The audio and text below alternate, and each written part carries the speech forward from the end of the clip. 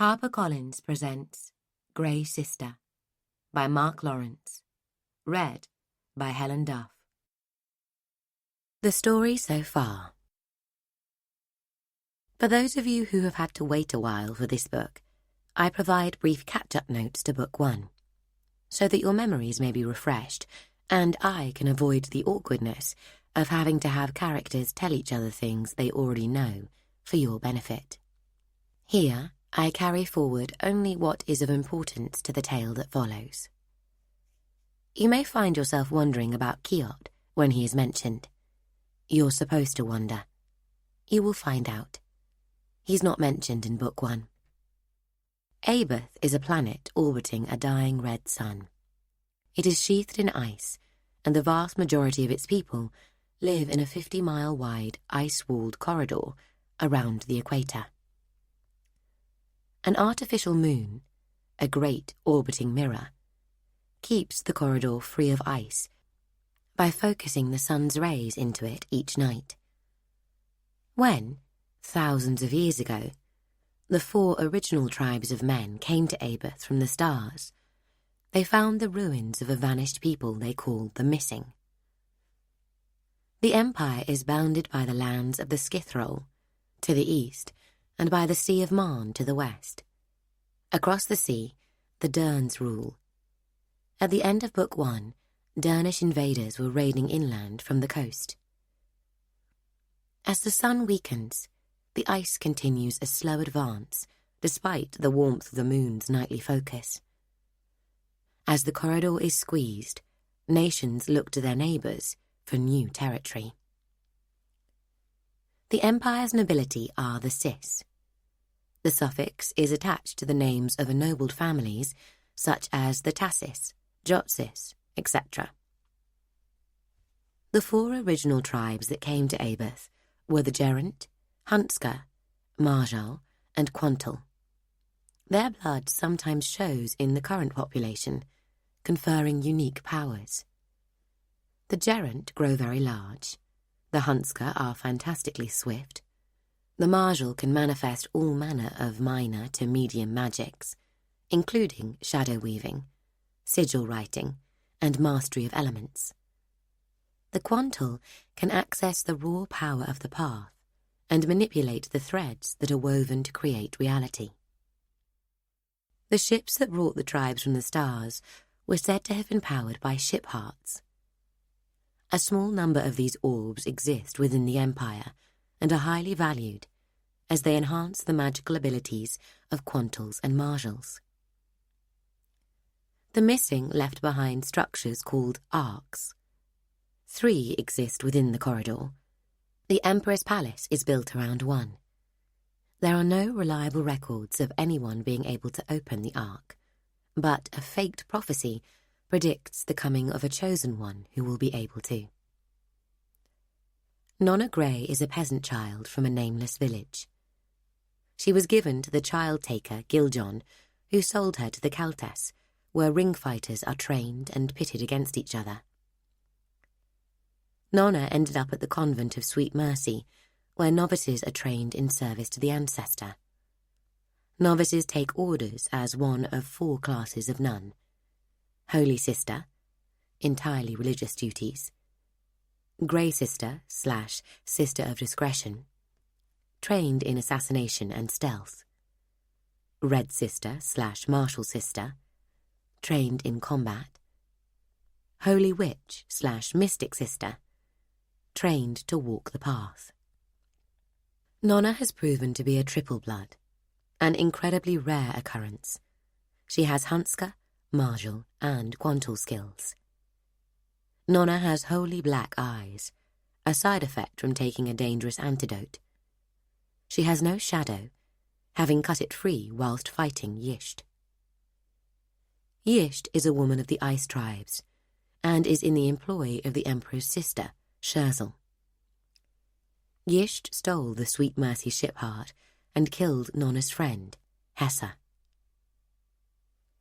Nona is hated by Lord Thurin Tassis, as she first wounded and later killed his son Raymel, a Geraint ring fighter. She is also hated by Thurin's surviving son, Leno. The Tasses sent assassins, known as Noir Gwyn, after Nona. Once hired, the Noir Gwyn rarely cease their efforts until the target is dead, even if it requires years of patience.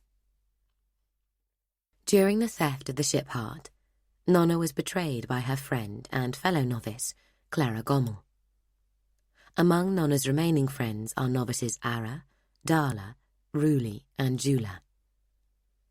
Arabella Jotsis is from a powerful family and a rare two-blood, having both Hunska and Quantal skills. Darla is the daughter of an important officer in the Emperor's armies and has gerent blood. Ruli has minor martial skills. Jula is very studious and hopes to become a holy sister. Zol is a significant novice. She is from the Ice Tribes and came to the convent at Scherzel's insistence, used as an unwitting distraction to help in the theft of the ship Heart. She is the only known four-blood, with access to all the skills of the original tribes. Many consider her to be the chosen one from prophecy. Under the prophecy, Zol is the Agartha, and Nona is her shield. The convent of Sweet Mercy is led by Abbess Glass, a woman whose connections in the church and beyond reach further than expected. Most senior among the nuns are the Sister Superiors, Wheel and Rose. Sister Wheel teaches spirit classes. Sister Rose runs the sanatorium. Other important figures are Sister Tallow, who teaches Blade, Sister Pan, who teaches Path, and Sister Apple, who teaches Shade. Sister Kettle is a grey sister based at the convent. She and Apple are lovers. There are 4 classes/stages that novices move through as they train to take holy orders as nuns. Red class, grey class, mystic class, and holy class. Book 1 ended with Nona in grey class, aged around 11 or 12. Novices take new names when they become nuns. Nona will become Sister Cage. Ara will be Sister Thorn. Book 1 ended with Nona having just killed Raymond Tassis in the wilds. Sisters Kettle and Apple were secretly watching over the novices, but Kettle was poisoned by a Noir Gwyn assassin tracking Nona, and Apple has gone to her aid. Prologue. The dissolution of any monastery or convent is not something to be lightly undertaken. Even the might of House Tassis, whose line was born of emperors, may not suffice. Leno Tassis came to the Rock of Faith garbed for war, his armour arc steel, made bloody by the light of 1,000 crimson stars. Before him, the serried ranks of his personal guard, the iron core of the Tassis army, forged by his father. Soldiers tempered in battles upon the Empire's eastern borders, and in the west, upon the beaches of the Marne.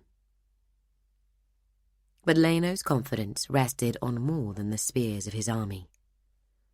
Noir Gwyn walked with him, brought from the shadowed halls of the Tetragode. When a child is given to the Noir Gwyn, it is sacrificed to the dark. Some few may survive the training, but the adult who then descends the fortress walls on a moonless stretch of night, a decade and more later, will be a different person. They will have been cut free of any allegiance to parent or sibling, pruned from the ancestors' tree. They will be Noir Gwyn, instruments of death, beyond morality, beneath religion, dedicated only to the task they have been given. The richest among the Cis may purchase their services, but few missions require more than one child of the Tetragode. None living remember more than 3 acting together. Even the oldest stories never speak of more than 5. 8 walked with Lenotasis the day he came to the convent that stood upon the rock of faith. Nona Grey, you're sure? Leno raised his visor to squint at the dark figure standing alone in the path of his army, tiny before the great band of pillars. Sister Cage returned to sweet mercy. Fist smacked palm, gauntlets clashing. Oh, this is perfect. I feared she had gone, despite my instructions. A glance to his left. It's her. You're sure? Clara Gommel lifted her dark eyes to him. Of course. Which other would let me go? Sister Cage waited, shadowless among the shadows of the pillars. The old nuns and young novices watched from within the stone forest behind her. When the tasses came and the blood began to flow, Sister Rose would still be fighting her own battle somewhere back there, striving to save Sister Thorn from her injuries. Clara had left Thorn bleeding. She could have killed her in a moment, but she didn't. At least there was that. The sword Cage held offered its sharpness to the world, and the corridor wind, divided by its edge, hissed in pain. Cage's sister had waited for her battle, hunting her centre, seeking silence and stillness while the Palathi advanced. Few Red Sisters had ever left the convent of Sweet Mercy better able than Sister Thorn to practice what the mistresses of Blade and Path had taught them. Sister Cage walked to a different beat. The holy disdain anger.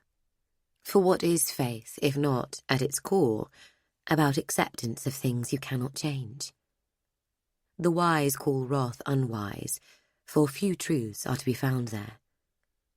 Those who rule us stamp upon rage, for they see it clearly, knowing it for the fire that it is, and who invite such hungry flames among that which they possess. To Sister Cage, though, fury was a weapon. She opened herself to the anger she had held at bay. Her friend lay dying. Her friend. There is a purity in rage. It will burn out sorrow. For a time. It will burn out fear. Even cruelty and hatred will seek shelter. Rage wants none of them, only to destroy. Rage is the gift our nature gives to us, shaped by untold years. Why discard it? Every law of church or state seeks to separate you from your anger. Every rule is there to tame you, to take from your hands that which you should own. Every stricture aims to place the vengeance that is yours in the grasp of courts, juries, justice and judges. Books of law look to replace what you know to be right with lines of ink.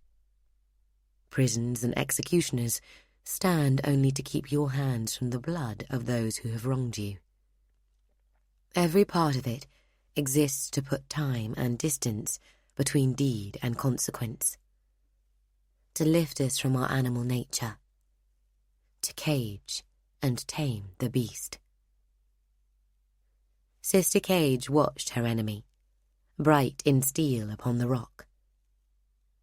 Hers the anger of an ocean wave rolling over deep waters, to spend its white fury against the shore, one and then the next, relentless, tearing down high cliffs, pounding rocks to pebbles, grinding pebbles to sand, and thus are mountains laid low.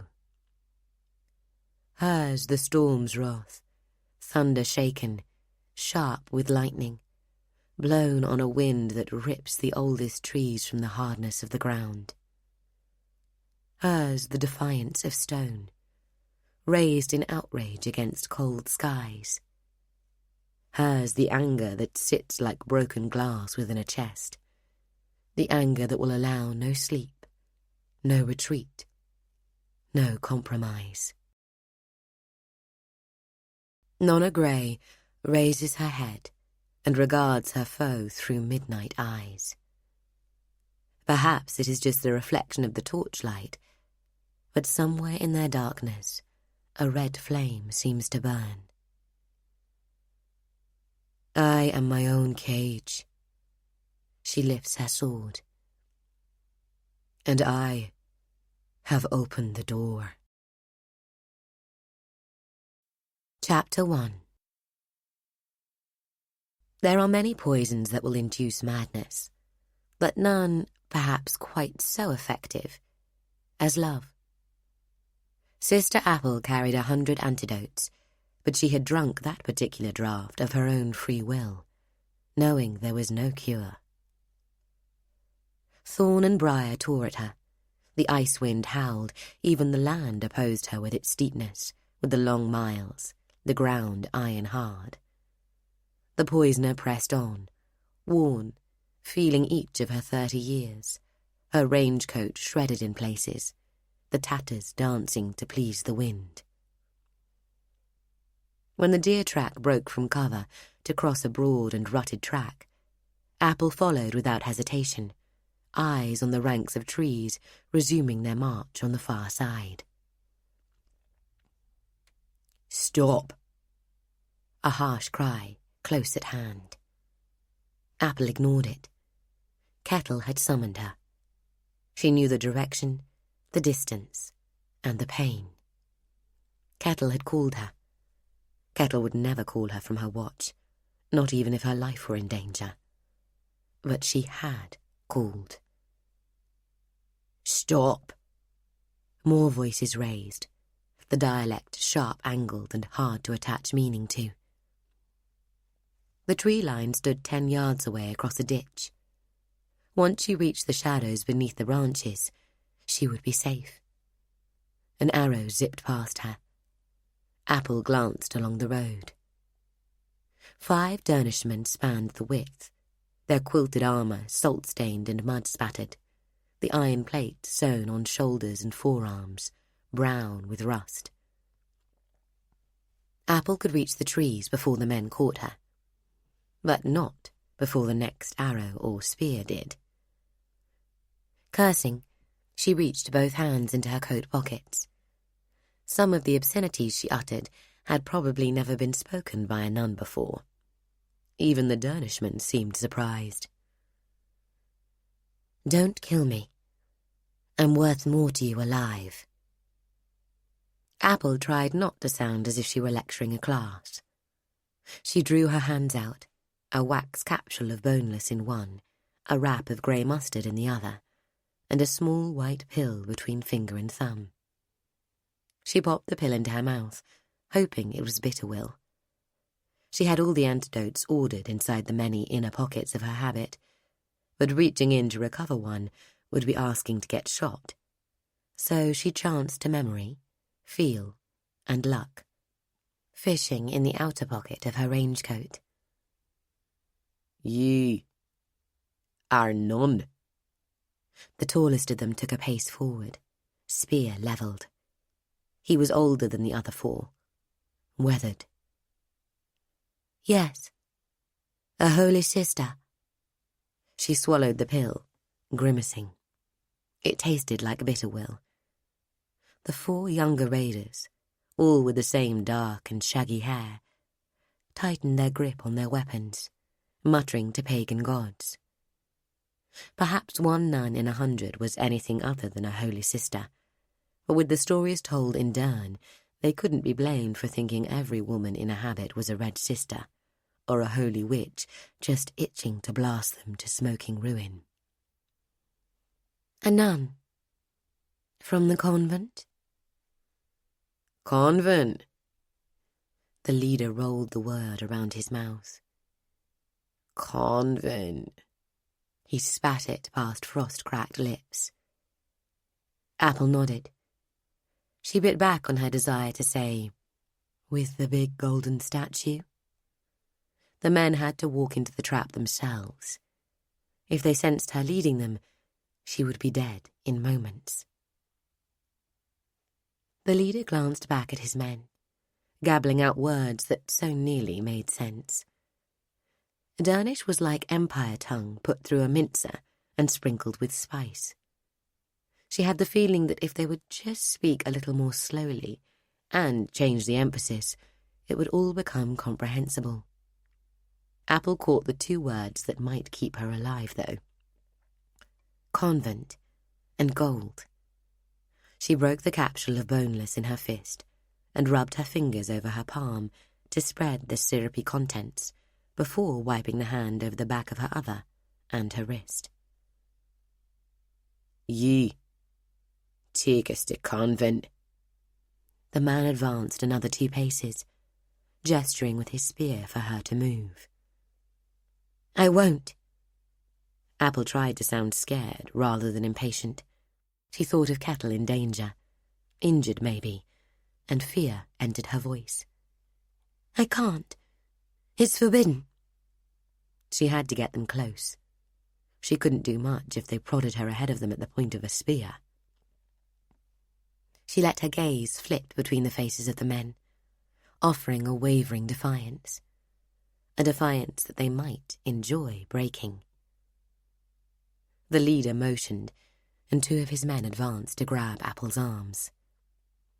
A third kept his bow ready, half drawn, arrow pointing her way, daring her to run.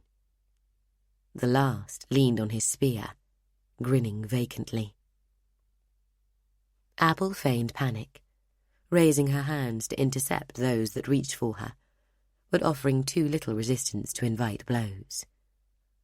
One of the pair seemed to need no excuse, and slapped her anyway, a hard, calloused hand across the face. She spat blood and cried out for mercy. Both men were smeared with the clear, boneless syrup now, sticky on their fingers. The slapper twisted one arm behind her, while the other made to open her coat, perhaps forgetting that the ancestors' brides take a vow of poverty. Knowing he would find her array of poisons and cures, rather than any gold or silver, Apple wailed piteously, raising her clenched fist to remind them she had something more obviously hidden. Slapper grunted incomprehensible syllables to Robber, and the man abandoned the coat ties to prise Apple's hand open. In taking hold of it, he got a second dose of boneless wiped across the palm of his hand. With the bitter will to counter the poison, Apple felt only a numbness where the syrup coated her, the strength in her arms untouched. Apple began crying out, keeping her fist clenched against Robber's weakening efforts. Slapper tried to twist her into submission, and it hurt like fire, but she managed enough resistance to stop him breaking the arm behind her. At the same time, Apple threw herself left, then right, her progress always towards the leader and the archer, though she never once glanced their way. The Derns' hobnails slid on the mud. The remaining subordinates laughed uproariously at their comrades' efforts, making no move to help. The leader, snorting in disgust, motioned the archer forward, then jammed his spear butt into the mud and followed to intercept the group as they made a weaving approach. Neither Slapper nor Robber yet seemed to understand that they had been poisoned, presumably believing instead that Apple was an abnormally strong woman, perhaps drawing some animal strength from the depths of her terror. Apple wrenched her fist to her face as the officer reached them. She blew through her closed hand, a short, sharp puff, and a cloud of powder from the crushed wrap bloomed around the man's head. The edge of the cloud caught the archer just behind him.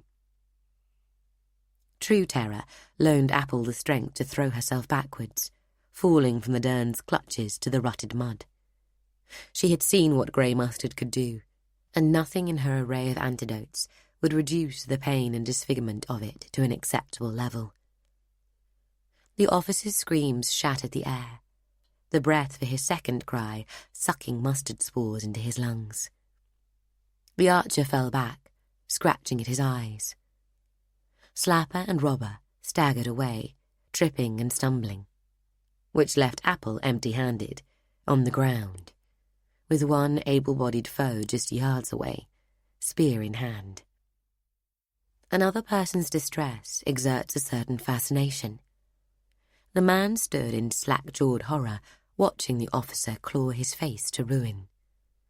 Apple glanced at the shadows between the trees. So close, a quick scramble could see her safe in their embrace. The need to be speeding towards Kettle drew at her even more strongly than the desire to escape.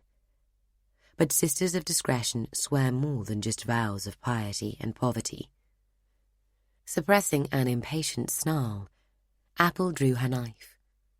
She rose slowly from the mud amid the officer's bubbling screams, the archer's curses, and the struggles of the other two Dernishmen trying and failing to get to their feet. Her headdress had come loose, and red hair swilled around her shoulders. The last of her coat ties gave, and her rangecoat opened about her like the dark wings of a raptor. She held her knife ready to throw, a pouch of ground dead rough in the other hand, in case she got the chance to take the spearman alive. The raider saw her at the last moment, dragging his gaze from the frothing officer, now fallen into the ditch. As he lowered his spear, Apple's hand rose in an underarm throw, and an instant later the hilt of her knife jutted beneath his chin. He sat down, clutching his throat in confusion. The archer stumbled close by, blinded with tears and blood.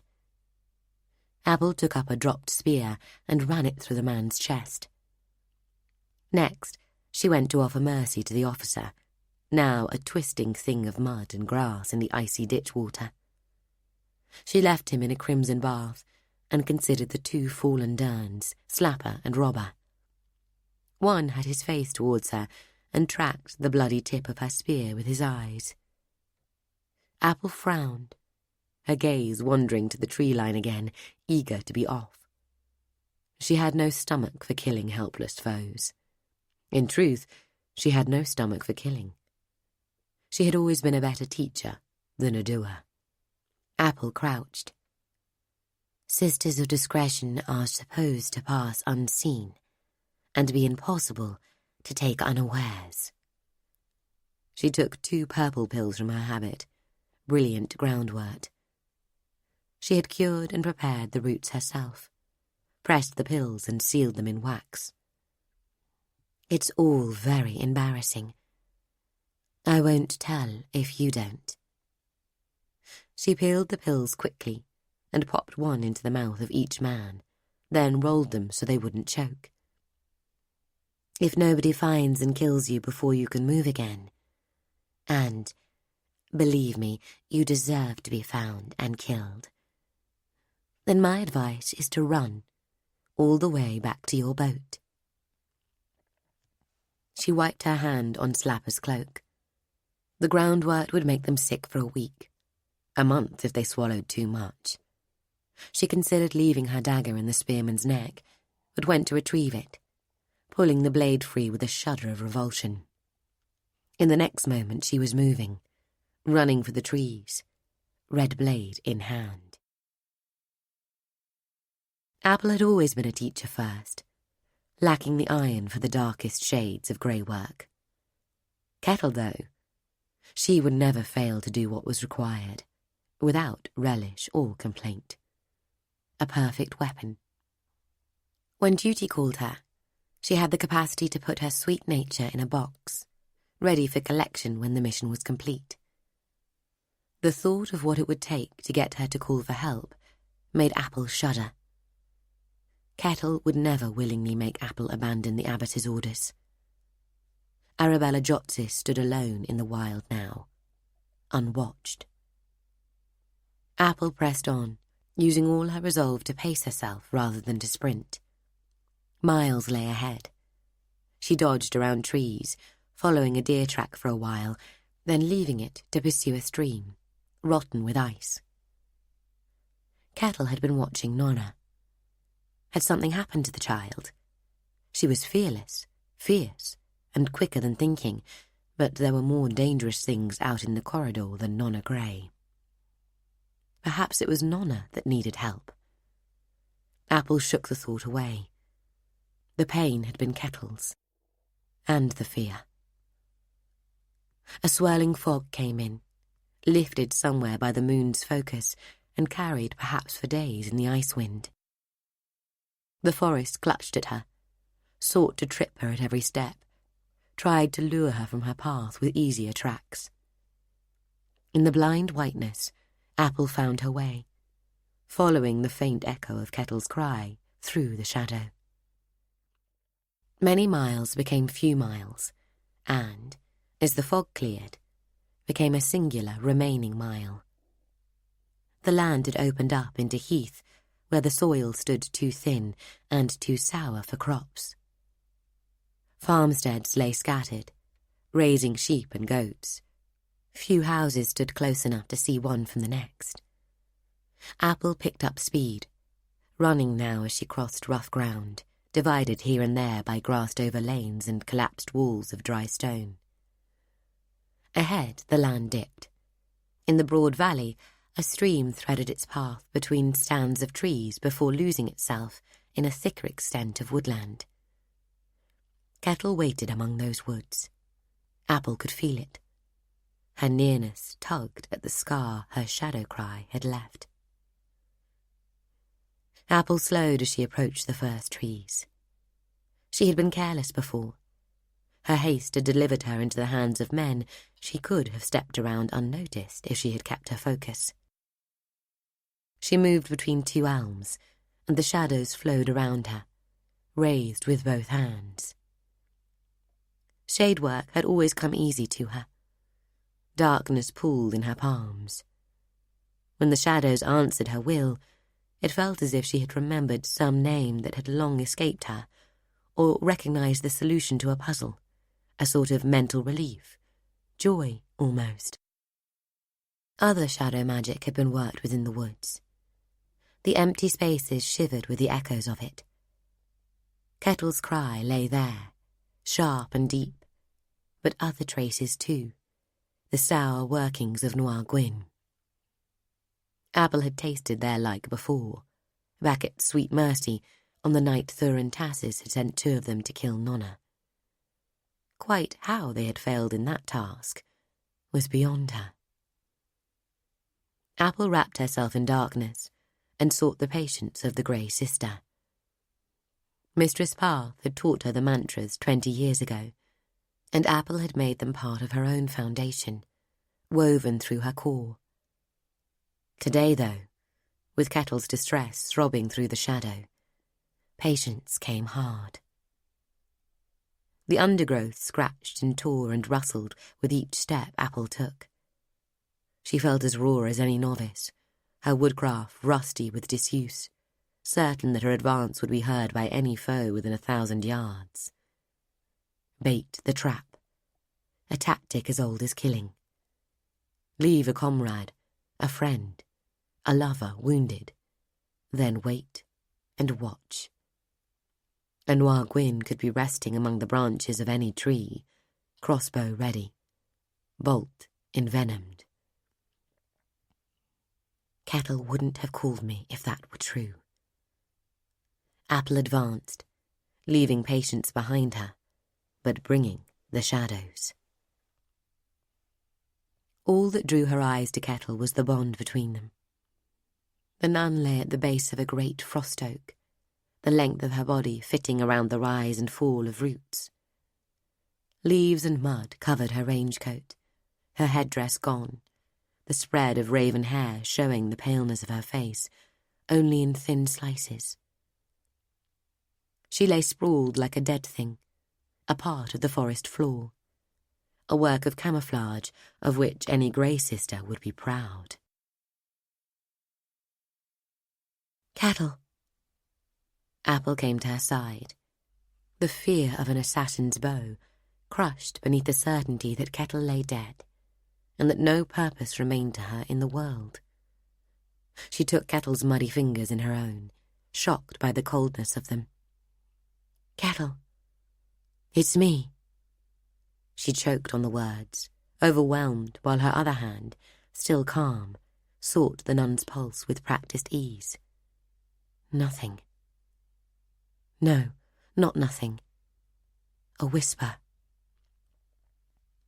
Apple reached to pull Kettle to her, to lift her from the cold ground, but saw the hilt of the knife, jutting from her side just above the hip. She touched a finger to the pommel, an iron ball. Leather binding wound the grip. She recognized the dagger. Kettle had shown one like it to her after it was confiscated from Nona. Noir Gwyn for certain, then. The one that got away. Apple eased her lover onto her lap and sat for a moment, hugging her, eyes squeezed tight against the tears. Seconds later, she drew a deep, shuddering breath and strove for calm. Think. Apple set Kettle back upon the ground and stripped her own range-coat to lie her on.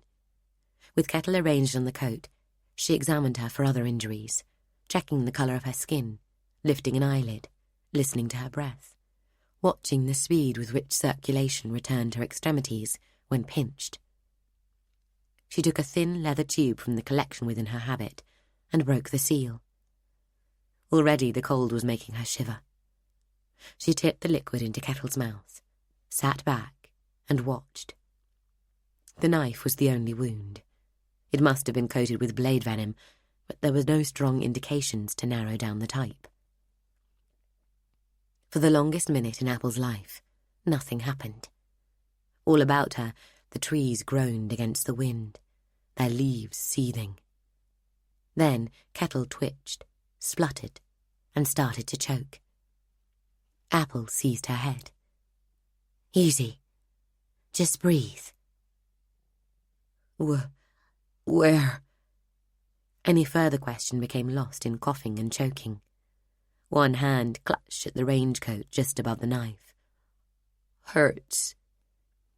I told you to breathe, idiot. AP? Kettle rolled her head to see, eyes squinting as if the light were too bright. Her skin was bone white, lips almost blue. Sister. The faintest smile. I've given you a dream. It won't last long.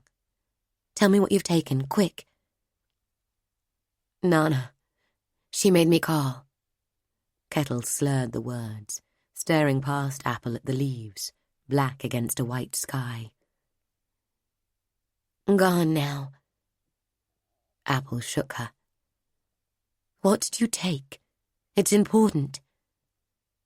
Buh. Kettle blinked, trying to focus. Black cure. Her breath came shallow and fast. And kalewort. Kalewort? I was cold, thought it might be nightweed on. Who puts nightweed in blade venom? Apple shook her head. Where's the assassin? Gone. Kettle's eyes closed and her head flopped back. Apple bit her lip. The black cure should have had more effect, whatever the Noir Gwyn had used. She tasted blood and frowned. Her mind lay blank. Nothing in her great store of lore suggested a cause or cure. Despair closed about Apple. Her lips moved, reciting venoms, none of which fitted the symptoms. Tendrils of shadow caught around Kettle, moving across her in wisps. Apple stared, her brow furrowed, mind racing. On the white inch of wrist exposed before Kettle's range-coat swallowed her arm, a line of shadow followed the path of the largest vein. No. Apple motioned the shadows around her forward, and like a dark sea, they washed over Kettle. As they drew back, traces of shadow remained, held by her veins as a lodestone will hold powdered iron, revealing the invisible lines of its influence. Yes. She grabbed Kettle's face in both hands. Wake up. Kettle, wake up. Kettle lay, as boneless as the derns in the road. Apple slapped her. "Wake up. It was dark venom." "I'm dead then." Kettle rolled her eyes open. "I'm so sorry." A glistening tear pooled in the corner of her eye. She lifted a hand, as if she were the heaviest thing in the world, to Apple's cheek. "You're bleeding." Apple took the fingers and kissed them. "You were my blood." The darkness began to thicken around them, shadows streaming towards Apple, clotting about her. "What are you doing?" The smoothness of Kettle's brow furrowed, and her hand dropped back to her side. "Saving you," Apple said. The effort of drawing so much shadow so fast tightened her voice.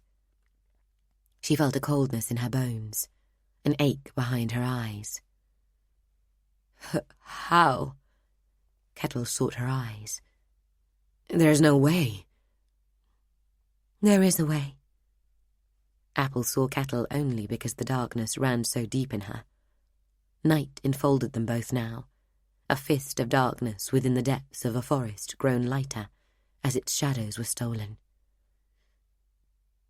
"I have to push you into shadow." "No." Kettle managed to shake her head. "The ancestor." "I have to. It's the only way."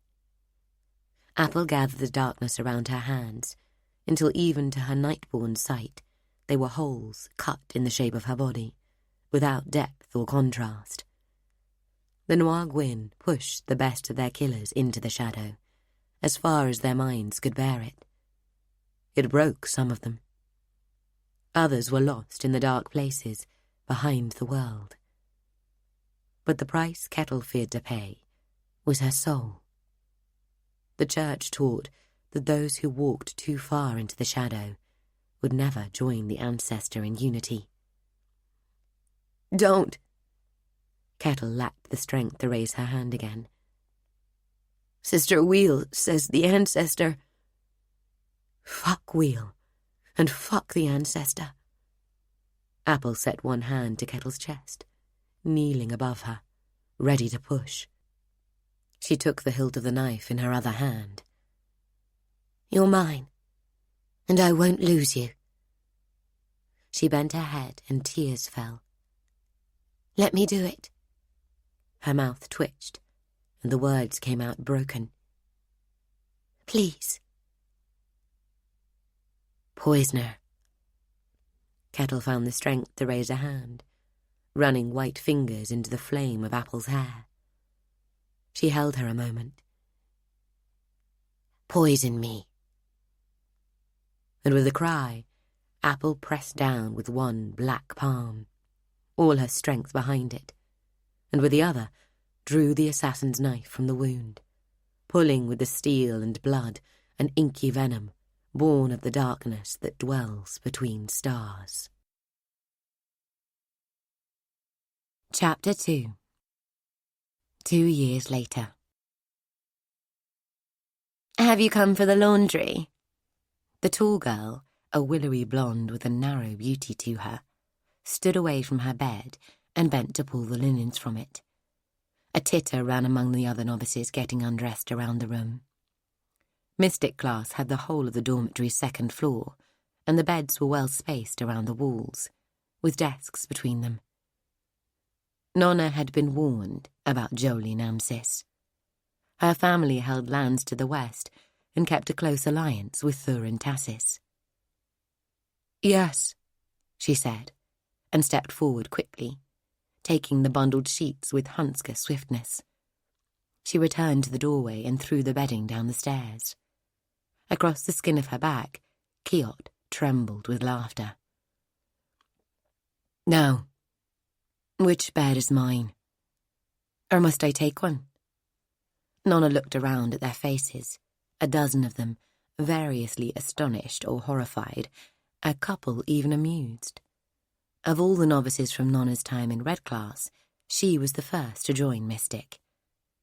3 of the girls from her time in Grey Class had reached Mystic ahead of her. Mally, a Hunska prime who had been head girl, had a bed close to the door. A latter watched her, dark-eyed, from the far side of the room, the ritual patterning of her scars a black web across arms and cheeks. And Darla, who had joined the week before, grinning beneath the brown mop of her hair, the hugeness of her contriving to make the larger mystic beds look small. "Well, that was a mistake, peasant." Jolie came to stand before Nona. "Mistakes are how we learn." Nona looked expectantly past Jolie's shoulder towards an empty bed. "Perhaps I should teach you another lesson." Jolie raised a hand, fingers spread. A white haze of lines filled Nona's path sight. Some said Jolie was the best thread worker in the convent, and since Hess's death, Nona supposed it could be true. Using any kind of path power outside a lesson, however, was a surefire way to get your back shredded with a wire willow cane, no matter which family name you bore. Nona looked up, meeting the green slits of Jolie's stare, and spoke with all the sincerity she could muster. "I love you as a sister, and when we die, we will be together in the ancestor, our bloods mixed." A warmth spread across her back as Kiot sank into her flesh. A moment later, he had wrapped himself around her tongue. "But I must warn you, sister, that a sickness runs in me, and if you fashion yourself my enemy, I will make a ruin of your life, for I am born of war." Jolie stared at Nona, eyes widening as if recognizing a promise rather than a threat. Then laughter burst from her in a clean, controlled peal, confidence pushing aside sensible fear. "What dramatics!" "I am born of war." Jolie mimicked Kiot's words, accented heavily towards the peasant's dialect. "You were born of a mud hut in the wilds." She glanced at her friends. "What a strange creature this novice is. I can see why Sister Hearth was keen to get her out of her class." She turned away. Nona resisted the urge as Kiot tried to make her arm rise to seize the girl's neck. Instead, she turned towards an empty bed with a snarl, angry at the lapse of concentration that had let Kiot speak for her. "I will make a ruin of your life, Kiot." "You should let me. That bitch means trouble for you." Nona sat on the bed she had chosen, one of a pair too neat to belong to anyone. She pushed her small bag of possessions under the desk, spare clothes mainly. Jolie was already in animated conversation with 3 novices across the room, laughter and glances in her direction punctuating their conversation. A 4th girl returned from the stairwell with the sheets Nona had thrown. "If you kill one of them, the others will respect you." "Shut up." The door opened again, and Zol walked in, arms folded across the bag she had brought from the Grey dormitory. When Nona had left the classroom where Sister Hearth had examined her merit certificates, Zol had been waiting outside the door. They had both nodded acknowledgement, but it wasn't in the Ice Triber's nature to volunteer information. "Another one?" Jolie raised her voice in complaint. Zol's face registered no expression as she scanned the room, eyes dark above broad cheekbones. She wore her face like a mask. Nona could count on one hand the time she had seen her smile or scowl. Jolie seemed about to expand upon her displeasure, but for once her supposedly forgotten aristocracy fell short, eclipsed by Zol's celebrity. Novices rose on all sides, along with an excited babble of voices, as they moved to welcome the Agatha. Nona decided against shielding her, though she was sure Zol would rather see the novices knocked down than endure their attentions. Zol made slow but sure progress towards the bed beside Nona, answering questions and flattery with curt nods.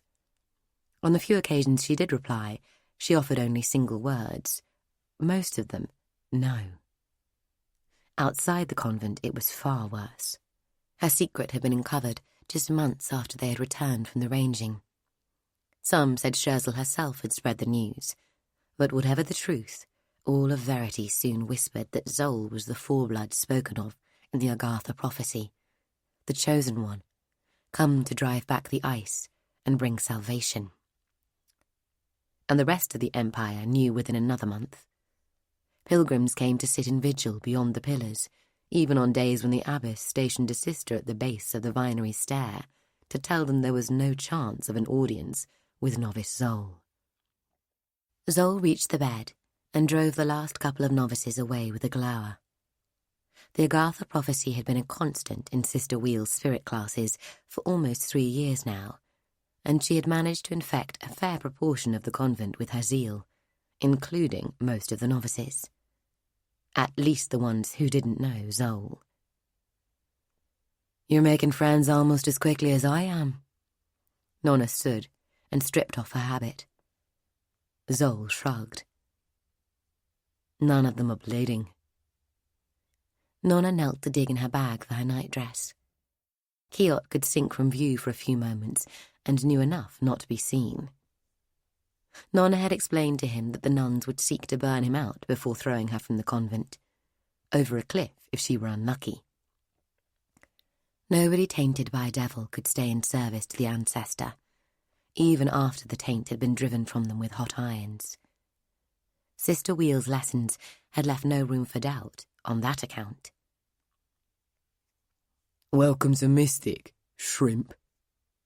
Darla came to the foot of Nona's bed, somewhat comical in her tent of a nightdress, her arms thick with muscle, straining out of short, frilly sleeves.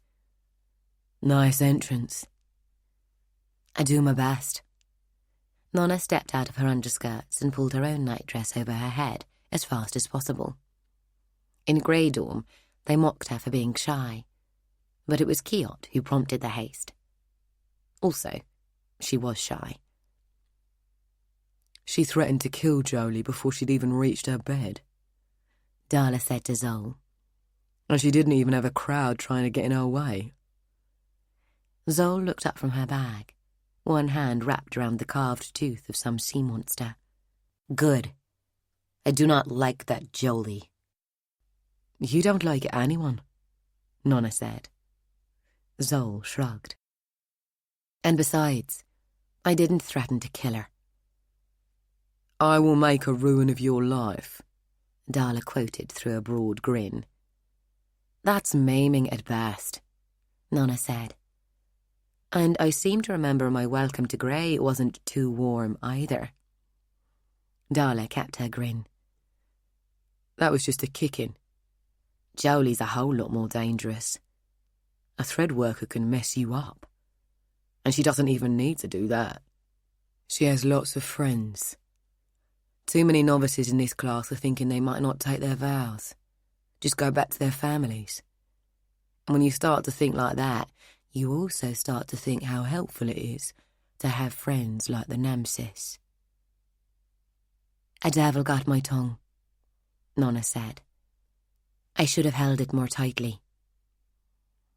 "I spoke truth. The fortress of you is built of such moments. They are stones dropped into the well of your tomorrow." "Shut up." Nona checked the bed for spiders and other welcome gifts, then slipped under the blanket, yawning. Darla laughed. "Get your beauty sleep, Shield." She slapped the bed. "Long day tomorrow. You're with the big girls now." All around the room, novices were climbing beneath thick blankets. Alata sleeping alone until Leni got her merit certificate in spirit. Something Sister Wheel seemed to be taking particular pleasure in denying her. Jolie Namsis wore only her tawny skin to her bed, perhaps proud of her woman's body. Nona looked away. She would miss Ara's presence in the bed beside hers, close enough to reach out and touch. She yawned again and stared at the shadow dance across the beams above her. At heart, she was still a child of the grey, and no matter how warm a room might be, she would never be at ease with nakedness, even in the bathhouse. Ruli had taught Nona the steam-weaving trick that she had first shown them at the sinkhole in the focus moon, and when possible, Nona wore a robe of steam around the bath pool. Kiot hid across the sole of her left foot at such times. Shadows are nothing. Talk to me instead. Shut up. You should thank me. Your enemies make you what you are. Your foes shape your life more than friends ever could. This Jolie is good practice. Nona ignored Kiot and watched the shadows. Most novices with martial blood could make them dance to their own tune, but such tricks were put beyond her reach the day she cut her own shadow loose. The day she launched it at Yisht to try to save Hessa. She had failed. She had lost both her friend and her shadow, and Yisht had escaped with the ship heart. Sleep came slowly, as it always did, fighting to overcome the anger. She finally fell asleep, wondering where her shadow might be now, and dreamed of being lost in dark places. Chapter 3. In Mystic, we use edged steel. Sister Tallow spoke to Zol and Nona above the clash of swordplay as the other novices sparred in widely spaced pairs across the sand of Blade Hall. She held 2 naked blades, forged iron rather than the arc steel of a Red Sister's weapon, but visibly sharp. Each had the same curve as a sister blade, and each was the same length, about as long as a man's arm from shoulder to fingertips. There are some lessons that must be written in scars. Sister Tallow offered the hilts. Nona took hers, clumsy in her new gauntlets. Like her new blade habit, the gloves were reinforced with strips of iron sewn into the padding. They wouldn't stop every hit, but they would lessen the chances of blood being spilled. It's a good sword. Zol swung hers, then circled the point in front of her. Nona lifted her own, finding it heavier than the blunted grey-class blades. She felt awkward in her blade habit, as if she were wading in the bath pool. Red Sisters wore black skin, but that had been scavenged from the hulls of the ships that carried the 4 tribes to Abeth, and was worth more than its weight in gold. Far more. An experienced Red Sister had to die or become a Holy Sister before a new one could get her armour. You 2 spar. I'll watch. Sister Tallow pointed to a clear patch of sand. No showing off. We have serious and dangerous work ahead of us, and I would rather send you on to Holy Class with the same number of fingers and eyes you had when you arrived in Mystic. Nona squared up to Zol. The Ice Triber stood as tall as Sister Tallow now, her gerant blood perhaps starting to show. Nona remained a head shorter. She supposed she was around 15, but when she came from the village she had scarcely realised there were dates, and certainly hadn't known on which one she had been born. What are the rules? Nona asked. Behind her thoughts, Kiot yammered for blood, and made his opinions on rules quite clear. No killing thrusts. Sister Tallow stepped back. That's it. Nona had no more time for inquiry. Zol pulled the mesh mask over her face and moved to attack. Nona pulled her own down and lifted her sword. Zol came in fast, as she always did, offering no quarter. Sister Tallow never had to lecture the girl on controlling her temper. Nona wasn't sure Zol had one. Ara said if they cut the chosen one open, they'd find ice at her core. Nona's world narrowed to the flickering of blades and the clash of iron.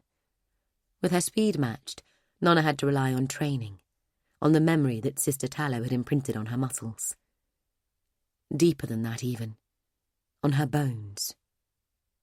She mounted a desperate defence against the stronger girl, acutely aware that the edge she met with her own could open ruinous wounds, even slice a limb off, gone in the blink of an eye, beyond repair. Zol would hardly care if she took all 4 fingers from Nona's sword hand at the knuckle. "Stop!" Sister Tallow raised an arm. Nona put up her blade, relieved. "Your fear is beating you." Sister Tallow pinned Nona with narrow eyes. "Zol doesn't even have to try." "I'm not afraid." A snarl, and a lie. Bladework held a fear for Nona that was absent when she fought empty-handed. Perhaps it had started with Raymel Tassis swinging his sword at her as exhaustion robbed her of her speed. Perhaps before. Against most novices, bladework was just a game, but facing Hunska primes and full-bloods, her controls slipped away, and slaughterhouse images crept in. "Find your centre, novice. Wear your serenity like a second skin." Tallow motioned for them to continue. Nona scowled and raised her blade. Serenity had never helped her find the path. It had been passion that led her there. Rage. On the blade path, suspended high above the ground in the chamber behind the changing room, it had been the discovery that she needed to slide rather than stick that made her stop falling. Where the other novices stepped with ever greater caution, Nona had raced in. Zol came at her again, efficient, relentless, cold. Their blades clashed and clashed again. Serenity would wrap up the fear that hampered her, but it would also keep away the anger that she needed. Nona had to have her heart in the battle, or it wasn't a battle at all. Just some game. What she required was the right balance. Nona swung at Zol's side. The ice striper stepped inside the blow, trapping Nona's wrist against her ribs and laying her own blade along the thick collar around Nona's neck. "Break!"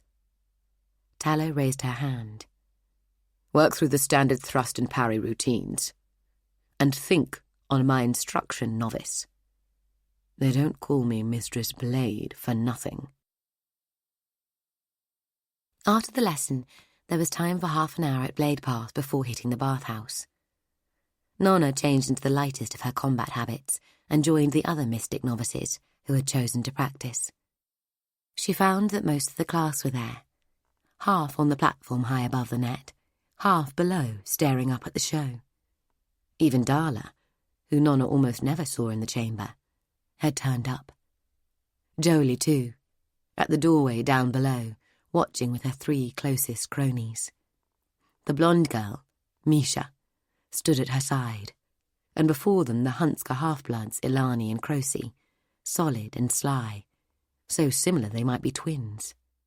A novice from Holy Class joined them, one Nona often saw walking with Jolie.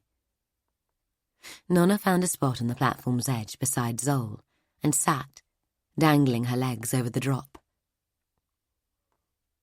"Now you're in Mystic, you'll get to go on the ice ranging." Zol grunted.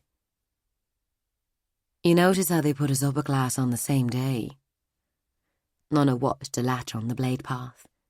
She moved well and had covered half the distance. "That's Wheel's doing. She wants Argartha and Shield together. She has been sitting on my merit certificate until they were ready to let you up," Zol said. Nona narrowed her gaze, and, as if her stare had become a weapon, a latter faltered, slipped, and fell with an oath. "It is your temper that held you where you were," Zol continued, gazing into space. Nona bit off a sharp reply. It was true. Mostly true. Kiot had returned with her from the corridor ranging. She had lost a shadow, lost 2 friends, and gained a devil. Nona supposed she had never been the mildest of novices, but with the devil beneath her skin, she had turned wild. It had taken the best part of 2 years to get the upper hand, to slowly regain control and concentration, and even more slowly, to regain the trust and respect of the sisters who taught her. I wasn't holding you back, if that's what you think. Zol shrugged. Everyone knew she'd been ready for mystic class for an age, but the abbess didn't want her ice ranging. Abbess Glass didn't think Zol would come back. More importantly, Scherzel didn't want her to go. Her opinion counted in the matter. Despite very obviously being behind the theft of the convent's ship heart, the Emperor's sister remained free, unpunished, and a power in the land. If anything, she had tightened her grip on the Inquisition since the theft. Another novice fell from the blade path. Nona didn't register which. So why did they let you move up? I do not know. Zol hardly seemed to care. If Nona hadn't met Tarkax, she would have imagined everyone from the tribes to be carved from ice. Zol stood to take her turn on the blade path. Several of the novices raised a cheer as if they were pilgrims crowding on the rock, hoping to see a miracle. They at least looked embarrassed when Zol turned to stare at them.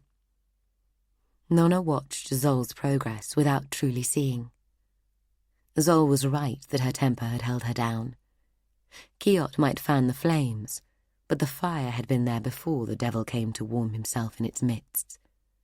4 devils had found Raymultasis while he waited to cross the path and enter death.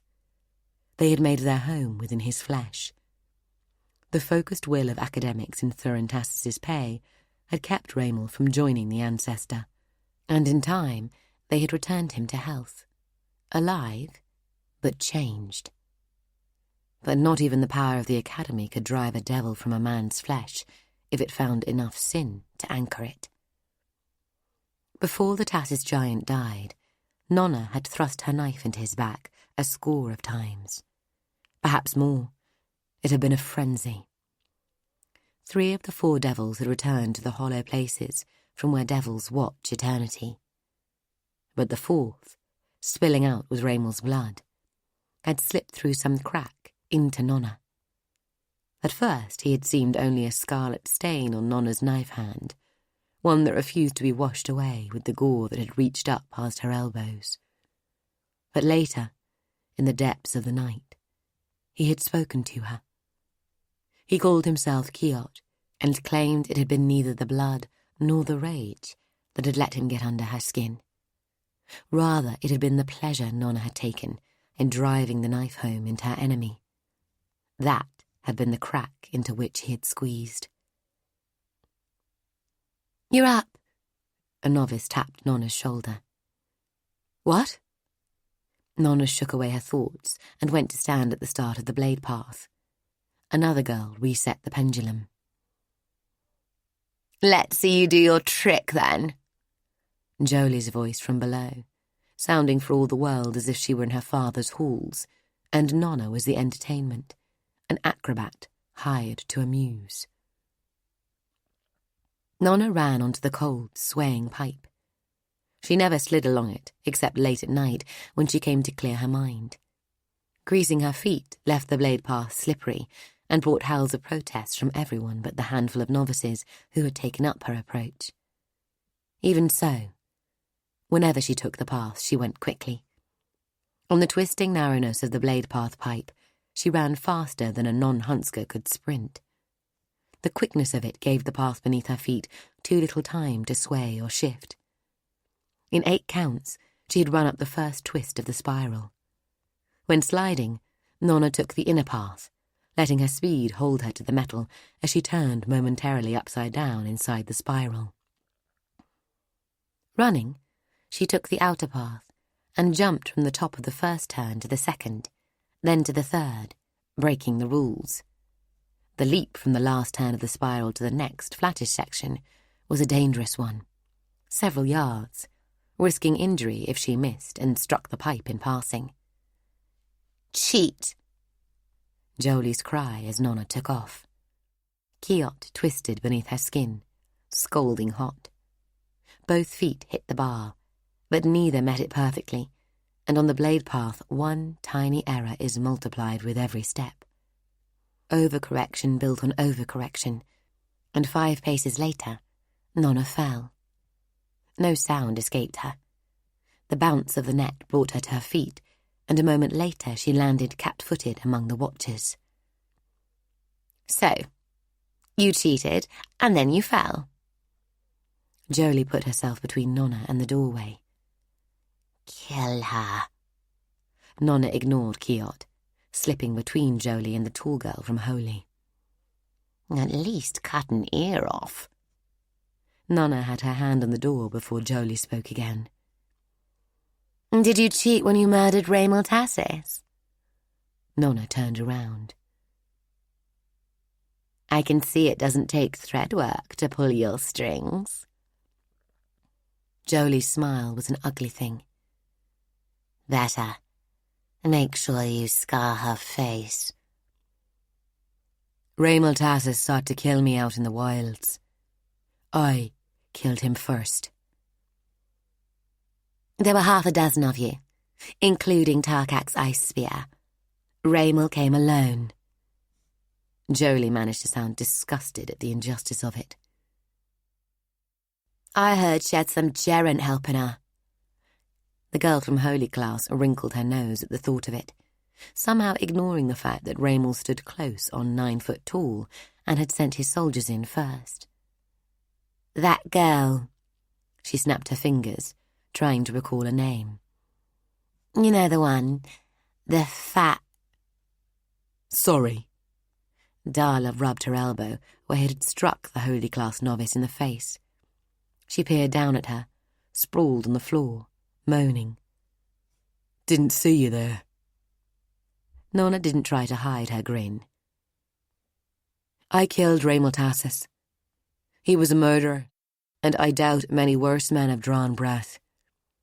If that damaged your family connections at court, or inconvenienced the Namsis in any way, I don't care."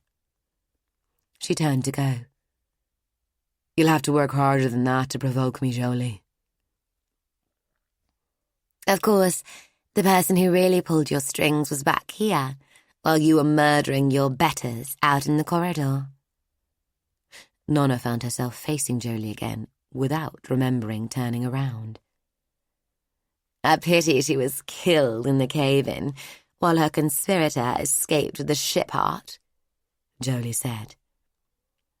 "I would have liked to have seen the peasant bitch drowned for her crimes against this convent. What did they call her? Hopalong. That was—" "Hassa!" Nona found herself pinning Jolie to the floor, her hand scarlet around the girl's throat, where Kiot burned across her skin. "Her name was Hassa." "Finish her. Tear her neck open." Kiot fought Nona as she struggled to draw her hand back. Shouts of alarm rang out all around her.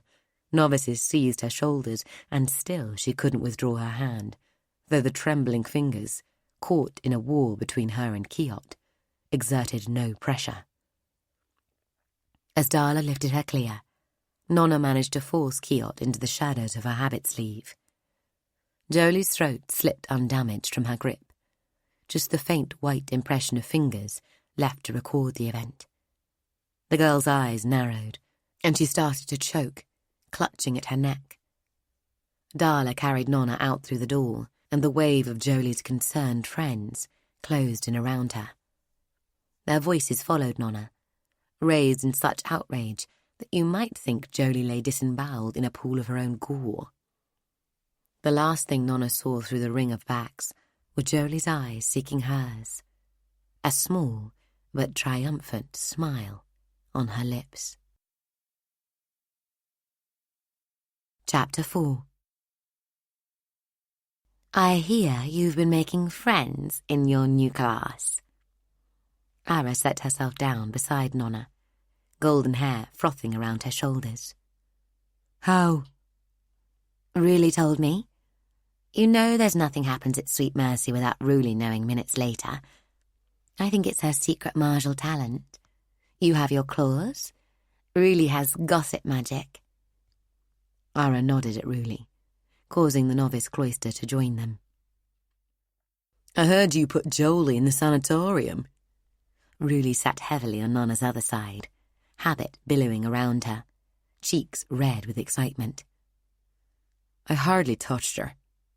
Nona frowned. Jolie had come to the academia tower with a shawl around her neck.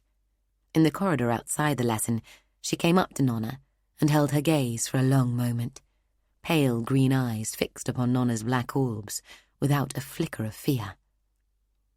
"Hessa's name is so important to you, and yet you've never even visited the spot where she died. If you really thought Yisht killed Hessa, wouldn't you want to find her murderer?" She turned away then, with just a hint of a smile, her words echoing in Nona's head. A minute later, Sister Rael had called the novices into the classroom. Inevitably, she spotted Jolie's neck scarf and asked about this departure from the novice uniform. Jolie had, in a croaking whisper wholly absent in the corridor, related a lurid tale of being throttled. Sister Rael had sent her to the sanatorium to be checked over and had fixed Nona with a steely eye. Sister Rule had been huge, straining every seam of her habit. Her replacement, Rael, was a short, painfully thin woman whose habit flapped around her. Both nuns controlled their class with a very firm hand, but rules had at least been fair, and she had welcomed questions, valuing cleverness of any kind. Although she'd endured just a handful of lessons so far, it seemed clear to Nona that Sister Rael most valued the ability to recite what the mistress said.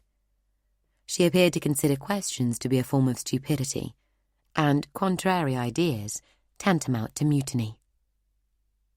Nona looked around at her friends on the cloister bench. "Really, I had a hand on Jolie's neck, but I held back. I didn't choke her." The pause, just a beat of silence, reminded Nona that even friends needed a moment to swallow unlikely statements, true or not. "Rosie won't be taken in by a pretend croak," Ruli said. "She'll send Jolie on her way soon enough." But Jolie hadn't returned to class. She wasn't in the cloister either, and Jolie loved to hold court beneath the centre oak during breaks. Nona glanced at her friends. They had seen her rages, back before she started to master Kiot, and those hadn't been pretty scenes. Fortunately, Zol had suffered the worst of them, mostly out on the sands of Blade Hall, and had never complained, probably because she usually won the fight. And even when Kiot had his hook set deep into the meat of her emotions, Nona had never used her floor blades or raised her hand against a novice not training for the red. "So, senior novice," Jula hailed. She bent over Nona's shoulder, lowering her voice. "Are you too grand to come below with us now?" She cropped her mousy hair short these days. It tickled Nona's ear. "Try to stop me." Nona grinned. Jula had always been the most bookish and law-abiding of novices, but since her discovery, close by the Seren Way, of a hidden entrance into the caves, there had been no end to her enthusiasm for clandestine exploration. Darla came to join them, shouldering her way through the building crowd. "Oh, ancestor, that Sister Rael will kill me with those lessons. I don't care which emperor annexed what territory." "You should," Ruli said. "Your father's promotion is any day now, and generals are always annexing something." Darla scowled, sitting heavily on the bench. "And I don't care which tax caused what revolt. The only good thing to happen in that lesson was Jolie leaving." Seriously, though, Ruli pushed aside the long pale fall of her hair and turned back to Nona. "Keep a lid on that temper. Sister Wheel would happily push you off the cliff and have Ara as shield. And what would you do out there in the world if the Abyss had to throw you out?" Ara nodded. "Jolie's trouble. She's got half the mistresses on her side and a lot more friends inside the convent than you do. Then you have to think about how many friends she has outside. Just because they like her family's money rather than her doesn't stop them being dangerous. The Namses are as well placed as my family, Plus, if you're discharged from the order, they'd happily murder you just to earn favour with the Tassis. Sometimes I think I'd like to go out there and let them try. Nona? Ruli looked shocked. What? It's the only way I'm ever going to find Yesh. She's not going to come back here and let me kill her. Nona scowled up at the grey sky, darkening by the moment. The cloister roofs opposite lay white, plastered by the ice wind. The centre oak's branches tossed randomly as the wind sought its direction, the corridor wind trying to reassert itself. The trees' leaves were wrapped so tightly against the cold that the branches seemed bare. Jolie said bad things about Hessa. That's what got to me. That's how she is. Pulling strings, even if it's not thread work, Ara said. She's even got on the poisoner's good side because she's so good at brewing up nastiness in a pot. So watch what you touch around her. And she poisons minds just as easily. The girl's got a tongue on her. It wasn't bad luck you fell foul of her straight off. She made it happen. Perhaps she even had it hot for Raymond Tassis. She wouldn't be the first Namsis matched to a Tassis. Nona stared at the novices out in the gravelled yard, jaw clenched. Ara was right, and the truth of it burned her. She'd been manipulated, moulded to the Namsis girl's desire. Her eyes found Zol, alone as usual, sitting with her back to the centre oak, knees drawn up. Jolie could never sway Zol. The ice triber gave out nothing for anyone to take hold of. Since the bloodshed at the Devil's Spine all those years ago, Zol had perhaps spoken 100 words to Nona, most of them singular and days apart. So, are we cave hunting tonight? Ruli asked. Don't you ever sleep? Darla was distinctly less keen than the rest of them when it came to exploring the tunnels riddling the Rock of Faith. Ruli stuck her tongue out. So, are we? It's dangerous. Ara closed her fingers, signing that Ruli should lower her voice. Ara didn't just mean the chance of getting lost or injured. After the theft of the ship heart, Abbess Glass had made clear that any novices exploring the convent's undercaves would find themselves stripped of the habit, too untrustworthy to marry the ancestor. And it seemed that all the rules were being more strictly enforced these days. Sister Wheel's determination to root out wrongdoing more zealous from one day to the next. It's the only exciting thing we do outside blade class, Ruli pouted. Jula had discovered the fissure hidden just past one of the many turns of the Seren Way. But it had been Ruli who convinced the novices that the caves it led to were just caves, not directly under the convent, and so not the convent's undercaves. On that basis, they had begun their explorations. Discovery would undoubtedly bring punishment, but wouldn't see them turned out into the world. Besides, they weren't going to be discovered. An uneasiness ran through Nona. Having no world outside Sweet Mercy to return to, she had always been the one of them with most to lose. Perhaps we shouldn't. Across the cloister, she saw a face at a window, above the galleried walkway. Jolie, watching her, smiling with the mouth that had sullied Hessa's name. Nona knew she wouldn't find any clues to Yisht's whereabouts on top of the rock. And Jolie had been right. Nona had failed her friend. For 3 long years, Nona's struggles with mastering Kiot and the enormity of the challenge in finding justice for Hessa had kept her from action. Perhaps there really was something in the caves that might help. Maybe they could find a passage to the convent undercaves. She owed it to her friend to visit the place where she had died. Maybe Hessa had left some clue for Nona that might lead to her killer. Even at 12, Hessa had had few equals when it came to thread work, and bathed in the power of the ship heart, she might have accomplished miracles. Oh, hells. Let's do it. A raindrop hit the back of Nona's hand. A fat raindrop, close to freezing. A heartbeat later, a salvo scattered down around them. As one, the novices joined the rush for the shelter of the galleries, and behind them the black sky opened, hurling down the rain as if each drop were intended to be fatal. By the time Nona looked again for the window where Jolie had been, the rain had drawn a curtain across it. Sister Pale found Nona with her friends as they huddled together, watching the downpour. "You're to appear before the convent table tonight at 8th bell. That's Ferra, not Bray." She stood regarding Nona with mild distaste, her habit beaded with water. "Why? What's she done?" Genna, small and dark, working her way out of a clump of Red Class novices. Sister Pale kept her gaze on Nona. "The abbess doesn't approve of novices trying to murder other novices."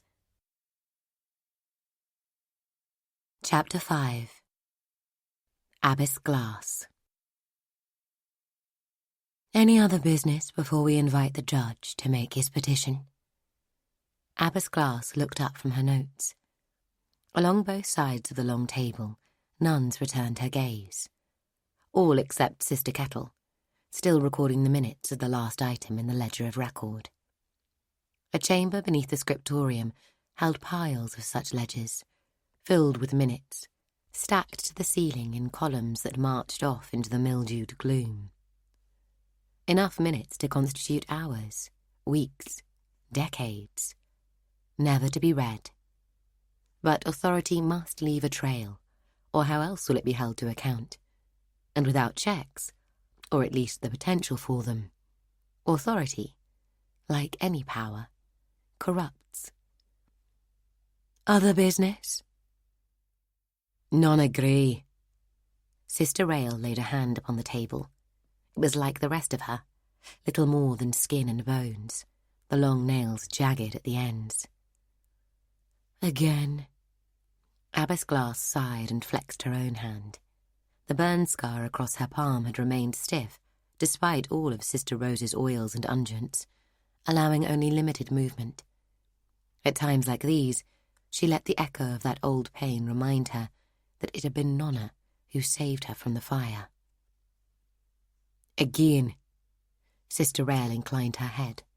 On the table, her nails dug at the wood. "Really?"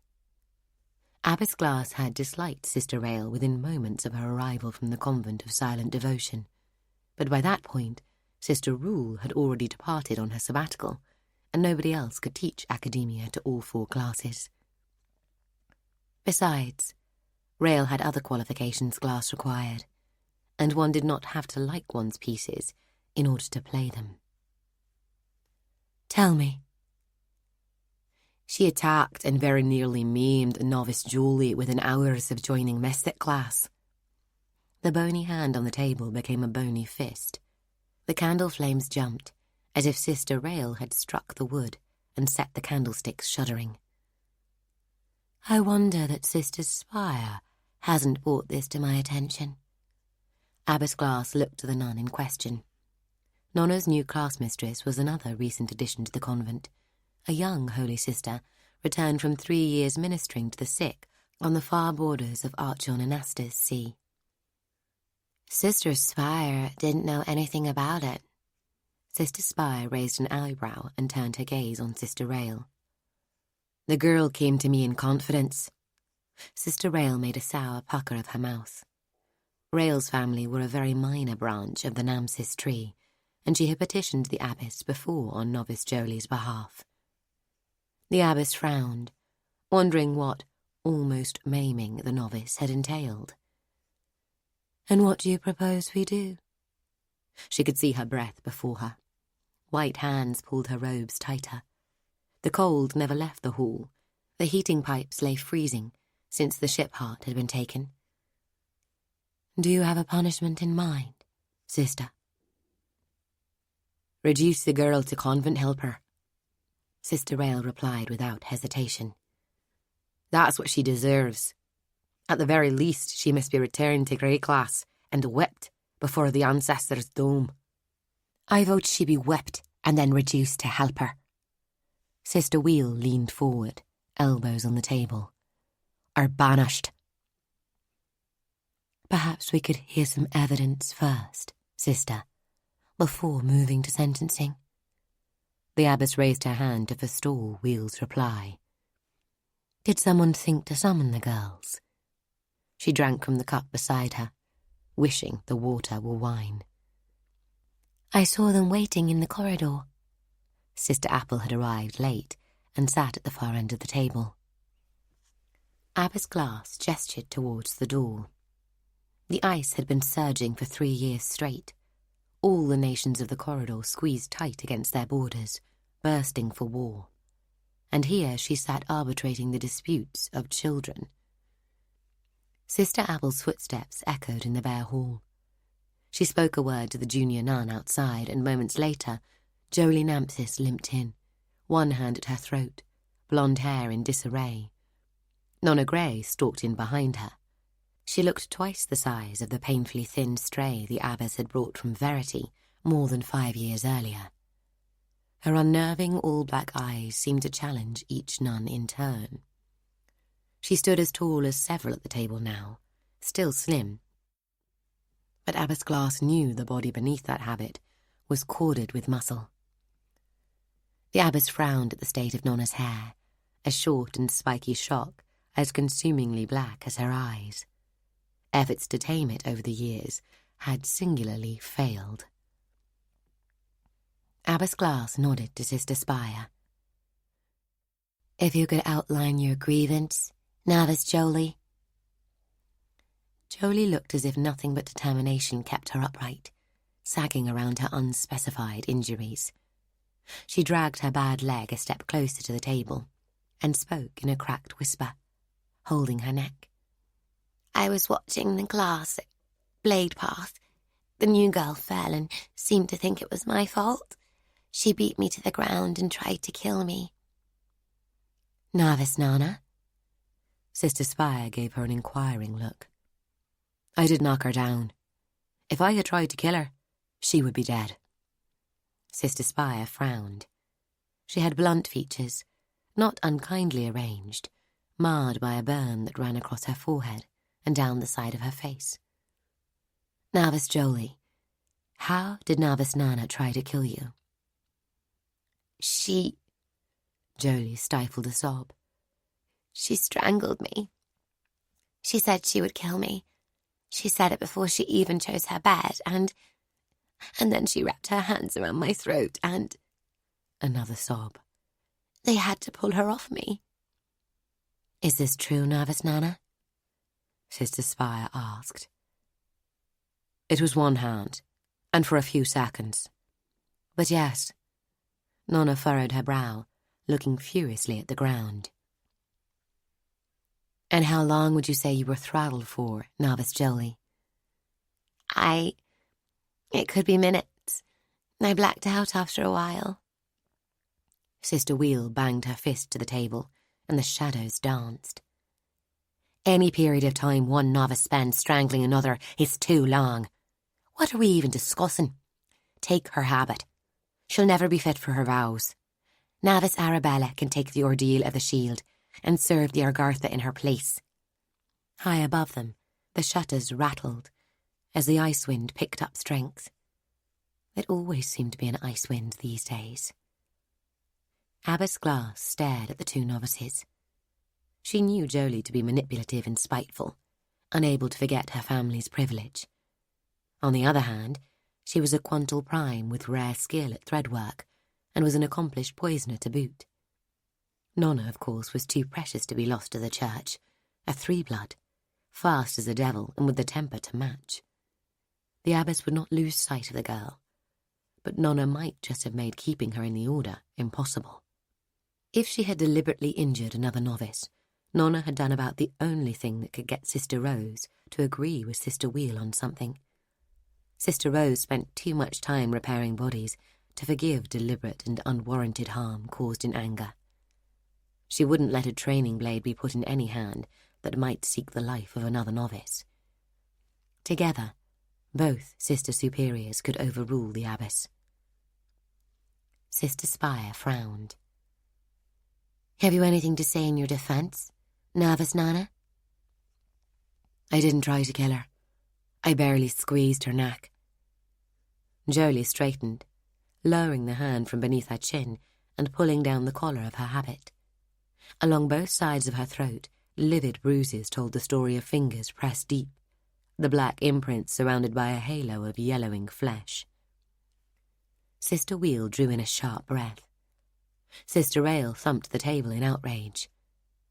This is the work of someone who has no place within our order. Abbess Glass felt the tide turn.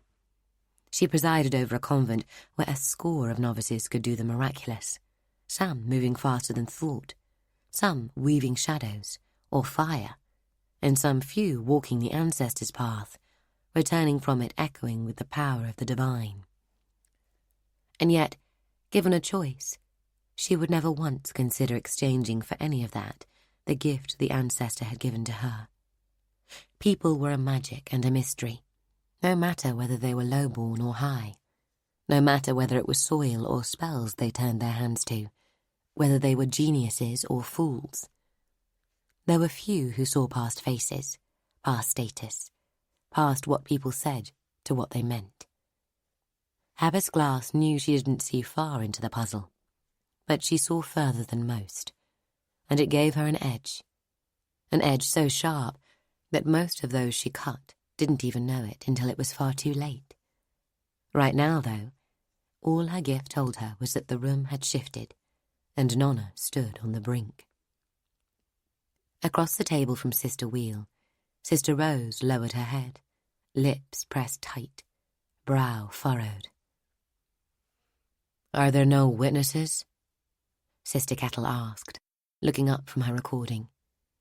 Surprise registered on several faces. Sister Kettle never spoke up at convent table. It wasn't her place to, less than 10 years into her vows. She came to record, not to speak, but so soon returned from a long and arduous mission, she might be forgiven her lapse. "There are many witnesses." Sister Rail brightened, showing narrow teeth in a narrow smile. "Let me—" "Jolie is a very popular novice." Abbess Glass spoke over Mistress Academia. "Many of the girls may be swayed by personal loyalties, turning suspicion into fact." "Would you summon the accused friends instead?" Sister Rail demanded. "We need a witness who would satisfy all of us as impartial and true."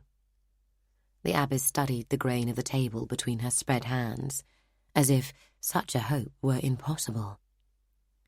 Sister Wheel took the bait. "The chosen one was there." She looked up in triumph.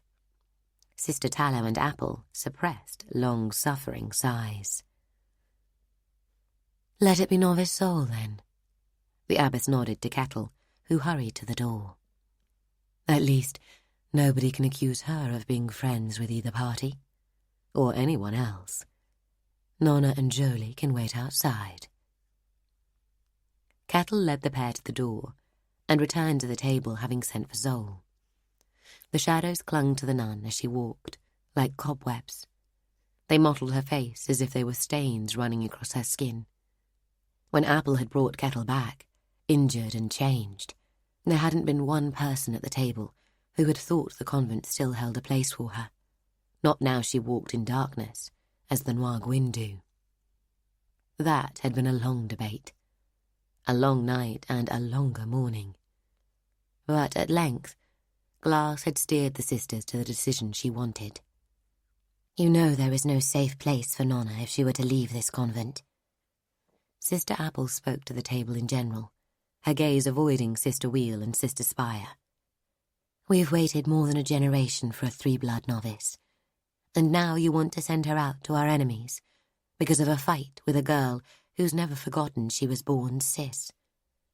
Jolie's 2 parts spite, 1 part privilege. She is a member of our sisterhood." Wheel glared across the table. "And she was nearly killed whilst under the protection of the ancestor. Attempted murder is punishable by the oven. She would be of no danger to us then." Sister Rail spoke lightly, as if the matter were of little consequence. "She would fall into nobody else's hands." "In sweet mercy, we drown rather than cook," said the abbess, without humour. "And we have managed to avoid capital punishment for several decades. I do not intend to start again today." Raised voices in the corridor drew their eyes to the doorway. Abbess Glass prayed the novices weren't fighting again. The argument drew closer and she relaxed, hearing a man's complaint. A brief knocking, and the heated debate outside continued. "Come," Sister Pale burst in. "He won't listen. I told him to stay." She still looked like a child to Abbess Glass, just 2 years in the habit. It took an effort not to call her novice Sulary. Behind her came Zol, ice-spattered and glowering at the world with impartial dislike. Behind Zol, a tall, white-haired man encompassed by the thickest of velvet robes. "Ervon." Abbess Glass rose to greet the judge. The other nuns followed suit, Sister Rose struggling to rise, having sat too long and weighing 3 times what was healthy. A young man, burdened under books of law, hastened around the judge to introduce him. "Judge Ervon Galampsis offers the Abbess of Sweet Mercy Convent his greetings and felicitations on this, the 97th anniversary of Emperor Ancis's victory over the Palathi insurrection." "Ah, that. How could we forget?" Abbess Glass broadened her smile into the most genuine imitation at her disposal. "Ervon, how nice to have the pleasure of your company again. It's been what, 3 years?" "Forgive the intrusion, dear Abbess." Ervon inclined his head towards a bow. "But on seeing the arrival of the young lady about whom I've come all this way to petition you, I felt I must be heard." Abbess Glass considered having the judge escorted from the hall, perhaps even from the convent. But it would be an expensive pleasure. Better to hand over the small victory of a seat at the convent table in order to compensate the loss awaiting him. She gestured to a vacant chair, and the judge's assistant pulled it out for him. "Stand at the end of the table, Novice Zol." Abbess Glass indicated the spot before glancing towards Sister Pale. "Bring Nona and Jolie back, Sister." Accused and accuser re-entered the hall a moment after the junior nun exited. Sister Apple craned her neck to watch Jolie with particular attention, her eyes narrow. Further along the table, Sister Pan coughed and muttered about the cold. "Novice Zol, what can you tell us about this morning's incident at Blade Path?" Abbess Glass favoured the girl with a warm smile, knowing that it would not be returned. "Novice Jolie accused Novice Hesse of helping Gish to steal the ship heart," Zol said. "Nona knocked her down." "I would have wanted to knock her down myself," Abbess Glass said. "I would have." Sister Tallow kept a flinty gaze on Jolie. "No wanted about it." "And then Nona strangled her," Sister Rail said.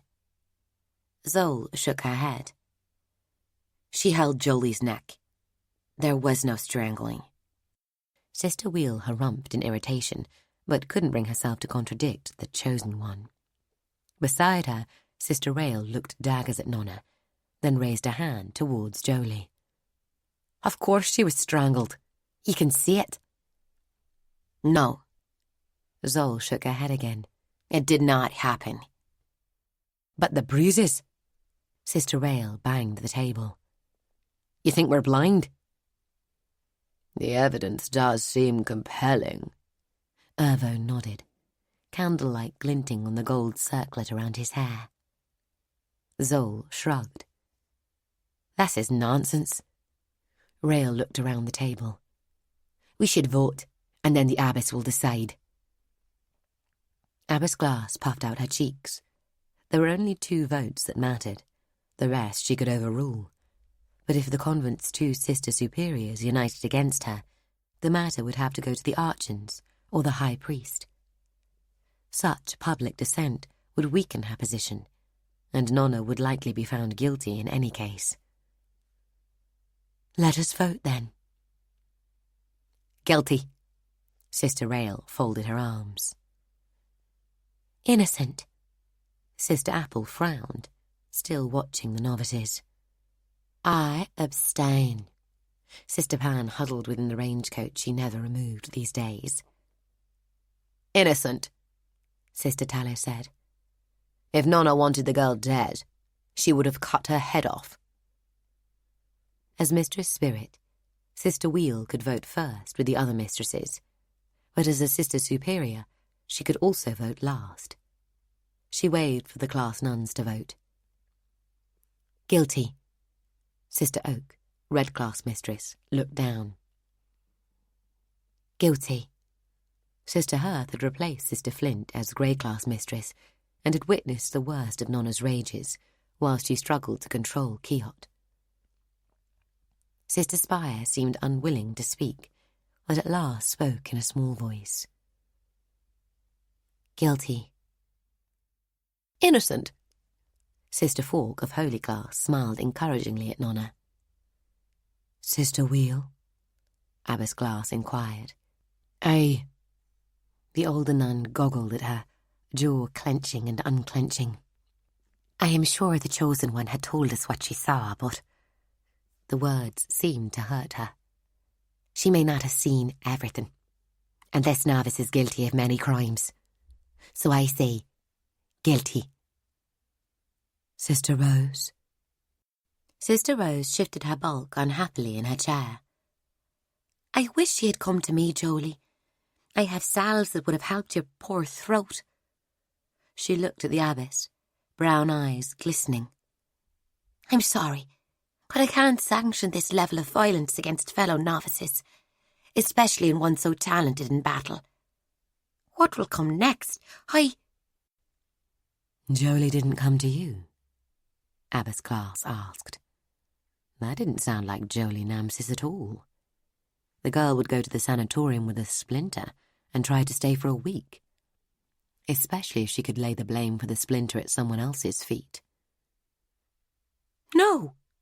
Sister Rose shot the novice a sympathetic look. "That was unreasonable of me. She couldn't be expected to brave an ice wind in her condition. But if she had sent word, I would have come. Sister Rael really should have told me." "Why would you not seek Sister Rose's attention?" Sister Apple stood from her chair and advanced on Jolie. "I didn't want to bother." "You're bothering all of us now, Jolie. You bothered Mistress Academia before lunch, and yet you didn't present yourself to our own sweet Rosie to ease your suffering." She stalked around the novice, peering at her neck. "Show me your hands." Jolie instinctively hid them in the pockets of her habit. Apple reached out and took the closest one, pulling it towards her face, palm up. "Come." She led the novice to the table, holding the hand towards the candles. "See?" "I see 4 fingers and a thumb." Judge Irvine covered a yawn. Sister Apple ignored him. "This yellow staining here. Do you see it?" Abbess Glass leaned forward. The girl's fingers were faintly yellow here and there, the colour of an old bruise almost faded from sight. "Woodwort and burnt cotton. Careful preparation with an alkali base gives you Ulhun's ointment." Sister Apple released Jolie's hand. Sister Rose scraped her chair back and came to see. "It has a role in the treatment of some chronic skin conditions, but you have to be pretty desperate to use it. The main side effect is severe bruising." She stepped back and looked Jolie in the face. The novice bowed her head. "Oh, Jolie, you didn't." "She choked me." Jolie spoke softly and without conviction. staring down at her hands. "I've a pill that will get the truth out of you soon enough." Sister Apple turned to make for the door. "Stay." The abbess raised her hand. "Potions and pills have no role at convent table. We have no evidence of their accuracy, nor church sanction to rely on such." She ignored Apple's raised eyebrows. Sometimes the nun's enthusiasm for her own works overrode common sense.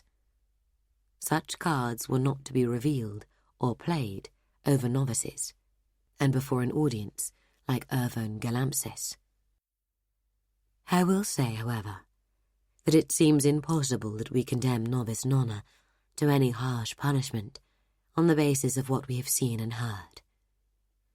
Both of you girls are confined to convent this 7-day, and the next, and neither of you will eat lunch until the 7-day after that. If there is any more fighting between you, I shall be asking Sister Tallow to break out the wire willow. Now go, and count yourselves lucky. Run." The novices hastened to the door. "Not you, Zol." Zol turned as the other two vanished through the doorway. For a moment, she seemed to be considering whether to obey. Then, with a shrug, she closed the door and returned to the table. "So, to your business, Ervon," Abbess Glass said. "You came with a petition concerning novice Zol?" "Indeed. Once more I come seeking the return of the novice." He inclined his head, full of gravitas, consulting the notes his assistant had set before him. It had always amused Glass quite how closely the judge resembled the statues and images the heretic Skithrol made of the ancestor. The mane of his white hair and blade of his nose making him seem wisdom incarnate, rather than the most corruptible of Verity's 3 High Court judges. Ervon cleared his throat. "Fortunately, on this occasion, the novice is to be returned to the bosom of her loving family, rather than to her appointment with the gallows." "And the loving family in question would be?" "Our own esteemed royal family." Ervon smiled. "Young Zol is to be returned to House Lantis itself, and the arms of her mother, the Honourable Scherzel." A low mutter ran the length of the table. Sister Wheel struggled to contain her outrage, and failed. "The Argartha belongs to the church. She's not some royal toy." The judge kept his eyes on Abbess Glass, ignoring Wheel's outburst. "The Emperor's sisters have standing invitations to visit the convent any time they like," Abbess Glass said.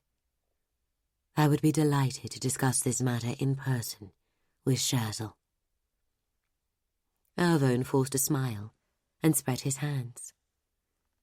"I fear the Honourable Scherzel is uncertain about the nature of her welcome after the wild slanders spread at court at the time of the convent's unfortunate loss."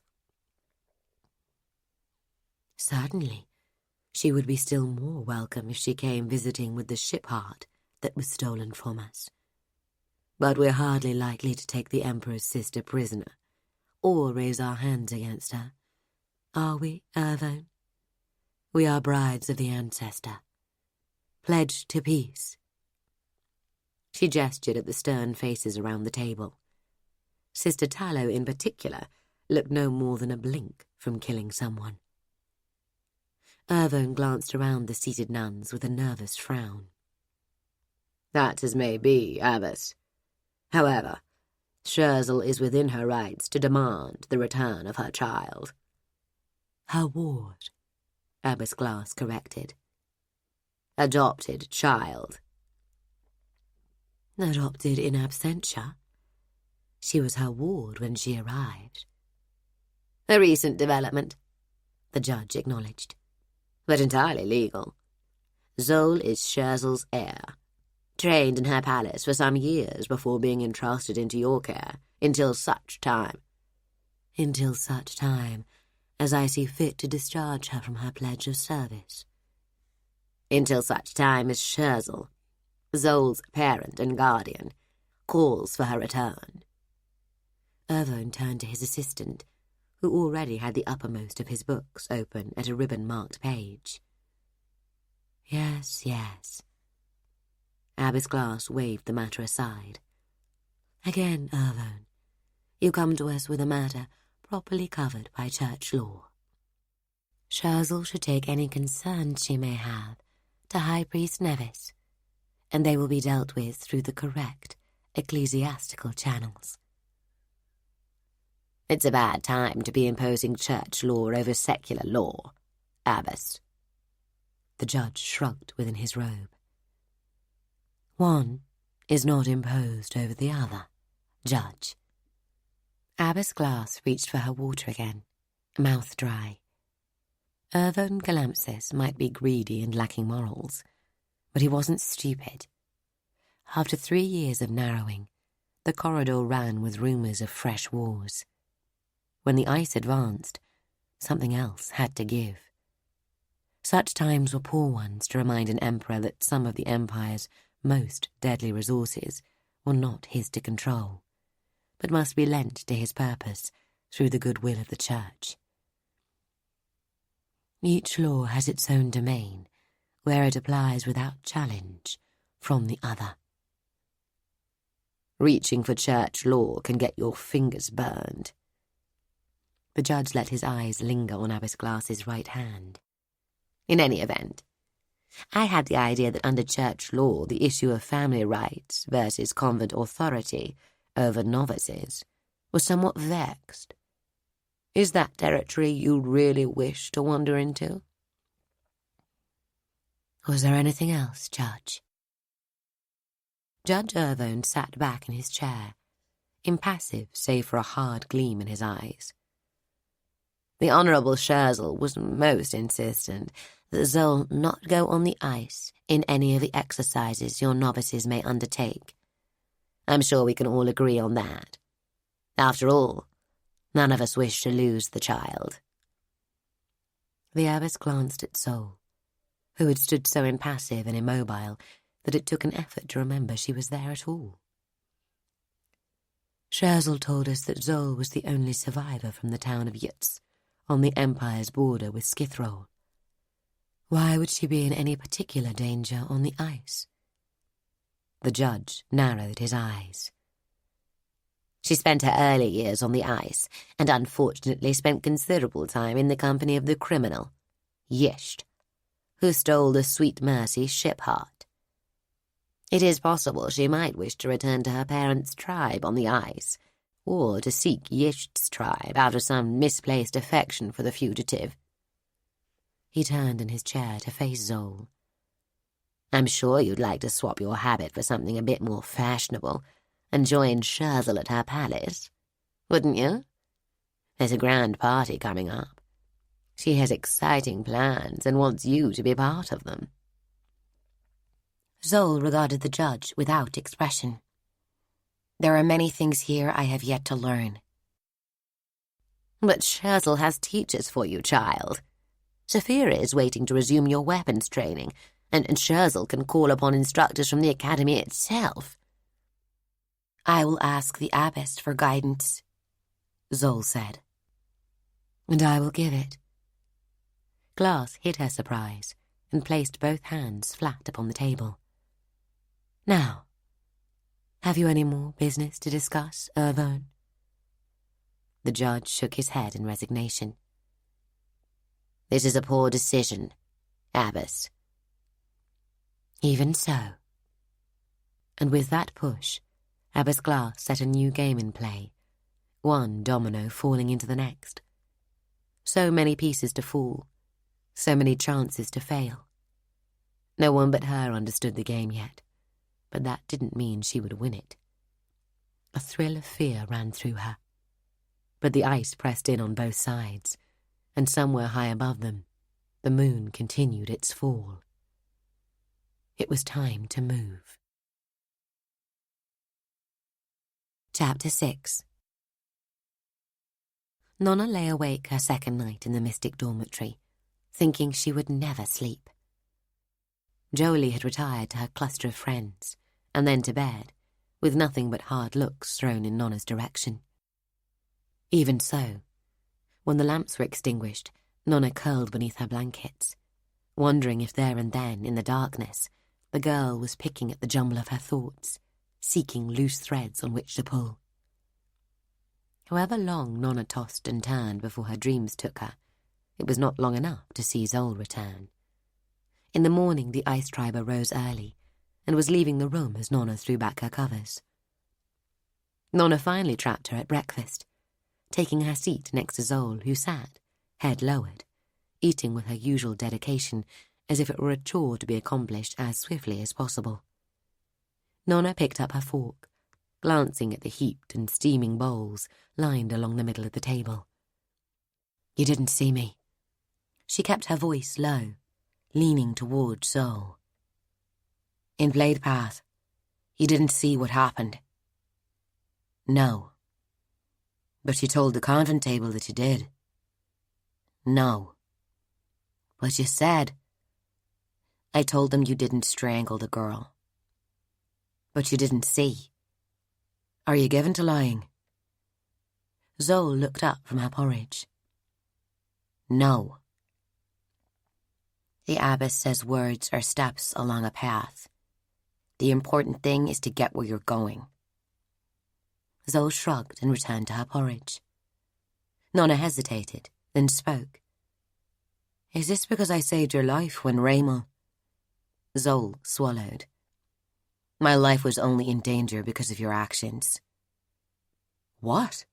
I saved—" "If you had killed Raymond Tassis at your first attempt, I would not have been lying, poisoned in a cave. You should have cut his head off." Nona sat back. Zol hadn't spoken so many words in a row to her for years, perhaps ever. Over on the grey table, Ara and Ruli were laughing at Jula, who seemed to be demonstrating knife moves with a spoon. Nona grinned. It would be good when they joined her in Mystic. She'd feel safer sleeping in the same room as Jolie Nampsis, with Ara in the next bed. "You should hide him better." Zol pushed her bowl back. "Sorry?" Nona turned from watching her friends. "You are careless. You lack control. I have seen him at your wrists when we fight, and at your neck when you are screeching." "I don't screech." "Like a horned owl." Nona suddenly realized that whether she screeched or not wasn't the important thing here. She lowered her voice, staring at Zol's dark eyes. "You don't know what you're talking about. You've seen nothing." Zol shrugged. "On the ice we know the Clowlatoon. We do not run from them screaming devils, like you people huddling in the corridor." Nona restrained herself from pointing out that Zol had been huddling with them for at least the past 5 years. "Clowlatoon? Do you know how to get rid of them?" Kiot rose along her spine. "I can only leave when you die." Zol stood. "It is possible but hard. Better to live with him. They are of the missing. You understand this? Pieces of the missing that they abandoned before they crossed the path." She walked off, leaving Nona open-mouthed. "Looked as though you got more than 3 words out of the Agartha." Darla sat down heavily beside Nona and started to heap her plate. "Well, I am her shield."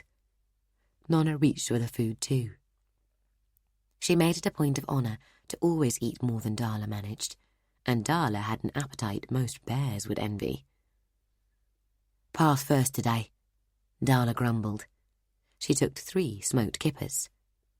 "Not too bad." Nona took 4. "For you, maybe. For me, it's a choice between meditation until my brain runs out of my ears, or begging off to see if I can get past 4 steps on Blade Path." Nona shoveled eggs and kept a diplomatic silence. Darla had the worst sense of balance of any novice at the convent.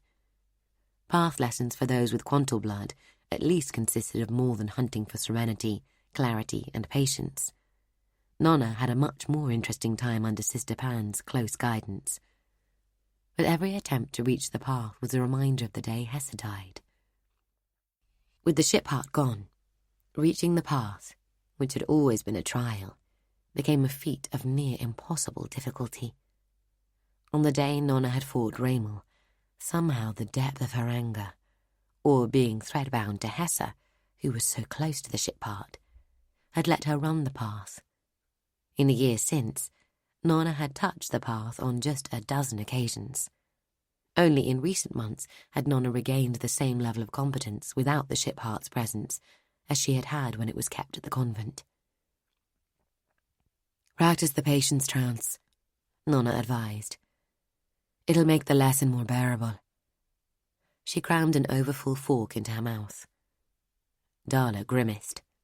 "I don't have the patience to learn the patience trance. It's a vicious circle." She filled her mouth too, and they chomped at each other for a while. Despite the gerund girl welcoming Nona to their first class together with a beating, they'd become firm friends. Not that an outside observer would know it from the number of insults Darla threw Nona's way. Zol, Jolie, and Nona entered Path Tower by 3 different doors.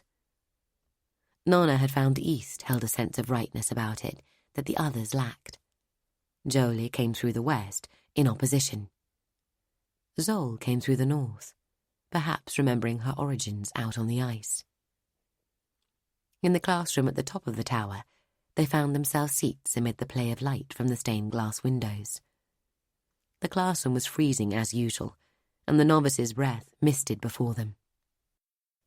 The tower had been built without fireplaces, relying on the ship heart warming the oil pipes that ran the length of the structure. Sigils on the pipes closest to the ship heart had converted its power into heat. Many of the convent's buildings had been adapted since the loss, and the wind now stripped the smoke from a score of chimneys. But Sister Pan had resisted change. "Welcome, mystic class girls. Welcome." The ancient woman sat on her treasure chest, wrapped in a fox fur robe for which the abbess had sought special dispensation from the high priest, on account of Sister Pan being close on 100, with nobody left alive who could say whether each year was now taking her closer to that century mark or further past it. "Zol and Nona have joined us. It's a rare class that boasts 3 quantals." 2 days earlier, Jolie had been the only quantal in the class and the sole recipient of Sister Pan's attentions. Jolie scowled and wrapped the illegal shawl tighter around the faked bruising on her neck. She didn't look well pleased at having to share. "Clarity today, girls." Sister Pan rubbed her hand over her stump and huddled deeper into her furs. "I've put the etching of the Holothian labyrinth against the wall." She nodded for Darla to uncover it. "There is a second path from door to tomb. First, find your clarity. Then, find that root. Eyes only." She glanced at Darla as she sat down. The gerund had been known to leave her chair and try tracing paths with her finger. "Zol, Nona, and Jolie will accompany me." The 3 novices fell in behind Mistress Path. At least the practice rooms were warmer, lacking windows, and if they were lucky, Sister Pan would let them use any path energy they managed to channel to heat the room first, before trying anything more complex. Nona allowed her vision to defocus and summoned the path's image out of the blurred confusion. She let the flickers of light from Pan's lantern fuse into a single burning line, and followed it, her feet somehow losing contact with the reality of stone steps. "Follow close." Sister Pan's voice, disembodied in a space both vast beyond measure and small beyond imagining. "A different room today." Nona stumbled out of the void into a narrow, curving chamber, very similar to the one in which she had practiced her pathwork for the years since her gift showed. It stood between the spiral of the central stair and the circle of the tower's outer wall, occupying another third of the space. The only difference lay in the nature of the sigils inlaid in silver upon the ceiling, floor, and every wall. These ones were smaller, more complex, less tightly bound. In places, loops and trails from one overwrote the next, and no two looked the same. The thread room. She hadn't meant to speak. Hesse had told her about the chamber. "It's time you and Sol got to grips with thread work," Sister Pan said. "Walking the path arms a mystic sister with forces that are very hard to use for anything but destruction. Here, we focus on the more subtle path arts, but although they are gentle, one must never underestimate them. I believe our own dear abbess has some hint of quantal blood, and a rare unconscious talent for the most ephemeral thread work. Done right, a gentle pull here, a touch there, a breath just sufficient to set a thread vibrating. And kings may be toppled, wars turned, the weak raised up." She gave the lantern to Jolie, who moved to light 3 others. "Thread work is a delicate art, which is why you two have never been any good at it. It rewards patience, observation, and empathy. There is no violence to it, though that does not preclude its use for malice. Hate can be a cold thing." She pushed Nona aside and stood between her and Zol. Nona heard the creak of Pan's bones as she moved. When the nun stood hunched at her side, Nona realized with sudden surprise that she was taller than the old woman, and more solid. A single blow would shatter Sister Pan. A sense of unease came over Nona.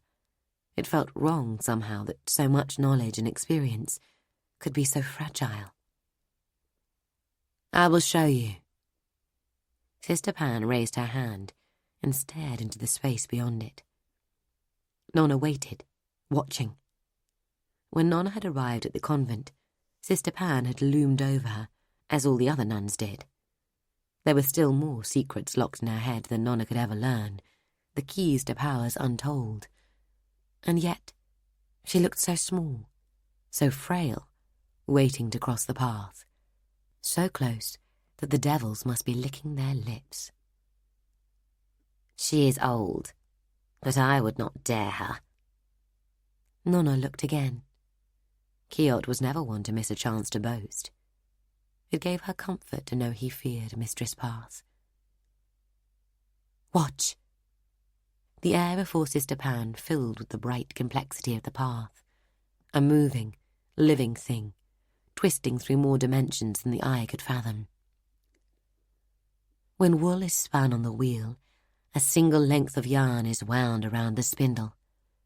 But all around that strand of yarn, there is a halo of loose pieces, fibres of wool not quite twisted in, wandering out from the main body. As Sister Pan spoke, the path dimmed, and in the air all around it, threads appeared, like stars when the sun has fled the sky. The threads are not the path, but they are of the path. And because the path goes everywhere and runs through all things, so do the threads. Nona wondered if Sister Pan had chosen to speak of yarn to explain the matter, because she knew Nona was a peasant and might not understand a different analogy so well. She was still wondering about it when she became aware that her mouth was open. She closed her jaw with a snap and wiped her lips. The image Sister Pan had made was mesmerizing. With an effort, she tore her gaze from it. "It's fascinating, is it not?" Sister Pan's smile was a narrow white crescent in the darkness of her face. "I could watch it forever." The slow motion of the threads reflected in Zol's and Jolie's eyes. "There's a danger there," Sister Pan said. "The path will throw you, sooner or later, but the threads will hold you. If you lack the will to free yourself, They will keep you until your years have run from you, and all that remains is to cross the path into darkness. She waved at the pattern, and it faded, releasing the others. Jolie blinked and focused on Nona. Mistress Path, you said that these two novices have no talent for thread work because they're so predisposed to violence. But do you think they might just be violent because they know they lack the talent for deeper work? A small smile played on her lips, as if the humiliation at the convent table had never happened. Sister Pan waggled her hand. We shall see. Path work is closer to the brute force approach of the Red Sister, and thread work more subtle, like the arts of the Grey Sister, all stealth and guile. Mystic sisters shade either towards the red or grey. I would rather be open, straightforward, honest. Nona wrinkled her nose. Manipulating people, using them, feels wrong. It feels like lies. People should be allowed free will. Sister Pan barked a laugh. We're all puppets. Other people pull our strings every moment of every day. The only difference between us and Sion Ra dancing in the street show is that we can also pull our own strings, and those of others. Threads aren't something external to the world that only a privileged few can touch. Every time you speak to someone, threads are pulled. Every glance exchanged, every punch thrown, every kindness shown. In thread work, we are just more direct about it, more focused. She turned and fixed Nona with her dark eyes. You need to know how to draw a thread, or how will you prevent your own from being drawn?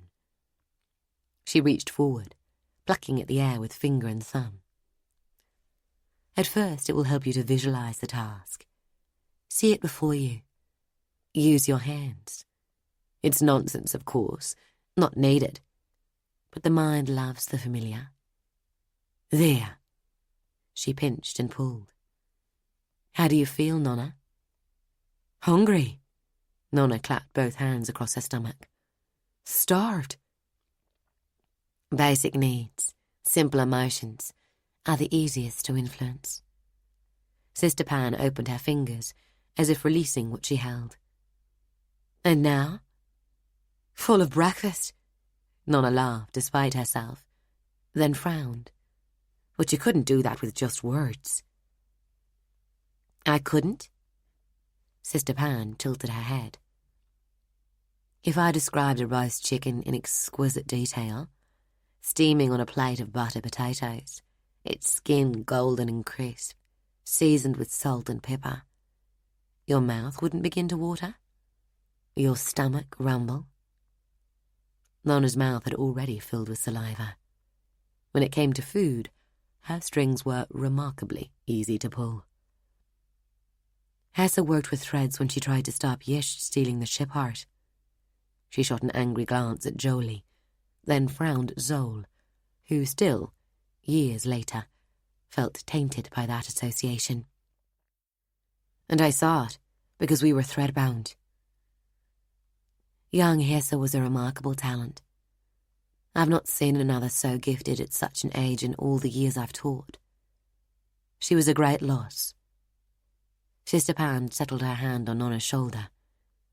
And perhaps you will have an aptitude for thread-binding, novice. It's a rare skill and difficult to achieve, but always greatly aided by strong and honest friendship between both parties. It only ever works between quantals, though. You need to share the same blood.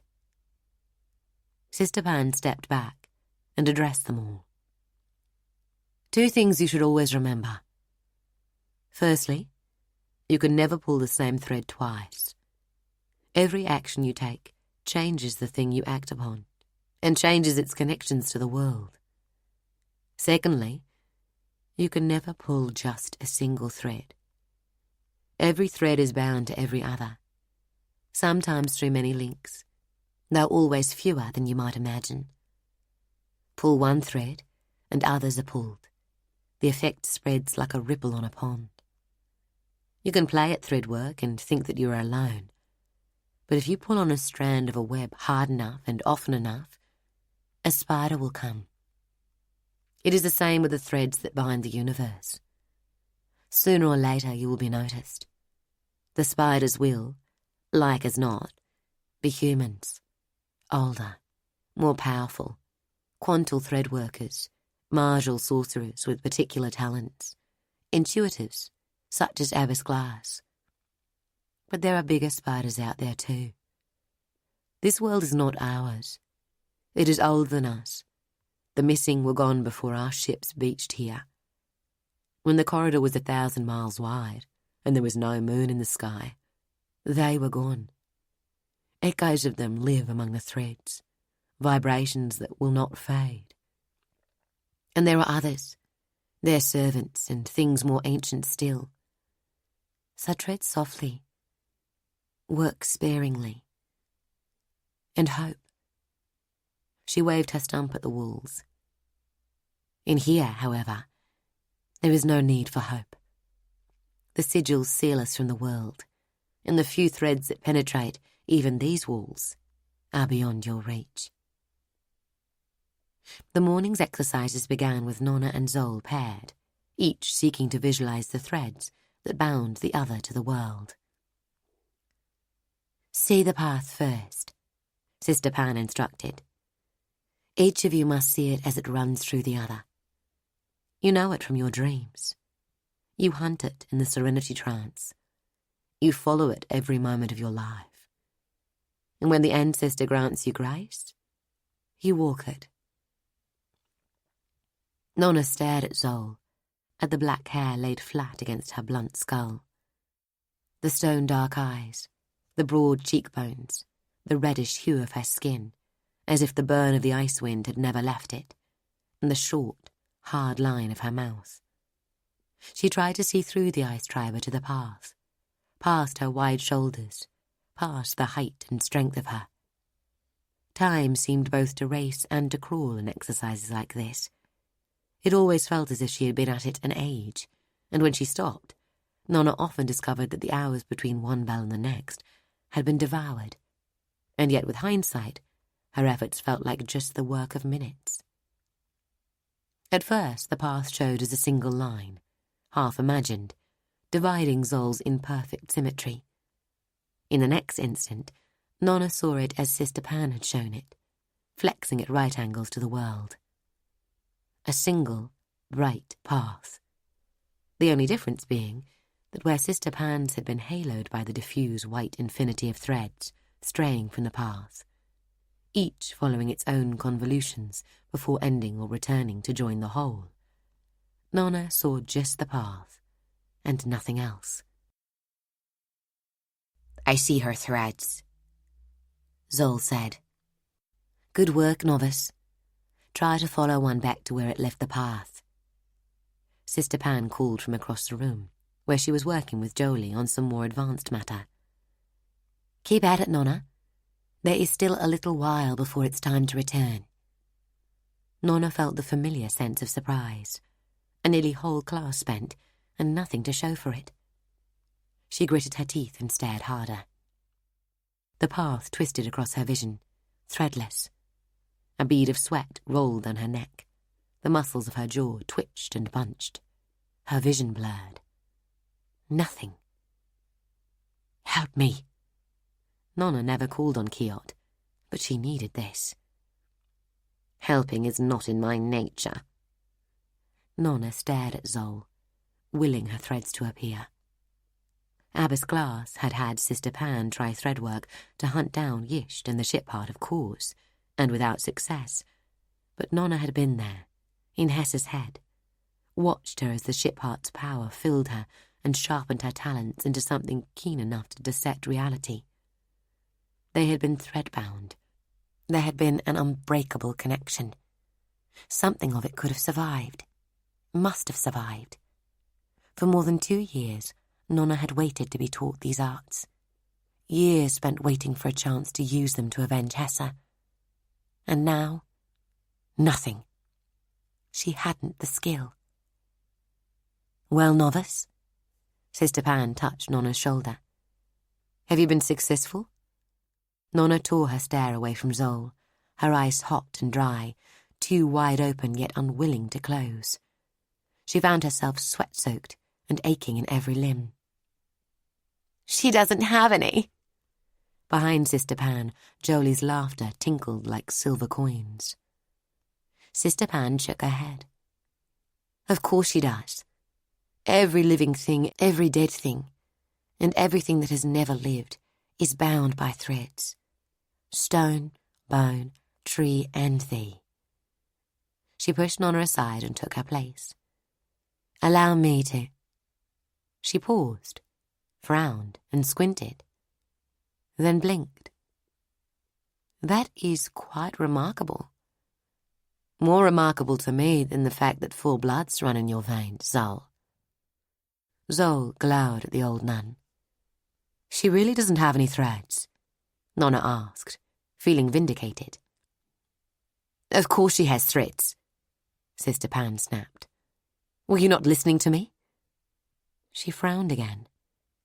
"But only the deepest and most fundamental, those hardest to find. Where there should be a myriad blazing around her, there are just a few, and buried deep in the stuff of the world. I have never seen the like."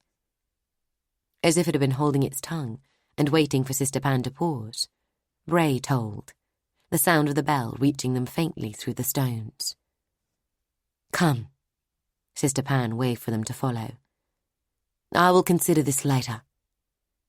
And she began to walk the path that would take a nun through walls. Chapter 7. "Hurry up!" Jula beckoned at them from down the rock passage, a black shape behind her lantern. "Breathe out. I'll pull."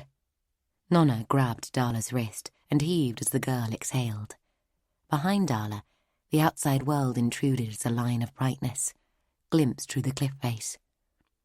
Darla lurched forward, gasping for air, free of the crevice. Further down the passage, Rudy gave a brief round of sarcastic applause. "I still have the grease if we need it."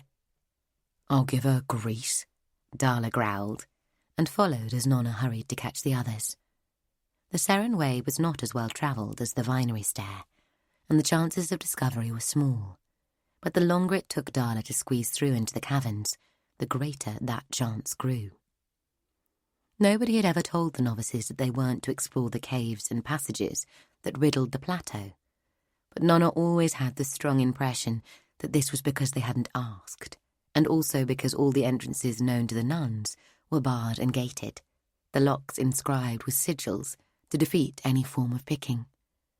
When Jula had first discovered the caves a year earlier, Nona had moved their weekly meeting underground, where the chances of detection shrank to 0. Nominally, the objective of the group was to recover the ship heart, but for Nona, it had always been about killing Yisht. "Hold up!" Nona and Darla closed the last few yards on the others. Jula and Ara carried the only 2 lanterns, and the footing was treacherous. "If we break our ankles back here, it's you lot who'll have to carry us out." "We'll just leave you here and say you ran away with city boys."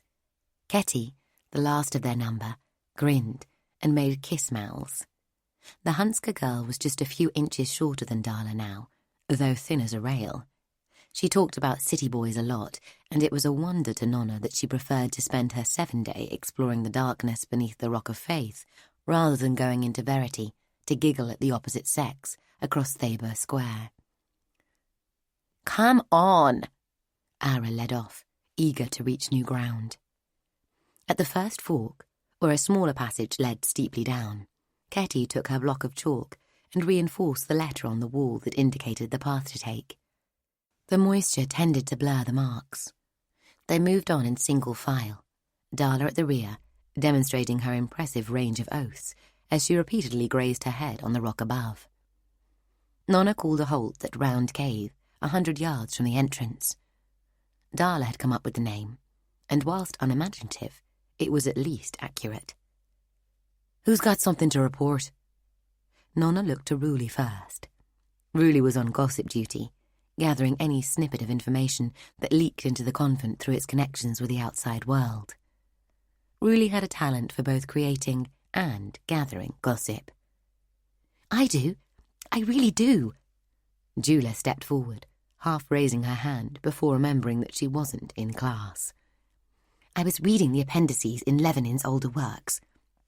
Everyone always quotes from the 7 Histories of Man, but... What did you find? Darla had even less patience for Jula's book lore than the others. More about ship hearts in one page than I've discovered in all the books I've searched through since we started looking. Jula grinned. According to Levinin, there were 4 ship hearts within the Empire's boundaries. The one at Sweet Mercy, which is most closely tuned to Quantel's. Another we knew about in the Noir Gwyn's keeping at the Tetragrode, which is attuned to Marshall's. One, he says, is rumoured in the city of True, and one from a Gerent ship in the keeping of the mage at Towan. Ara frowned. I've never heard of a city called True, or a mage called a Towan, and if a ship heart were in a city, someone would own it, or it would get taken. Jula nodded. Levinin was writing 200 years ago. True is under the ice now, the black ice, and it was ruined before the ice took it. True's a city the missing left, and Atoan died years ago, but he had a son, Jaltone, who was also a maid and somehow is still alive. Him I've heard of, Darla said. He lives on the coast and helped General Hillian when the Dernish tried to land at Port Treen 2 years ago. My father was the general's second in command. It's interesting and everything, Ruli said, but I don't see how it helps us. We're not going to walk up to the Tetragrode and... It helps us because we know where Scherzel will have to look next, said Ara. And we are going to the ice. Everyone went on the ice ranging in Mystic class. Over the ice, though, not under it. Nona remembered her father's tales about hunting in the ice tunnels. The worst of them, the scariest stories, were from the time he ventured into the grey ice. The trip he never came back from was the one to the black. The ice is a big place, and Tallow is never going to take us up to the black ice, even if it wasn't on the Skithrow side of the mountains. Darla shivered. Let's go explore some caves. Nona looked around the circle of lantern-lit faces. Any more contributions? No? Jula bit her lip. Well, I thought it was interesting. She shrugged and led off. It took less than half an hour's walk to reach the furthest limit of their explorations, but to expand their territory initially had taken the best part of a year, following dead ends or routes that grew too narrow or too dangerous. In several places, they had fixed knotted ropes to aid in difficult climbs. It was Nona's private hope that they would find an alternative route into the convent undercaves, but there were no guarantees that the two systems connected. I love it down here. Jula fell in beside Nona as they trekked the gullet, a long water-smoothed passage wide enough to walk shoulder to shoulder. It's so quiet, just the drip of water, and footsteps, and Darla swearing. They passed a stand of stalagmites, blunt and glistening in the lantern light. Ketty said nothing. Even she had grown tired of her innuendo after the 10th or 12th time. A little further along, a veil of dripping water crossed the passage. Nona hunched and pressed on through the icy deluge. 5 tight, winding twists, rising steeply, took them past the niche where 2 skeletons lay, limed over with rock scale. One grown and one a child, locked together. A rusty stain between them may once have been a knife. They always made Nona sad, huddled there in the dark, watching with empty sockets as the centuries scurried by.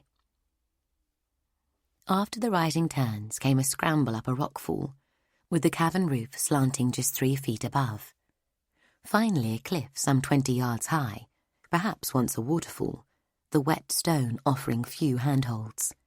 Fortunately, the old watercourse had allowed room to swing and throw a grapple. The locating and pilfering of both rope and hook had taken a week, but the hours spent trying to catch some edge far above them had seemed much longer. On perhaps the 70th throw, Darla had snagged the hook, and Ruli, the lightest of them, had scrambled up. The rope was now secure and knotted at intervals. Climbing it brought them to the limits of their exploration, a roundish chamber, mud-floored, from which 3 new passages led. Nona stood with Ara, Jula and Ruli, catching their breath, staring at the exits, Ketty and Darla still climbing behind them. "I want to get under the convent," Nona said. She blinked. She hadn't been intending to speak, but now the words had left her mouth, she realised it was better that the truth was out. For 3 years she had seen the only route to revenge on Yisht to be training, to make herself into a weapon suited to the task of finding, then destroying, the woman. Neither would be easy. The Empire was large, and Yisht expert at hiding, deadly when found. Nona had been very lucky in their first encounter, and had still only just survived. But Jolie's taunting had put into Nona's mind the idea that there might be some clue at the spot where Hesse died. Something the nuns overlooked.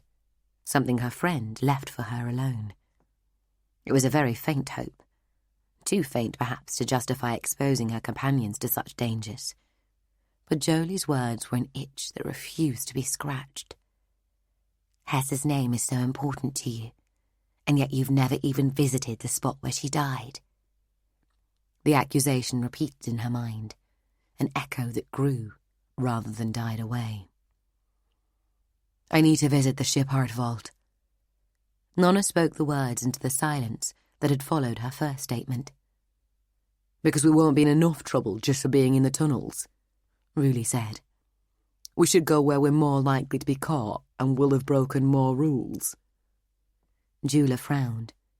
Despite her cleverness, sarcasm always seemed to go over her head.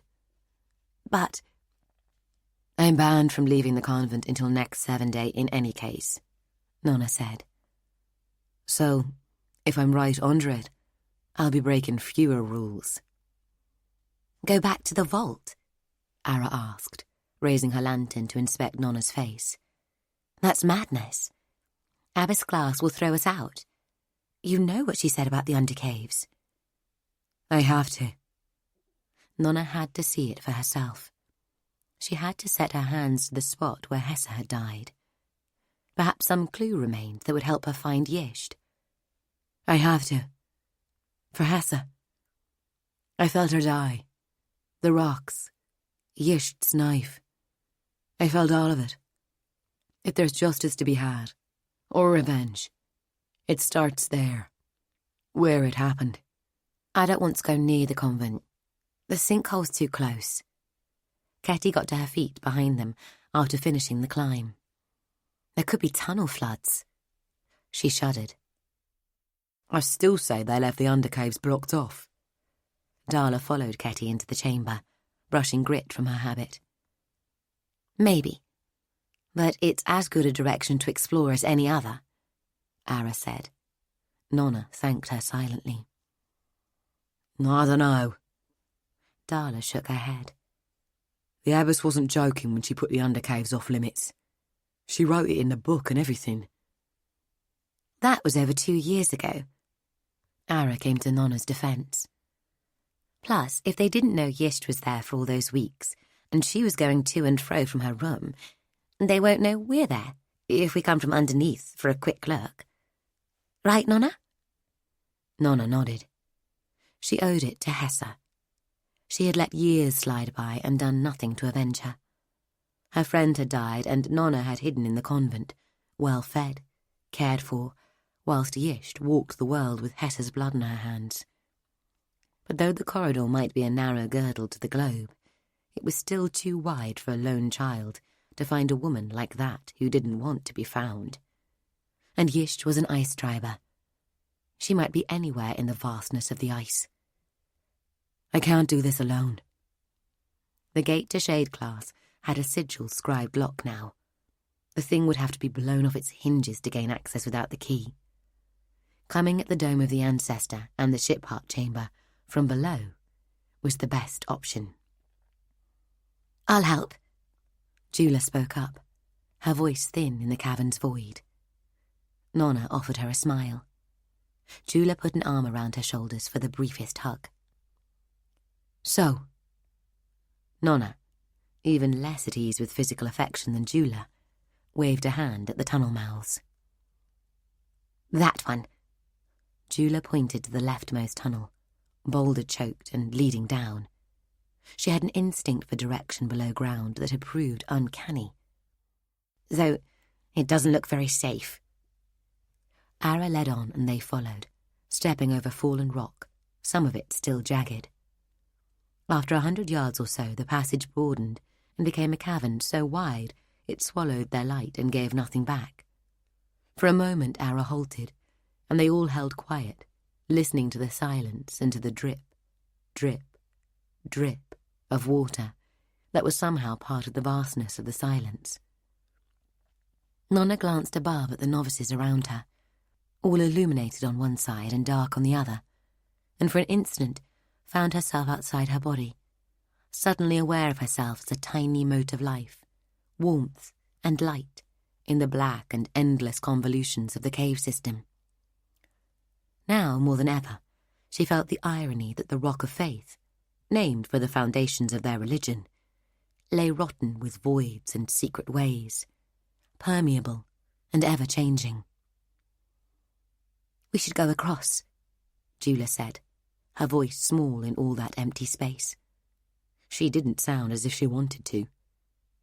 Ketty marked the wall with her chalk and drew an arrow on the floor. "We should follow the wall. We're less likely to get lost," Darla said. Ara took them to the left, staying close to the wall. Stalagmites rose in small, delicate forests. Stalactites descended in curtains where the cave curved down, glistening with an iridescent sheen like the carapace of a beetle. "Stop." Ruli turned and stared into the darkness beyond the lantern's reach. Nona stopped. The others too. "What?" Jula raised her light. "Didn't you hear it?" "No." Darla loomed beside her, her shadow swinging. "Something's out there, coming for us," Ruli said, wide-eyed. "There's nothing living in these caves," Darla said. "We would have seen bones or dung. What did it sound like?" "Dry." Ruli shivered. "Dry? I want to go back," Ruli said. Ara advanced a few yards, lantern high. "There's something here." Nona crowded forward with the others, leaving Ruli in deepening shadow. "What is it?" Ketty frowned. To Nona's eye it seemed that a shadowy forest of misshapen stalagmites covered the cavern floor, some curving over in ways that such growths are not supposed to. "Bones." Jula saw it first. From one instant to the next, the scene switched from one of confusion to one of horror. Skeletons, calcified like those back in the niche, but more thickly. Dozens of them. "Some of these have been here for an age." Ara pointed to a stony ribcage from which straw-thin stalactites dripped, and to a skull distorted by the weight of stalagmite growing upon it, like a candle from which half the wax had run. Jula bent over to inspect something by the wall. "We really need to go," Ruli called at them, not having moved from where she stood. "Can't you feel it?" "I don't." But then Nona felt it and held her tongue. Something scraping at the edges of her senses, a dry touch from which her mind recoiled. "Hollow Thor." "What?" Nona felt Kiot moving beneath the skin of her back. Normally he was silent in the caves. "You should run." "You always tell me to fight." "Now I'm telling you to run." "We should go back. Now." Nona turned to follow Ruli, who had already started to run back the way they came, into the blind darkness. "What are you scared of?" Darla called after them. "There's nothing here." She laughed. "And neither of you have a lantern." Nona stopped at the margins of the lighted area, infected by a disembodied fear. "What's out there, Kiat?" "Something missing, Bread. Something hungry. Run!"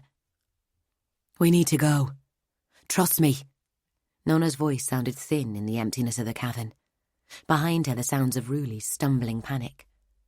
Ara frowned, then followed. "I don't understand you, but I trust you." Jula fell in behind her. Darla, with the light now retreating from her, snarled in frustration and hurried after them. The 6 novices picked up the pace, shadows swinging all around them.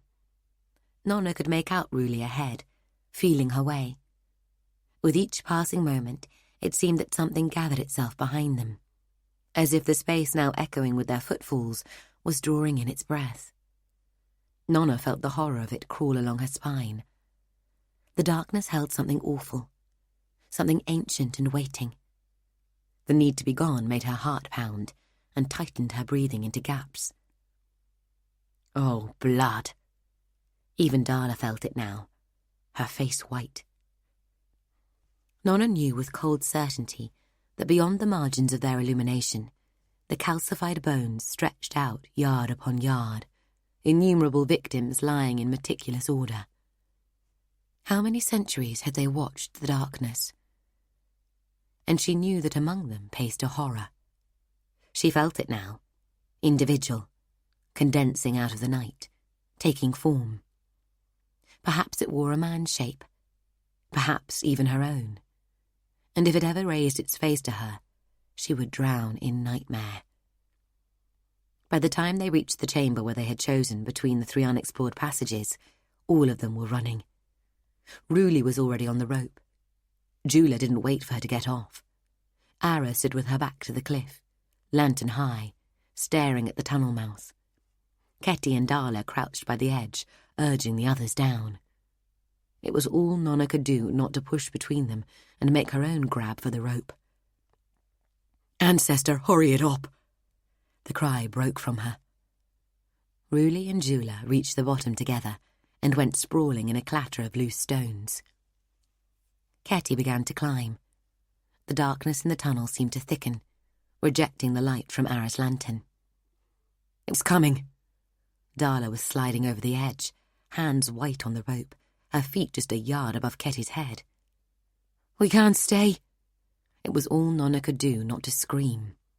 Fear filled her, trembling in every limb, fluttering the breath in her lungs. "Ara, come on!" They descended the rope on top of one another, lanterns hooked to belts, burning their palms as they slipped from knot to knot. A confusion of swinging lanterns, sharp rocks, and snatching shadows followed. Screaming, panting, glimpses of chalk symbols, running, scrambling, and finally a desperate squeeze as they lay in the improbable brightness of day, sprawled on the Seren Way, gasping for breath. There in the light, with a cold wind blowing and the plain stretching out below them towards the distant smokes of Verity, their flight seemed suddenly foolish. "I'm never going in there again. Ever." Darla rolled over onto her back, her habit torn and smeared with mud. "What were we running from?" Ketty asked. "The first time when Serenity would have really helped us." Ara sat up, shaking her head. "And we ran." Nona couldn't believe she hadn't reached for her Serenity. Some novices still took a while to sink into the trance, but many could summon the mindset in a few moments. The fear had got into her before she thought to wall it away. "Ancestor, look at us." Jula stretched out her habit. Grey underskirt showed through a tear as long as her hand. Nona glanced down at herself. Smears of mud streaked her in horizontal lines where she had collided with walls on the mad dash out. "Sister Wheel will kill us." Ruli examined herself in horror. "Sister Mop, you mean?" Ara said. "Both of them will." Ketty jumped to her feet. "Let's get back." You're worried about Wheel and Mop. Nona pointed at the dark slot, hidden back along the cliffside. What about that? Just now? Jula frowned and brushed a grimy hand back over her hair. I'm not going in there again. She looked down at the rip. Oh, we're in so much trouble. Darla followed Ketty, muttering to herself. Jula and Ruli set off up the track behind them. Ara? Nona stood amazed. What happened in there? Why are they just leaving? Ara looked puzzled. The smudge of dirt below her right cheekbone just seemed to make her more beautiful. She narrowed her eyes as if trying to capture some memory, and then shook her head. I don't think we should come back. She glanced once towards the fissure, shuddered, and turned to go. What's that? Nona pointed to something gleaming among the rocks at Ara's feet. Oh. Ara didn't look down. It's just a knife. Jula picked it up in the... She shrugged and turned to walk away. Stay. Nona caught Ara's hand in hers. That thing in there. That monster.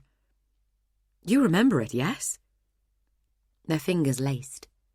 Ara's blue eyes met the darkness of Nona's, and for a moment there was a recognition of something. Each took a step towards the other. No. Ara shook her head. I'm sorry. The fragile moment broke.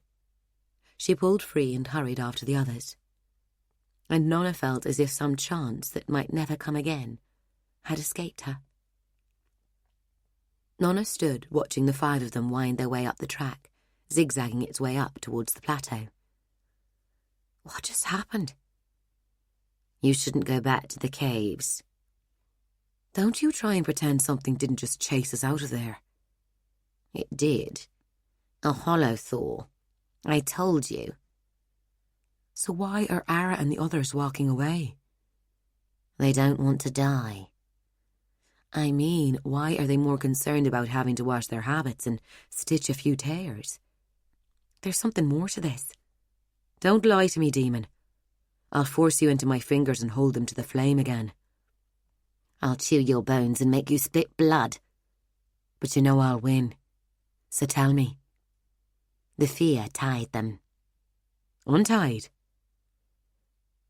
The threads that bound them to that place, to these caves. The fear untied them. It set those memories loose. By the time they reached the top, this will all have been a dream for them. The Holothor made them forget. And me? Why do I still care? I protected you. I don't believe you. You're made of lies. Nona bent to pick up the knife. I know this weapon. A straight blade, dark iron, just a faint tracery of rust. The pommel an iron ball, a narrow strip of leather wound around the hilt. A throwing knife. She had found one of the same design in her bed once, and seen another jutting from Sister Kettle's side. Kiot reached above the collar of her habit, a hot flush rising. I know it too. You liar. How would you? The woman who held it came to see a dead man. Why? To understand the person who killed him, so that she might in turn kill them. Nona asked the question, though she knew the answer. Who did she come to see? Raymel Tassis. He was dead, but the mages wouldn't let him die. And I was the first to find my way beneath his skin. And the woman? Was a Noir Gwyn, tasked to kill you. Chapter 8. In the week that followed, Nona tried each day to broach the subject, but none of her friends would do much more than admit, under pressure, that there might be caves beneath the rock. It reached the point at which Nona saw Jula pretend not to notice her and turn a corner in order to avoid the chance of further questioning. She decided to drop the matter for a few days and see if the holothor's mark would wear off and return her companions to her. Mystic class lessons continued to challenge. Nona improved with the sword, practicing a handful of basic cut and thrust combinations until they started to feel natural. In spirit, Sister Wheel set them the task of writing an essay about a saint of their choice. Nona took herself to the convent library, the smaller one attached to the scriptorium rather than the larger store of holy texts held within the dome of the ancestor, to research. By the week's end, she had found 3 possible candidates from antiquity, all of whom had something in their story that would offend Mistress Spirit. Sister Pan continued to immerse Nona, Zol and Jolie in thread work, showing them new tricks. Sometimes she would demonstrate thread effects most easily achieved whilst in the serenity trance. At other times, fine work requiring the clarity trance. Changing a person's mood was something that might be achieved in a serenity trance. Changing a particular decision required clarity. Neither were quick or easy to achieve, and Sister Pan warned that some people were much harder to manipulate than others. Nona applied these lessons to the problem of the mark the holothor had set upon her friends. She could see the damage in the halo of threads around each girl, but the solution lay beyond her skill. In the serenity trance, she could see connections that might be undone or loosened, and in the clarity trance, she could see entanglements on the smallest scale that would need to be unravelled. But working on either problem would make the other worse. They needed to be worked on together, which required 2 people. And the only thread worker she trusted to help, Ara, whose skills were pretty basic, was also one of those who needed fixing.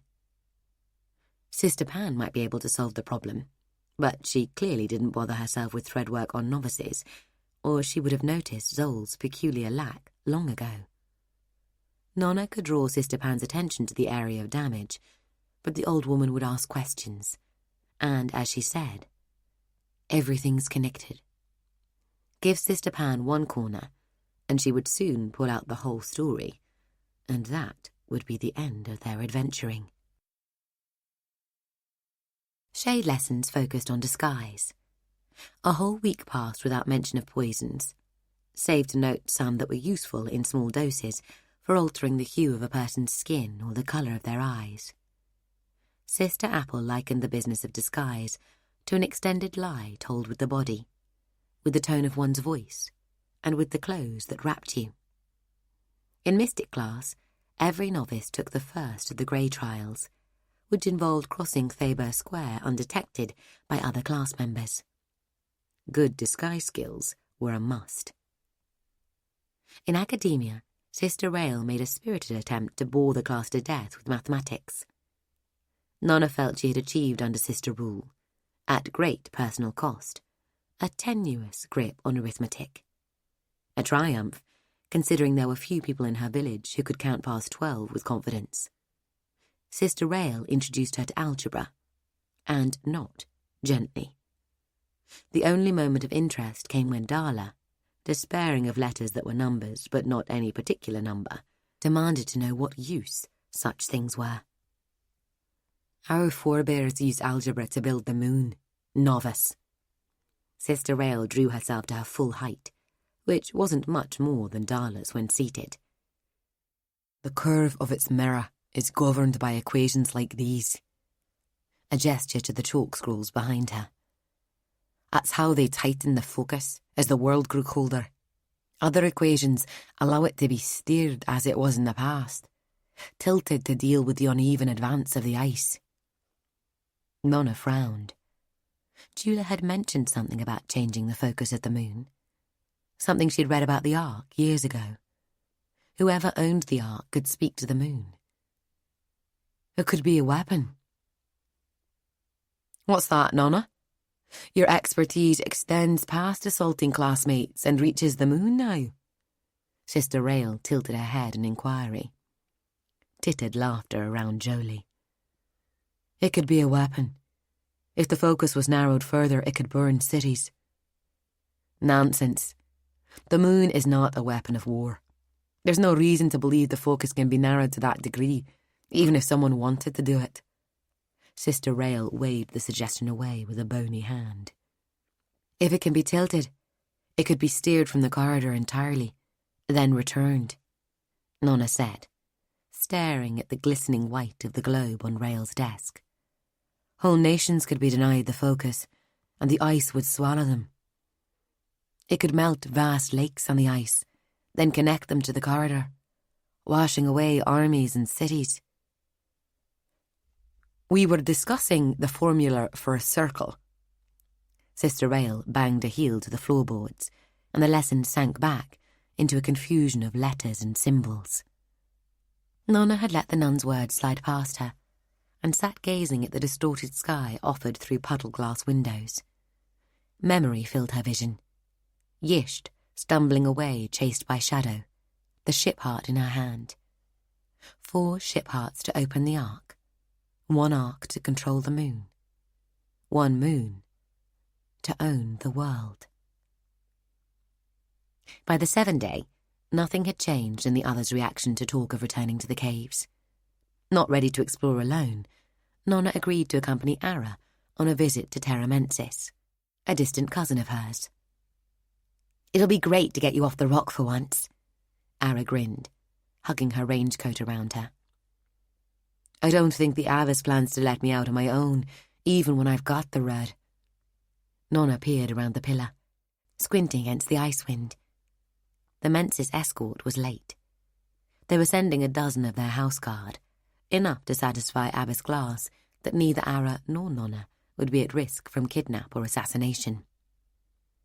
"There is no point to strength if it is never tested." Zol stood in the open before the pillar forest, scowling at the world. Nona had been surprised when Ara extended the invitation to the Ice Triber, more surprised when she accepted, and astounded when Abbess Glass permitted it. Nona supposed that Zol felt as trapped as she did on the rock. Perhaps if the Abbess worried that if Zol felt too trapped, she would simply run away. Sister Kettle leaned against the pillar beside Nona and rolled her eyes, grinning. When Nona had heard the Abbess was demanding an escort of her own, in addition to the house troops, she had worried they might get stuck with Sister Scar, Sister Rock, or someone equally joyless. Perhaps even Sister Tallow. Nona respected Tallow, but didn't imagine she would be a particularly lenient chaperone in verity. The arrival of Sister Kettle to watch over them had been a pleasant surprise. She still looked too young to be a nun. In the bathhouse, with the black shock of her hair shaved to her scalp, she could easily pass as a novice. "They're coming." Kettle kept her back to the pillar. Nona leaned out again. "Don't see them." She spat an ice flake. "Zol?" Zol stood silent, leaning into the wind. Then, just as Nona was about to repeat herself, "I see something." A few minutes later, the 12 guards, swaddled in black furs that now hung with ice, gathered around the nun and 3 novices. Sister Kettle cast an eye over each of them in turn, then nodded and allowed them to lead the way, back towards the vinery stair. "Your cousin won't be pleased to see me and Zol with you." Nona knew that any sis would spot her peasant roots no matter how many years of convent education she might be carrying on top of them. Well, she might be pleased to see Zol. The Agartha was a novelty. The rich could overlook low breeding in a novelty. "The chosen one can hardly travel without her shield," Ara grinned, face red from the wind. "And besides, Terra will like what I tell her to like. The Menses have been scions to the Jotsis for generations." At Nona's frown, she elaborated. "We get to boss them about." The vinery stair led down from the Rock of Faith along a gradient gentle enough for a cart and horse, though Nona would not want to be that horse. Below them, the vineyards huddled against the base of the rock, sheltered from the worst of the wind.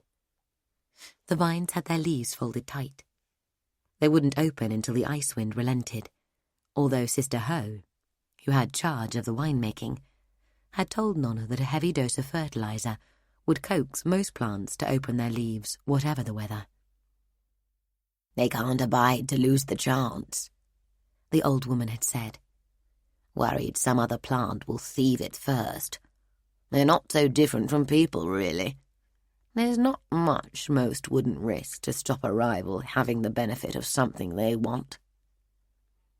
At the bottom of the vinery stair, a turnpike gate offered token resistance to any without proper business up at the convent, and it was here that a crowd of perhaps 24 pilgrims waited. "That must be her!" a shout from the crowd. Zol lowered her head, pulling the hood of her rangecoat down across her face. The opposite of what Sister Apple had been teaching them all week, and rather than inconspicuous, she just looked guilty. "He must be!" "All those guards." "She's here!" "Be watchful." Sister Kettle stepped to the front, tapping the lead guardsman's shoulder. "Clear a path. Don't hurt anyone." As the guardsman approached to pull the pike aside, the crowd parted, letting a man emerge with his burden. Hulking in his sheepskins, he must have had a touch or more of Geraint, and in his arms he carried a child, limp and pale. "He's sick. The Algartha can heal him." The boy he offered up showed no signs of life. He looked to have no more than 6 years, 7 at most. "Please." Somehow, the plea from so big a man in so deep a voice tore at Nona, making her eyes prickle. A few of the guardsmen turned to stare at Zol. Nobody had named her to them, but perhaps the red of her ice tribe skin was enough. "It's her!" Figures around the man with the child pointed Zol out, following the guardsmen's looks. "Bless me, Agartha. I just need to touch her." The mass of people began to surge forward. With an oath, Zol turned and ran back along the vinery stair. "Zol, you don't have to—" Kettle turned, hand raised, but Zol had quick feet and was gone. The pilgrims sighed with a single voice, disappointment rising. "It wasn't her." "The Algartha wouldn't run." Ara caught Nona's gaze, biting her lip, a small shake of her head. "You're lucky to have her. I'm lucky to have you. Neither of us would want this." Kettle went to examine the child in the man's arms. He stepped back at her approach, as if sensing the shadow in her, but the crowd held him. "I'm sorry." Kettle lifted her fingers from the boy's neck. "The ancestor has your son. He is a link in a chain without end, still joined to you, still joined to everyone who has ever cared for him. We will all be one in the ancestor. Nothing passes from this world that is not remembered." They left then, walking towards the distant city. Ara moved to walk beside Kettle. "Well spoken, sister." Kettle shook her head. "A parent's grief runs deeper than words can reach, novice. We speak them to help ourselves." The menses escort forged a passage through the tight-packed streets of Verity with practised ease. They seemed more confident within the city walls, and in their midst, Nona thought she had a taste of what it must be like to be born of money and name. She watched the colour and variety of the crowd, the density and energy of it. With no shadow, wholly black eyes, and no apparent talent for disguise, Nona had begun to despair of passing the shade trial. But, reminded of the city's chaos, the prospect of crossing Thaber Square unchallenged seemed to inch from totally impossible towards merely very unlikely. "The shade wardrobe doesn't match this." Nona watched a woman pass by in a cloak of dark green velvet, trimmed with fox fur. To stand a chance in the shade trial and cross the square unchallenged by her classmates, her disguise would have to be perfect. "No?" Ara hadn't yet been introduced to the wardrobe. "I should think the older novices can recognise most of what the poisoner has in there anyway. A lot of the girls get clothes from outside for the trial." Ara trailed off, presumably remembering Nona's poverty, and complete lack of family in Verity. Nona had thought the variety and quality packed into the shade wardrobe was astounding, but seeing Verity's streets again, she reassessed her opinion. I'll work something out. She kept on walking. The house the guardsman led them to was set back among trees behind a high wall on a street lined with grand homes. Nona had seen buildings to dwarf it, the dome of the ancestor, the academy, and the palace itself, but never a private home. Windows marched for 100 yards to either side of a great portal of polished red wood. Enormous sandstone blocks had been fitted together to build the walls, each block meeting the next with such precision that even without mortar the smallest insect would find no space to crawl between them. A doorman opened the doors as Ara climbed the stairs. I'll explore the gardens, Kettle said. You don't have to, sister. Ara gestured to the doorway. Join us, please. Kettle shook her head, faint shadows flowing like the memory of past bruises. I'll be close when you're ready to leave. A footman led Ara and Nona through the menses foyer. Having spent so much time in the dome of the ancestor meant that Nona was able not to gape at the mosaicked floor and towering marble columns. The corridor that led from the foyer was punctuated by niches, though, and the statuettes and vases within held Nona's gaze, filling her hands with a longing to touch. She found it hard to imagine that anyone lived here, day by day, striding through these corridors and knowing that they owned it all. Nona suddenly felt very drab and dull in her habit, and wondered what this high lady would make of her. It felt like little more than a sack compared to the finery she'd seen in Verity's streets. At the same time, she had to admit that Ara somehow managed to look beautiful in hers, the simplicity of it contrasting with the gold of her hair, the hard lines of her body evident as she moved. The footman knocked on an imposing set of double doors, then entered. The Lady Arabella Drotzis to see you, ma'am, and her companion.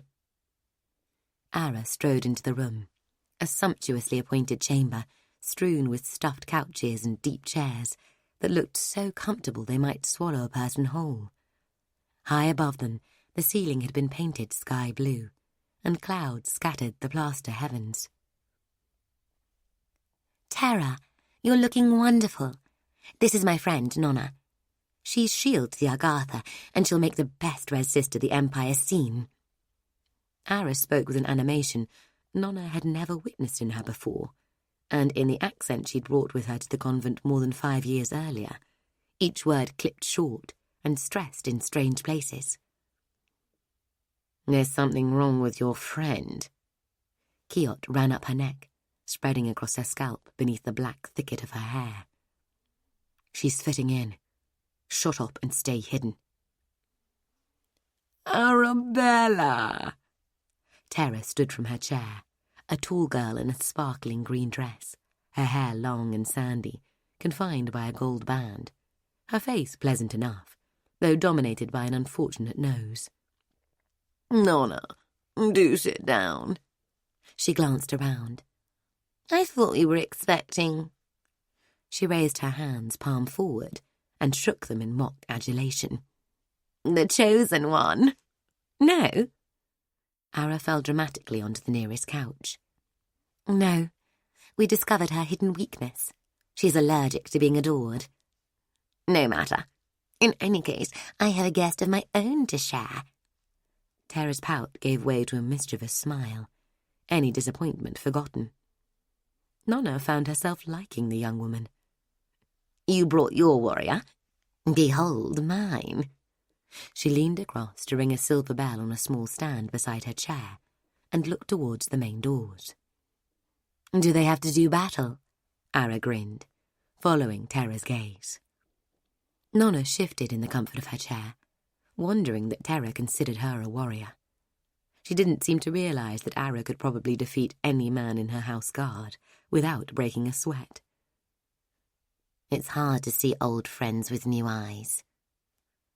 What would you know? You don't have any friends. Nona tried to force Kiot down onto her back, but abandoned the effort as the doors began to open. A tall, darkly handsome man walked in. The black sweep of his hair reached past a starched white collar. His jacket, deepest purple and embroidered with silver wire in the bold designs favoured by Verity's gentry, must have cost a year's salary for the average city worker. I know him. Ara sat up, suddenly interested. You should. He's one of the Empire's finest ring fighters. Terra clapped her hands, excited. Nona stared at Ara and her friend. They were discussing the man as if he wasn't there. She looked back, apologetic, seeing his face properly for the first time. Rhaegal?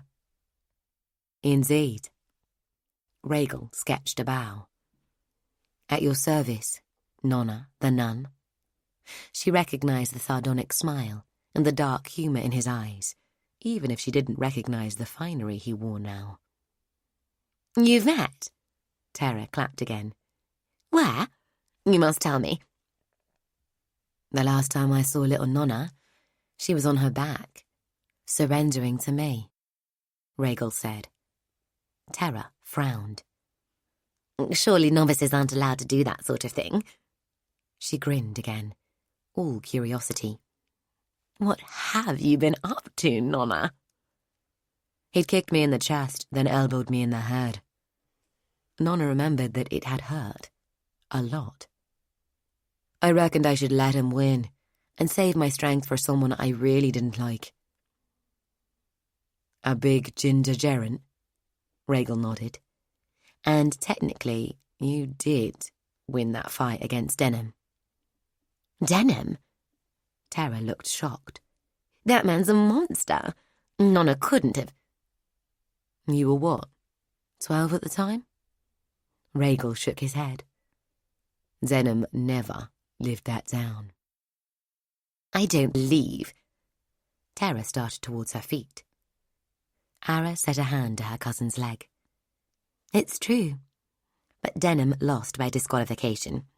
He tried to attack Nona outside the ring. Rhaegal came and took the chair beside Nona, uninvited. From what I hear, you could have killed both of us that day, if you'd wanted to. Terra stared at him. Rhaegal nodded. Magic. He mouthed the word silently, and nodded again. Terra began to tell Ara about Rhaegal's victories in the Countess. Nona leaned back, letting it wash over her. She found herself watching Rhaegal, who in turn kept his gaze on Terra, smiling that smile of his. Nona shook her head. It seemed she and Ara weren't the only ones with magic at their disposal. Rhaegal appeared able to fascinate the other two just by sitting there, and she'd found herself being drawn into it too, letting her gaze wander the length of him. Perhaps he had a touch of the martial empathy that Marcus had once spoken of. In time, lunch was served, and the four of them went through to a dining room that was even longer, wider, and taller than the Sweet Mercy refectory, where 50 novices ate their meals. In the centre stood a long, polished table, down which Nona had a sudden urge to slide, sending a dozen candlesticks flying. She suppressed the urge and took a seat opposite Rhaegal at one end. Terra and Ara sat to either side of him. Watching them, Nona realised that Terra must be a good few years older than Ara and herself, perhaps 18 or 19, of an age with Rhaegal. A spike of jealousy drove its way into her. Terra, living her grand life beneath her father's golden roof, producing Rhaegal as a novelty for the entertainment of her friend. If you killed her, you could take her house and claim the mail. Shut up, Kiot. Nona turned her attention to the bowl of soup that had been set before her. A delicious aroma rose from the orangey liquid. She had no idea what the ingredients might be. Several silver spoons were arranged around the place setting. She took the nearest, a fluted affair, and applied it gingerly to the liquid. The bowl itself was finest porcelain, eggshell thin and delicately painted with lilacs. Nona took each spoonful in mortal fear that she might somehow damage the bowl. Nona? What do you think? What?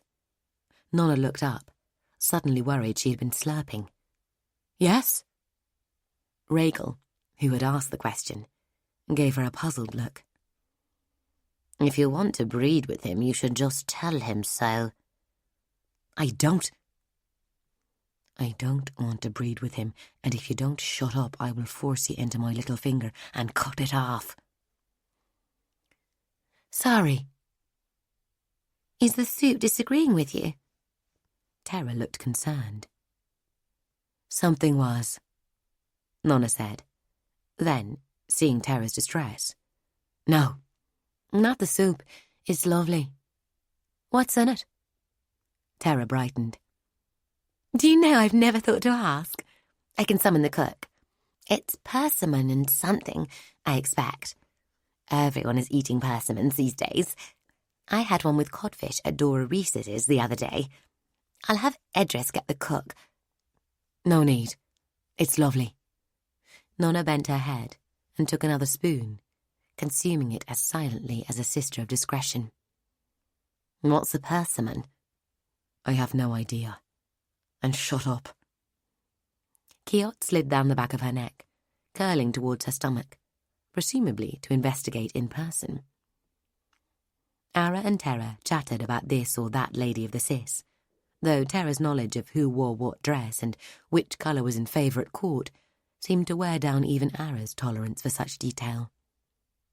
At last, Ara swept the blonde sheaf of her hair over one shoulder and turned those blue eyes of hers on Rhaegal. Have you beaten any other novices senseless lately? No. Rhaegal shook his head sorrowfully. That's a treat reserved for apprentices. I get to dance with Gretchen now, and she punches hard. Yours is a dangerous profession, sir. Ara pushed her plate back. It has its advantages. Rhaegal mopped his plate with a hunk of bread, his manners those of the Countess. Free lunches, for example. Where else have you dined? Ara arched an eyebrow. She looked much older than her 15 years, Nona thought. It's where I will dine that interests me most. A degree of genuine excitement broke through Rhaegal's habitual mask. Sherzal herself has requested the pleasure of my company at her palace. Nona sat up at that, almost toppling the exquisite glass they'd brought her water in. Sherzal! Ara half raised her hand, a placatory gesture. Ringfighters are popular guests at many high tables. Raymond Tassis made the whole business fashionable, and it's the trend that seems to have outlived him. Terra's smile had a touch of nerves about it. I hear Sherzal takes all manner of pleasure in the company of ringfighters. Keep your guard up, Rhaegal. Always, lady. He nodded. Around Gretchen especially, but hardly less so in the homes of the rich and powerful. Present company excepted, of course. They all laughed at that, though probably for 4 different reasons. And when, pray tell, is Sherzal to have the pleasure of your company, Rhaegal? Ara asked, every bit the Sis. Just over a month. Rhaegal dipped his spoon into the soup, clearing it with an admirable lack of slurping. The feast of Steven? Oh! Terra clapped. The feast of Steven. You won't be alone then, Rhaegal dear. Everyone who is anyone is going. Sherzal has sent out invitations by the cartload. I doubt there'll be a Sis mansion with anyone under 50 left in it that day. I wouldn't be surprised if she hasn't invited Dernish princes and Skithrow warlords. She's promised something spectacular. I can hardly wait. Rhaegal seemed disappointed to learn his meals at the palace would likely prove less intimate than he had expected. The meal moved from soup to salad. 4 servants required so that the plates could be simultaneously swept away and replaced. The main courses arrived. Individual peafowls, deliciously roasted and garnished with mushrooms. Then red ketch, fished from the meltwater rivers off the southern ice. Nona ate with dedication, amazed at the idea that food could be so much better than what was served in the Sweet Mercy refectory, which she considered to be a paradise. Hard on the wheels of the servants removing the second set of plates came a maid bearing a tray of porcelain cups, each brimming with a fragrant, steaming liquid. Nona peered at hers uncertainly. "It's chai, Nona." Ara picked up hers. "An infusion of leaves from Garula, drunk in all the best houses." Garula rang a bell. A land far to the east. Nona picked up her cup and sniffed. "It's an acquired taste." Rhaegal grinned at her across the table. "You have to work at enjoying many of the most expensive things in life." Something hit the door with such violence that the lock burst open. Surprise set Nona's cup slipping from her fingers. Instinct kicked in, and Nona dug into the moment. Even with whatever threat might be exposed as the door continued its swing, Nona's first act was to catch the cup again, intercepting its lazy fall and setting it on the table. By the time the door stood wide enough to reveal Sister Kettle, Nona, Ara, and Rhaegal were all on their feet, chairs tumbling behind them. The swinging door banged against the wall. "Don't drink it!" The chairs crashed to the floor as Kettle walked into the room, her gaze seemingly fixed on Rhaegal. "What?" Terra, still seated with her cup halfway to her lips, blinked and looked around her, astonished to see everyone else standing. "Don't drink it," Kettle repeated, leaning over the table to take the steaming cup from Terra's hand. Nona followed Kettle's gaze. Not Rhaegal, the serving maid behind him. Rhaegal, understanding, spun around, but the woman caught him by the wrist and neck, pressing on a nerve cluster to force him to his knees. "The chai isn't poisoned, Kettle." The woman stood straight, looking less like a serving maid with each passing second. "She lied to you, with her body, like your poisoned apple has been trying to teach you." "I came to speak with Zol. If I'd wanted your novices dead, you would be collecting their warm corpses now." The woman let Rhaegal go with a shove that sent him sprawling. She was younger than Nona had thought, perhaps as young as Kettle, her hair hunsker black, tied into a tight plait. Dark eyes watched from above high cheekbones. There was a hard beauty to her, and a threat. "I know you." Rhaegal from the floor, rubbing his neck. "You come to the Countess forging every year and watch the novices." His pursed lips took on a rueful smile. "My charms failed me last year, and the year before." "Zol's not here, Saphira," Kettle said, moving to put herself between the woman and the table. "What made you think she might be?" "I didn't tell anyone." Terra found her feet at last. "I swear it." "I can see she's not here." Saphira stepped towards the door. "I'll leave you to your dessert. Your maid's unconscious in a cupboard in the cold pantry." Kettle moved to block Saphira's exit. Rhaegal gained his feet, wincing. "Who is this female? You know her too." Kiot edged towards Nona's neck, a red flush rising. "Saphira. She trained Zol for the Emperor's sister. She was banished from the convent years ago when she stabbed Kettle." "At last." Kiot pushed Nona's floor blades into being. "Someone you can kill." "No." But Nona made no effort to dispel her blades. "Get out of my way, May." Saphira advanced on the door. "May?" Must be Kettle's real name. "Shut up." "You're coming to the convent. There are questions to be answered." Kettle settled into a blade fist stance, soft form, arms raised. "I'm not." Saphira echoed the stance. "She knows about Yisht in the ship heart." Nona leapt onto the table, her concern for the crockery forgotten. "Jump on her, shred her flesh, open her body." Kiot spread, shading crimson along her limbs. "And she stabbed Kettle," Ara hissed. Sapphira shook her head, a narrow smile on her lips. It wasn't like that. You don't know anything. You're children. It was a bit like that. Kettle kept her eyes on Sapphira's. Apple poisoned her against me, Nona. Nona blinked, surprised to find herself addressed. Sapphira continued. Apple does that. You'll find out, but it'll be too late by then. Shirzal is our only hope. Crucicle lacks the imagination. Valera is a blunt weapon. We can sink together with the Emperor, or some of us can swim. Shirzal didn't order your friend's death, Nona. Yisht is dangerous, but you use the tools you have. Sapphira glanced towards her. I'm not your enemy. The Noa Gwyn haven't forgotten you. That's a warning. From a friend. Nona shook her head. If you're a friend, you can come and tell your stories to the abbess.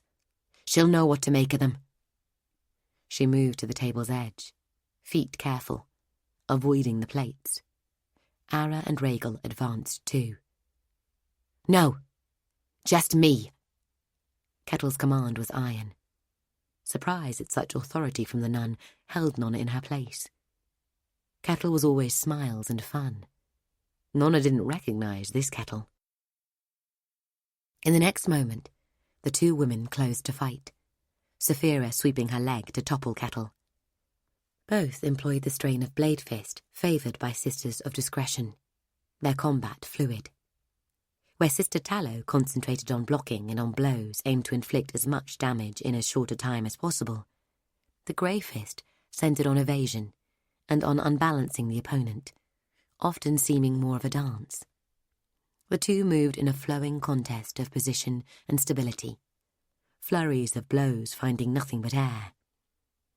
It might be a dance, and a beautiful one at that, but Nona knew the form held scores of moves for disabling or killing a less skilled opponent in a quiet and efficient manner, any of which could be used in a heartbeat if either woman gained sufficient advantage. A quick clash, hands finding purchase, a rapid adjustment of feet, grips broken. Kettle and Sapphira spun apart, both unbalanced. A moment later, they closed again. Punches ducked, kicks evaded with the minimum twist necessary, Kettle a blur of swirling habit. Without warning, Kettle managed to seize Sapphira's trailing plait and, yanking her head back, drove an elbow into her face. Sapphira stepped back, panting, wiping the blood from her nose. As much as I love to play with you, Mai, I don't have time for this. She opened her hand to reveal a small leather tube, pitch-sealed. Grey mustard. Not really the ideal condiment for social gatherings. Perhaps I should just go. Kettle stepped back from the door, eyes hard. Throw yourself on her. You could cut her hand off before she... No. Nona didn't know much about grey mustard, but she knew it was a poison that Sister Apple didn't let any novice work with until they reached Holy Class, and then only if they were marked for the grey. Sapphira opened the door and turned in the doorway, finding Nona again. Tell Zul what I said. Shirzal is bound for greatness, and there is a place for both of you at her side. A moment later, she was gone. Chapter 9. On 7 Day, they heated the pool water. With the ship heart gone, it now required that coal be burned in a chamber beneath the laundry where the pipes lay exposed. Black smoke belched from the new chimney, and the corridor wind stripped it away. Come evening, after 4 hours, the water steamed. On some 6 days during the freeze, Nona had to break a film of ice in the bathhouse, so the 7 Day was a blessing. After 4 hours burning coal, the pool was as hot as it would get, and almost as hot as in the year she had joined Sweet Mercy. Nona and Ara had returned from lunch with Terramensis, in verity, in good time to bathe. But Nona left the dormitories late, deep in her considerations. She hadn't spoken to Zol, and remained undecided about what to do with Saphira's message. Probably she should let the abbess decide. Kettle had been quiet on the journey back, locked in her thoughts. The best thing to come out of the visit had been when, as they were leaving, Ara had asked Terra to let Nona borrow some clothes the next time she was in town. "It's a convent thing," she had said. "A sort of fancy dress? I don't know what she'll want." "Of course." Terra had seemed uncertain, perhaps imagining her finest dress walking out the door, along with borrowed jewellery. "Servant's uniform, perhaps. Or a wig, if you still have some," Ara had said. Terra brightened considerably at that. "Arabella, I have so many wigs. Valera wore that silver one 3 years ago, and, well, you know. But now, nobody wears them. You can have 6 if you want, Nona." The other novices had rushed off to enjoy the heat as soon as the message went out that Sister Mop had opened the bathhouse doors, Ara with them. Nona had lain on her bed, staring at the ceiling, ignoring Kiot's urgings. He loved the pool. The holothor filled her thoughts. The memory of that consuming fear. The anger she felt at the shame of it. The creature's mark on her friends. Of all the novices who came with Nona from the caves that day, only Ara would even acknowledge they existed. The others grew irritated if she talked about them, and would try to change the subject.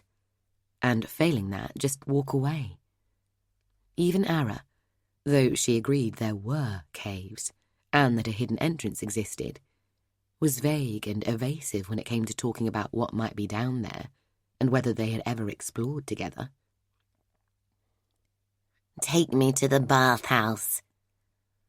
"You just want to see the novices naked." "I am older than your civilization and find your bodies no more attractive than those of spiders." "It's no big thing to be centuries old if you can't remember anything further back than a few years." Kiot seemed to know very little. He didn't even know what he was or where he came from. Or if he did, he wasn't telling. He claimed to enjoy the heat of the water, but every time Nona's attention wandered, she would find him trying to creep into one of her eyes to see better. At last, Nona rolled off her bed and left the dormitory. She needed to be free of the day's grime, not least the sweat of that remembered fear. She also wanted an end to Kiot's moaning. The dorms lay silent. Her feet echoed on the stairs. Nobody stayed long when the pool was steaming. "I thought you were never coming." Jolie Namsis stepped into her path in the entrance hall, emerging from the red dorm. Nona had been too deep in thought to see her until the last moment. Apart from her air of cruelty, her appearance, tall, with golden hair cascading around her shoulders, was very similar to Ara's. "I suppose it must be true. Peasants do like being dirty." 2 girls, so alike they might be true sisters, came out behind her. Elani and Krosie, Jolie's constant companions, both Hunska half-bloods. 2 more exited from Grey Dorm. These 2, on her right, were from Holy Class, both of them marked for Red Sisters. Elani and Krosie stepped past Jolie, both holding quarterstaffs. Not from the Blade Hall stores, but rough pieces of timber that looked to have been looted from the cooper's yard. Jolie smiled. "I don't think you'll report us, however badly we beat you. But I'm quite eager to get into the world and put my skills to use, so being thrown out would be a price I'm willing to pay. To see you cruel, Nona." "My price is higher."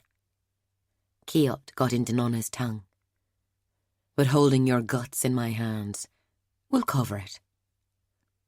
Nona bit down on further threats, and the air around her fingers shimmered as floor blades sprang into being. She wouldn't cut a novice except to save her life, but the quarterstaffs would get no mercy, and dicing them would put fear into Jolie's friends. The convent knew her secret now, but knowing and seeing were different things. Nona let the planet spin to a near halt and stepped forward, offering no defence. She snapped out an arm at the nearest staff. The half-bloods were fast by normal standards, but her speed made them seem slow. Her hand swung past the staff close to where the girl gripped it. The wood, that should have been sliced into sections, remained untouched. Nona glanced down at her fingers. The floor shimmer had gone from them. Just the tingling in her bones remained, as it so often did when she withdrew their sharpness from the world. Nona stepped away quickly. A look up revealed both the older Hunska novices coming at her around the sides of the other two. Jolie was falling back behind the staff-bearers, her hands still raised in a plucking motion. "She pulled your claws back in." "Why didn't you stop her?" "You stopped the Holothor drawing my threads." "Then she would know I exist. But if you want to kill her..." Nona snarled and twisted into the first of the empty-handed novices, a lean girl named Mira, a prime with several years' advantage. Nona's anger pushed her speed towards its limits. She hammered her forearm into Mira's throat and caught the girl's shoulder to vault over her reaching arm, bringing both feet into the middle of the staff held by Alani behind her. The half-blood stood mired in the moment, her face contorted in a roar. The staff splintered, and Nona's momentum carried her through Mira's grasp, both heels thudding into Alani's stomach, bringing her down. Nona came out of her role beside Jolie. Kicking the girl's knee resulted in a satisfying crunch, but she should have focused on Helan, the other Hunska, a full-blood, taller and more heavily built than Mira. Helan thundered into Nona, barreling her to the ground even as Jolie began to scream. They fought as they fell, battling for holds. Helan had the weight and strength advantage, Nona an edge on speed. Nona struggled to free her arms from where Helan had pinned them to her sides, only succeeded in moving the girl further up her body, so they fell face to face. Unable to break free, Nona settled for bending her leg and turning her heel to the ground, so the impact with the floor would power her knee into Helan's thigh. In addition, to prevent the back of her head crashing against the flagstones, Nona drove forward at the last instant, hammering her forehead into Helan's nose. The ground knocked the wind from Nona's lungs, and she lay for a moment, her vision full of strange lights and Helan's blood. A large, fast something drove through the confusion of flashes, the heel of a quarterstaff hammering down towards her face. Nona turned her head, and the wood grazed her ear before cracking against the stone beside her. With a roar, Nona forced Helan off her and rolled clear, a slow and ungainly move with Helan still clutching at her. The swing of the quarterstaff couldn't be avoided. Nona took the blow on the triceps of her left arm. Better a bruise than a fracture. She swept Crosie's legs from beneath her as she rose. Alani came at her now, swinging half her broken staff in each hand. Behind her, Mira staggered towards the fray, clutching her throat, blood on her chin. Nona caught one of the shortened staffs in her hand, using it as a lever to twist Alani's arm while she blocked the other on her forearm. Without hesitation, and still holding the trapped staff, she threw her body weight down on Alani's twisted elbow. It snapped beneath her. On the ground, Helan caught at Nona's ankle. Mira brought her to the floor with a grappling lunge and tried to pin her, and at the same time Krosie rose to her feet, swinging her quarterstaff with renewed fury at the parts of Nona still exposed. Nona's rage grew. She felt the blows of the staff as distant thuds against her legs and sides. Blinded with blood, she saw the path coiling bright before her mind's eye. With one hand, Nona sought Helan's eyes, stiff-fingered. With the other, she shielded her head while seeking to fasten her teeth in the flesh and standing tendons of Mira's neck. She might go down, but any left standing would be insufficient to carry the dead away. No!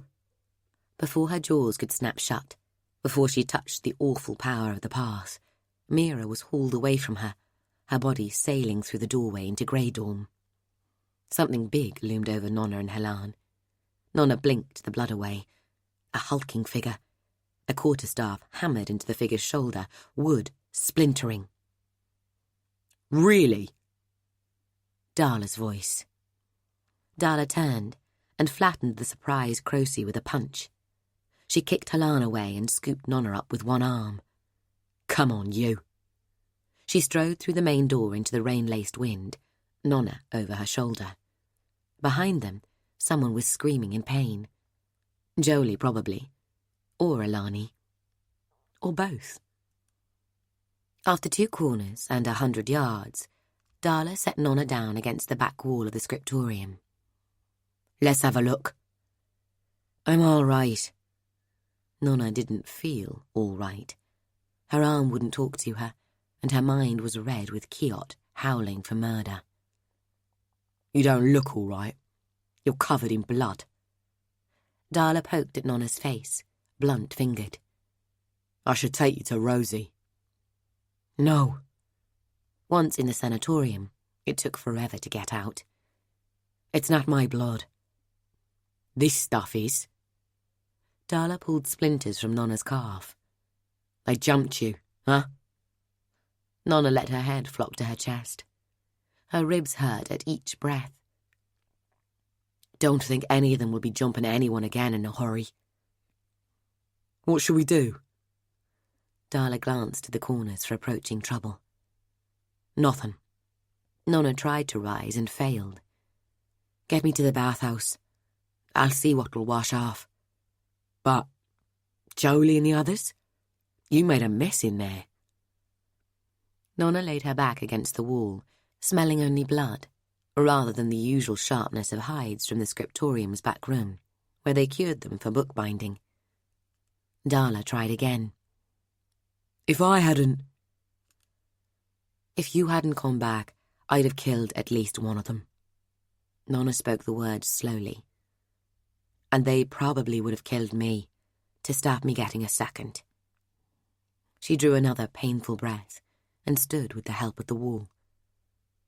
They'll go to the sanatorium with tales of falling down steps. Jolie doesn't want to go up before the convent table again. She thought her lot would give me a beating. Not so bad as this one, and escape without a scratch. She's too used to people rolling over for her. With an arm over Darla's shoulder, Nona limped to the bathhouse. Tonight we will slice their throats as they sleep. We won't. You said you were born of war. You said that with my tongue. And war is a longer game than battle. For now, we wait. Nona realised she was using we, and shuddered. Kiot might be under her skin, but she wanted him no deeper than that. 2 novices were leaving as they arrived, their hair steaming. Both offered wondering looks, but said nothing. In the hot moistness of the changing room, the warmth enfolded them, shot through with the shouts, splashes and laughter of girls crowding the pool. Darla sat Nona on a bench and stripped her own habit with a few quick motions. Every inch of her lay thick with muscle, as if it wanted to burst free. Don't drown. And Darla walked off towards the water. Nona sighed and began the slow process of disrobing. The fingers of her left hand were too clumsy for her ties, and she winced at every stretch or lift. At last, she stepped from her small clothes and limped after Darla into the mist, too tired to weave it around her. Chapter 10. Abbess Glass. Come in, sister. Abbess Glass motioned Sister Kettle from the doorway and pointed to the chair before her desk. The nun flashed a nervous smile and hurried across. Glass had never truly fathomed the girl. Even if she hadn't summoned her, she would have known it was Kettle at the door by the tentative knock, the hesitation. Was this the disguise she wore at convent, or the real girl? It was the Kettle she remembered from classes, a lithe girl, sharp-featured, with an impish smile. Novice Mai Tanner, middle daughter of a cobbler who plied his trade on the steps of Leather Street in Verity. Given over to the convent when her mother was taken, Mai had told the other novices it was the weeping sickness, but in truth, a sailor had taken her mother. New love and new horizons. Abandonment of one's sons and daughters was perhaps a sadder tale than the random cruelty of disease. Little wonder the child tied herself so tightly to the ancestor, in whom all bonds of blood are bound and drawn tight. Sit. Sister Kettle took her seat, hands folded in her lap, shoulders hunched, although a fire burned in the hearth.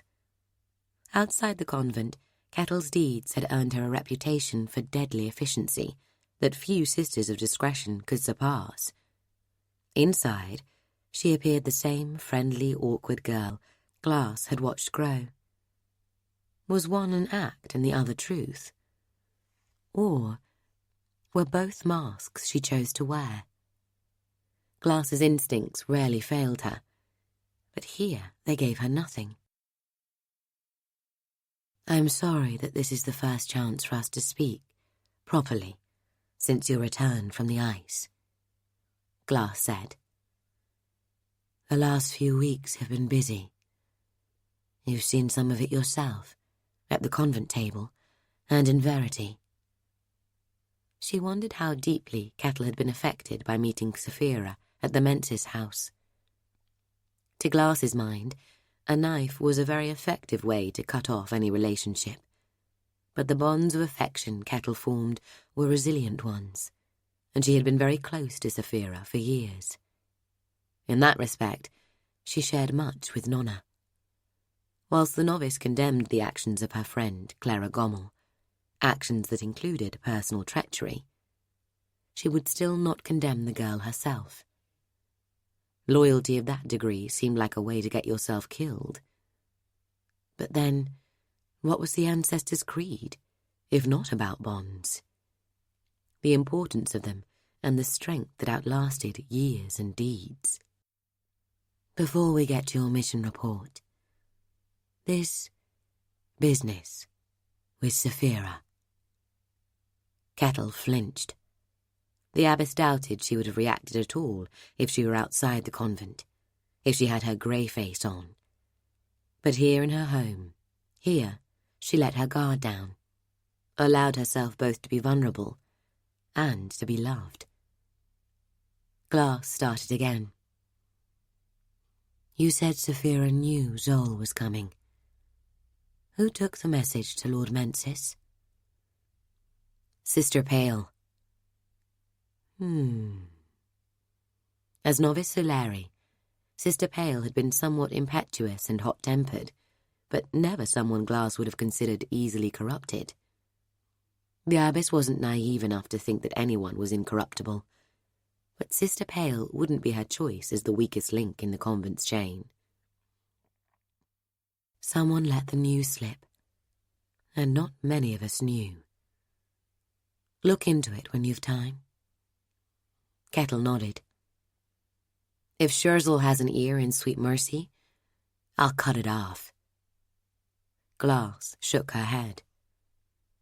If Scherzel has an ear in Sweet Mercy, I want to decide what it hears.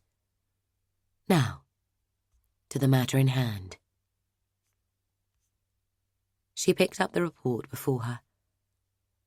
You've been out in the world, Kettle, getting your hands dirty once again, doing the things that let others sleep at night.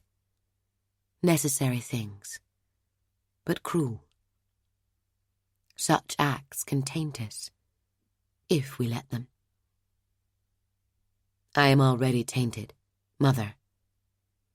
Kettle raised her dark eyes, and Glass for a moment felt her own weakness, her own taint. They call me Abbess, now. Kettle returned her gaze to her hands. Glass's given title had been Reverend Mother, and the novices called her Mother. She had not long buried Abel, and while her son had gone beneath the ground, her grief had stayed above it. She had given up the worldly, her job, her home, her wealth, but not her sorrow. That she had worn to the convent like a second habit. And the novices had been her children. She knew that now. Each of them a grain of sand to balance in the scales against the stone of her loss. But a mother is the root of the family and the strength, and the mother to so many must be stronger than most can imagine. Her weakness, her taint, had been to care for each instead of caring for the whole. So she set the title Reverend Mother aside and became the Abbess. Her care was for all of them, and it must be singular. It must be iron. Abbess, said Sister Kettle. Somehow in her mouth it still sounded like Mother. Sister Apple pushed you into the shadow, Kettle. You did not step into it yourself, and from where you stand, you can still see the light. I believe the ancestor will take you in when your work is done.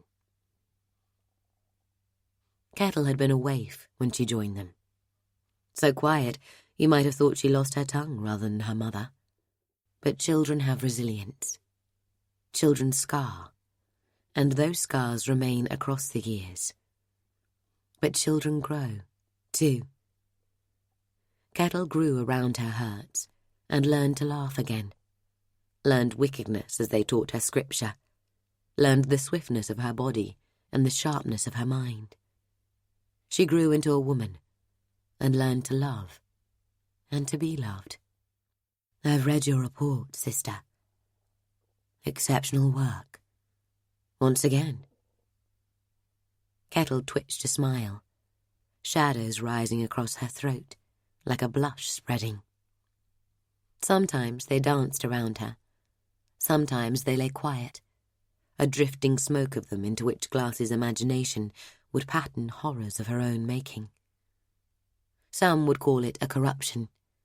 Some would say that the darkness spoke inside Kettle now, and soon she would start to listen to it. But corruption knocked at every door, and power often invited it in. The power of emperors, of high priests, even of abbesses. Glass would back Kettle to turn a deaf ear to corruption's whispers, where many of those who might accuse her would be seduced. Glass set the report down and laid her hand upon the papers, each covered with Kettle's neat lettering, curled tight across the page. Should we fear Adama? Mistress Shade teaches us to set fear aside. Kettle looked at her hands. Sister Apple is correct, as she so often is. No Grey Sister had come as close to the Skithrol Battle Queen as Kettle had. As much as she wanted to know Adama's plans, Glass wanted to know the woman more. Plans were one thing, but what a person would do when the ice pressed depended more upon what lay inside them than what they had written on parchment about the future. Caution is wise, but fear is seldom of help and should be set aside. What do we need to set aside for Queen Adama? Kettle smiled, a hint of the mischievous novice who had once dusted Sister Wheel's habit with a sneezing powder so powerful that the nun had blown her own headdress off. The Queen is a very passionate woman. Nothing seemed to motivate her so much as being denied. I was never close enough to touch her, but I heard her hold court. She speaks well, and knows it. Touch. Glass suppressed a shiver. For a grey sister, close enough to touch meant close enough to kill. Kettle hadn't been instructed to put an end to Adama, but any grey took pride in coming close enough for the touch, whether they then made that touch or not. You did well to reach the black ice, sister. In Skithrol, not far from the border, the black ice touched the southern wall of the corridor. Few from the Empire had ever seen it, though. Glass flipped pages to reach the relevant section of the report. Here the writing grew tighter, smaller, as if unwilling to let go of its information. You did well, but I found the account of your experiences there somewhat confused. You lost track of Adama and her priests in the outer chambers. It's a difficult place to account for, Abbess. Kettle hunched on her chair, cold with memory. In places, the black ice lies beside the clean ice, like ink on a white page, running through it. But when you approach from the Skithrol margins, you pass through tunnels and chambers where the ice grows darker, and shades to black over the course of several miles. It is a taint, a pollution that clouds thoughts just as it clouds the ice. Something lives in it, or at least there is something in there that is not dead. How did you lose Adama's party? Abbess Glass traced her finger along the text. The tunnels are narrow, and she left numerous guards in her wake. Kettle frowned. But the truth is, I didn't lose her. I lost me. You lost your path. I fell into nightmare. The ice took me. Kettle's mouth became a snarl, perhaps remembering the mask she wore in the world outside. I would not have lived if I weren't. She held her hand out, and shadow ran between her fingers. Like this. Then I am glad that Mistress Shade was able to save you twice. Glass smiled. You have done the church a service of some significance, sister. Your report concerning Adama's gathering of both the Skithrol ship hearts to herself is of particular interest. Also, you have placed flesh on the bones of these rumours about the Battle Queen's explorations beneath the ice. Some even doubted the existence of black ice. Sister Kettle reached into her habit. I can lay those doubts to rest. She produced a vial filled with inky liquid. Glass found her eyes fascinated by the blackness of the stuff. I chipped some free. It melted.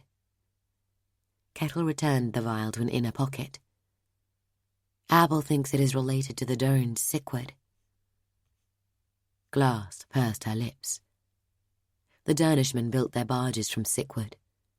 Some claim the stuff lived even when cut to timbers and planks, imbued with its own malign spirit, and harnessed to the Derns caused by their shamans. The forest in which the sickwood trees grow is fed by meltwaters. The rumour is that the ice in that region is grey. Sister Rule once showed me the works of Aldebaran, the archon who is brother to Sister Cloud.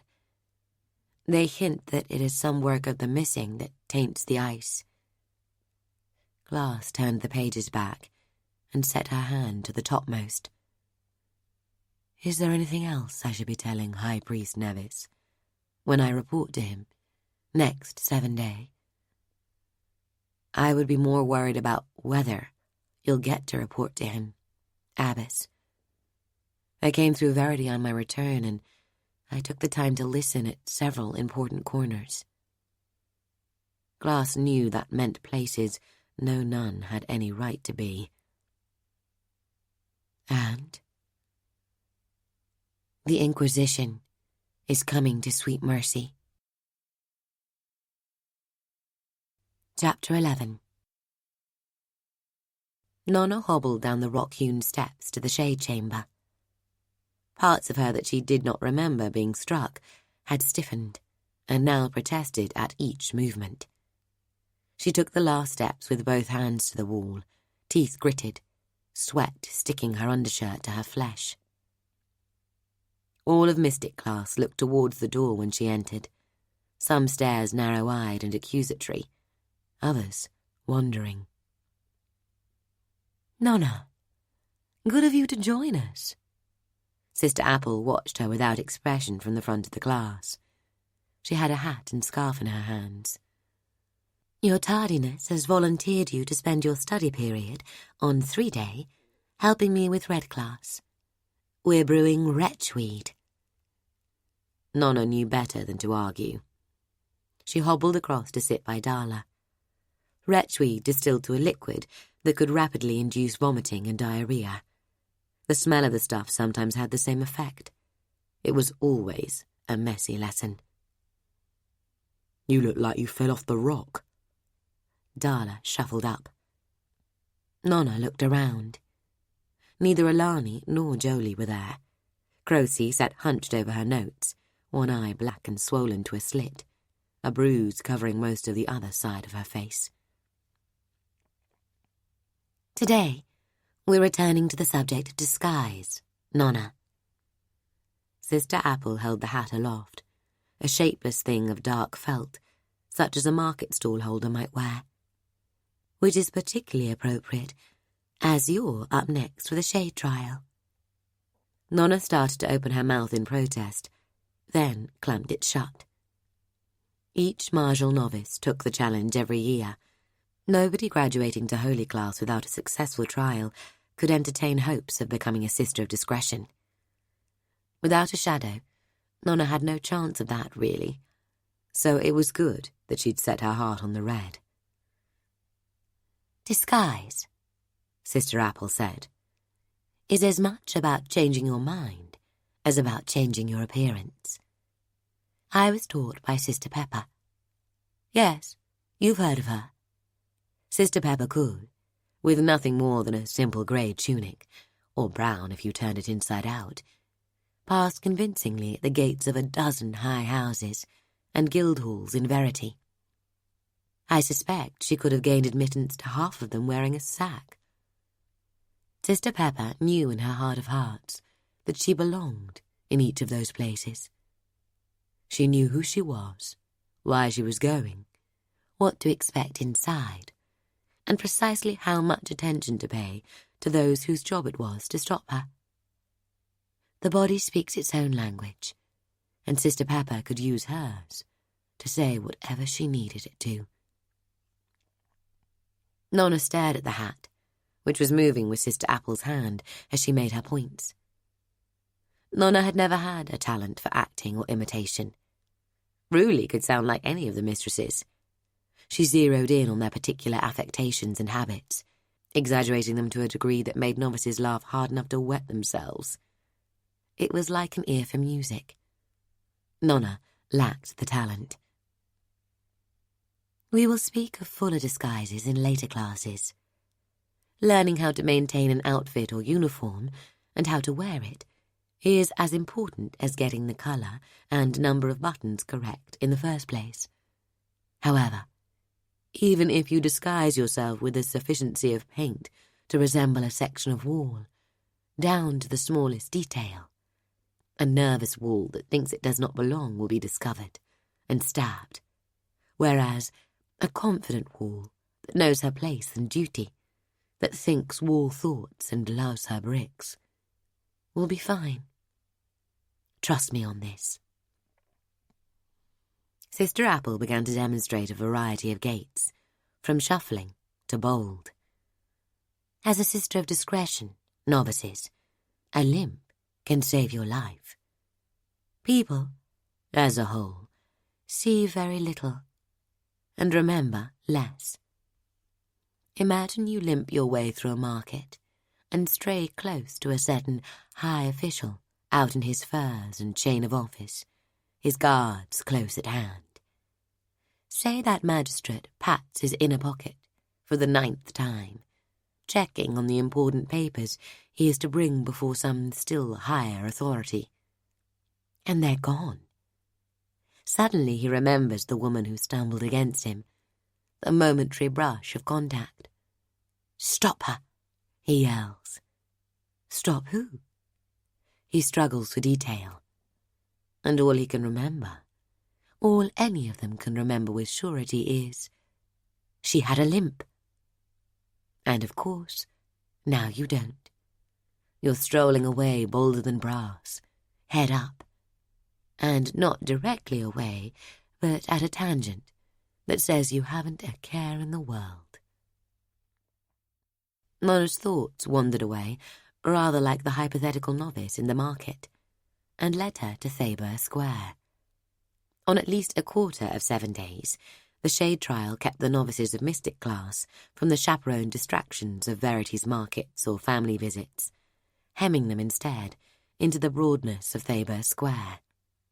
By all accounts, it wasn't too harsh an imposition.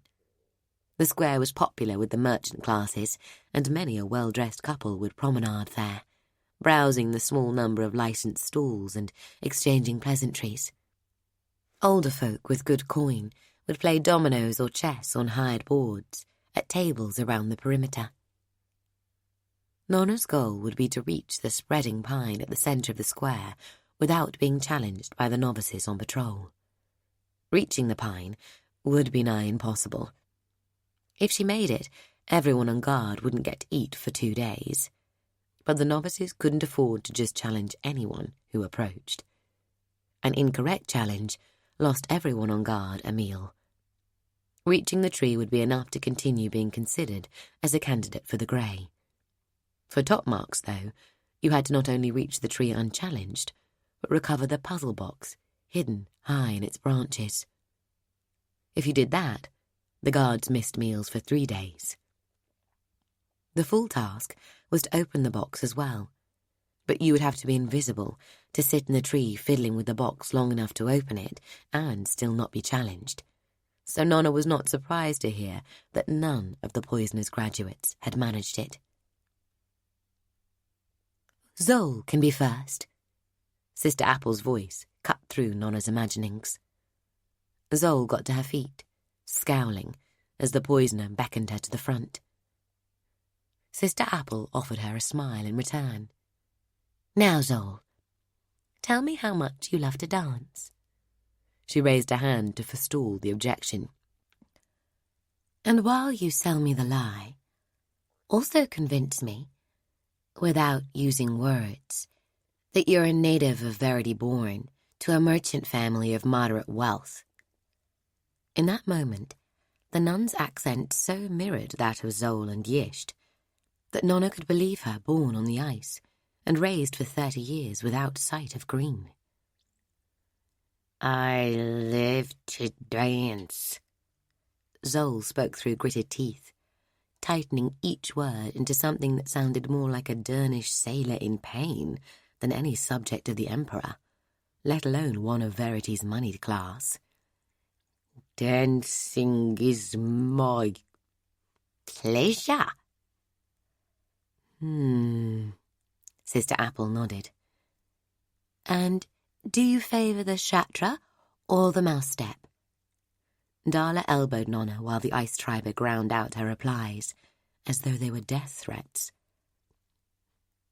"Even Zol stands a better chance than you in the shade trial." She pointed to her eyes with index and middle finger. "Jolie is going to organise a defence around that tree that a Noir Gwyn couldn't get through. And with those peepers of yours, 2 street kids would be enough to spot you before you got within 10 yards. "Pay attention, Nona. You're next." Sister Apple snapped her fingers. "And Zol, that was terrible. You may never have an ear for accents, but you can at least learn to lie more convincingly. Next class, you will Convince me of your love for dancing, or I will convince you that your defences against poisoning are still inadequate. Here's my tip. In your mind, substitute something that you love for the thing you hate. Clearly, you're not a devotee of music and self-expression, so when you come to me again, be thinking of something else every time you say the word dance. You like punching people. When you're telling me how you connect to the music and let it speak through you, tell me instead about blade fist. Map that love onto the words coming from your mouth. This is how honest people lie. Zol pursed her lips, gave a short nod, and returned to her seat. Nona, you're from the house Namsis, and you're disgusted that you have to have the peasants on your land resettled if you want to site a hunting lodge on their village. Make me believe your outrage. Go. The door to the shade cavern opened. The mouths of a number of novices did, too. You knocked at the poisoner's door, and then you waited. You did not just push on through. The man who walked in had to stoop to avoid cracking his head against the doorframe. He wore white robes. Inquisitor, whispered among the class. Well, girls, Sister Apple pointed Nona back towards her desk. We are honoured to have an unexpected visit from a brother of inquiry today. She turned and raised her head to face the man. How may we help you, brother? I am Pelter, from Verity's Hall of Questions. I am simply here to observe. A ladder? Get Brother Pelter a chair.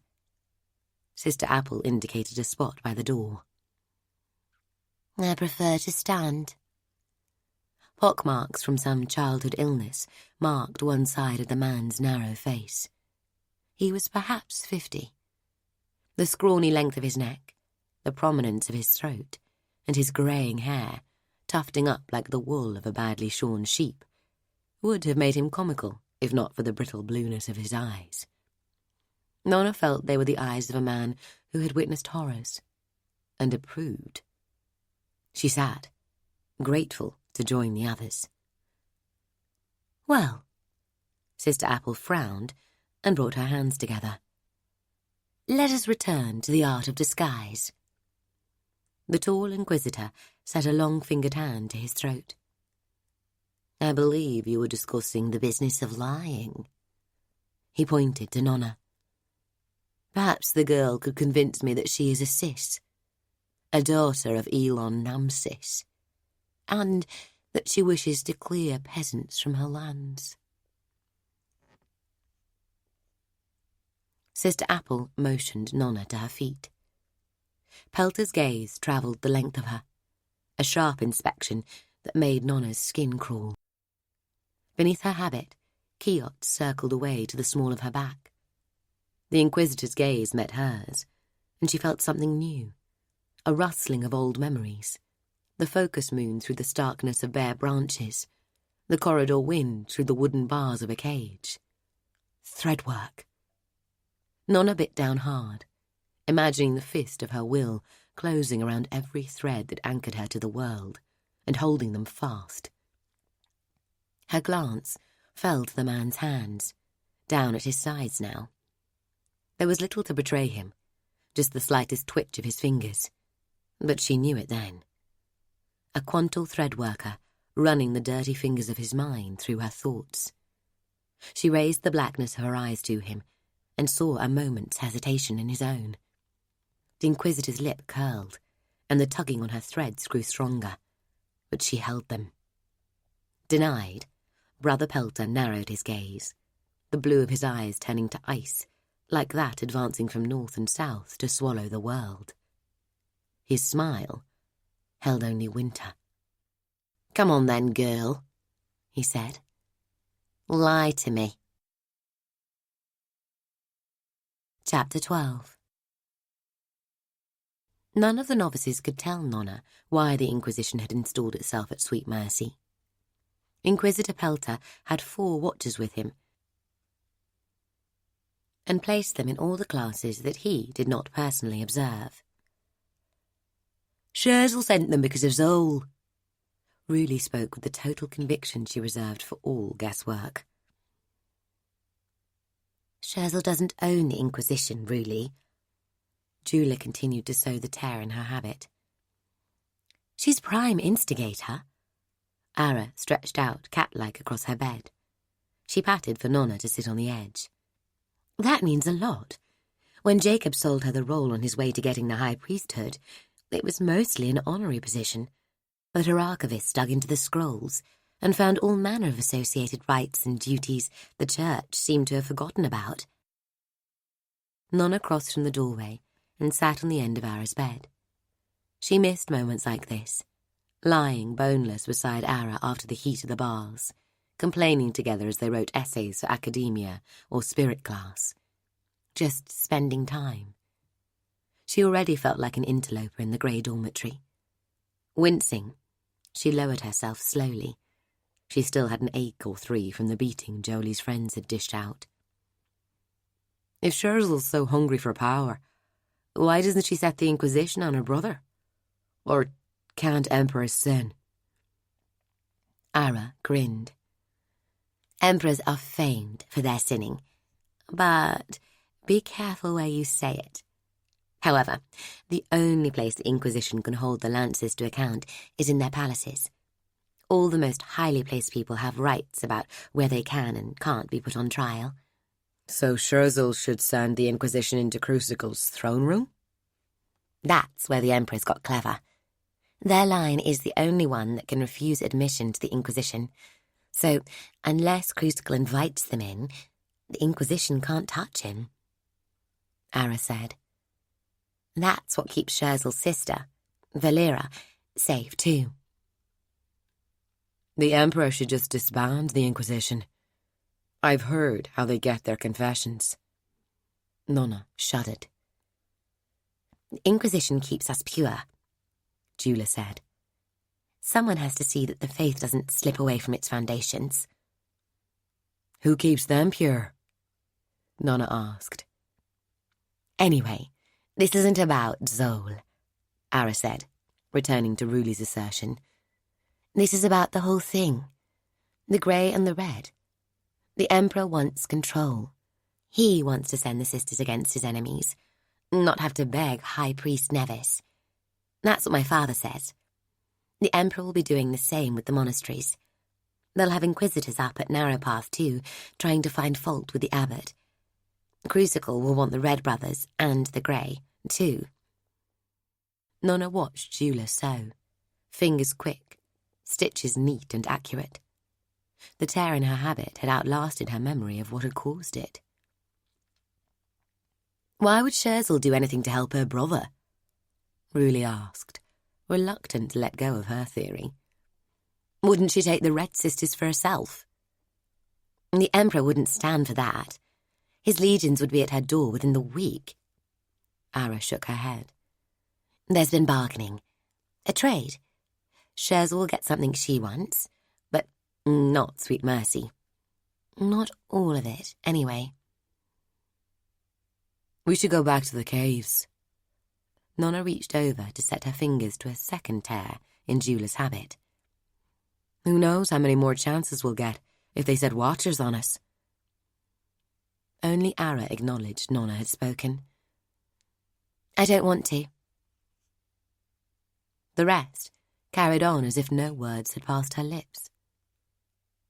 Much of Nona shared Ara's desire to avoid the caves from now until the moon finally fell from the sky, but other, more stubborn parts refused to agree.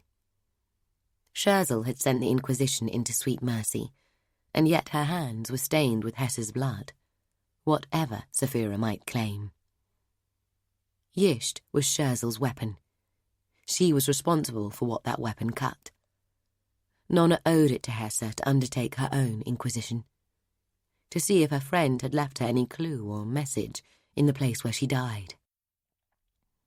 Added to this was the fact that Nona had been driven from those caves, fleeing in terror, her friends' minds altered. It was not in her to let such a challenge go unanswered. The ancestor didn't value pride, but Nona had never quite managed to let hers go, and it drew her back to the scene of that disgrace, more strongly with each passing day. And if vengeance and pride were not enough, Yisht had stolen the ship heart, striking at the abbess's reputation, robbing Sweet Mercy of its most valued treasure, walling its inhabitants away from their magics. It had to be recovered, and where better to start than at the beginning? Nona held silent, watching the others. It seemed that time was only hardening their denial into fact. Patience would not solve the problem, and in any event, time was running out. Fix them yourself. How? Experiment. And if something goes wrong? Peh. Kiot managed to convey an air of complete indifference. Are you not here to learn? Mistakes are how you learn. How did this tear? Nona asked, lifting the sleeve towards Jula. I caught it on something. The stitching continued, a little faster, a lot less neat. I need help, Kiot. It needs 2 people. I'll help. Thank you. But you would have to let me use your body to kill someone. No. And who? Anyone. I don't care. Jolie, if you like. No. You weren't so squeamish about Raymond Tassis. You enjoyed it. That's why I'm in you. Kiot sank down her back, burning as he went. Think about it. Otherwise you'll need 2 minds for both the silly trances you think you need. Perhaps Jolie will help you. He settled into a sullen silence. Nona sat back. She needed a friend. And who was there who wasn't sitting before her? Only Amondo, and that had been the foolishness of a lonely child. Zol could help, but Nona had no clue where her loyalties lay. Jula had returned to her stitching. Nona watched her, letting her eyes defocus and reaching for her serenity. The lines of the old song ran through her. She's falling down, she's falling down. The moon, the moon. She reached for her clarity. Mistress Path had never spoken of entering more than 1 trance at a time, as if it made no more sense than riding more than 1 horse at a time. But to Nona, it seemed akin to juggling. The slow and certain motion of Amondo's hands filled her mind. She had watched them with a child's eyes so many years ago that it seemed little more than a dream. And yet those days and the moments of them were written into her, and no part of them had ever left. To reach clarity, Nona watched a flame, then turned to the shadow and watched the memory of the flames dance. Lacking a flame, she drew only on memory. And now she ran the song and the dance together, without one tainting the other. The ice will come. The ice will close. The memory of flame dancing on the darkness to a music all its own. No moon, no moon. 2 hands, making their own pattern, catch and throw, exchanging speed and potential. We'll all fall down. We'll all fall down. A single petal of flame dancing on a dark ocean. Soon. Too soon. The song, the dance, the sure hands of a juggler, keeping it all in the air. Nona saw the world with new eyes, and through each part of it, the path ran, burning and binding. She looked away as Sister Pan had taught her, to the halo, the pale nimbus of threads about each of her friends. We should go back to the caves. Her voice sounded impossibly distant, as if she spoke from the bottom of a deep well. But they heard her. She saw it in the aura of threads shrouding each girl. Something chased us out. We don't run. Not here. Nona saw her words pulled on the vast web that connected them all, each to the other, and to everything else too. Saw the vibrations spread, transmit, cross the space between them, and die. She focused her clarity on the place where her words failed to reach Jula. We should go back. A tremor. Something knotted. Nona raised her hands, struggling to see the minute detail where the harm had been done. She pulled on a darker thread. To the caves, Jula. She pulled again, and the knot unravelled, momentarily too bright to look upon. Nona understood the Holothor's work now. It had tied a knot in each girl's threads, linking the caves to the very worst and oldest of their fears, so that their minds would step around the memory of the Holothor and everything associated with it, denying it space in their thoughts. We should go back, she repeated. We should. Jula looked up, her face eager. What in the ancestor's name was that thing? We should take knives. Swords, if we can. Jula seemed perhaps a little too enthusiastic. Nona worried she might have erased rather too much of the fear, or imposed her own desires on her friend. She resolved to use a lighter touch on the others. Ara? We should go back to the caves. Don't you think so? Nona struggled to maintain her twin trance, feeling the edges of her serenity slip away as her sense of triumph pushed in. We'll have to be careful.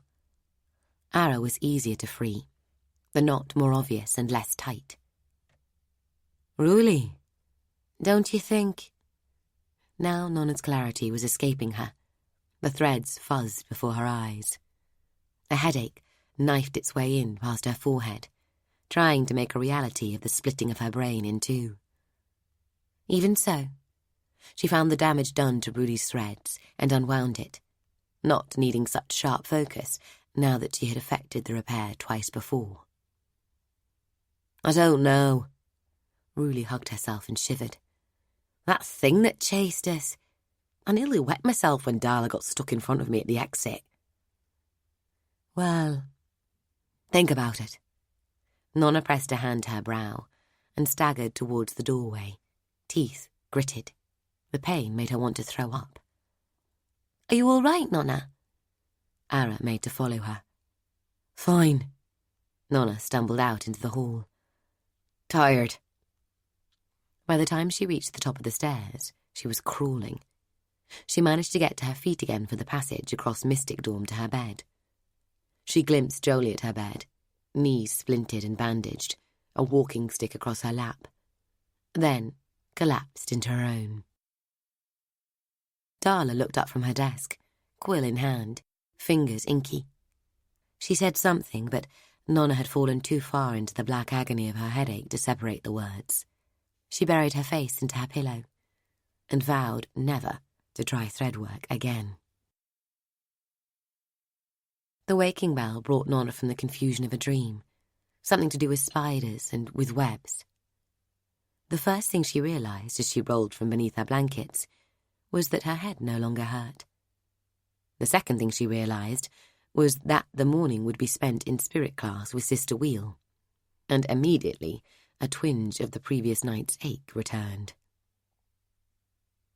You're all the colours of the rainbow, Darla observed, as her head re-emerged from the habit she'd pulled over it.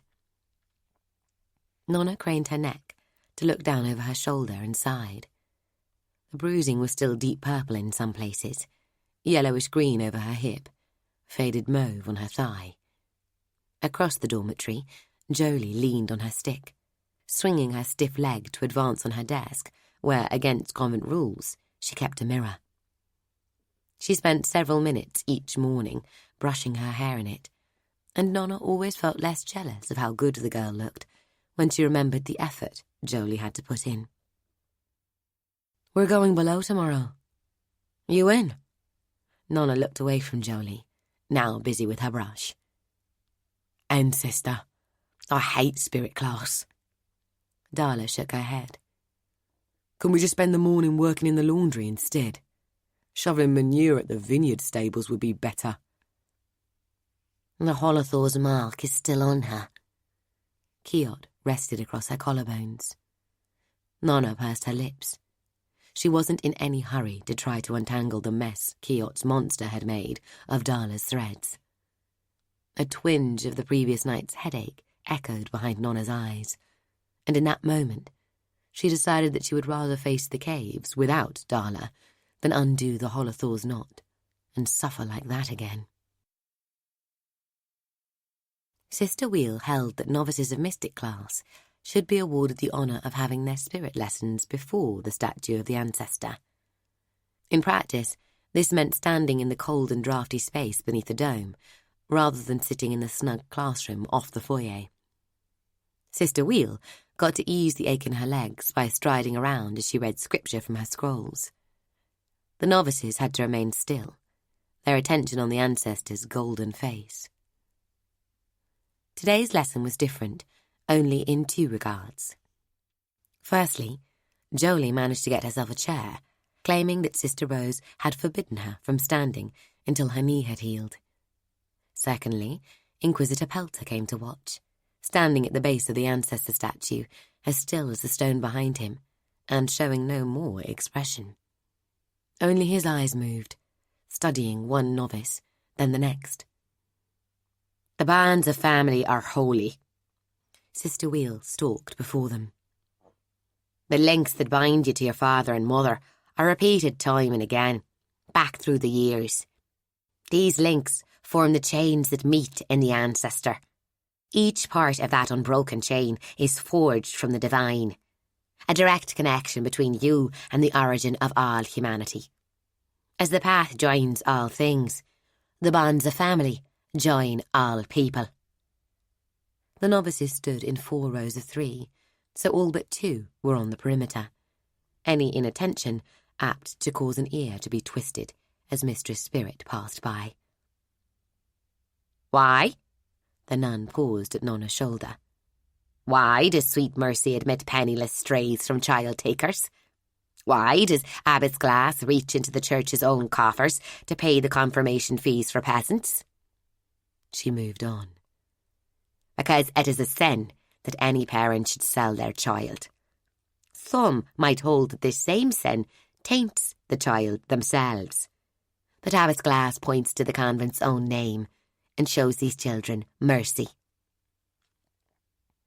Also, Inquisitor Pelter spoke into the pause, a souled child belongs to the church in a way that a wanted child cannot.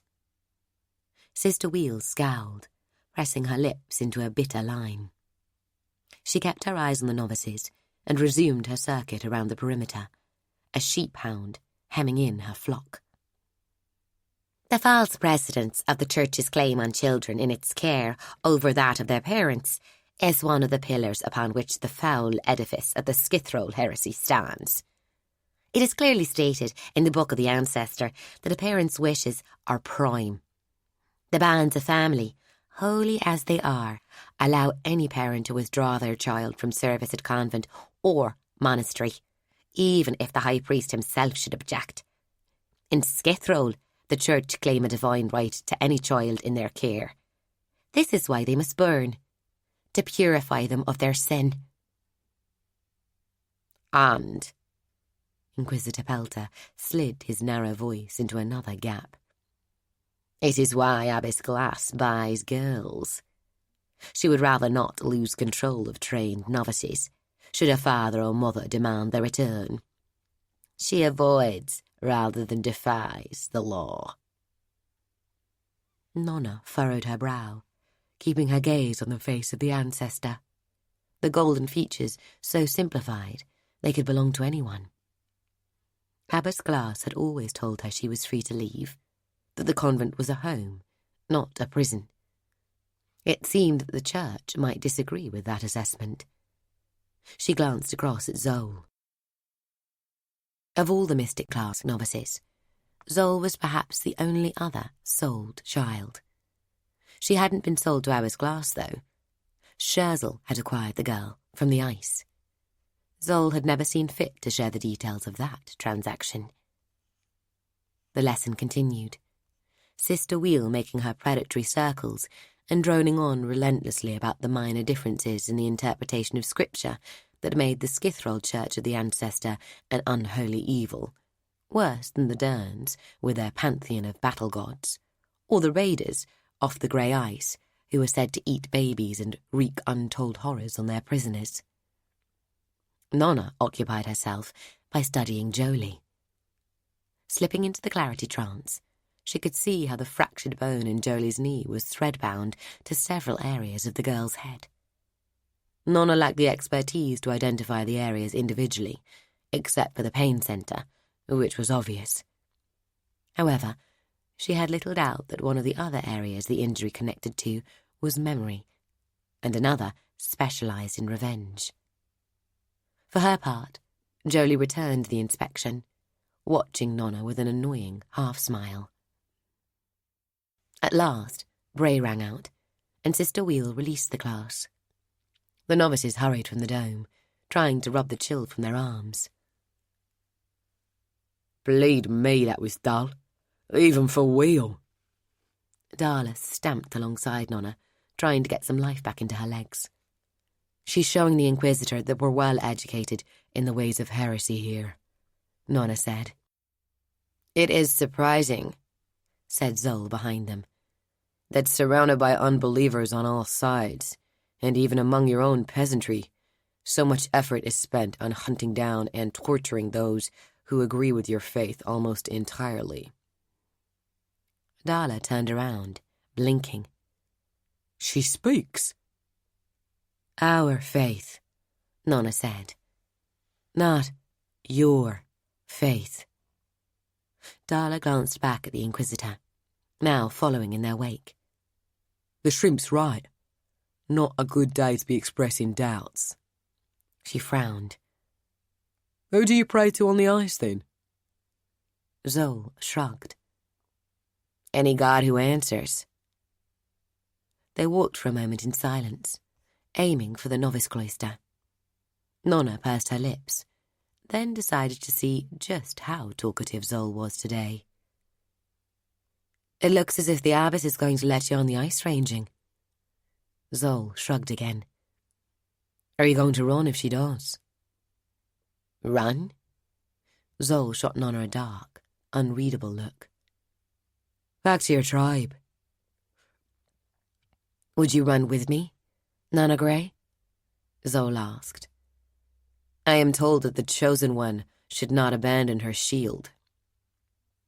To your tribe? Nona couldn't help smiling at the thought. Or to yours, Zoe said. But I thought you had murder in mind. Revenge? A ship heart to recover. The smile left Nona as quickly and as involuntarily as it had come. Of all the things that lay beyond the rock, whether it be in the corridor or on the ice, Yisht was the one that called to her. Yisht's blood, waiting to be spilled. We will visit the ice together, Nona, Zoe said. I will show you another world, and how to live in it. Nona met the ice triber's gaze, surprised. I'd like that. And for the briefest moment, she could swear she saw a smile tug at Zoe's lips. In the novice cloister, Nona sat with her friends from Grey class. Darla came over too, but wandered off when talk turned to the caves. What's that with her? Ara frowned at Darla's broad and departing back. The creature in the caves did the same to all of you. It's thread work. The fear it put in us, and knotted something up in your head. It was supposed to stop any of us coming back. It was something deeper than fear. You couldn't even hear me talk about the caves. That's not true. Ruli trailed off, echoing Ara's frown. Is it? It is. I saw the damage it did. Nona bit off any further explanation, not wanting to explain how she avoided the same fate. Why hasn't it worn off with Darla? Jula asked. Nona shrugged. Explaining what she'd done would just invite more questions. Maybe it takes longer when you're that big. The wind swelled hard for a moment, whipping up dead oak leaves and making the girls shield their faces. Seconds later, the squall passed, the ice wind returning to its steady north-south roaring. Ketty won't talk about it either, Ruli said. Maybe she's got boy fever again. Nona shrugged. So, tomorrow then? Yes, Ara nodded. I'm not going without a spear, Ruli said. A knife at the least. I'll bring you a knife, Nona said. At last she wants to kill something, and what she chooses to cut cannot bleed. Give me a better plan, then, Nona demanded, but Kiot fell back into his silence. Is it sensible? Is it worth it? Jula asked. What if it's got teeth as big as my arm? Weren't there bodies in that cave?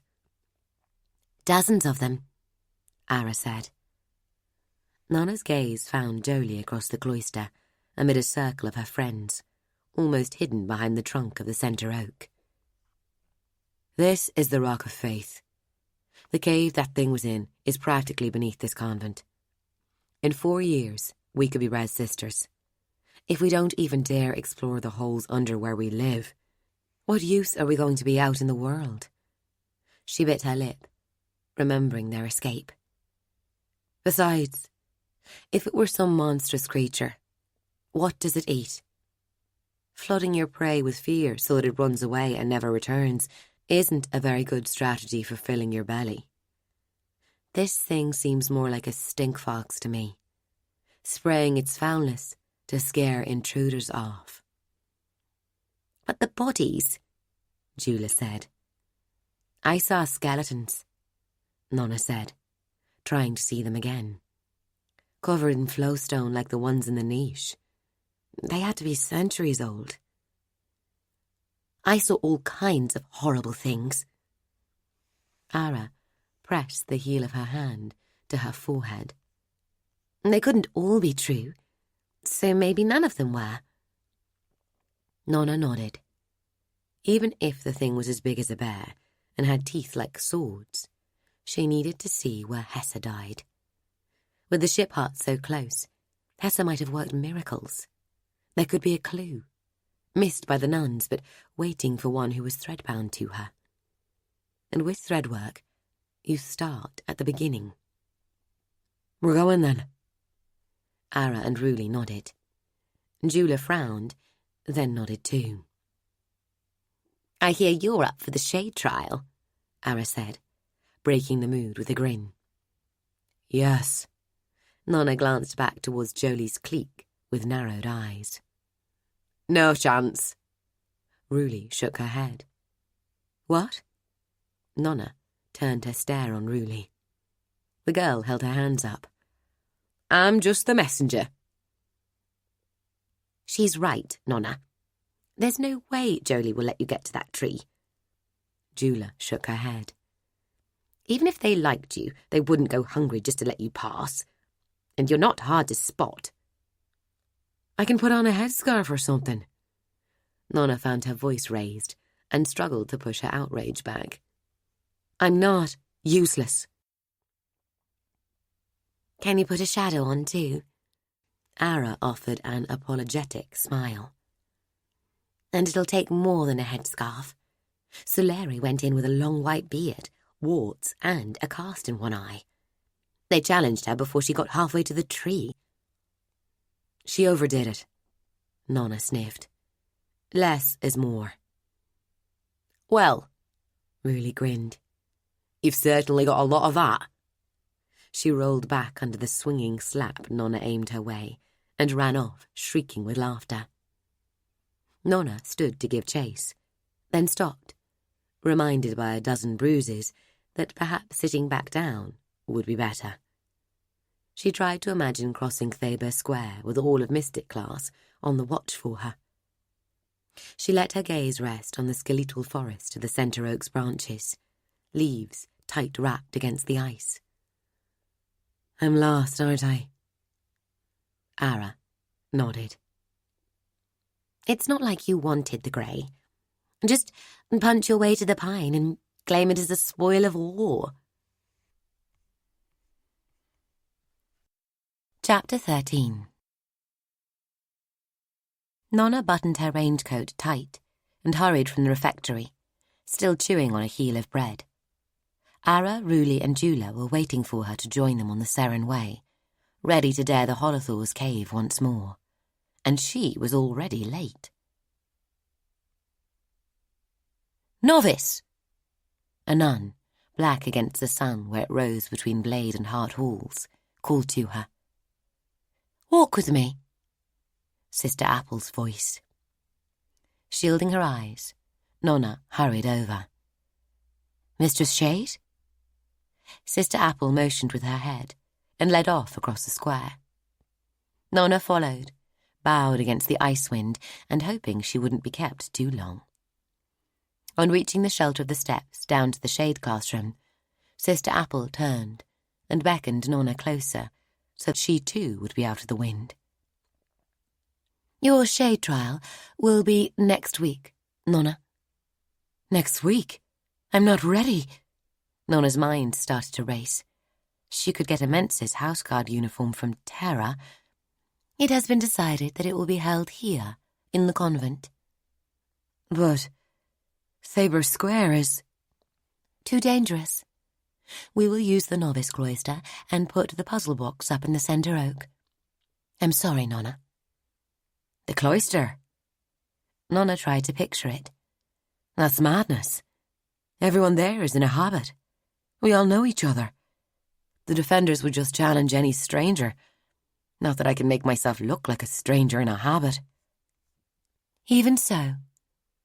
"I've no chance. This was Wheel, wasn't it? She's always hated me."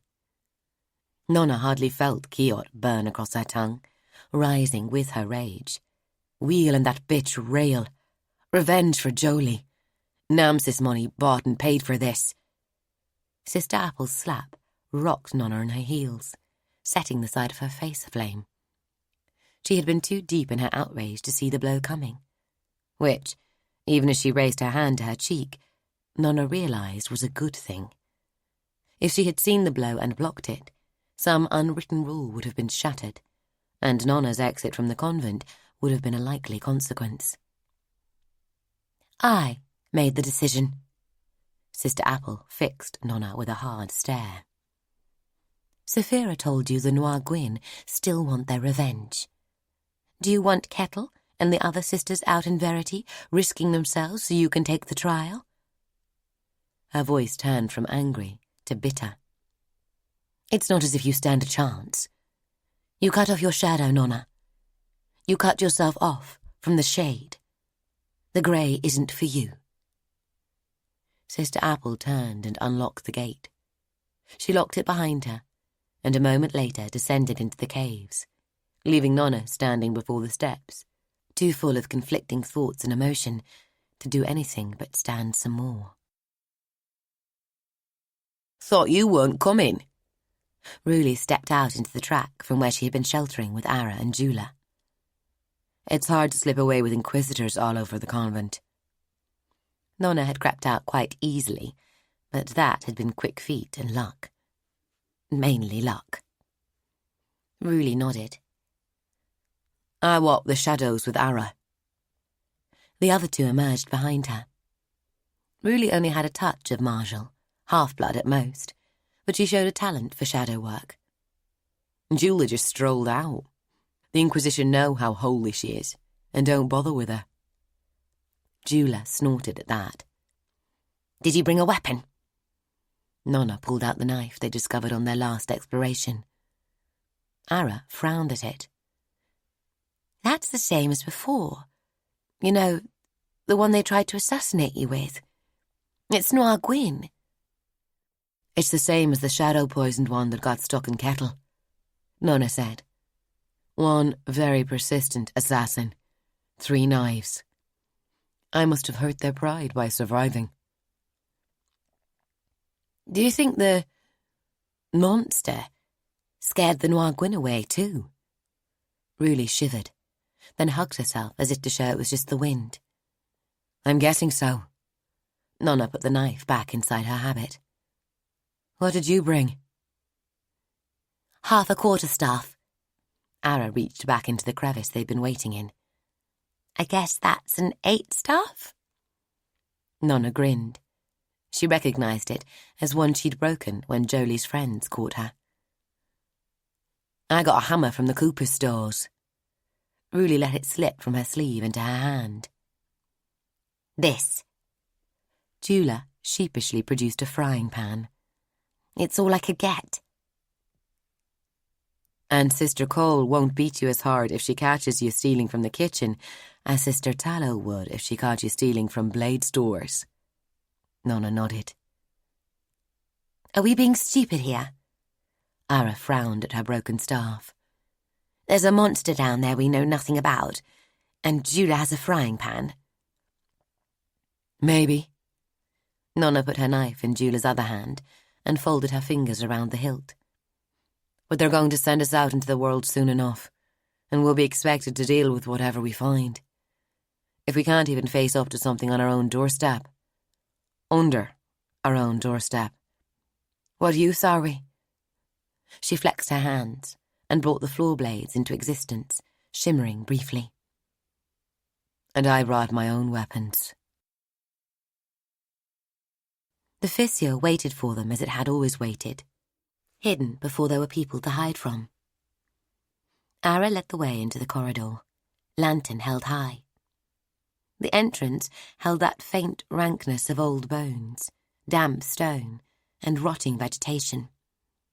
A few dozen yards took them past the point where even the most shade-loving plant could cling to survival, using whatever light bled through the entrance, and soon the only smell was that of wetness on rock. They retraced their steps, a familiar route now, none of them speaking. Nona felt the weight of stone above her, the walls pressing in, the heavy silence. In places their footsteps echoed. Elsewhere, an emptiness, like that of the ancestors' dome, swallowed the sound. I've worked out why I like this place so much, Jula said. Nona looked back from her inspection of the long scramble up towards the chamber with the 3 exits. Yes? It's the wind. There isn't any. Yes. And it's not just that. There's no wind inside at the convent, but you can always hear it. Here, there's nothing. Serenity now. Nona let the lines of the children's song run through her head. It will work. That girl at the academy tried to make me run with her shadows. Serenity kept them from me. She's falling down. She's falling down. Nona muttered the words beneath her breath, and her serenity rose around her like the sides of a deep well. Beside her, Ara, Ruli, and Jula each walked their own path into the serenity trance. Let's go. Ara began to climb. 10 minutes later, the tunnel that led to the Holothor and its cave of horror yawned before them. Ara walked on without a word. Nona and Jula followed, Ruli at the rear.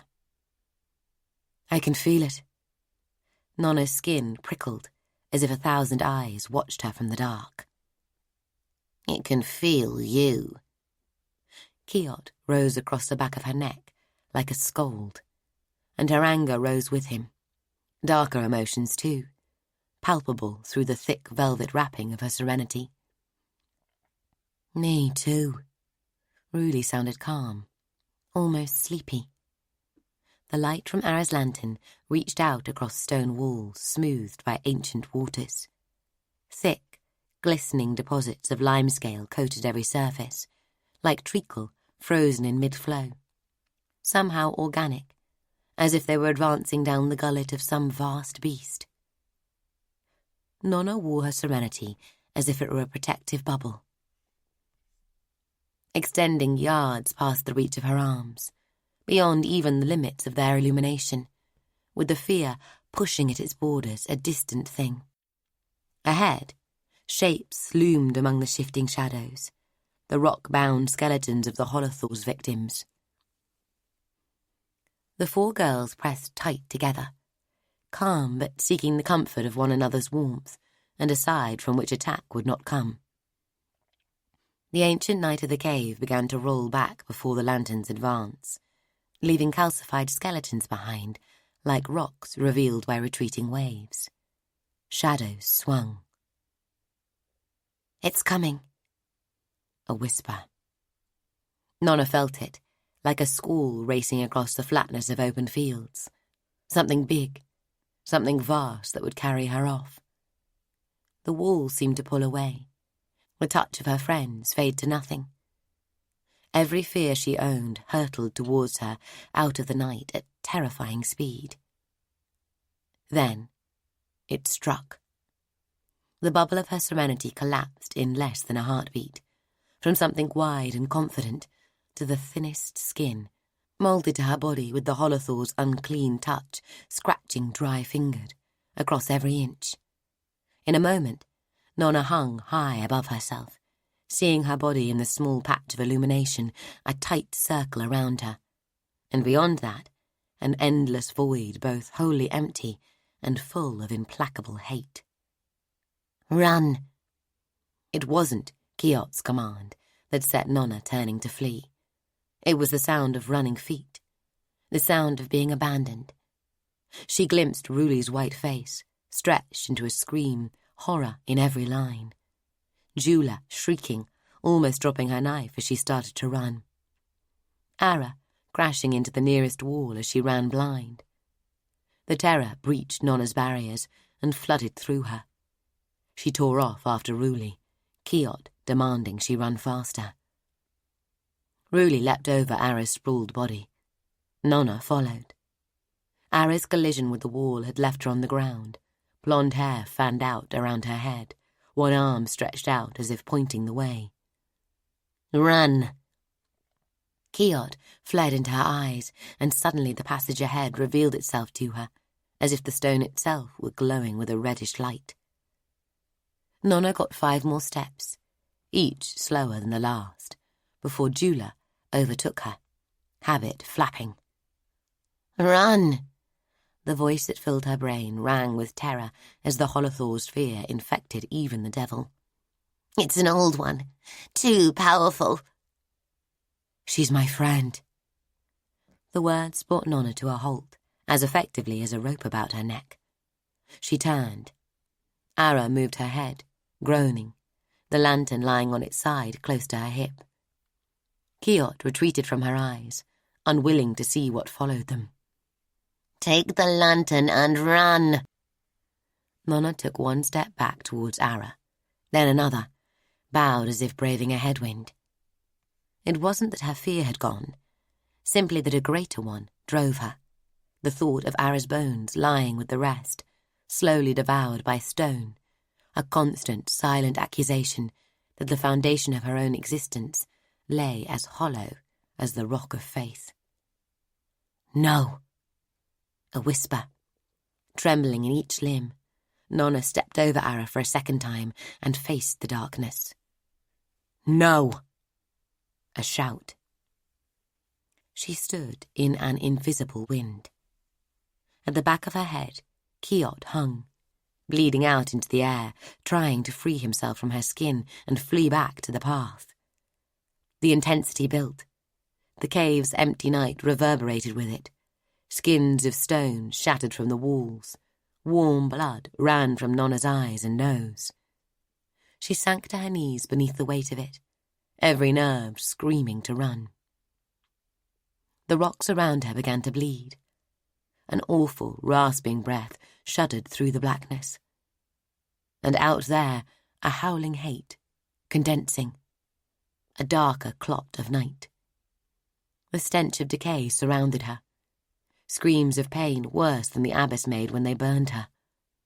A novice emerged into the trembling illumination, thin limbs, rotting skin, dragging a withered leg, lifting up her face. Hessa! Run! No! A whisper. And suddenly, the fear blew out. From one moment to the next, it had gone. The darkness was again just darkness. Nona fell forward onto all fours and vomited everything she had in her. Jula and Ruli came back, patting their way along the walls. They emerged, pale-faced, into the light, to find Ara kneeling by Nona, holding Nona's hair back as she wiped drool from her mouth. "Where is it?" Ruli bent to pick up the hammer she'd dropped. It shook in her hand. "Gone, I think." Nona spat and rose to her knees. "What does she mean, where is it?" Kiot sounded weak, distant. He shivered over the very surface of her skin. "She means, where is it?" "That was it. Holothor have nothing so primitive as flesh." "She means, I think it's gone." Nona helped Ara up, raising her fingers to scrape on Ara's forehead. "You're all right." "You should see the other girl." Ara managed a grin. It was an old joke. "I see what you mean." Jula tapped her frying pan to the wall where Ara had collided with it, and more layers of stone cracked away. Ara scooped up the lantern. "Come on." She led them back. "Where are all the bones?" Ara held the lantern high. The cavern floor lay clear of anything but rocks and stalagmites. Further back, something large and circular loomed. "Were the skeletons part of it? Like the fear?" Ruli whispered. "In our heads?" "There's one here." Jula pointed at a limed skeleton sprawled between two rocks. "Just the one, like those two in the niche. The rest were illusion?" Nona turned towards the object at the limits of the lantern light and advanced with Ara. It was a ring, 4 yards across, standing upright with the lowest part of it buried in the stone floor. The ring itself was the thickness of a roof beam, and covered in flowstone, stalagmites and stalactites decorating the top of the arch. "What is it?" Jula stopped, and they all stopped with her. "Something the missing left?" Nona said. "No." Ruli looked at her, round-eyed. "Anyone could have put it here," Jula said. "The people who built the pillars?" "Sister Rose said it takes 200 years for a stalactite to grow an inch," Nona said. "How long would you say those were?" 2 feet? 3? Ruli stepped closer. "That's the best part of 10,000 years since someone knocked them off last." Nona advanced too, her voice a whisper. "We should push on." She looked past the ring to the back of the cavern, where 2 tunnels led off, one rising, one falling. "Which way, Jula?" "Shouldn't we—" Jula returned her gaze to the ring. "It's been there forever. I need to see where Hassa died." She saw the others doubt. "It's the key to finding Yisht and recovering the ship heart," she added, with more confidence than she felt. "That one." Jula nodded towards the tunnel heading up. Ara led off, touching her fingers to her forehead every now and then. "Did you come back for me?" she muttered, as Nona came close. "I tripped over you." They walked on in silence. "Your friends will get you killed. I don't understand why you need them." Kiot ran along the veins of her right arm, faint, and petulant. Especially the other two. They're weak. There's no gain. Nona thought about it. About the ties that bound her to those she had named her friends. Sister Pan's words returned to her, how she described the path and the threads that bound each thing to every other thing, a web of influence and dependence, invisible, eternal, ever-changing. I've been at this convent 5 years, Kiat, and I've learned to believe in something more than myself. All this time, Wheel has been banging on about the ancestor, about all those who came before and have gone beyond. But the larger thing I believe in is what's here and now. Those novices are my friends, and I would die for them. I would face a terror for them that I haven't the courage to stand against on my own behalf. Even with Jula's instinct for finding her way below ground, making progress still proved a difficult business. Time and again they had to double back, seeking alternative routes where a passage grew too narrow or too steep or turned and led away into the depth of the rock. It felt to Nona like days, and was perhaps hours. I think we're getting close, Jula said. I think we're running out of oil. Ara held the lantern up and shook it to hear the slosh. 5 more minutes. Jula pointed ahead with her noir gwyn knife. We risked our lives to come this far. We might not get another chance. If we lose our light, we can still die down here, Ara said, but she followed on. At the limit of their illumination, the tunnel before them narrowed, then opened into what might be a sizable chamber. Nona had no idea where they were with respect to the convent, but Jula's talent for navigation had proved trustworthy so far. The sound of running water greeted them, the air thick with the smell of earth and rot. What are those? Ara raised the lantern and stepped into the chamber. I don't know. Nona stared at the ceiling. Strange stalactites hung in twisting profusion, like nothing they had seen before. They're roots, Ruli said. We're below the centre oak. Nona kept her gaze on the mass of roots. Towards the rear of the cavern, they stretched to the ground and snaked across it. Just feet ahead of her, roots reached so low she could almost touch one with a raised arm. For years she had walked the novice cloister, chased the others, sat on the benches chattering, and all that time this void had waited in darkness, only yards beneath them. Perhaps people were like that too. A void had waited behind Clara's smile, a dark space where unspoken thoughts had festered and grown into betrayal. Look! Ara stood at the side of the chamber beside one of 5 round, dark openings. Now she held her lantern closer. Nona could see that the opening looked hand-hewn, and that corroded iron bars blocked it off. The novices gathered beside Ara. It's a cell. Ruli pulled on one of the bars. Her hand came away thick with rust. Check the others, Jula said. They were all cells, each a space hewn just 2 yards back into the rock, sealed with bars and a locked gate. The second and third held bones, complete skeletons, blackened with age. This is a prison, Nona whispered, remembering the recluse, the cave where she and the abbess had been kept before their trial. An oubliette. Jula's voice was a whisper too. They put people here to forget them.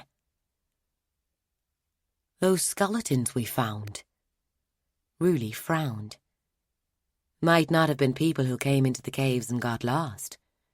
They might have been novices, or sisters who escaped the cells but never saw the light again. Nona tried to imagine it, rotting away down here just yards beneath the novice cloister, where girls ran and laughed and played. Nothing but the stillness of rock and root. She suppressed a shudder. A place to forget. Did anyone in the convent still remember it existed? To one side of the cavern, in a low-roofed alcove, a pool nestled, fed by a small stream escaping a crack. In the ceiling, Nona pointed. A circular shaft led up. What's in it? Ara squinted. She crouched at the pool's edge, holding the lantern above the water. The light's reflection on the rocky ceiling made her wonder of slowly shifting patterns. Is that the bucket? Nona frowned and squinted at something hanging in the shaft. It's the well, Jula said. The well? Nona didn't know of a well close to the novice cloister. In the back of the laundry, that little room. They get the washing water there when the rain barrels are dry. Nona wondered if those trapped in the cells might sometimes have heard the outside world echoing down the well shaft. She shuddered. We need to go now, Ara said, or we'll be feeling our way in the dark. With new meaning attached to the old bones along the way, the novices needed no further encouragement. They left without a word. Chapter 14. Abbess Glass. Abbess Glass stood in the shadow beside her study window, watching the novices of Red Class hurry towards Academia Tower, clutching their slates. She rubbed Malkin behind the ears. The old cat tolerated this and watched with her. At the back of the class, little Elsie, just 8 years old, scurried to catch up. She had been given over to the convent by her mother, a metal worker recently widowed and struggling to keep her younger children housed and fed. A sigh escaped her. Abel had been 8 when he died. Her son would have been a man now, perhaps with children of his own. It still hurt to think of it, a physical ache in her chest. Glass struck her breastbone, willing the pain away, and turned from the window. Sister Tallow waited before the portrait of Abbess Mace, she of the miracle. Abbess Glass had forgotten the nun was there and noticed her with a start. Tallow showed no more motion than the portrait. If not for the wisp of her breath escaping in the cold air, she might have been just another painting. Though it would take quite an artist to capture her hardness and the dark intensity of her eyes. It won't be long before the Inquisitors want to read the Grey reports. You know that. Sister Tallow glanced towards the door. I'm surprised there's not a watcher in your house yet. Abbess Glass gave a grim smile. Brother Pelter has suggested it. I declined. And the Grey reports? I doubt they will prove of much use to the Inquisition. Encryption's no good. They'll just demand the cipher, Sister Tallow said.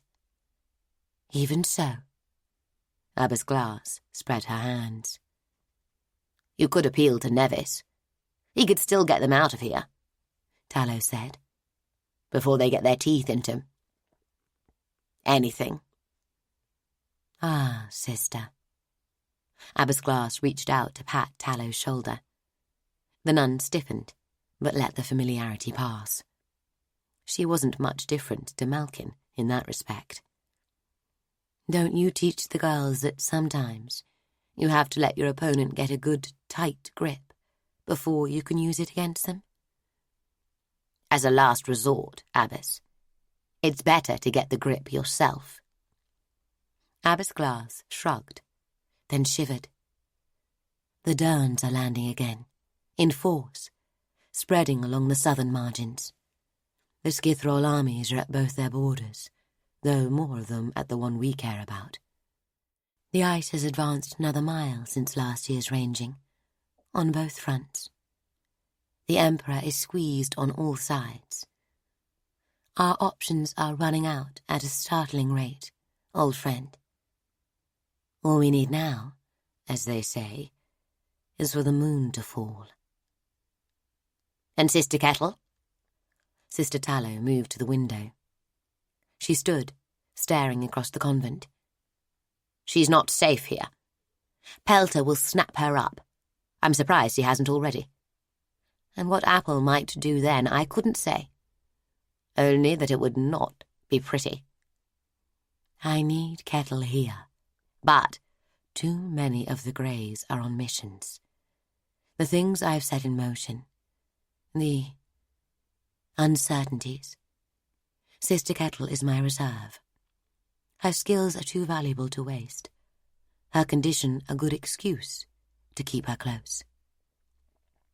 It's her condition that will see Pelter take her off to the Tower of Inquiry in chains, Abbess." The operative word there is see, Tallow dear. He will not see her. She will remain hidden, but close. "And this business with Nona? Shade trial in the cloister." Nona is red to her core. She was never going to pass the trial. Not in Thabor Square, not here. It will do her no harm to fail at something. We all have to get used to that. Even me. A knock at the door. "Come?" Sister Spoon leaned in through the doorway, the ancestor's tree dangling from her neck in the form of a silver pendant, branches above, a single taproot reaching below. "Sister Rock says there are pilgrims messing on the Vinery Stair, calling for the Agatha." I'm sure Novice Zoe will be delighted. What do you mean by massing, sister? Abbess Glass waved to Sister Tallow, letting her go. There would be a class of girls wanting instruction on how better to beat each other senseless. "Hundreds, Abbess." Sister Spoon stepped aside to let Sister Tallow leave. "There are said to be food riots in the Verity slums. People want reassurance. They want the Agatha." Unfortunately, we have Zoe. Abbess Glass folded her arms across her stomach. Have Sister Wheel go down and preach at the crowd. An hour or two of that should clear them. She chewed her lip. Send some bread down to feed any that are in real need. Children first. Take it along the cartway and serve it out on the Verity Road. That way the food's associated with leaving, rather than with waiting on our doorstep. Yes, Abbess. Sister Spoon withdrew. Malkin slunk out at her heels. On appointment with a rat somewhere, no doubt. The door closed, and Abbess Glass found herself looking at the portrait that she had for a moment imagined Sister Tallow might be part of. Abbess Mace. She hadn't seen the faces of any of the portraits in this room for a long time. Years, maybe. They had become part of a fixed background, something for the eye to slide across. There were lessons to be learned there. Though little time remained for lessons. She had told Sister Tallow that all they needed was for the moon to fall. Of course, the secret whispered in the corridors of power was that it had been falling all her lifetime, and that fall was only getting faster. What we need from you now, Abbess Mace, is another miracle. She made a slow turn, taking in the dozen of former abbesses whose faces watched her from the walls. Anyone? Abbess Glass returned to her post at the window. Brother Pelter stood at the doorway to the ancestor's dome, letting the ice wind gust past him into the foyer while he stared up at the abbess's house. Come along, brother. Abbess Glass set her fingers to the cold panes before her in their leaded diamonds. Play your part. Chapter 15. What are you reading? Kettle, I didn't hear you come in. Nona turned from the heavy tome, grinning. She'd worried that Kettle had gone off on another mission without saying goodbye. There had been no sign of her around the convent for days. I can be light on my feet when I need to be. Kettle leaned over Nona's shoulder. St. David? It says here that he travelled the whole circle of the corridor. Nona placed her bookmark on the page. That was 500 years ago. It was over 200 miles from the northern ice to the southern ice back then. Not one I've heard of. Kettle raised her eyebrows. Impressive, though. He visited 3 cities left abandoned by the missing, too. The ice has swallowed them now, though. Sister Wheel will hate him. Kettle grinned. She can't abide stories about the missing. She says they were animals, nothing more. The church's official position is that they had no links to the ancestors' tree, which makes them animals in a technical sense. But you don't find many horses building themselves a city. St. David came from the Grey, too. Like me. I don't mean like a Grey sister. The same place as me. And it wasn't the Grey back then either. It was some of the best farmland in the Empire, and they had a city there. A big town, anyway, called... Nona started to turn back in search of the name.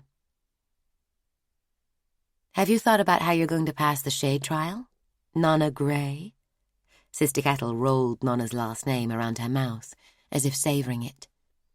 Nona snorted. You know what's happening in the cloister, yes? I've got to sneak past Jolie and the rest of Mystic class unchallenged.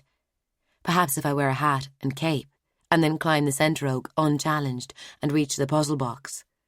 After that, all I have to do is hide in the branches with every leaf tight wrapped against the ice wind and sit there long enough to open it, unchallenged. Sounds difficult.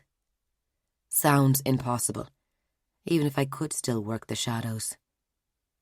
There's more to the Grey than wrapping yourself in shadow. Apply yourself to the problem, novice. Kettle smiled and patted Nona's shoulder. I have faith. Nona stayed at the library taking notes on St. David, absorbed by the tales of his wandering. Somehow, Bray's voice contrived to wash over her without breaking her concentration. As a result, she arrived at Blade, inky-fingered and late. Novice, nice of you to join us. Sister Tallow looked around as Nona creaked the doors open, icy gusts lifting her habit around her. The rest of the class were paired on the sands, swords at the ready. Novice Jolie can shave your head after the bell. I feel she should get to wield a blade this lesson. She nodded to where Jolie sat on the sidelines, her cane to one side, golden hair boiling around her shoulders, brushed to a high shine. Nona gritted her teeth and ran for the stores to get a weapon. The rest of the lesson passed in a flickering blur of swordplay, Alata gratefully surrendering her place opposite Zol to Nona. The pair of them fought with dedication, Zol precise, relentless, and without mercy, just as usual. Nona, finding her instinctive fear of sharpened steel pushed out by anger at the humiliation waiting for her under Jolie's hands. With the prospect of the Namtis girl holding a cutthroat razor, inches from her face, Nona found Zol armed with a sword, a less intimidating prospect. Good. Sister Tallow's voice inserted itself into a gap in their sparring. Zol and Nona paused, both panting. Mistress Blade used the G word so rarely that the moment required witnessing. Nona realised she was dripping with sweat and saw that Zol's blade habit was stained red around the side of her last thrust, the blunted point of her blade having penetrated deep enough to make the ice striper bleed. Looking down, Nona saw she sported 2 similar injuries. Ha! Zol launched another attack. Nona dived into the space between heartbeats, deep as she had ever been. Even so, the fight seemed blindingly fast, swords clashing, parrying, twisting, the sharp adjustment of feet, the stuttering advances and retreats. Their blades met perhaps 20 times before Zol dropped into an unexpected leg swipe. Nona jumped it. Almost. They crashed together, snarling, blades crossed between them, both pressing close, and leapt apart, feet bracing to rush in once again, sand piling up behind them. Break, Sister Tallow called. All around them, the other novices watched amazed. Apart from the dropping of jaws, none of them had had time to move. Good, Tallow repeated. changing room.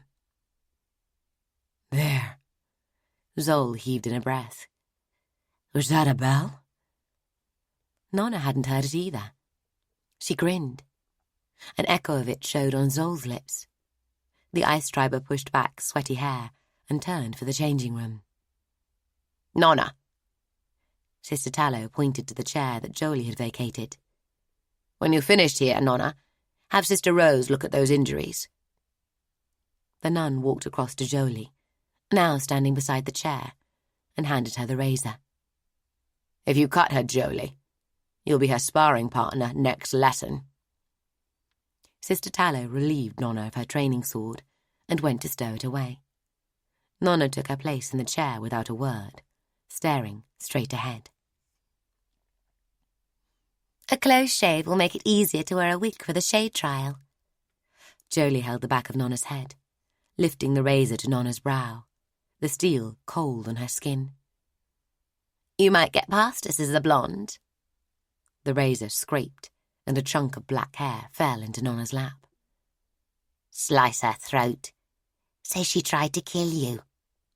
Kiot flowed along the veins and tendons in Nona's wrist. No. For a moment, the idea tempted her. Kiot's violence bleeding through. At least Nona hoped it was just that. Yes. Kiot moved across her downturned palm, a scarlet scald. He twitched in her fingers, trying to take control. No. Nona forced him back. Jolie worked quickly with a sure hand, and although Nona kept her teeth gritted, her body tensed to spring into action, it was only hair that came down, rather than blood. With a surprisingly gentle touch, Jolie tilted Nona's head forward to scrape away the last of the hair from the base of her neck. Nona's head felt cold and strange. Of course, you've no more chance of passing the trial than you do of taking the grey. Another scrape of the blade. Any more than you stand a chance of catching Yisht. It's been what? Almost 3 years now? Your little peasant friend will just have to go as unrevenged as she was unmourned. Nona snarled and thrust her head back, intending to get herself cut if that was the price of a sparring session with Jolie. But the razor was no longer there. I don't have to be fast if you're going to be predictable. Now do I? Jolie stepped away, laughing that same tinkling laugh that Ara and Terra had shared in the Mensis mansion, something as artificial to Nona's ear as it was ugly. Chapter 16. You want me to throw you into the sinkhole? Yes. Nona followed in Dala's wake, out across the fractured stone towards the yawning mouth of the glass water. In an ice wind? Yes. You'll freeze to death. Dala had a point. The wind howled around them. Nona's head was already starting to feel like a solid block of ice. It's a risk I'm prepared to take. At least I won't have to dry my hair. Dala barked a laugh at that and ran a hand over Nona's boldness. Why do you want me to throw you in? Dala peered over the edge at the dark waters 40 feet below. Because you're the strongest. Nona looked up at her friend. At 15, Dala stood a good 6'9". Broad in the chest, her arms thicker than Nona's thighs. Dala sighed. Let's get this over with. She reached for Nona. Not from here. Nona skipped away from Dala's hand. Over there. Pointing, she ran to her chosen spot, 10 yards back into the wind. Dala walked after her.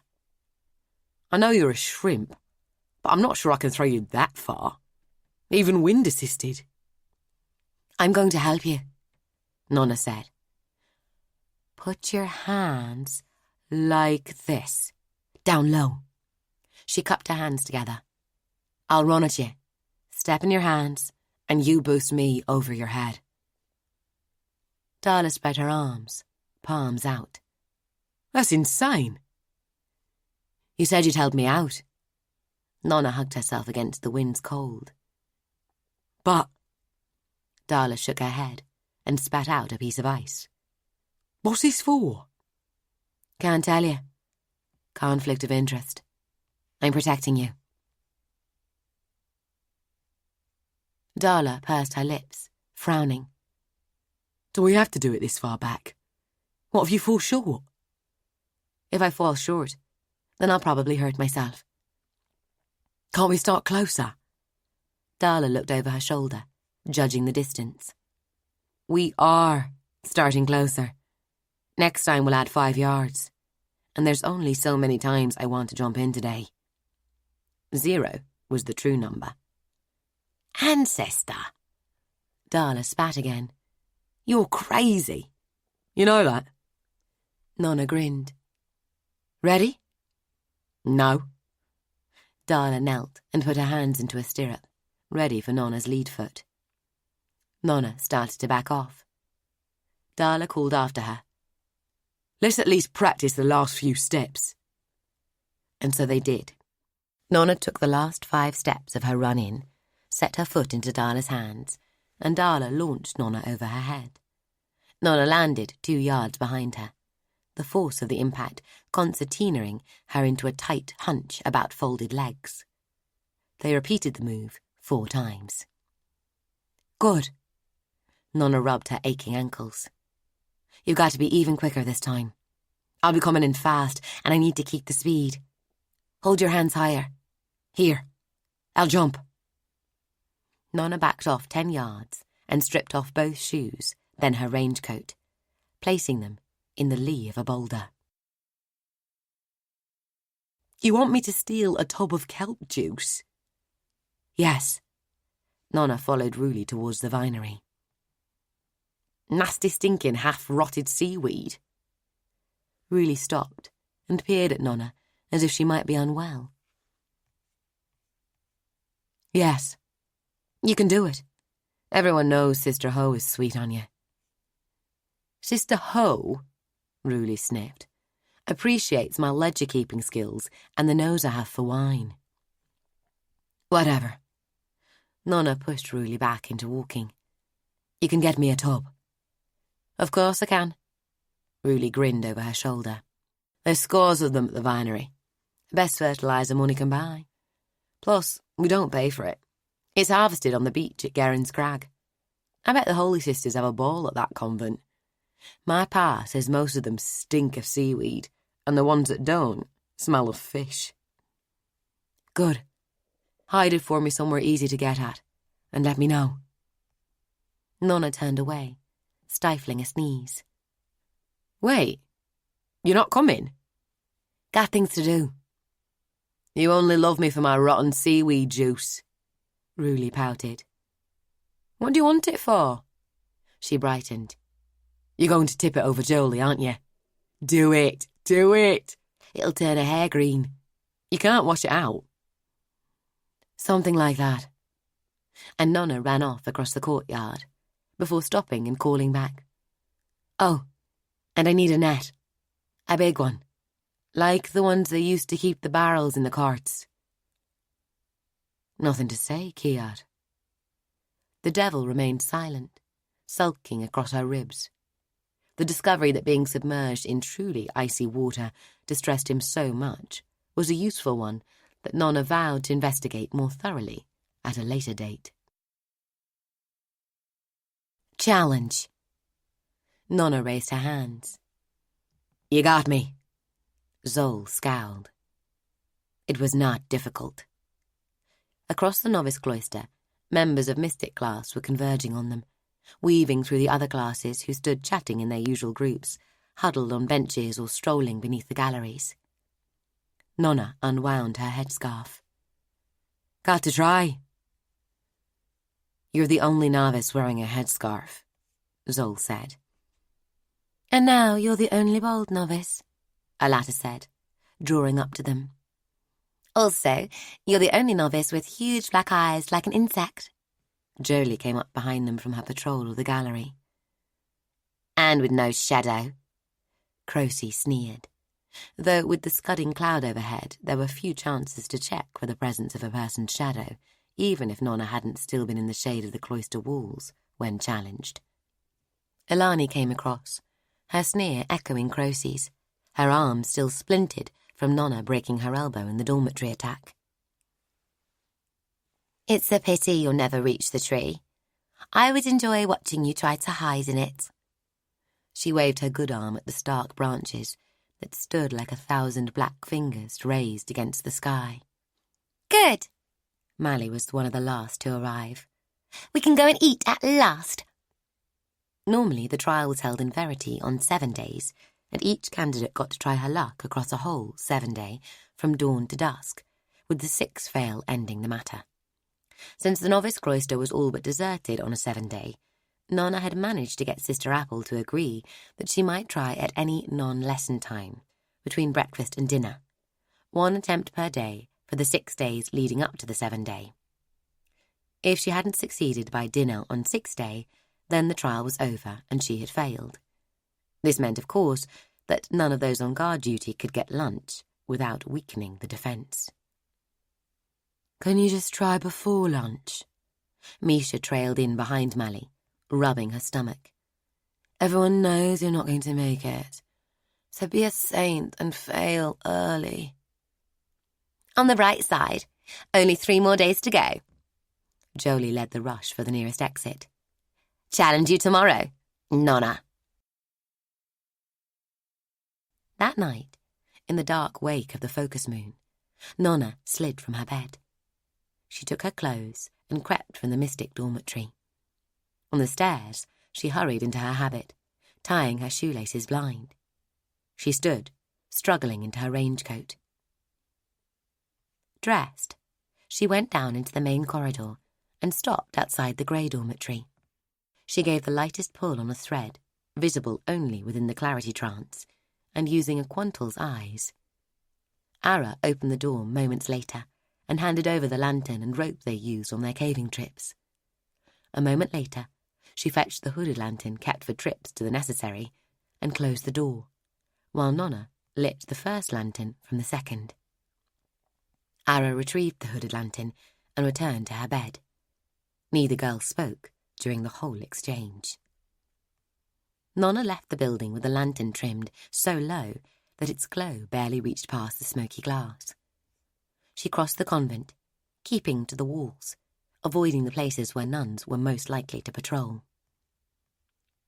In the bushes outside the sanatorium windows, Nona recovered a heavy rope net and a wooden tub of kelp juice, 5 pints at least.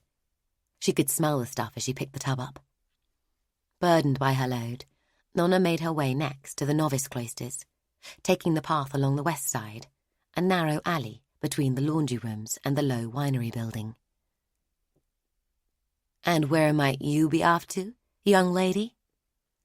Nona froze. She turned her head slowly, seeing nothing in the darkness. Psst! The hiss made Nona look up. Kettle watched her from the winery roof, crouched low. Darkness wound around her in sheets, untouched by the wind. "What are you up to?" "No good," Nona said. "Be on your way, then." Kettle grinned and melted into the night, as if the dark had swallowed her, then poured from the roof like oil. Nona hurried into the novice cloister via the arch, through the laundry rooms that filled the south wing. First, she positioned the net, then went to search through the laundry for the well. She found it after trekking through the washing and airing halls.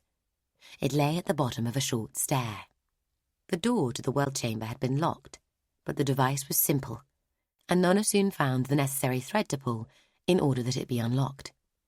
It was a trick Hessa had shown her years before.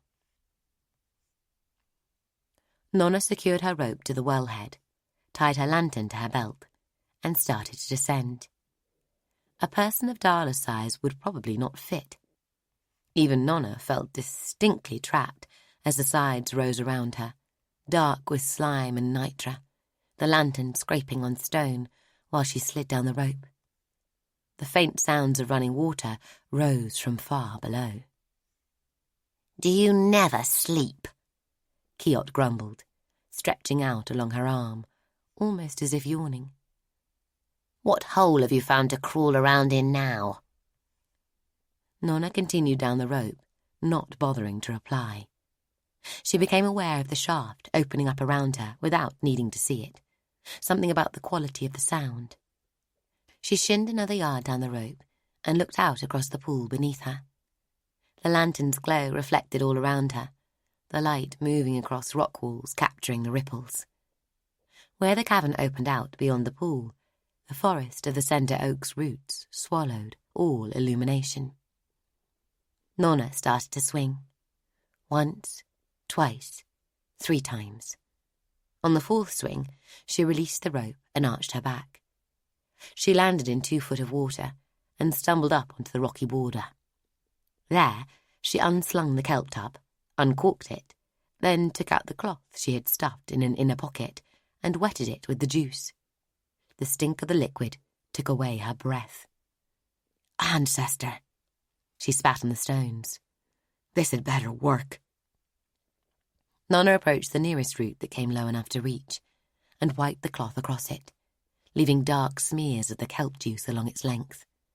She moved to the next, then the next.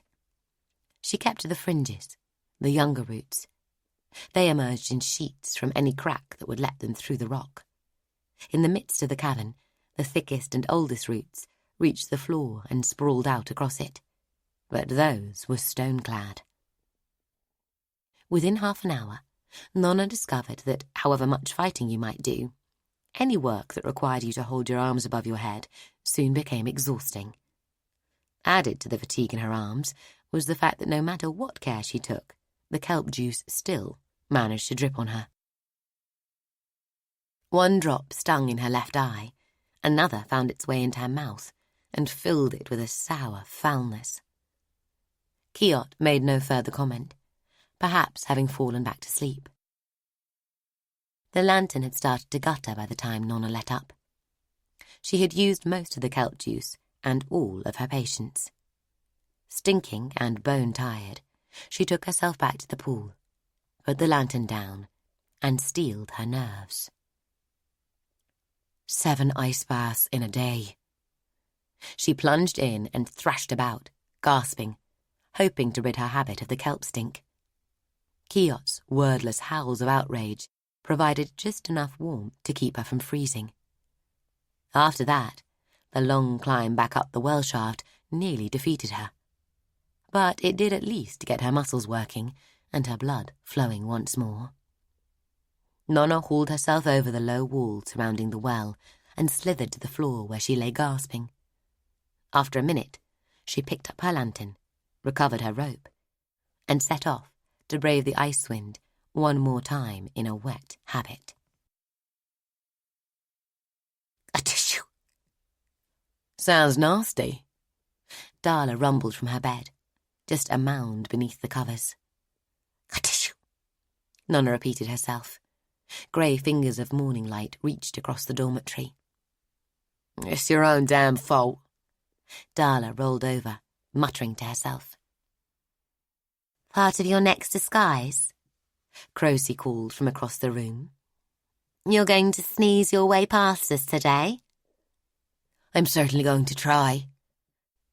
Nona levered herself up and groaned.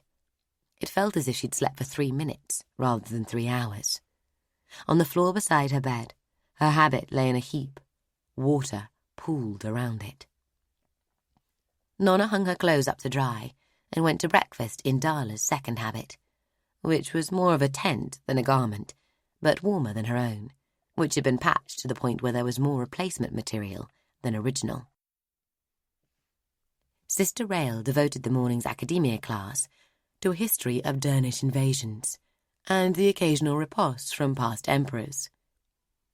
Although she lined up a host of complex political reasons behind each act of aggression, it seemed to Nona that the root cause was the same in every case. The ice kept advancing.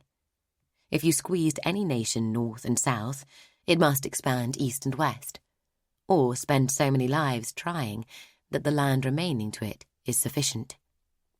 A tissue! Nona tried to hold the next sneeze in. She focused her will, reached for her serenity, gritted her teeth. A tissue! Cover your mouth, girl! Sister Rael stalked towards her. Nona lowered the hand she'd had covering her mouth, biting back both her retort and the desire to wipe that hand down the front of the approaching nun. How many battle barges were beached in the Dernish invasions at Songra Beach? Sister Rael peered down at her. Carry her to the window and throw her out. Nona couldn't help but smirk at Kiot's suggestion. You find this amusing, novice? No, Mistress Academia. I was trying not to sneeze. Nona pressed her lips together. And it was 300. When? The 30th year of Emperor Tristan?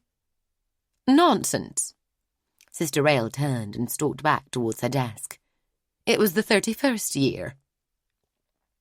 When Bray told, the class made for the door with indecent haste. Only Zol, Darla, and Nona took their time. On each day at the shade trial, 2 novices were allowed a day's respite from guard duty. 4-day was Zol and Darla's day off, and no penalties incurred by the guards on post would fall upon their shoulders. Zol walked out after the others. Good luck today. What have you heard? Nona fought back a rising panic. Heard? Zol turned. Nothing but footsteps in the night. But it is enough to know you. You will make your move today. You would not strike against a friend, Nona Grey. She shrugged and left. Better get on with it, Darla said. This is insane, though. I did mention that. You did. And Nona led off after Zol. They went directly to the novice cloister, the icy gusts swirling around them as the corridor wind struggled to reassert itself. Mystic class would be arrayed within the cloister now, ready to challenge Nona the moment she set foot inside. Darla followed Nona into the laundry wing, ignoring the main archway into the cloister.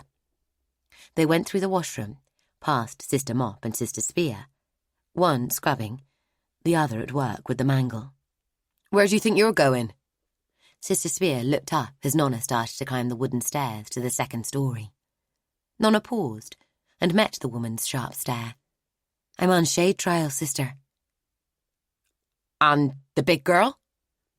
Sister Spear had recently joined from Gerran's Crag in the west and struggled with names. She's old. Beat her and leave her bleeding. She's my prisoner, Nona said. Prisoner? Sister Spear frowned. Nona nodded. Mistress Shade has instructed us at length on the value of hostages. I can't afford to let her out of my sight. Sister Spear waved them away, shook her head, and returned to her mangle work. Novices. The floor above had been given over to the storage of linens, salt for the wash, and unspecified crates of the type that looked too important to throw away, but too boring to open. Nona ignored it all and went to one of the outer windows. The shutters protested with a squeal of rusty hinges. I don't like this bit. Darla peered out at the drop. I won't let you down. Nona patted the rope at her hip, then slipped out onto the window ledge. A quick jump and scramble saw her onto the roof, one floor blade skewering a roof tile to gain purchase. Crouching low, Nona hurried towards the chimney above the boiling room. She kept below the roof ridge and looped her rope around the narrow smokestack. Returning to the roof's edge, she dangled the rope for Darla. Come on. She sneezed and swore. Darla made a meal of the climb, sending more than a few tiles crashing to the flagstones below. If the Mystic Class guards had truly believed Nona stood even a small chance of success, they would have recruited eyes among the other classes and stationed them outside. But Nona had chosen the least overlooked side of the building, and the ice wind kept novices from lingering outside, and neither Jolie nor her friends seemed to consider her a threat. Darla came to lie beside Nona, peering around the chimney and over the roof ridge into the cloister yard. How in creation? Darla's mouth hung open. The tree. The centre oak stood decked in green, the thick multitude of its leaves tossed this way and that by the blustery wind. The evening before, it had been a stark cluster of sticks, every leaf wrapped tight against the cold. It's called horticulture, Nona said. A smelly business. So? When do we do it? Wait. They held at the roof ridge, waiting. How long for? Not long. Look. Nona nodded across to the less-used west entrance. A novice came running through, hair covered by a nun's headdress, face down, weaving past the first girl in her way. Challenge! Mally gave chase. The novice kept running. Challenge! Klasie surged into the girl's path and seized her shoulders, shaking her. She said challenge, you stupid. The headdress fell away, revealing Jula, nervous and flushed. Incorrect challenge. They all miss a meal, Nona said. A second novice came in at a run, through the main entrance this time, steering all eyes from Nona's side of the cloister. Darla started to rise. Shouldn't we? Wait. Nona pulled her down. Down below, Jolie's shriek cut the air. It's a trick! She raced towards the new intruder. Check her eyes! Check the eyes! The new girl wore a headdress and a scarf bound around her face. She moved like lightning. It's her! It's her! Misha cried as the girl dodged past. Challenge! Challenge! Jolie reached them. Got you. Her triumph proved short-lived. Ruli pulled her scarf aside, grinning, beneath eyes that showed no white. How? Darla whispered. Black wart drops. It lasts a day or two, Nona said. They all lose another meal. A third girl burst from a window in the east range, headdress in place, scarf across her face.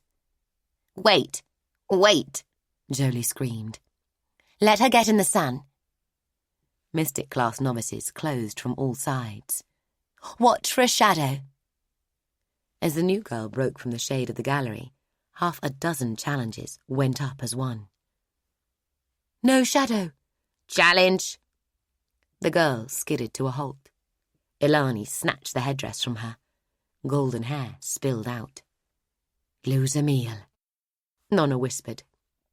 How? Darla sounded exasperated, even though it wasn't her meals being cut. Arrow's great at shadow work, Nona said. She just sucked it up into her eyes, making them like mine. Nona rolled to the side and started to retreat down the slope of the roof. Get ready. Screams went up. It would be the 4 Red Class novices Nona had recruited. With heads and faces covered, they were to rush in after Arrow was caught, one from the west entrance, one from the main entrance, one from Arrow's window, and the last 10 yards behind the first, all of them screaming like banshees, and weaving to avoid capture. In the chaos, the defenders might not notice how short the decoys were. Darla stood up and bent over with her back to the chimney, and hands cupped almost a yard above the tiles. This is still insane. You'll die. In service to the ancestor, death is but a kiss. Nona quoted Sister Wheel with a grin, and from the edge of the roof she began to run at Darla with all the speed she could muster. Nona let the world slow around her, even as she accelerated up the slope. The high screaming of the little novices tumbled down the registers. She leapt for Darla, lead foot aimed at her cupped hands. Shoe met fingers, and Darla heaved upwards as they'd practiced, lifting with all the power of her back, shoulders and arms. Nona bit down on the terrified yell that so badly wanted to escape her, and flew through the air, arms pinwheeling. Below her, struggling through the moment, The novices from Red Class tried to evade the mystic guards. Perhaps more challenges rang out in the chaos. Nona couldn't tell. Sister Apple would know. Nobody had seen Apple, but they knew she was there, watching. With their attention on the running novices at the far side of the cloister, none of those in the square looked up to see Nona's flight. The green wall of the centre oak's foliage rushed up to greet her, along with 100 opportunities for being impaled. I've missed. Nona could see nothing but leaves. Ancestor, protect me. She had no time to say the words, but they ran behind her lips. In the next moment, Nona was crashing through twigs and greenery. Perhaps she had added her screaming to the mix in the cloister. She was too scared to know. The net took her by surprise, even though she had been trying to aim for it the whole time. Her arms shot through the holes. The ropes lashed her face. The branches to which she had secured the corners the night before now creaked and groaned in protest, swaying all around her. For what seemed an age, Nona lay entangled in the net's embrace, panting out the panic that had filled her during the plunge. Gradually, she became aware of the shouts and screams in the surrounding cloister, dying away now. Somewhere close at hand, Jolie was cursing. The bitch! 4 wasted challenges! Watch everything. She'll try again. She'll be in the next wave. This is cheating. Jolie again. She's supposed to be disguised as other people, not have other people disguised as her. Nona lay high in the arms of the great oak, cocooned in green. This is a stupid game. Shut up, Kiart. Well, it is. Very slowly, Nona began to untangle herself. The puzzle box lay where Sister Apple had placed it that morning, low down in a fork of major branches. The leaves that close to the ground were not thick enough to hide her. It sat there, taunting her. A cubic box, maybe 6 inches on a side, a thing of black and white, perhaps a bone body inlaid with ebony, a handful of small locks and catches on each side.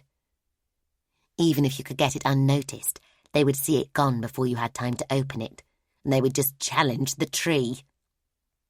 I thought you weren't interested in my silly game. Kiot didn't reply. But clearly he hadn't been paying as close attention to Nona's doings this week as she had imagined. She wondered what else he had to occupy his time. Nona fished from her habit the box Ruli had fashioned for her. Damnation! The impact of the net had splintered one side, breaking away some of the fire-blackened washers that Ruli had used in place of locks. The body was bleached boxwood, the black design painted on with a tarry mix. It bore only a passing resemblance to the puzzle box below, but if Sister Apple had taught them anything about disguise, it was that people saw what they expected to see. Nona looped her string around the hook at the corner of her fake box, then clambered through the branches, keeping high. It took a while, and she was thankful for the wind, for without it, her passage through the branches would have been betrayed by the localized motion of the leaves. At last, she reached a position 5 yards above the box, where the foliage was still thick enough to conceal her. Anchored by one hand, she used the other to dangle her second string. This one ended in a noose, with a lead fishing weight hung just above the loop. Something from the endless mystery of Ruli's pockets, suggested to stop the string fluttering to the wind's tune. Without the unrelenting grapple-tossing on their caving expedition, Nona would have lost heart, believing that if you didn't manage to snag something on the 10th attempt, you weren't ever going to do it. It took an age before the loop encompassed the box and didn't slip away when she pulled. Go on. If it slides out and falls, it's all over. Do it. Before she could raise the string, Nona felt a familiar tickle at the back of her nose. No! She screwed her eyes tight, bit down hard, concentrated the formidable power of her will so hard on not squeezing that her face hurt with the twisting of it. Still, the tickle grew. No! Damnation, Kiot, do something. What will you give me? He burned along the veins of her neck, stretching out across her cheek. Anything. Just stop the sneeze. Anything? You'll kill for me? What? No. Kiot retreated. The sneeze rose, unstoppable, coming to summon a barrage of challenges. All right, I'll kill, but I choose who. Kiot hesitated, then burned into her nose and down her throat. It hurt, but when he surfaced, the sneeze had gone. You should kill the one called Jula. Yesht. I'll kill Yesht. Kiot made no reply, but she could feel his disapproval. Even so, as he retreated across her shoulders, the devil felt more deeply bedded in her flesh, and it wasn't a good feeling. Nona pursed her lips, then returned her attention to the box, still lassoed, despite how much her hand had trembled when she fought the sneeze. She pulled gently, then with more force. The box shifted, twisted, lifted. Yes! As it rose, the box began to spin, the kind of motion that would draw the eye. Ara had been waiting for this moment. Ruli, too. Ruli, lounging inside the cloister, stood and ran across the main entrance. Ara, waiting outside, charged in once more, head covered. Just stop her, Jolie yelled. They weren't supposed to lay a finger on anyone, only to challenge.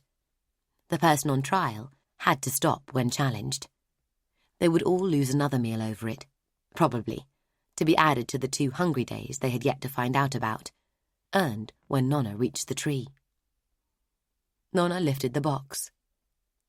3 more days, not 2, Jolie, and began to lower the substitute. By the time the novices had wrested Ara's headscarf from her in a struggle that put several of them on the ground, Nona had lowered the fake box into place and slipped the doubled string free of the hook. It looked deeply unconvincing to her, and she turned her attention to the real item, certain that she would have only moments before a challenge rang out, aimed at the tree. Keep hold of her! Jolie was presumably tired of catching the same impostors over again. And the other one. Rula, is she? The box was surprisingly heavy. It didn't rattle, and didn't even seem to have hinges. Each of the 6 faces bore 3 locks. Nona clambered to a more secure position where she could sit with both hands free, secured by her legs. She called on her clarity and defocused her vision to bring her thread sight to the fore. A billion green threads laced the tree itself, every branch and twig joined to every other, every leaf, every part of every leaf, interlocked in a web of life, joined with slow, sure, vegetable certainty. Nona focused on the first lock, a keyhole set into a disc of black iron not that dissimilar to Ruli's charred washers. Locks, I can do. Novices were introduced to locks in shade during their mystic class years, though younger novices often acquired sets of picks and practised around the convent. Nona had never had the money for picks, or the inclination to spend time on the fiddly business, but she knew a few thread tricks. The first lock surrendered quickly. Finding its thread took a little hunting and a lot of concentration, but once pulled, a satisfying click followed immediately. The second lock proved a nightmare. It had 2 threads, connected in some complex way Nona couldn't fathom. Pulling one unlocked something. Pulling the other unlocked a different thing, and locked the first thing. Eventually, she managed to pull both together, in a way that sounded as if it did the job. Only 16 left to go. Nona looked out into the leaves seething around her. Down below, the cloister sounded almost deserted. How long did she have before Bray rang out for shade class? She could only work on the box between breakfast and dinner, and outside class time. The prospect of another blind leap into the tree did not appeal, even if the distractions could be made to work again. You'll have to leave the tree for class. They'll spot you then anyway. Nona said nothing, only curled her lip. But the devil had it right. She hadn't imagined she would get so far, and her plans had extended no further than securing and replacing the box. Nona turned the box in her hands, seeking a lock that looked easier than the rest. Across the rooftops, Bray sounded, calling out from the Academia Tower. Blood! Nona started to climb down. If the guards left the cloister before she did, then the contest was over. More than over. Her achievements so far might no longer count. She paused for a moment, low among the branches, struggling with the box one last time. In the next moment, rather than be caught trying to creep out, she stuffed the box into her habit and dropped from the tree, landing in a crouch some yards from the trunk. Ancestor! A handful of novices were still making their way out, and the cordon of mystic class guards were beginning their retreat towards the exits. It's her!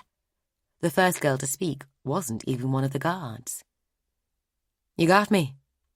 Nona straightened and stepped towards the little novice. Elsie, isn't it? Red class. Challenge! Jolie shrieked it, shoving Mally and Misha aside as she stormed towards Nona.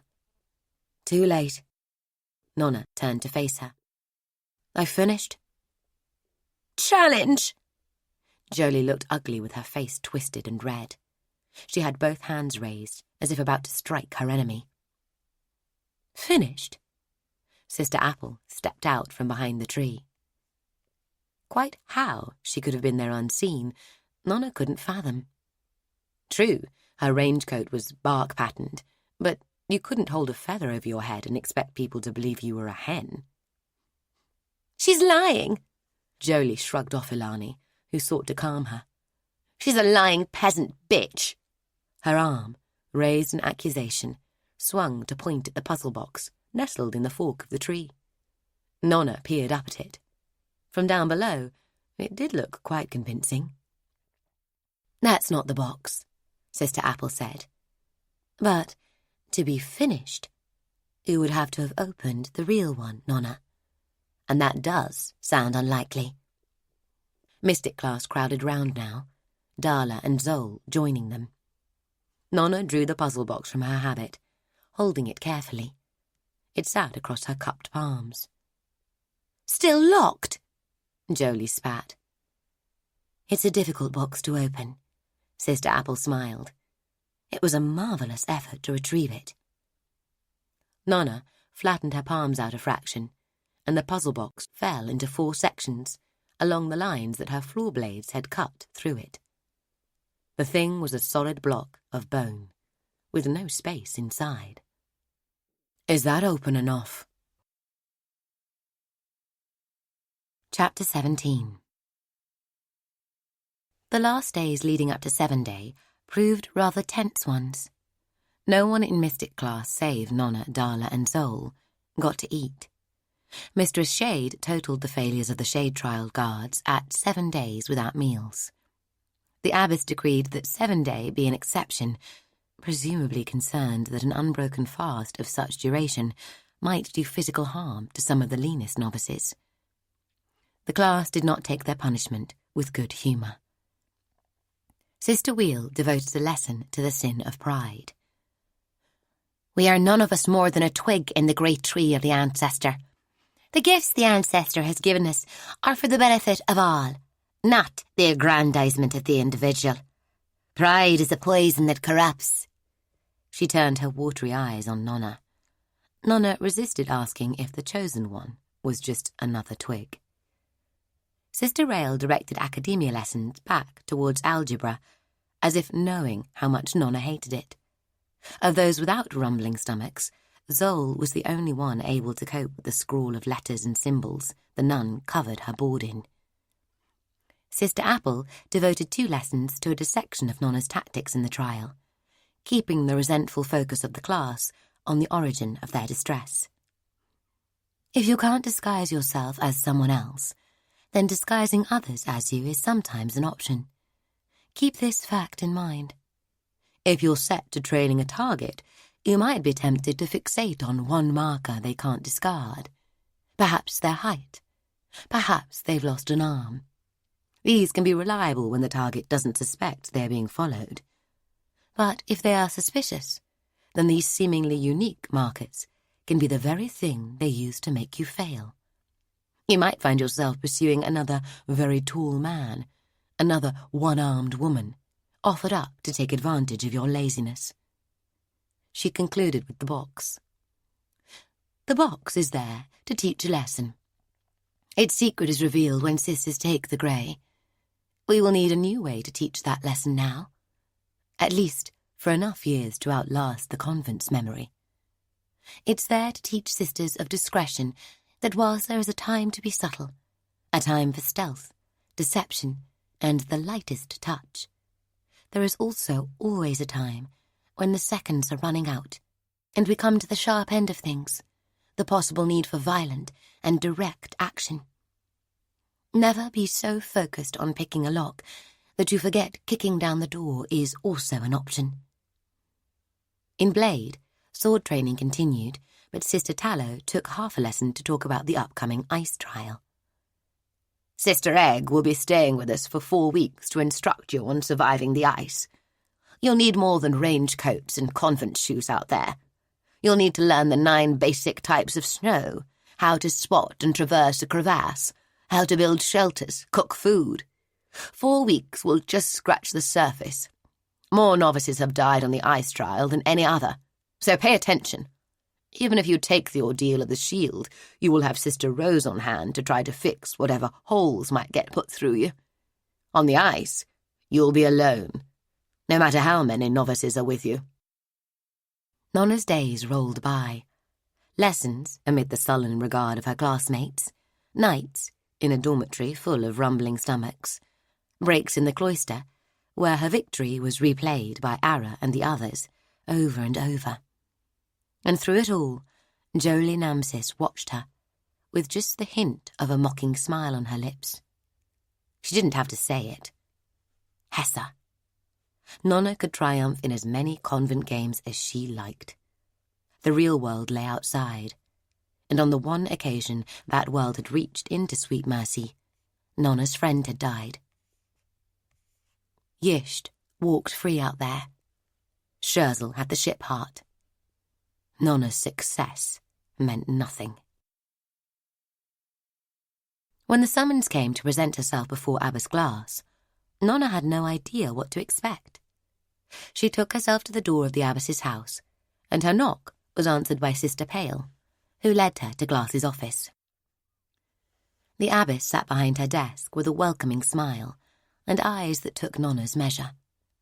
In a convent full of women honed into athletes by blade training, and deadly with their hands, it often surprised Nona that ultimate authority rested in the palm of a motherly woman, somewhat overweight, hair streaked with grey, who wouldn't last more than moments against the youngest Hunska half-blood. But then Nona would remember how that old lady's palm came to bear such a mass of burn scars, and her question would be answered. "Nona, have a seat." Nona sat and waited. "Your performance in the shade trial was a triumph." Nona waited for the but. "But I want you to think about what role awaits you in the wider world, however narrow it might be when you leave our convent. Out there you can't always win. No one person, no matter what amount of physical skill they might have, can change the tide of a war or deflect the uprising of a political movement. Not even the most famed of mystic sisters, with the power of the bath running through their veins, were single-handedly responsible for defeating nations or able to steer the populace. From the outside, Sweet Mercy looks very small. Our job here is to teach you to deal with failure as much as it is to teach you to win. We have failed to teach you about failure. I tell you this as I fear time is running out, and simply hearing the lesson may have to stand in for being shown it." Nona opened her mouth to explain how she had learned that lesson when she failed Hessa, but her lips couldn't shape the words. You're powerful, Nona, and you've come into your power at an early age. The understanding that power corrupts is an idea older than the language we repeat it in. All of us in positions that afford authority over others are susceptible, be we high priests, prime instigators, even abbesses. Or emperors, Nona said. The abbess winced. Some truths are better left implied, dear. She glanced at the door, then continued. The Church has power, and the Inquisition is intended to keep it from corruption. The Red and the Grey are a power, and among the High Priest's tasks is to ensure those who direct them are not led astray from the righteous path. Each member of the Red and the Grey is a power in themselves, and it is my job to ensure they remember their strength is a gift, intended for service. And of course there are the ship hearts, each a source of vast potential. Or do they corrupt the ones who direct that strength? Nona said nothing. She didn't know the answers, saving that she was already tainted, and the stain upon her had his own name. I tell you this, Nona, because difficult times are ahead for us all, and I want you to have faith in what we've taught you here, what I've taught you. When strength is in your hands, there is a temptation to lash out against what looks like injustice. But our rules are all we have to stop everyone lashing out, each to their own sense of justice. Battles are better fought within the system, even when it seems broken. The abbess sighed. You're young and I'm boring you. Run along, but don't forget what I've told you.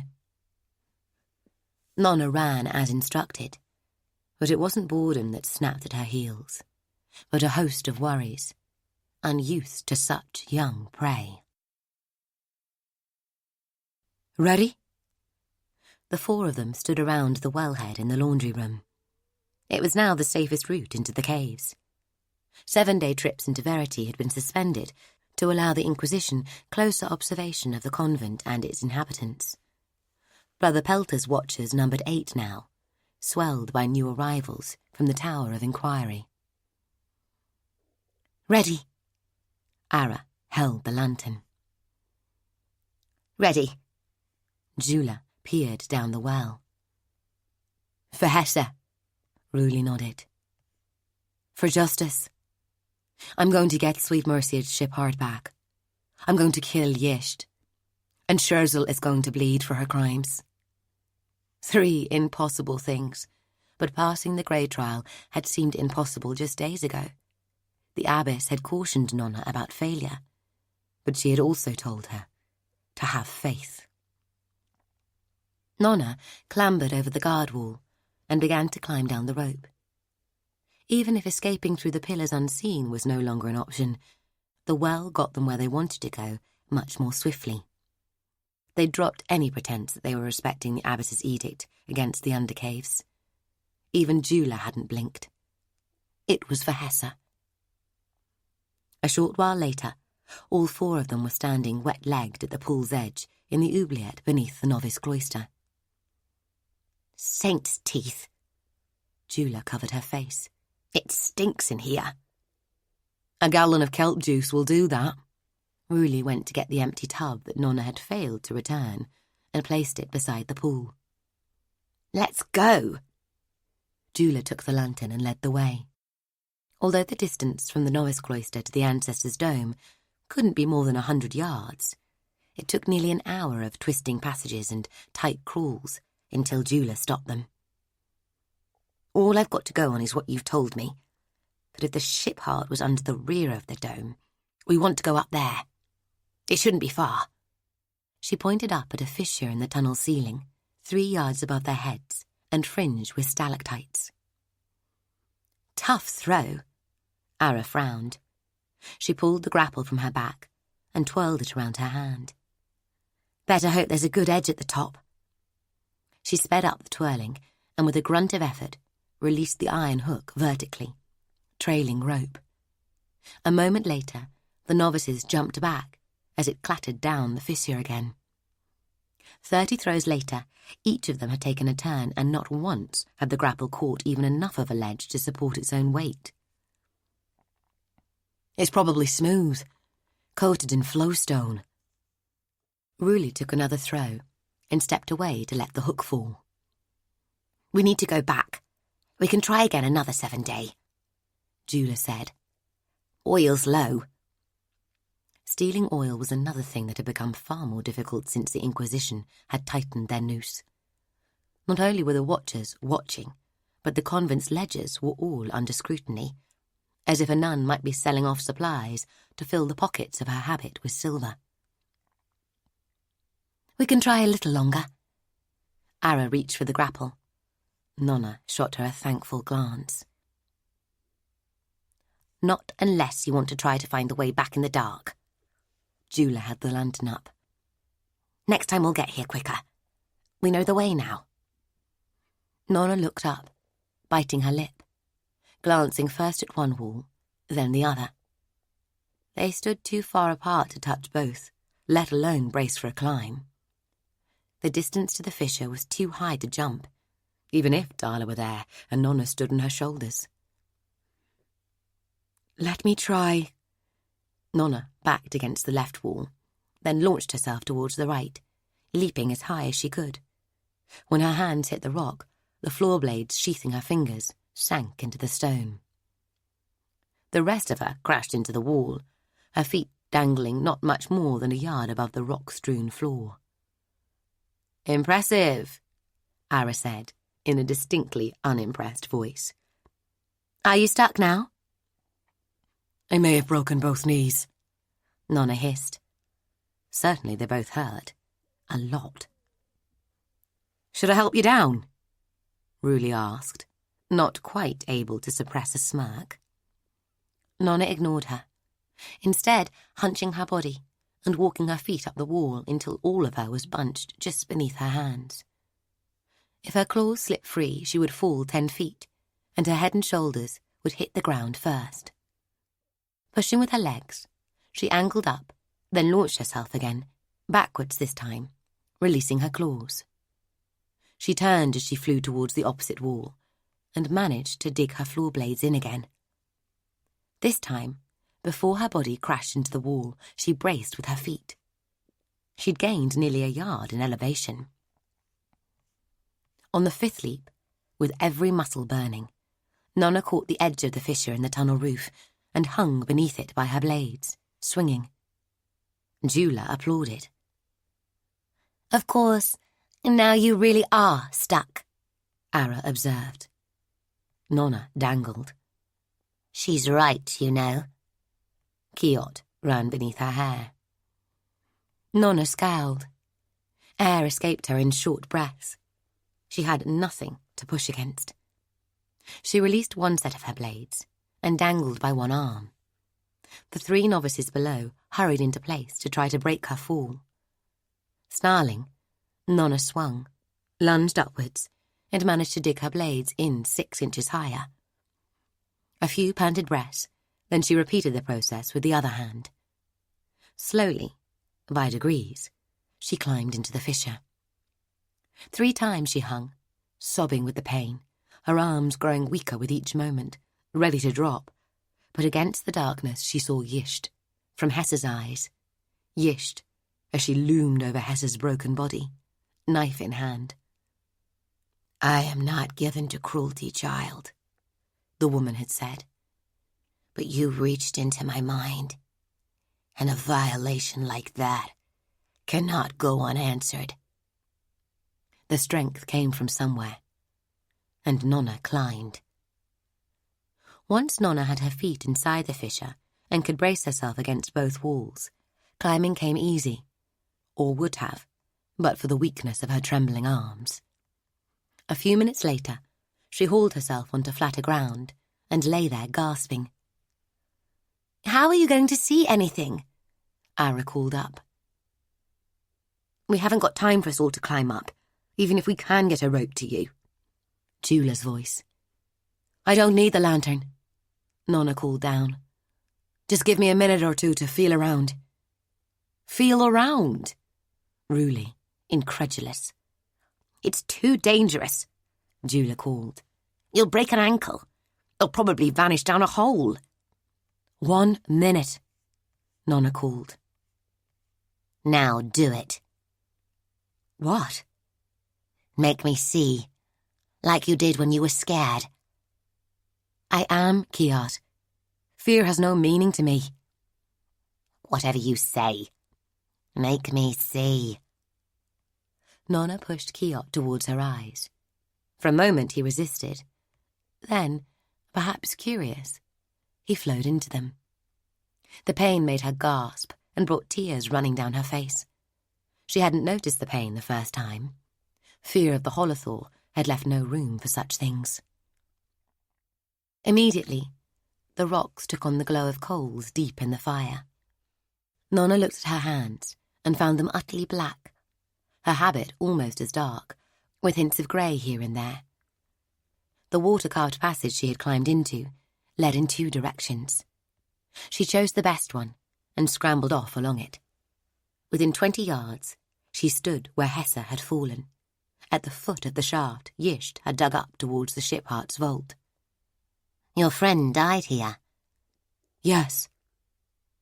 "And you still want to kill the one who slew her, as you agreed to?" "Yes." "Good."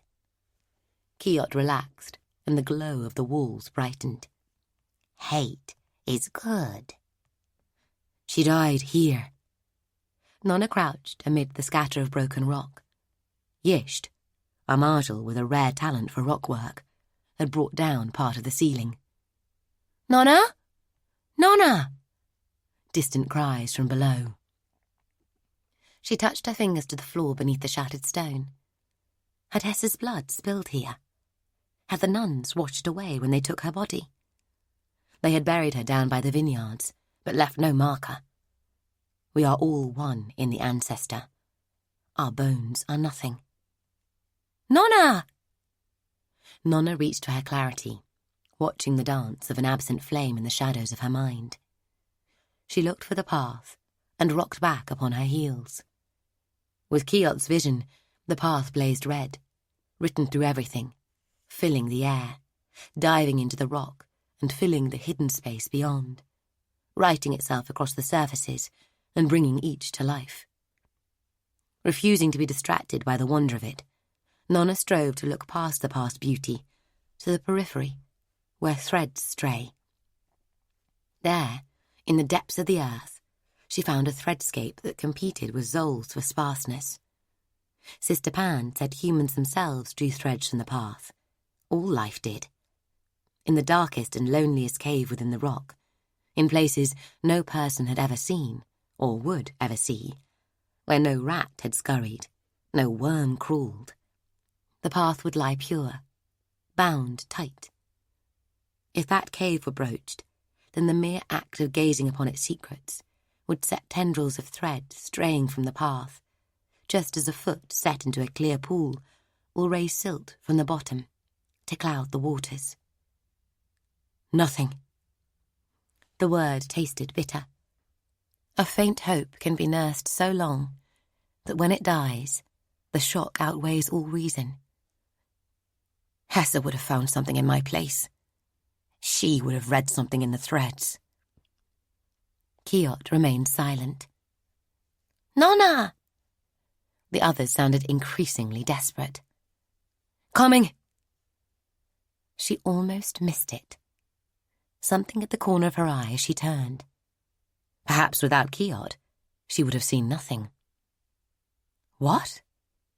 She turned back, reaching.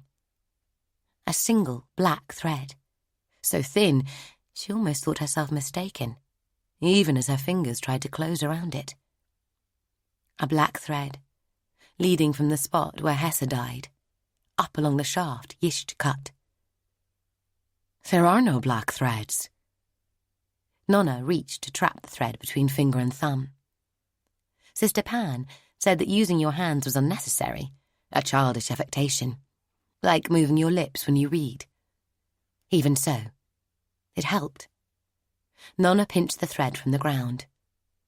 Ancestor! Immediately, a familiar energy trickled into her. Fingers first, then into her hand, making it tingle. A fullness, a potential. It felt like the ship heart? That is not a thread from a corestone. Kiot sounded interested, though, moving entirely into her eyes, the pain so bad she had to grit her teeth against it. What is it, then? Nona pulled on the thread and immediately felt a peculiar sense of disquiet. Nana even would have said, Someone just walked over your grave. Nona leaned around the corner of the shaft, trying to see where the thread led, and picked it out easily now that she held it. It vanished into the rock. That's where Yisht went. The murderer had sealed the passage behind her as she went, her rock-working power amplified by the ship heart. Nona had hoped that her disembodied shadow had killed the woman, a hope that survived only until she had returned to the convent from the ranging with the other novices. Are you so stupid? It's your own shadow. That is why you found it where others could not. It's my shadow's thread. Nona stared at it. Why does it feel like the ship heart, then? For that, Kiot had no answer. Nona! Anger mixed with anxiety in the distant voices now. I can't just leave, she whispered. With the Inquisition here, we might not get another chance for ages. Take it with you. What? It's your thread. Take it with you. So Nona did. Chapter 18. Abbess Glass. Hart Hall had always been a lie. More so now the convent no longer housed the ship heart that had been entrusted to its keeping. Abbess Glass placed her hand against the door and frowned. Entrusted to her keeping. Abbess Mace they called she of the miracle. Glass knew what they would call her if her portrait ever joined the others. She of the lost heart. The abbess pushed through into the long hall, where her sisters sat around the convent table. Tonight, they waited beneath the watchful eyes of Brother Pelter and 2 of his assistants. 3 inquisitors, to witness 8 nuns at table. Abbess Glass. Pelter inclined his head. Glass took her chair. The seat beside it lay empty. Kettle's place. Sister Rael would have to take the notes this time. She exhaled, and the air clouded.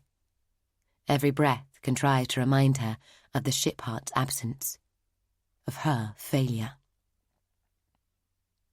First item on the agenda? Glass looked along the table. Rose, Wheel, Tallow, Rail, Apple, Rock, and Sister Pan, huddled in her furs, dark eyes aglitter. I have delivered the Grey reports for the last 5 years into Brother Pelter's keeping, as requested. Sister Apple looked as if she would rather have poisoned the man. Thank you. Glass smiled. And the ciphers? And the ciphers. The reports were fakes. Apple had for years been producing a copy of each report, altering, excising, and sanitizing. The encryption she used differed from that employed on the true reports, and the ciphers had been designed to be devilishly time-consuming to apply. Glass wished Pelter and his subordinates much joy of it. Next. Abbess Glass glanced toward Sister Wheel. She always had something to raise. Heresy! Brother Pelter stepped up behind the abbess's chair. Heresy, brother? This whole convent is treading dangerously close to heresy, Abbess. Your buildings may stand upon the edge of a cliff, but your faith teeters at the brink of a far deeper chasm. Indeed. Glass steeled herself, neither to rise nor look around. These are grave charges, Inquisitor. Perhaps you could elaborate? Pelter began to circle the table, staring at the back of each nun's head. It is more a matter of attitude and atmosphere at the moment. Something rotten in the state of mercy. Hearsay and heresy, though they may sound similar, are very different things, Brother Pelter. Glass set her elbows to the table and steepled her fingers before her. A crime is built of specifics. Have you any of those? Pelter paused his stride. The worst example so far has been in spirit class. Spirit class? You amaze me. Glass didn't have to pretend surprise. The idea that Sister Wheel might fall short in any measure of piety or protocol stretched her belief. There have been some questionable choices in the selection of saints to be studied. Brother Pelter looked grave. The novices make their own choice of saint for the spirit essay. Sister Wheel looked outraged. There are no works by or concerning heretics in my library. The ancestors' library, that is. She thumped the table. I defy you to find even one. One of your novices is even now writing about David, Pelter said. David! Sister Wheel opened her mouth, but no further words emerged. Perhaps you could enlighten us, Sister, Abbess Glass asked. I'm not familiar with the man. Wheel's frown became a scowl. I'm not. Few people have heard of him, Pelter said. Raised to the sainthood in the Onian period. I've nothing from the Dark Ages in the library. Wheel shook her head. And yet there are books in Sweet Mercy that do not reside in your library, Pelter said. A knock at the door forestalled any reply Sister Wheel might have to that. Sister Pale's head appeared. There's a novice who says she has important information for the table and that it can't wait. Unexpectedly, Sister Pan turned in her chair. Tell her that it can wait and will wait. Abbess Glass nodded. It paid to listen when the old woman spoke. Tell. She has Watcher Eris with her, Abbess, Pale interrupted. He wants Brother Pelter to hear her. Abbess Glass sighed. Send her in. Pelter would demand it. Better to give it to him and not lose face. Sister Pale opened the door, and Watcher Eris, a short man whose pot-belly strained his tunic, strode in. Jolie Namsis followed, looking demure, her gaze on the floor. Jolie, you had something urgent to tell us? Glass fixed the girl with a hard stare. Jolie nodded, biting her lip as if unsure. Well, do tell us, novice. Glass motioned with her hand. Jolie hesitated, a show of reluctance. A trip thread in the undercaves has been triggered? Intruders? Glass closed the hand upon the table into a fist. But it wasn't outsiders.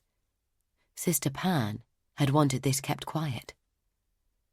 I hope it's intruders, Jolie, and that you have not interrupted the important business of the convent table to tell tales on fellow novices. She knew Brother Pelter would make his move sooner or later, but this was too soon for anything usable to be placed into his hands. The abbess put every ounce of her will into the stare with which she pinned the girl before her. More woman than girl, truth be told, and far too beautiful for her own good. Shut your mouth, novice. Shut your mouth and go away. On almost any novice, Glass's stare might have had its desired effect. But Jolie, full of earned grievance, natural spite, and the confidence that a rich family engenders, shrugged it off. It's only, Abbess, that I remembered how strongly you emphasised that the undercaves were off limits. After, the ship heart was taken. You said... I remember what I said. Jolie proved relentless. You said that anyone wandering there without permission would be banished from the convent. This sounds to be a serious act of defiance. Brother Pelter crossed the room to stand before Jolie. How do you come to know of such a crime, child? Abbess Glass paid no regard to their play-acting. Pelter had started his career as house priest to the Namsis family. He would have known Jolie as a young girl, and still have close contacts with her father. Jolie turned her wide green eyes towards the Inquisitor. I helped Sister Pan place the trip threads, and several of them are attuned to me. She paused, as if waiting for a question. So, I know if anyone other than a sister crosses them, and who that person is. Who was it? A novice, brother. One of our order. Nona Grey. And, Sister Pan. Brother Pelter approached the nun. Did you not know of this too? I did, Sister Pan replied, testily. But you didn't think fit to mention it at table. Abbess Glass beat Sister Pan to a reply, well aware that her mistress Path had been quite capable of levelling buildings in her prime, and might still be able to turn an impertinent monk inside out. We were only on the first item of business, Brother Pelter. You yourself interrupted the order to talk of heresy before we reached the second. There are no bad times to speak against heresy, Abbess. Pelter folded his arms. And the novice that was wallowing in it with her ill-advised writings on the Dark Age saint, known as David, was none other than this Nona Grey we have just heard about. He resumed stalking around the table. Glass felt the jaws of the trap close around her. And the punishment you prescribed for transgression was to be banished from the convent. Nona is a three-blood. We can't send her out into the world. That's madness. Glass drew a deep breath and released it slowly. When I made that ruling, it was a week after the theft. A novice had died down there. I said what was needed to keep others from getting themselves hurt. I agree with you. Brother Pelter nodded. He came round to the head of table, footsteps echoing in the cold air. I'm glad. Flexibility is what's needed. Glass forced herself to unclench her fist. I agree that we can't allow the child out into the world. She's too valuable. Others will seize her and turn her talents against the church and against the emperor. Flexibility, though. Flexibility is a toxin, the ally of heresy. It's flexibility that allowed this child to get hold of unsuitable histories in the first place. Rules must be iron. Decisions must be kept to. Decrees obeyed.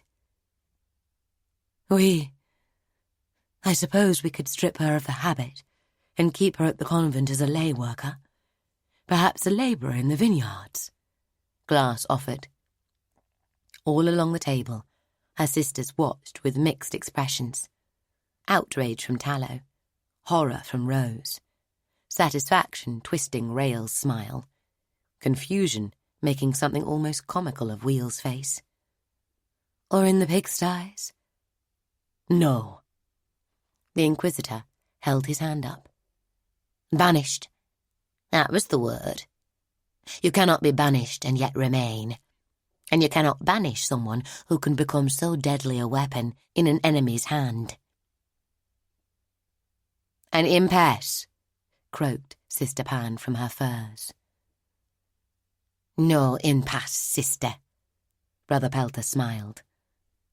We drown the child, then throw her body off the cliff. Chapter 19. Get your coat on. Nona looked up from the desk beside her bed. All around the dormitory, novices stopped their preparations for sleeping or laid down their quills. Sister Kettle stood in the doorway, pale-faced, darkness smoking off her skin. Me?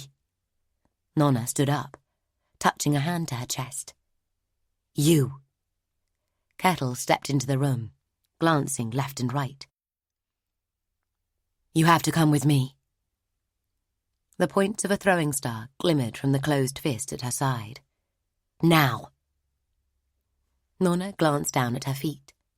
The slippers she had on were a gift from Ara, lined with blue squirrel fur. She stepped out of them and reached for her shoes. What's the matter? Darla rose from her bed, towering over the approaching nun. She rolled her neck, clicking bones. Gather what you need for a journey. Kettle knelt and started to rummage in Nona's cupboard. We're leaving in 2 minutes. Zol raised her head from between her bed and Mally's, abandoning her press-ups. There is a problem. Not a question. I will help. You have your own problem, Kettle said, still stuffing Nona's possessions into a hemp sack. Tarkax is here to escort you to Scherzel's palace. No. Nona had one arm into her range coat and was struggling with the other. Zol's one of us now. Kettle stood, tying the sack closed. Not if her mother disagrees. Church overparent is Skithrol heresy. The abbess can't afford to argue the case. Can't afford? Nona realized she was shouting. Can't afford? I have no mother, Zol said, and I wish to remain here. She stood by her bed now, a solid 6 foot of killing machine, hard-eyed and ready. You stay there, then. Kettle reached for Nona's hand and began to pull her towards the door. Wait! Darla stepped forward. Where are you going? Away. Kettle swept the room with dark eyes, and shadows swirled. I wasn't here. She set a finger to her lips. Her gaze settled on Crocy and Alani beside Jolie's empty bed. There are worse things, novices, than the Inquisition. Consider that. A tug of her hand, and she had Nona stumbling towards the door. Together, they hurried down the stairs.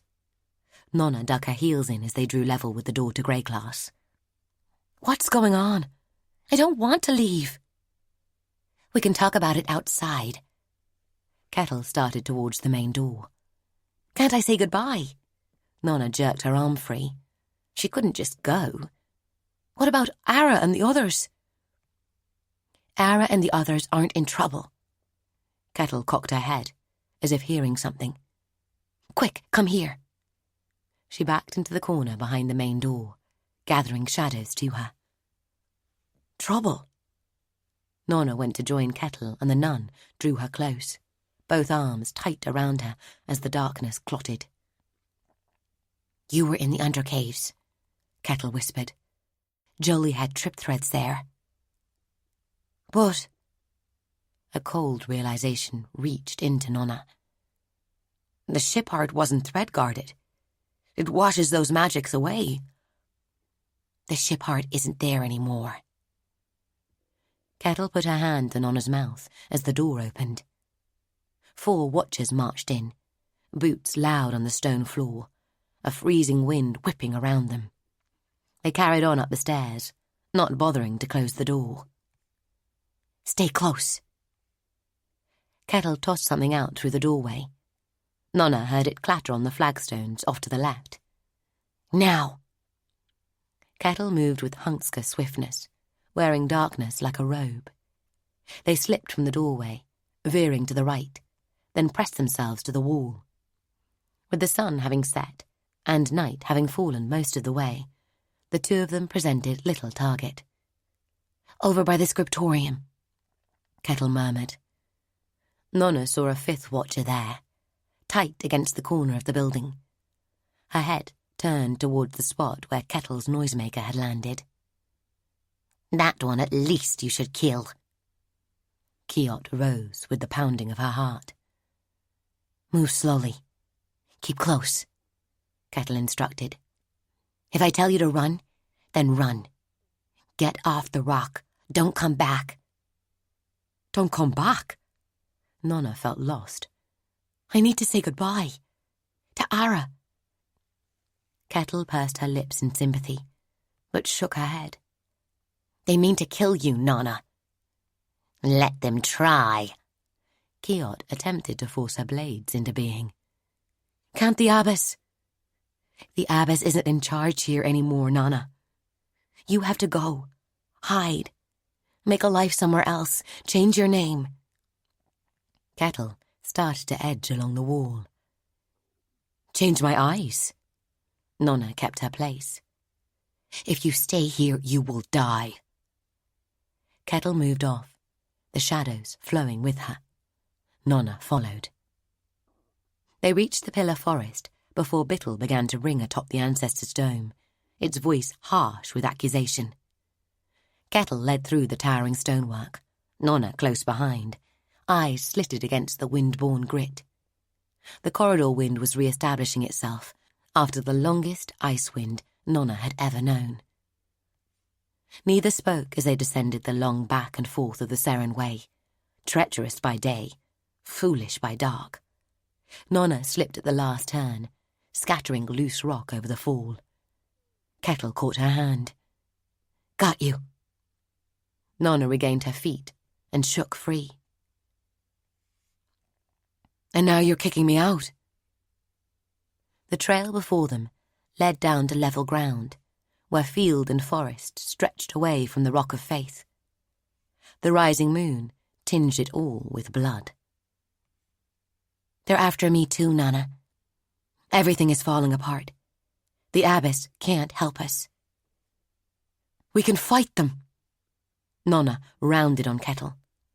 "They're just 9 against us. I've killed more men than that by myself. And I wish you hadn't had to." Kettle looked down. "We can't fight them. They're the church." "We're the church," Nona shouted. "The Inquisition is nothing." Kettle shook her head. "It's all one, all joined. What do you think Abbess Glass did before she came to Sweet Mercy? She ran the Inquisition. High Inquisitor Sheila Yamal. That was before her son died." "No, I don't believe that." Nona backed away. "We can't fight the church." Kettle followed her. "What else would we have left?" "Each other?" Nona said, eyes hot and prickling. "Nona, you will always be my sister." Kettle reached out and caught Nona's shoulder. "The convent could fall from the rock. Every holy book could burn. That wouldn't change." She put her other hand at the side of Nona's face, angling her eyes towards her. They were almost of a height now. "I'm going to try to make a shadow bond between us." "It won't work." Nona had seen Kettle call to Apple through her bond. The Noir Gwyn used them too. "I lost my shadow." "I'm going to try. And if you need me, you could call." "Let's try." Nona attempted a smile. She couldn't twist her face right, though. Kettle took Nona's hand and interlaced their fingers into a tight grip, dark eyes determined. She frowned with concentration. The night thickened around them, blackening away the sky, swallowing the stars, leaving only the red eye of the moon. Kettle squeezed, hard enough to make the bones creak in Nona's hand. The darkness became a physical thing, masking even the moon. Nona felt it, washing over her, but sensed no deeper connection. "It's not working," Kettle moaned. "Try." Nona stared at the place she knew their hands were joined. She stared until her eyes burned, and the path sliced through the blackness, everywhere at once, infinite, complex, filling the space, defining the surfaces, shaping Kettle from nothing with a multitude of glowing veins, a light that no darkness could touch. Nona stared harder still, seeing past the path's brightness to the shining shroud of threads whispering through everything, strands freed from the unity of the path. "It's not working." Kettle tried to release Nona's hand, but Nona gripped back with all her strength. A warmth rose around her, the focus approaching. They must have been locked in this embrace for hours. Anyone could find them. Inquisitors must be on their trail by now. Nona pushed away the sudden panic. The focused moon swept away Kettle's shadows, and the Grey sister cried out as if scolded. Nona wouldn't let her pull free. She remembered another focus, the heat bathing her and Hesse on the scriptorium steps on the night Hesse had thread-bound them both. "It will work." Nona seized the threads around her wrist and Kettle's, without delicacy, taking all of them together, bundled in her left hand. She made a fist and squeezed as hard as she could. And in that moment, the focus moon blazed so bright, it took the world away. "What have you done?" Nona opened her eyes to see Kettle kneeling over her, her face hidden in darkness. "I don't know." Nona struggled to sit. "I thread-bound us." "Only 2 quantals can thread-bind. You have to share the blood." Kettle helped Nona to stand. Nona put a hand to the cliff where the rock rose from the plains. She felt too tall, as if her feet were 20 yards below her.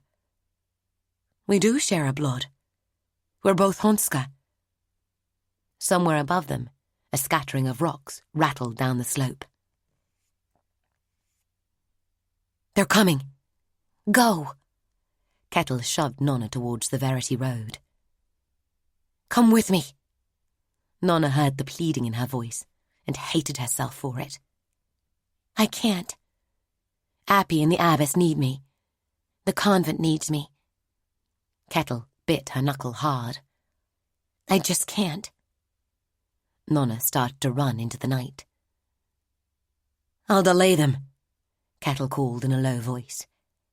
"Stay safe, little sister. Be careful." Moments later, Nona was jogging along a rough track towards the Verity Road, everything she owned in a sack bouncing on her back, everyone she knew, everything she cared about, retreating behind her. An hour later, running through rough fields of rain-lashed mud, she came to the margins of a wood and halted among the trees. The cold wrapped her, her stomach growled, her feet ached. An emptiness gnawed inside her, a sense of loss, of failure. She sat her back to the trunk of a pine, and the tears came, racking sobs that hurt her chest. She cried for an hour. "You should have killed her when I said." Nona didn't have to ask who. Jolie had played her from the start. The girl had pulled her strings, her threads too, perhaps, but Nona wasn't sure of that. Jolie had goaded her into those caves, taunting her about Hesse, knowing the punishment, and knowing all the time that the moment Nona set foot in the place where her friend had died, her intrusion would be known. Nona had been a fool. "You should have murdered her that first day." "Yes." Nona wiped her eyes and set her mouth in a grim line. "I probably should have." Chapter 20. Where will you go? I don't know. Nona had no idea. Crouching in the margins of a damp forest wasn't a good long-term plan. It wasn't even a good short-term plan. You'll need to steal food. Probably. You'll have to kill them. Who? The people you steal the food from. You don't want any witnesses to lead your enemies after you. Kiot sounded quite cheerful about the whole thing. Just a line of corpses to lead them instead. You should go to the city. Kiot had enjoyed their trip to Verity. That's where the Tower of Inquiry is. I'm not difficult to spot.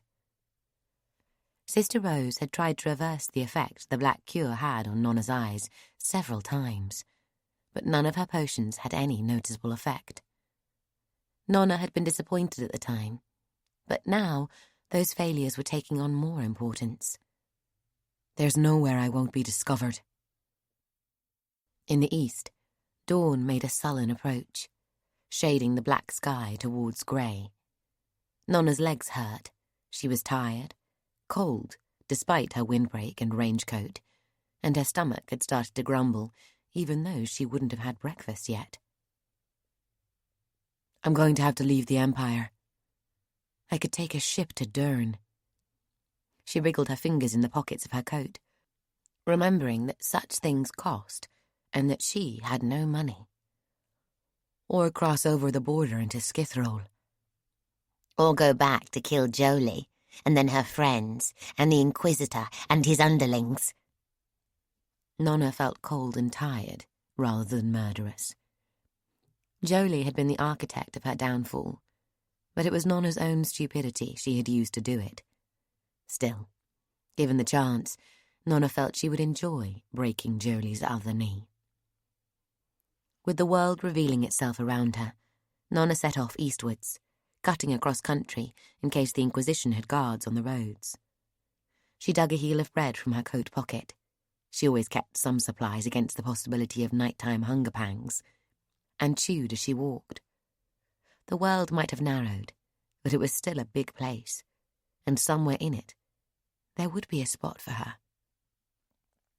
She looked back just once, towards the rock where Ara and her other friends lay sleeping. I will come back. For the first day, Nona kept off any track larger than a deer trail. She walked due east beneath a grey sky, with the corridor wind at her shoulders. At one farm, she stole eggs from the nest box, quieting a mean-eyed hound with the whispering trick that Ruli had taught her. Some work of martial empathy, no doubt, though Ruli never mentioned the blood, just saying that the power was in whispering the right kind of nonsense. Later, she took a whole hen from the yard of another farm, wringing its neck and running when a field hand came shouting from an outhouse. She sat in her bivouac that night beneath a roof of branches and heaped bracken, staring at the bird. You don't want it now? I don't want it raw. You ate those eggs raw? I didn't want to. And this is different. So cook it. Kiot seemed disinterested, but her hunger did appear to annoy him, as if he felt an echo of it. Nona looked away from the heap of feathers, scanning the trees and the shadows gathering amid the undergrowth. All day she'd had the feeling she was being followed, but she was unused to such open spaces after years spent within the convent, and it was likely just nerves that set the skin between her shoulder blades crawling, even when Kiot was not sitting there. Nona dropped her gaze to her open hand. The dark thread that now bound her, however tenuously, to her shadow, lay in the groove that her lifeline made across her palm. The old women in the village had red palms. All of them except Nana Even, who said it was superstitious nonsense, and read the entrails of rabbits instead. Nona knew that such threads could be followed. Scherzel's men had somehow followed the threads to discover Nona as a child, their thread worker leading troops almost to her doorstep. But how someone pursued a thread, Nona had no idea. Her shadow thread didn't run through the forest like a trail of string unwound behind a cautious explorer. Instead, like every other thread, it led off at curious angles to the world, requiring steps that no feet of blood and bone could take if it was to be followed. If she was still at Sweet Mercy, Nona would have asked Sister Pan and been taught the techniques required. But the convent lay miles behind and forbidden. The thread in her hand was less the solution to a problem and more a reminder of what she had lost. Still, she would try to be open to whatever pull the thread might exert, to let it guide her. Perhaps it would steer her choices and take her by strange paths to where she wished to go. Sister Tallow had taught the novices how to make fire with stick, twine, and kindling, and Nona, with her Hunska Swede, had always been good at it in the convent. Out in the dampness of the forest, though, with the wind complaining through the trees, it proved impossible to reproduce her success. Finally, with one of Clara's favourite curses, she threw down the stick, one end steaming gently, and let the wind steal what leaves and moss she'd gathered. "Find a peasant, and take their fire." If the last hut she'd seen were any closer, Nona might just have followed Kiot's advice. Instead, she crouched and wondered what the others were doing back at Sweet Mercy. They would have eaten by now, stuffed themselves with stew and bread. In Grey Dormitory, Ara, Ruli, and Jula might still be wondering about her.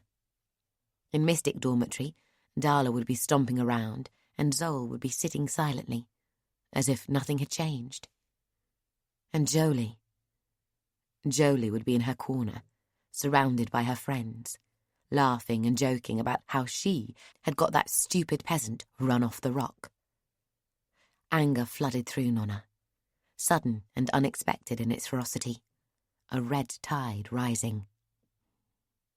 "I think I will have a fire." Nona narrowed her eyes in a stare that looked past the world. The path blazed before her, as broad and clear as she had ever seen it, and before her heart took another beat, she threw herself at it.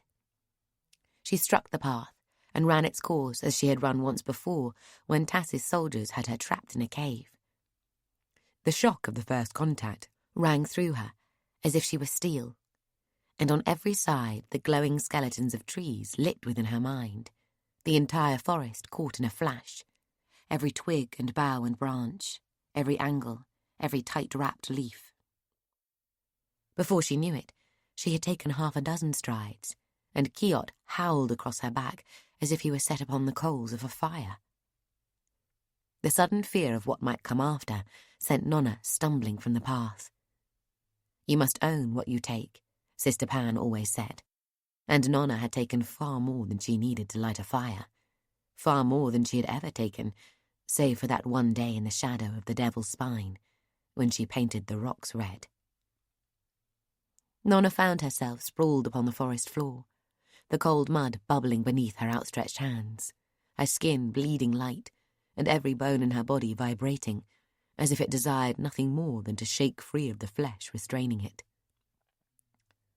She thought of heat rather than strength, the same way they warmed the training room at the Path Tower, pushing the energy into the form she needed.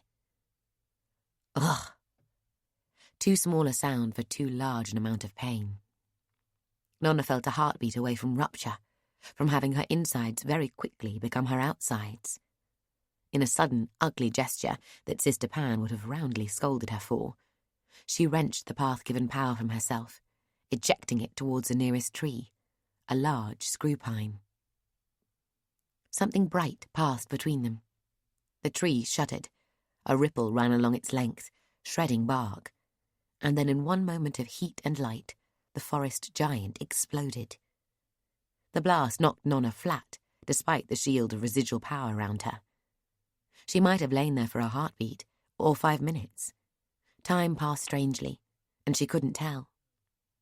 Kiot was howling, but her ears rang, and, even though she didn't need them to hear him, his words passed through without her comprehension. When Nona raised her head, nothing remained of the tree, and none of those closest were anything more than blackened trunks, studded with the shattered stumps of branches. Further back, in the area into which Nona had been thrown, the forest burned in dozens of spots where blazing fragments had peppered both branches and undergrowth. "Don't!" Kiot sounded as if he were wheezing. "Do that! Again! Ever!" Nothing of Nona's bivouac appeared to have survived. She glanced around for her chicken. "What are you going to do now?" Kiot demanded. Nona spotted the bird's carcass, hanging in a tangle of briar, feathers smouldering. She narrowed her eyes. "Pluck it." Chapter 21. Nona rose with the light and left her shelter licking chicken grease from her fingers. She'd made a breakfast of the remains, taking the last of the meat from the bones. The corridor wind fought its way through the trees, and on the boughs of frost oak and elm, leaves started to unfurl, eager to snatch up what the red sun had to offer. The forest stank of char. In some places, the wind had carried the fire a score of yards before the damp finally defeated it. Nona rubbed the cold from her bones and stretched her stiff back. In time, she came to a woodsman's trail and followed it, bound east. "So you're still running away?" "I'm going home." Nona didn't know it until she said the words, but at some point in the restless night, her subconscious must have decided the issue for her and had set to waiting for her lips to part to let her know. "Back to the village where I grew up." "You're not grown up yet." "Where I lived until I came to the convent." Nona strode on, unruffled by Kiot, now that she had a purpose once more. Before she had walked far enough even to lose sight of the forest, Nona's thoughts returned to the fire she had made. Walking the path had not come so easily to her since the day she killed Raymortassis, and Kiot came to live beneath her skin.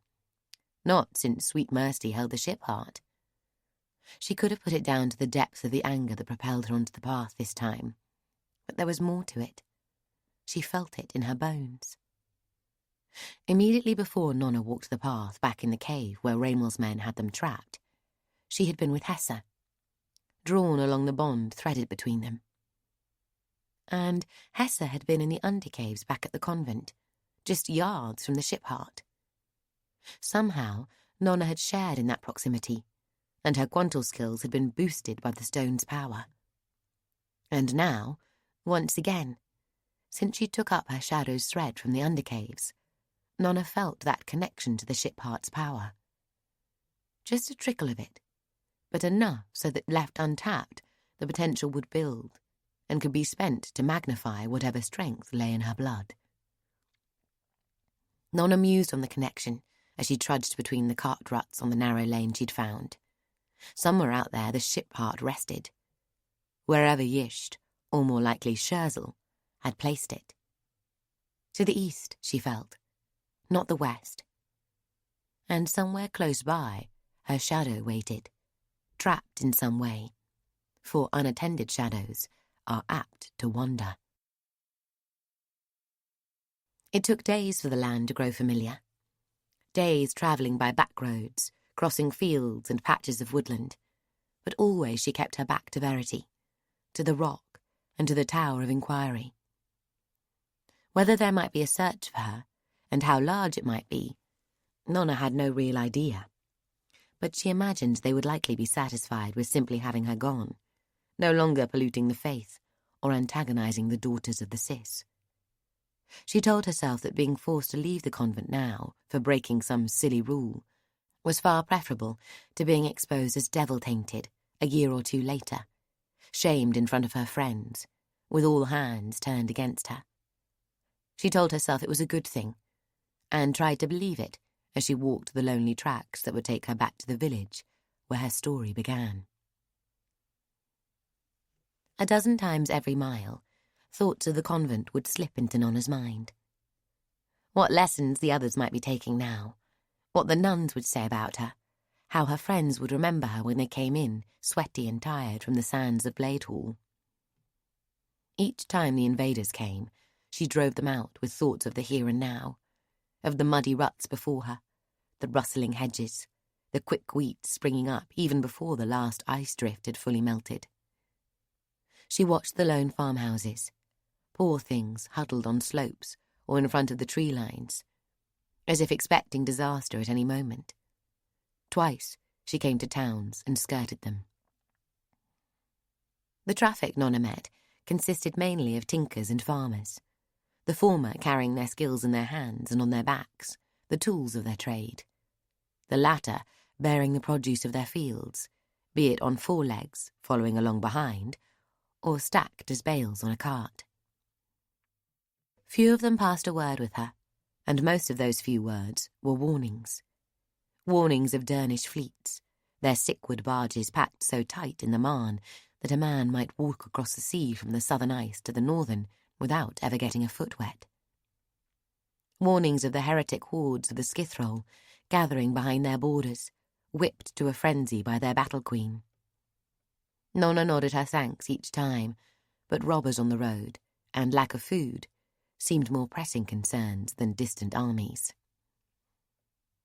She walked for half a day with an old woman who went from town to town sharpening edges, on knives, on ploughshares, on scythes, even on swords, if such a thing were hung rusting above the ealdorman's hearth. The woman, Galabeth, hardly reached Nona's shoulder, bent with age, all bones and uncomfortable angles. It took her 3 miles before she noticed Nona's eyes. "Sister's truth. Ain't she got no eyes, sister?" Nona suppressed a laugh. "They're not holes. They're just black. It was an illness. And I'm not a sister. Not even a novice." Galabeth made the sign of the tree. "Thought you had the devil in ye." Nona opened her mouth, then closed it. Galabeth shuffled another 10 yards before ceasing to suck at her few remaining teeth, and offering another opinion. "It's good you're a nun, child." Another shuffled yard. "Don't have to worry about a husband." Nona had forgotten the uncompromising honesty of the ancient. Sister Pan had a touch of it, but perhaps she still retained too many of her wits to let her tongue wander into unintentioned cruelty. But Galabeth was right. Jolie and her friends had delighted in telling Nona how ugly her eyes made her, how no boy would ever want to gaze into them. The old woman knew it too. "I'm not a nun."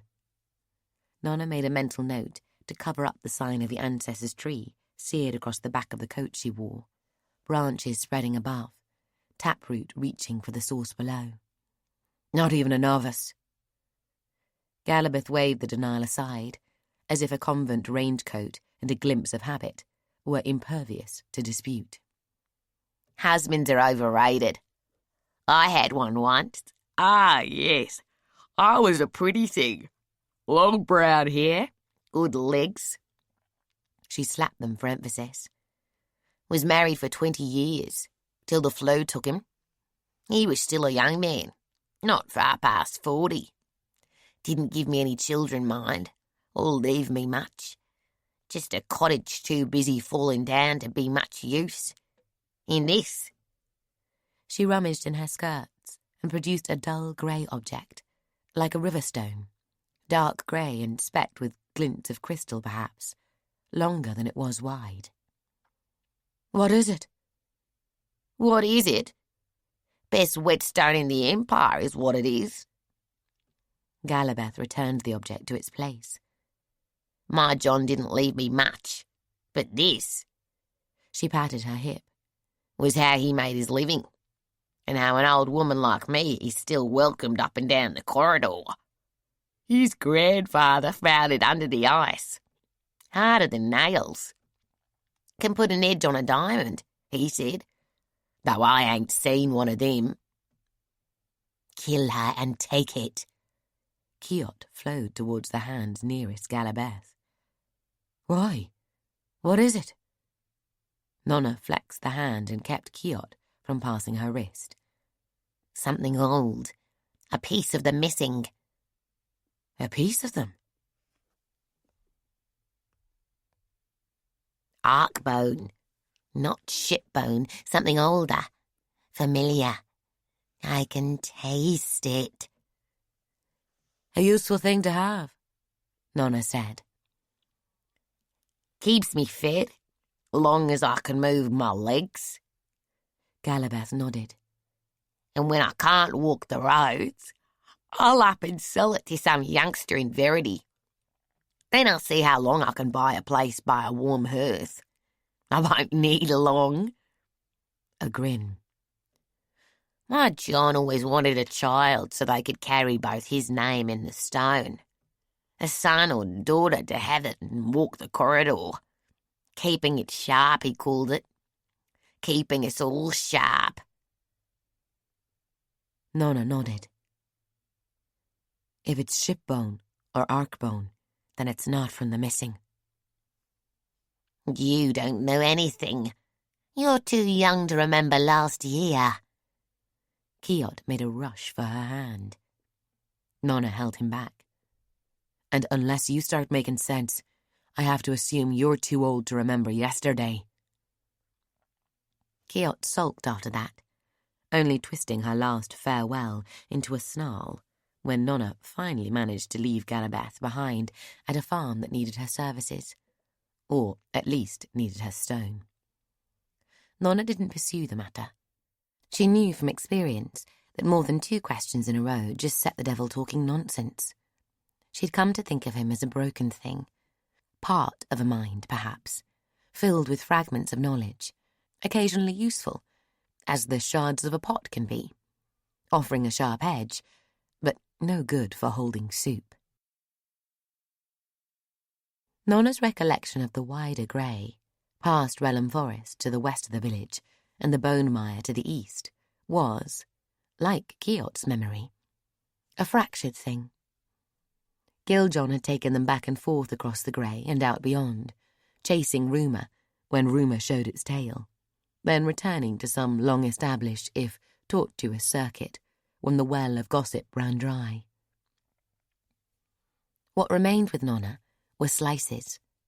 A town skirted here, a hillside there, a ruin, a lake. Eventually, following directions from another village almost as small as hers, though bearing a name, Nona found her way to Relham Forest. The old man who had known of the forest, apparently by its ill repute, also knew of her village, and, miraculously, had a name for it, too.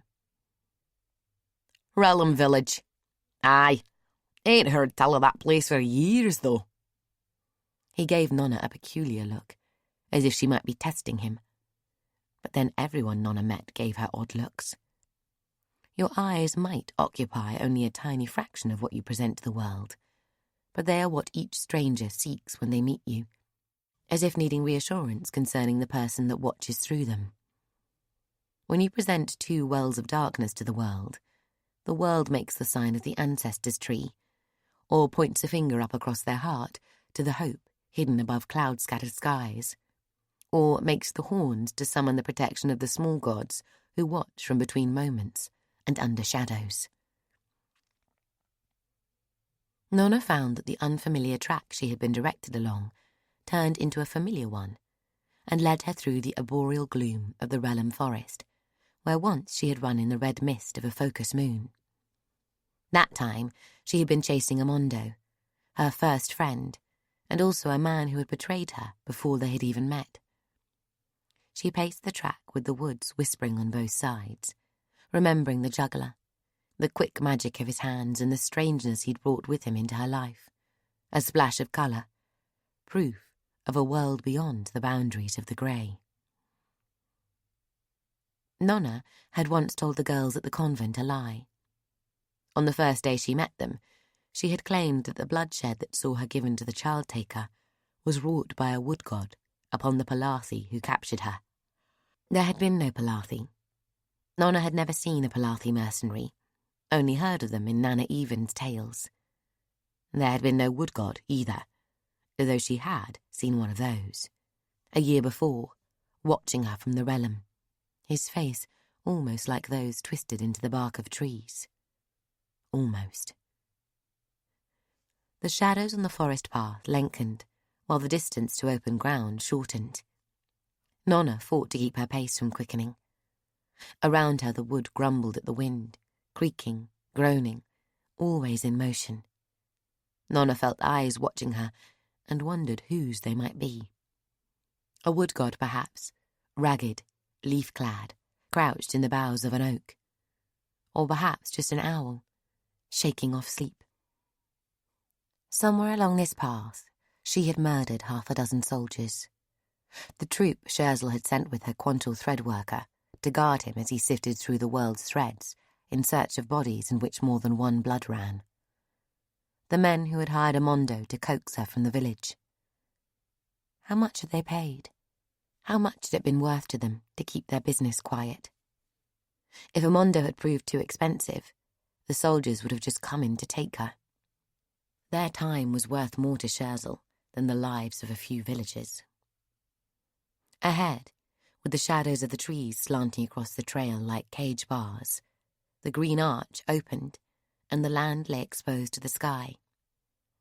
Nona left the realm, still feeling the eyes upon her back, and followed the path up through the moor towards the fields and huts of her village. It's been too easy. Kiot burned across the back of her neck and lowered her hood to let the corridor wind cool him. It wasn't easy. Though as she said it, Nona realised that it had been. A walk through the Empire's garden lands and into the grey. She said they meant to kill you. The Dark One said it. Nona shrugged. Kettle was probably just trying to scare me into leaving more quickly and not coming back. They would certainly have whipped me and sent me from the rock. She frowned. Perhaps the Inquisitors might even have thrown her into the glass water to add her bones to the bottom. But why would they pursue her once she'd gone? Only as she closed the last mile did Nona's thoughts wander to the kind of reception she might find waiting. In her head, the village had been an indivisible object, a ball of memories tight bound, all or nothing. Now, long-banished thoughts of her mother intruded for the first time in an age. Would she recognise her daughter? Would she be angry? Would she pull back from the blackness of her eyes, or open her arms with the mother's love that haunted Nona's most vague and distant recollections? Soft, encompassing, safe and forgiving. You'll see it now. My village. Nona crested the low rise that the village knew as Hedod's Ridge. Her heart suddenly took to pounding as the land opened out before her. Her eyes tried to make sense of a scene that should have been familiar. At first, it looked as if she had been mistaken, and the village must lie over the next rise. The houses were gone. But here a spar stood, black and alone. There a scattering of tumbled stones. And everywhere, the ghosts of pathways, covered now with grass and bushes, but clear enough if you knew where to look. Turn around! Kiot's voice exploded into her skull. Nona found herself obeying without question, but sluggishly, as if her mind were an anchor her muscles had to drag, still mired in the scene before her. With Hunsker speed, Nona's body wrenched itself through the degrees, fighting inertia. Her head led the turn, and out of the corner of her eye she saw the projectile's glimmer as it sped towards her back. Confused, shocked, Nona felt her grip on the moment slipping. She drove her floor blades out from the fingers of the hand she was reaching over her shoulder. The missile held her focus, thin as a nail, long as a hand, flighted, spinning, some kind of disc around the shaft an inch back from the tip, as if the bolt had pierced a copper penny on its way through the air. Somewhere back behind it, a blurred figure stood in the roadway. Nona reached for her speed. Even if she got her fingers to the spike, she doubted she could slow it enough to stop it skewering her shoulder. It became a race a yard left for the bolt, 10 inches for her fingertips to intercept its path. Only her hand and the bolt moved. No heartbeat, no breath, no sound, no chance. The bolt came too fast for her to grasp it. Instead, Nona turned the tip of the floor blade extending from her index finger, presenting the flat and angled side of the invisible blade to the bolt. Deflected, the bolt carried on, its path slanting upwards. It tore into the material of her rangecoat, a thumb's width above her skin, and came to a jolting halt there, stopped by the ridge set an inch behind the point. Nona's eyes adjusted, bringing the figure on the road into sharp focus as she completed her turn. He stood 20 yards back, having emerged from the thicket of dendron bushes that flanked the lane. A tall man, grey-haired, gaunt in his heavy coat, a crossbow raised and bolstered against his shoulder, one eye staring down its length at her. He didn't need to close the other. The socket gaped empty, divided by a scar that travelled to his cheek. Damn! Giljon lowered his crossbow. I always knew you'd be fast. Chapter 22. Nona tugged Giljon's bolt from her rangecoat and glanced at it. The disc was to stop the shaft penetrating too deep, angled so as to allow it to fly straight, though. She wondered what venom it had been smeared with. She looked back at the man. Not going to run? Giljon shrugged. He looked older than she remembered. I had one chance. It should have worked. Now I have none. He frowned. How did you know? Nona's turned to shrug. Magic. She hadn't heard of any magic that would give you eyes in the back of your neck, but marshals had been known to manifest all manner of odd powers. She walked towards the child-taker. Kill him. Are you going to kill me? Giljon shared Kiot's interest. He looked resigned rather than worried. He made no attempt at a defence. The child-taker knew enough about Hunskers to understand it would do him no good. Well? Honestly? Nona closed the gap between them. I don't know. She stabbed him with the bolt, punching it into the meat of his pectoral muscle as far as the collar would allow. She had to reach up. The man was still a head taller than her. Ah! Giljon slapped a hand to the puncture wound. Not like that, you won't. No? Giljon wobbled and sat down. Groton paste. Fast acting. Where were you going to take me? Giljon waved an uncoordinated arm to the west, shook his head, and collapsed. He lay with eyes open, pupils dilated, watching nothing in particular. Nona knelt to check the child-taker's breathing and pulse. It looked odd to see the man who had ruled over her, Hesse and the others, lying there like that, hair in disarray, cheek to the cold ground. For so many miles, his rule had been absolute, as he sat, his back to the cage full of children, 4 foot plodding ahead of him. She relieved him of his pack and coin purse, then tied him hand and foot with the rope he had on him. That was foolish, she muttered, standing. Yes, you should have cut him open. I should have asked my questions before testing his own venom on him. Well, she looked down at Giljon. If you weren't going to kill me, then you must have a horse nearby. Probably a cart, too. You weren't going to carry me over your shoulder. Nona hefted Giljon's pack, then shook his purse. It hung limp, without a jingle of coins.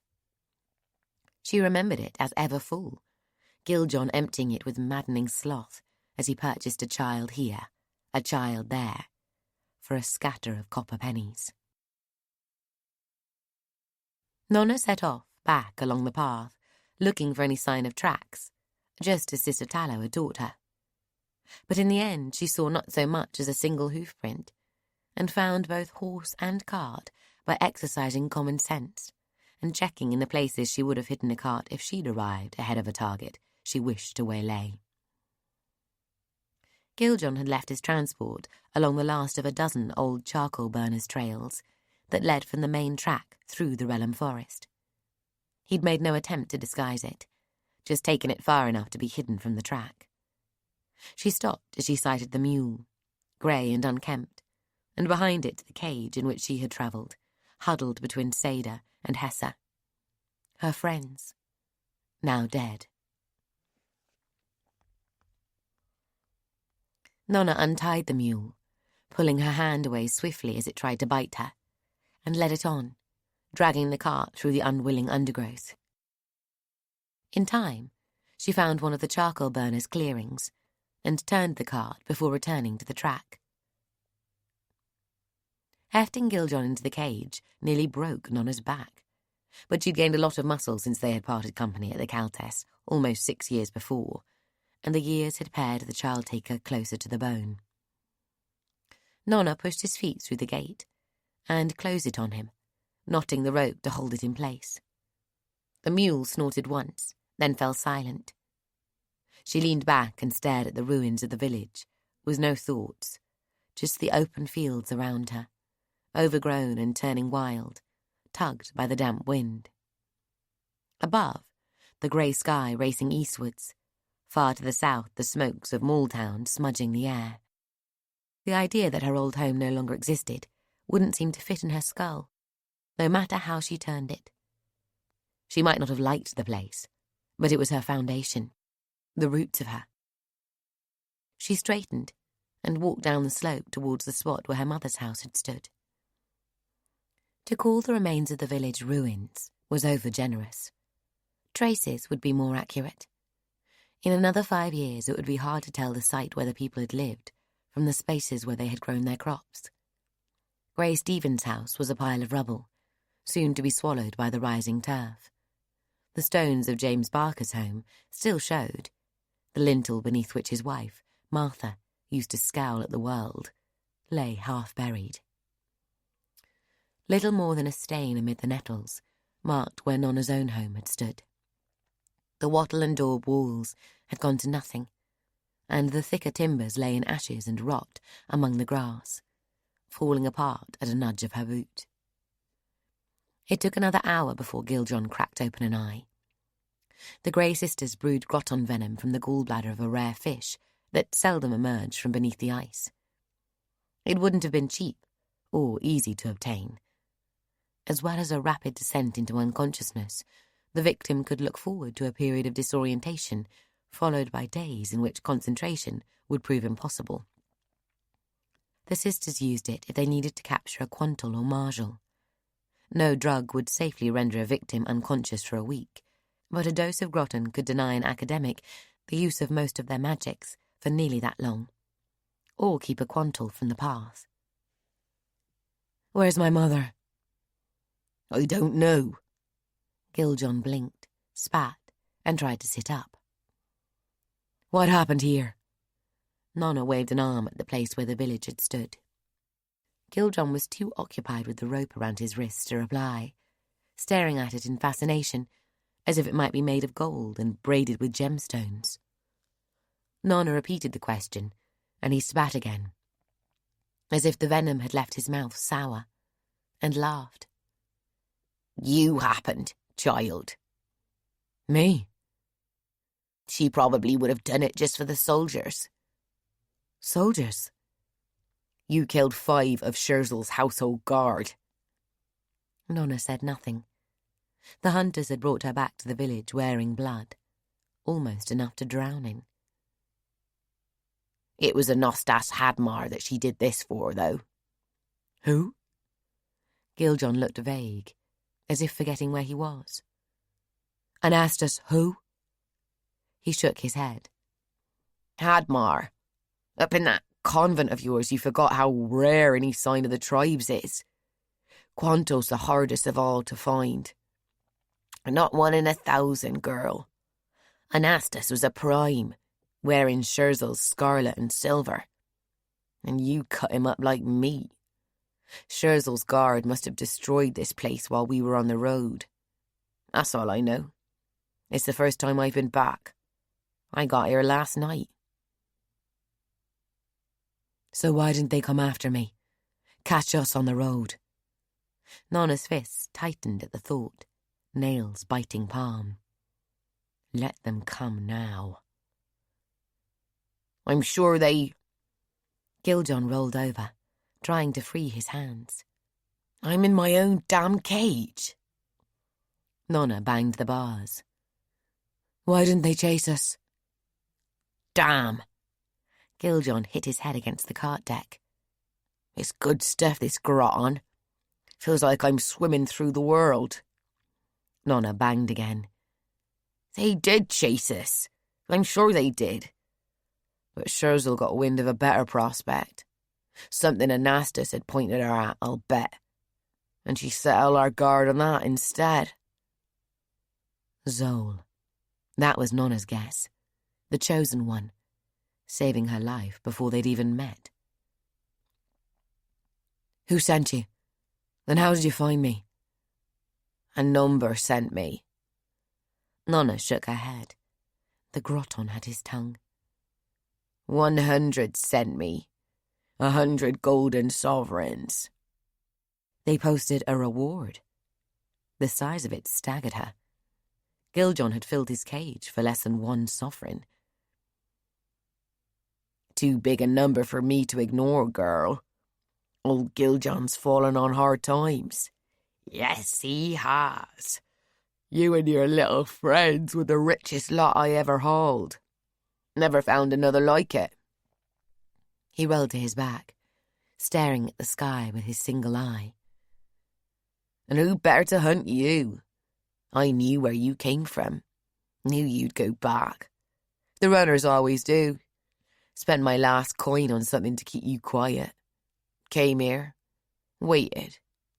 Thought my best chance would be when you saw what had happened. That moment of shock. Thought I'd be enough. 1 shot. 1 captive. 100 divided by 1. I gambled. I lost. Kill him. Nona frowned. Giljon had rolled to her side of the cart and had the bars in his hands. Where am I? Confusion in his voice, the drug taking hold again. I'm in my own cage. We all are, Nona said. If you let me go, I won't say that I saw you. Giljon met her eyes. His clarity seemed to come and go in waves. You will if there's money in it, Nona said. A sadness rose through her. The village and the child taker weren't things she had placed value in, or even liked. But they were her things, part of her own story, and you couldn't choose those, not when you were a child. Now they both lay ruined, each in their own way. Something had gone out of Giljon. Perhaps it had left the day the high priest humbled him and beat 4-foot to death. Perhaps it had left a little each year, starting before he came into her life. Maybe it had begun the day the skithrol took his eye. Giljon clutched the bars and stared at her, less than a yard separating them now. Kill him. Even you should be able to see this one needs killing. He'll betray you without a thought. He was going to give you to your enemies. You're right. Nona focused, and 4 floor blades shimmered momentarily as they sprang from her fingers. You would have seen me killed, child taker, just to put coin in your pocket. With a snarl, Nona lashed out. The bars before Giljon's face fell away in sections. You won't hunt for me again. The child taker made no reply, only watched her as the blood dripped from a cut across the tip of his nose. Nona bent and scooped up one of the sections of bar, a wooden disc, narrower than her finger and about 2 inches across. She took the child taker's purse from her pocket and put the disc in as if it were an oversized coin. Yours. She tossed the purse into the cage. With that, She walked away. You're just leaving him. Yes. He would have sold you again. Yes. You're insane. Maybe. Nona shrugged. I do hear voices in my head. Chapter 23. Abbess Glass. The girl's safe. Even in the study of her own house, Glass would no longer name her. They called the rank below Inquisitor watchers, but in truth they were more often listeners, and they were good at it. Safe's too strong a word for it, Sister Apple said. But she's gone. My friend assures me that the girl left the rock in one piece. Behind Sister Apple, Sister Tallow said nothing, but her shoulders relaxed a fraction. To Glass, the fraction spoke volumes. Glass nodded. Kettle would report to Apple from now on, and Apple would bring word to the big house. Nona would have the sense to run, though her instincts would tell her to fight. Kettle would have made sure the girl ran. Of course, she would run back to whatever collection of muddy sticks the child-taker had purchased her from. You didn't need to see much to see that. Even Pelter would guess as much. It would take the Inquisition a while to find the child-taker, though. Too long, probably. And without him, they'd never discover the village. Sister Tallow coughed, bringing Glass back to the moment. Abbess, you need to take action. Brother Pelter won't leave here until he's brought you down. If he can't find anything concrete, he'll make his case out of innuendo and gossip. It won't matter. I am taking action, Sister. Glass stayed at her window. I'm watching the watchers. She smiled at the old joke. I can see two of them from here. One is following Sister Chrysanthemum in the direction of the necessary. I fear he may be disappointed if he hopes for any secrets to be dropped. I mean action. The High Priest. The High Priest is struggling to hold on to the church, Glass said. The ice is closing. The Emperor feels it. In such times, trust is squeezed out, and we gather power to ourselves. It would take no great leap of imagination for Crucicle to take Nevis's mantle and declare himself High Priest, as well as Emperor. Nevis would rather lose sweet mercy than lose it all. He'd lose a dozen convents and monasteries and count himself ahead. Direct action, then. Sister Apple tucked a red coil into her headdress, thoughtful, as if choosing the right weapon for the job. Pelter's just one man. We could... Glass shook her head. We must have faith, Apple. I pray to the ancestor at the four corners of every day. Faith in me. A smile. Glass turned from her window and put a hand to Apple's shoulder, deepening her voice theatrically. Grey sister, you may pass unseen and drop poison in a cup, but my intentions are hidden deeper than any shadow goes. I can place my venom in any ear where words may echo. She reached for Tallow's shoulder and brought both nuns to her side. Red sister, you might punch through a door, but when my blows are struck, no castle wall will stop them. No miles will keep you safe. Glass spoke with a confidence she didn't feel, but she needed them strong. In any game of bets and forfeit, the bluff was always of more importance than whatever might be written on the cards, held tight against your chest. We have faith in you, Abbess, Tallow said. Tallow always had faith. Be cautious, though. Apple still looked worried. Spend too long watching the long game, and the short game will kill you. Days passed. The ice wind broke. the fields shaded from white to green. It had been the best part of a week since Nona had run. Abbess Glass watched from her study window, as she did every day. Her gaze settled on novice Zol, standing in the shadows by the base of the dome of the ancestor. "Come on, girl. What are you waiting for?" Glass spoke to an empty room. Zol should have made her move by now. Glass shook her head. She seemed to do more watching than Pelter's watches these days. It had been her first post in the Inquisition, as a young woman, Shelley Amal, watcher. At first, she had been tasked just to bring tales to the tower, whatever snippets of information passed across and around her father's market stall. But Brother Devis, her handler, had seen the talent she had for the work, and had made her a watcher, an official appointment, recorded in the great books. Zol stepped from the shadow now, intent on something. Glass followed her gaze.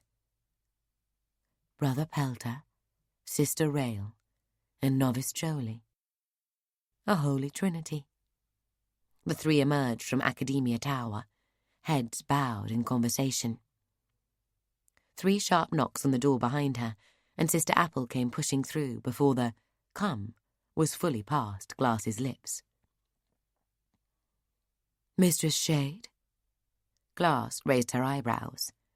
Apple looked as if she had run all the way from the undercaves, hectic red blotches across both cheekbones.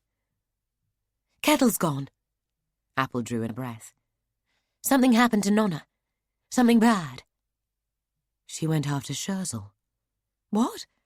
No, I told you, she's gone after Nona." "I was asking if Nona had gone after Scherzel." Glass glanced back out of the window. Everything still looked calm. It wouldn't last.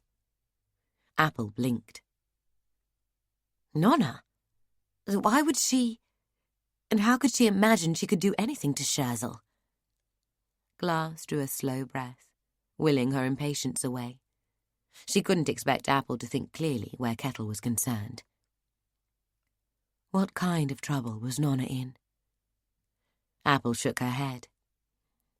"Kettle left a ciphered note. No details. She knew I wouldn't let her go alone." "Kettle is a Grey. She doesn't require your permission, sister." Glass smiled. "Besides, that girl is death on 2 legs. Worry for whoever gets in her way." Apple looked down, frowning.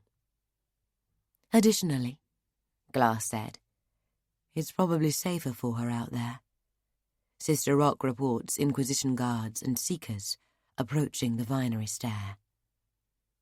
"Guards?" Apple met Glass's gaze, her frown deepening. The seekers would be to hunt out Kettle. Rumour had it she still haunted the convent, and rumour was bread and butter to the Inquisition. But the guards, that one clearly puzzled Apple. Why did the Inquisition need its shock troops for sweet mercy?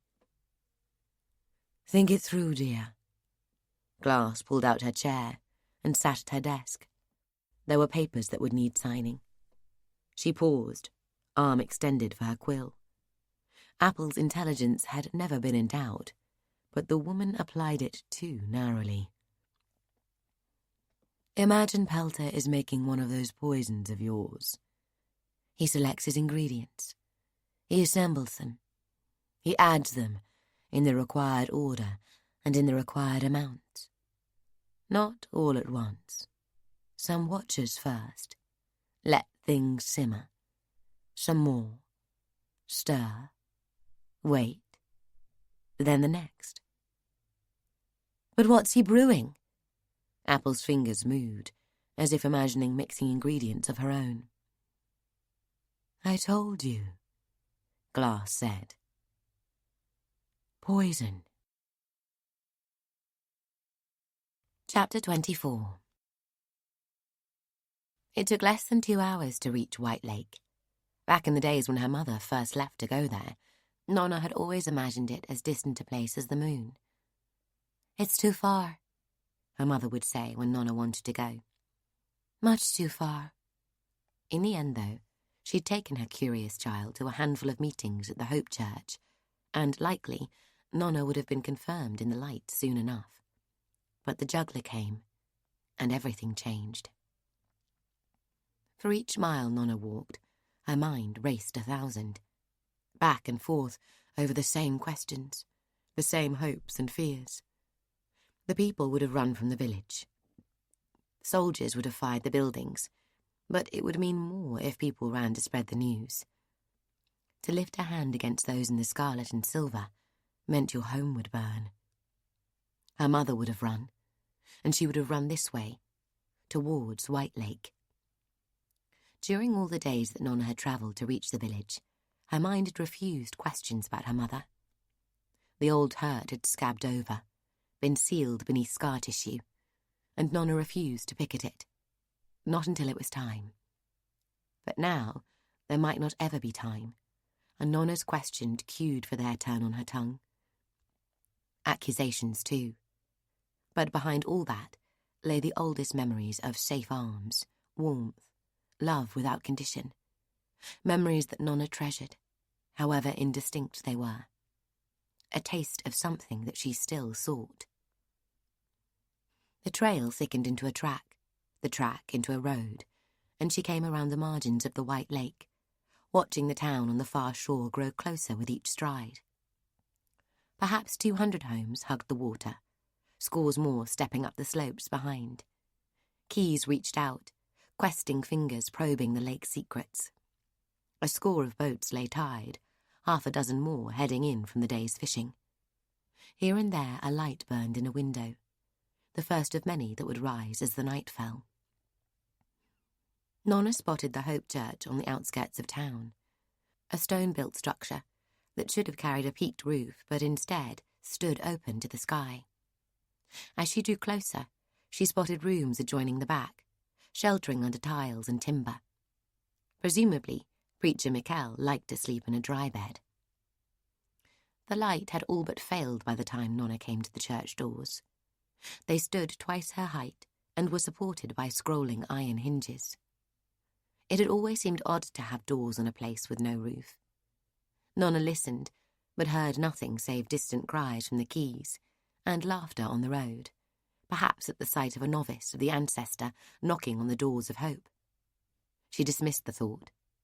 Few in White Lake would recognise her range-coat as part of the order, and surely not from the road.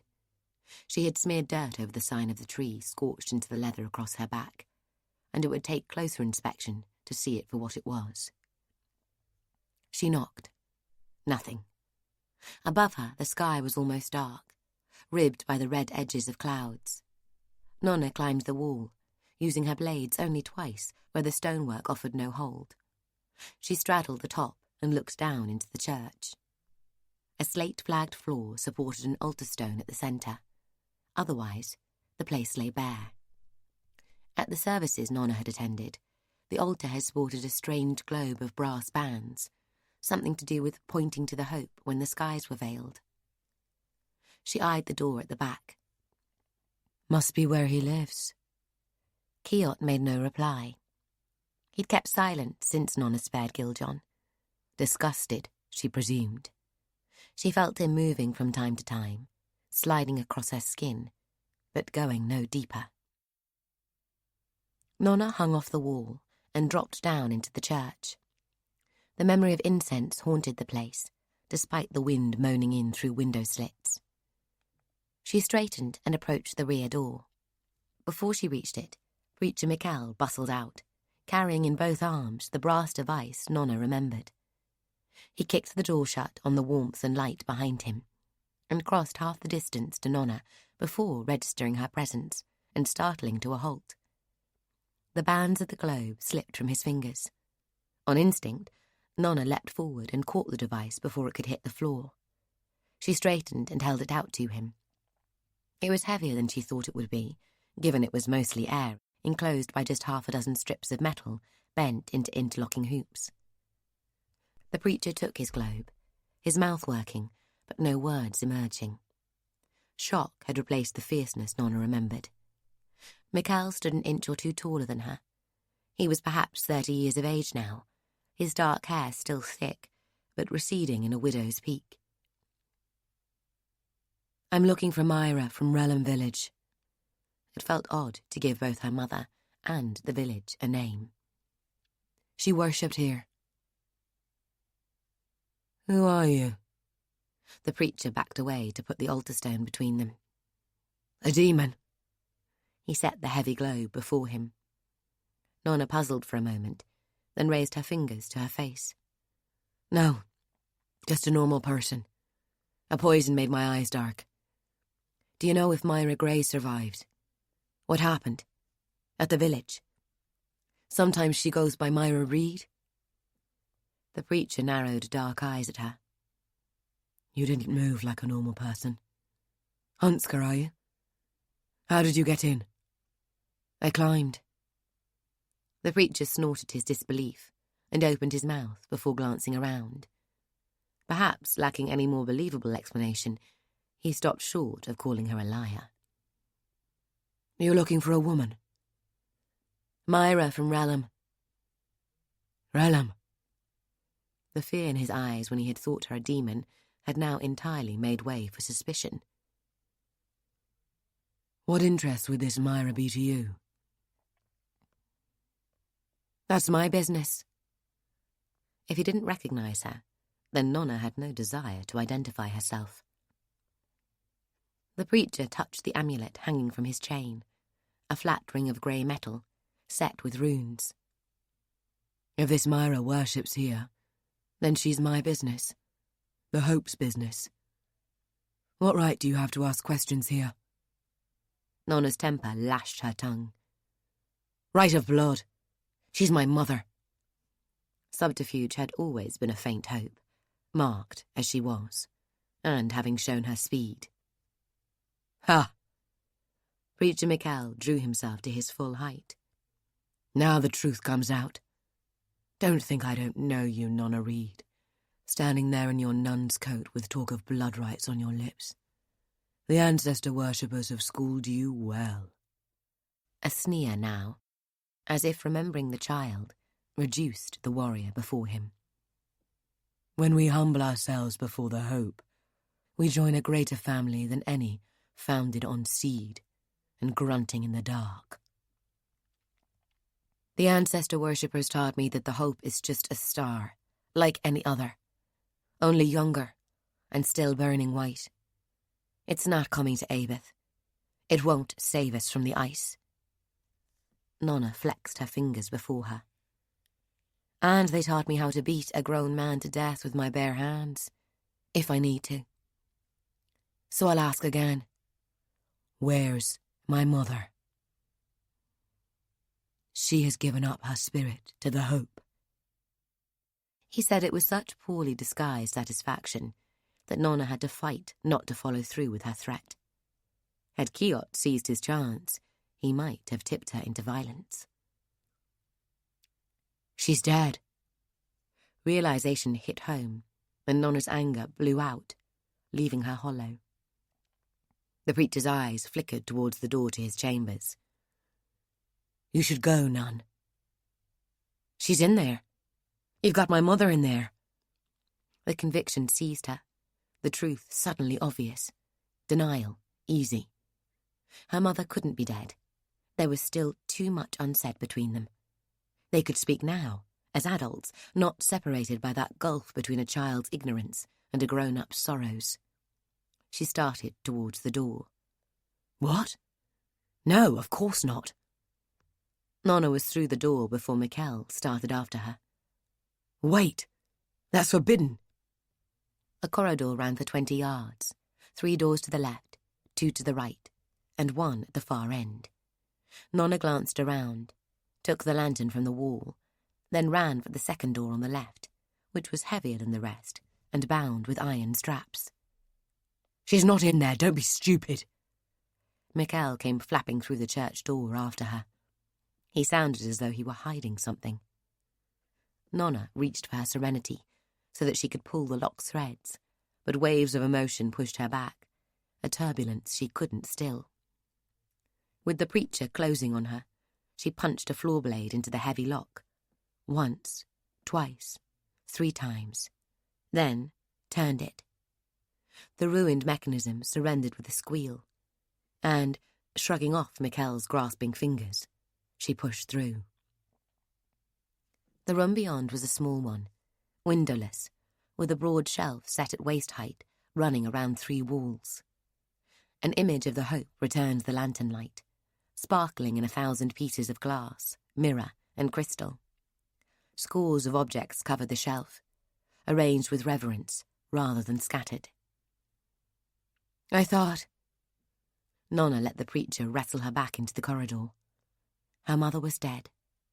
Her denial had been stupid. I'm sorry. Sorry. Mikkel shoved her back against the wall. You've defiled the Hope's sanctum and broken my door. Images of Nona's mother filled her mind. The hurt was worse than a wire whip. She needed something, anything, to drive the memories out. Questions might help. What is all that stuff? Nona tried to see past the preacher's shoulder. Pieces of the old world. Kiot broke his silence. Treasures. The preacher tried to push her down the corridor towards the rear exit. I saw black skin. Red Sisters made their armour from black skin. The oily sheen of the stuff was unmistakable. Even the scrap among Mikkel's treasures would be worth more than the building. And Nona didn't have names for the rest of the things, but some of them had the same grey, glinting quality of old Galabeth's precious whetstone. Arkbone. The preacher had her by the hood of her range-coat, pulling her to the back door. He lifted the bar and kicked it open. They are part of the ships that carried our tribes here, across the Black Sea between the stars, and parts of the works they built here. When the Hope comes, he will make them whole again, just as he will bind flesh to bone, and raise the dead from their graves to live once more. He pushed Nona out into the blustery night. She put her foot against the door as he tried to haul it closed. Where does it come from? It's the gift of the Hope. Mikkel tugged at the door again. Nona held it open. One more tug, and Mikkel relented, hanging his head. The Sis build their homes over the best of what remains in the corridor. The Emperors themselves built their palace above the Ark, and bind the Academy to them with its power. We pay explorers to hunt beneath the ice. My father... Your father sold my predecessor much of what we keep here. Nona blinked, and in her moment of surprise, the preacher pulled the door free and slammed it between them. Nona turned slowly from the doorway. The wind came laced with a cold rain. A graveyard lay before her, scores of headstones black in the moonless night. Her mother was dead, her bones buried, waiting for the Hope. They would never speak again. Nona would never ask whether her mother truly sent her child away to save her from Scherzel's revenge. She felt nothing, only an emptiness that reached up from her chest to constrict her throat. She stumbled between the headstones, dazed, trembling with a hurt that had no centre to it. Where are we going? You said you'd kill someone. That was the deal when I helped you win your game with the tree and the box. Nona straightened. The headstones were thinning out now, the ground overgrown with bramble. A few buildings lay ahead, lights at their windows, more behind them, their number building rapidly towards the town. The hurt and loss that had taken her breath contracted into a tight ball of rage. I am going to kill someone. She spoke it to the night, and to the dead. Perhaps a lot of people. Yisht? Is she first? How will you find her? I'm going to Scherzel's palace, and when I leave, the Emperor will only have one sister living. Something punched Nona in the shoulder. She turned and stared back into the darkness of the graveyard, trying to find her opponent. Her fingers discovered something, like a narrow stick standing proud from her coat, and she yanked it clear. A black shaft, similar to Giljon's, but thinner. Another hit her just below the collarbone. Too late, Nona dived for cover behind the nearest headstone. She could feel a stiffness in her muscles already. Lock-up, the same toxin that Clara had jabbed her with on the day they parted company. "Did you see them?" Kiot asked. No. The attacker had to be close. The darts couldn't be fired more than 30 yards with any accuracy. But Nona hadn't seen anything save blackness and hints of the graveyard. I can't stay here. I need to kill them while I can still move. Was it the preacher? Or had Giljon followed her for a second bite at the 100 sovereigns? If she were properly prepared, she would have a dozen antidotes in her habit. But she fled the convent empty-handed. Help me see. Kiot needed no encouragement. He poured into her eyes, and when the burning sensation dulled enough for her to unscrew them, Nona saw a world on fire. She gathered herself, ready to spring. Belatedly, she pulled out the second dart and stared at the yellow line of it for a moment, trying to focus her thoughts. They refused to order themselves. Something different on this one. Graton? Was it really Giljon again, after she had spared him? With an oath, Nona flung herself from cover, the graveyard revealing itself in shades of orange. She could see no attacker, only a clot of darkness beside one of the larger tombs, sporting a winged hope. Darkness? Kiot saw through darkness. A third dart came hissing towards her out of that impenetrable inkiness. This one at least she could see. She reached for it with the remnants of her quickness, muscles screaming in protest. Darla had once described her father coming home drunk from a military banquet. Nona felt as if she were reenacting Darla's mimicry of her father's uncoordinated stagger. The dart slipped past her grasping fingers and sank into her flesh, just above her left hip bone. Oh! And she pitched forward into her own midnight. Chapter 25. Abbess Glass. With Sister Kettle gone from the convent, Abbess Glass had to rely more heavily on Mistress Shade's network of grey novices for information on the Inquisitor's activities. Apple used her most trusted and promising candidates for the grey to observe Brother Pelter and his watchers. However well-trained the Inquisitors might be, nobody knew the convent better than the novices who grew up there, and it was easy enough to keep an open ear in most corners. Here comes trouble. Glass watched Sister Spy across the square, habit flapping around her legs, her walk close enough to a run that it might be called either. The abbess's window comprised a dozen panes of puddle glass, their unevenness lending a flowing quality to the nun's approach. Sister Spire vanished around the corner of the building, and Glass went to her desk to wait. The knock came a minute later, evidence of Spire's urgency. Come. The mistress of mystic class hurried in, her blunt face flushed, headdress tugged down across her forehead, almost hiding the puckered burn there. Glass had discovered that the young nun had earned her scars carrying children clear of a house fire. The information arrived the previous week in Archon Cratton's report on the mission to the Milar territory. Spire had spoken of the blaze when asked, but made no mention of returning for children. Ancestors' blessings, Abbess. And to you, sister. Narva's soul is missing. Spire blurted out the words as if it were her failing.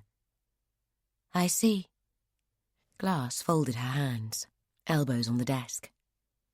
Do we know where she might have gone? Spire shook her head. She's taken her ranging equipment. Nobody saw her leave. One of the watchers asked me where she was this morning. Well, if the Inquisition didn't manage to watch her, I doubt there was much you could have done, sister. Spire pursed her lips. You don't seem very surprised, Abbess. I'm surprised that she stayed this long. You expected this? You think she's safe, then? Safe? I doubt that very much.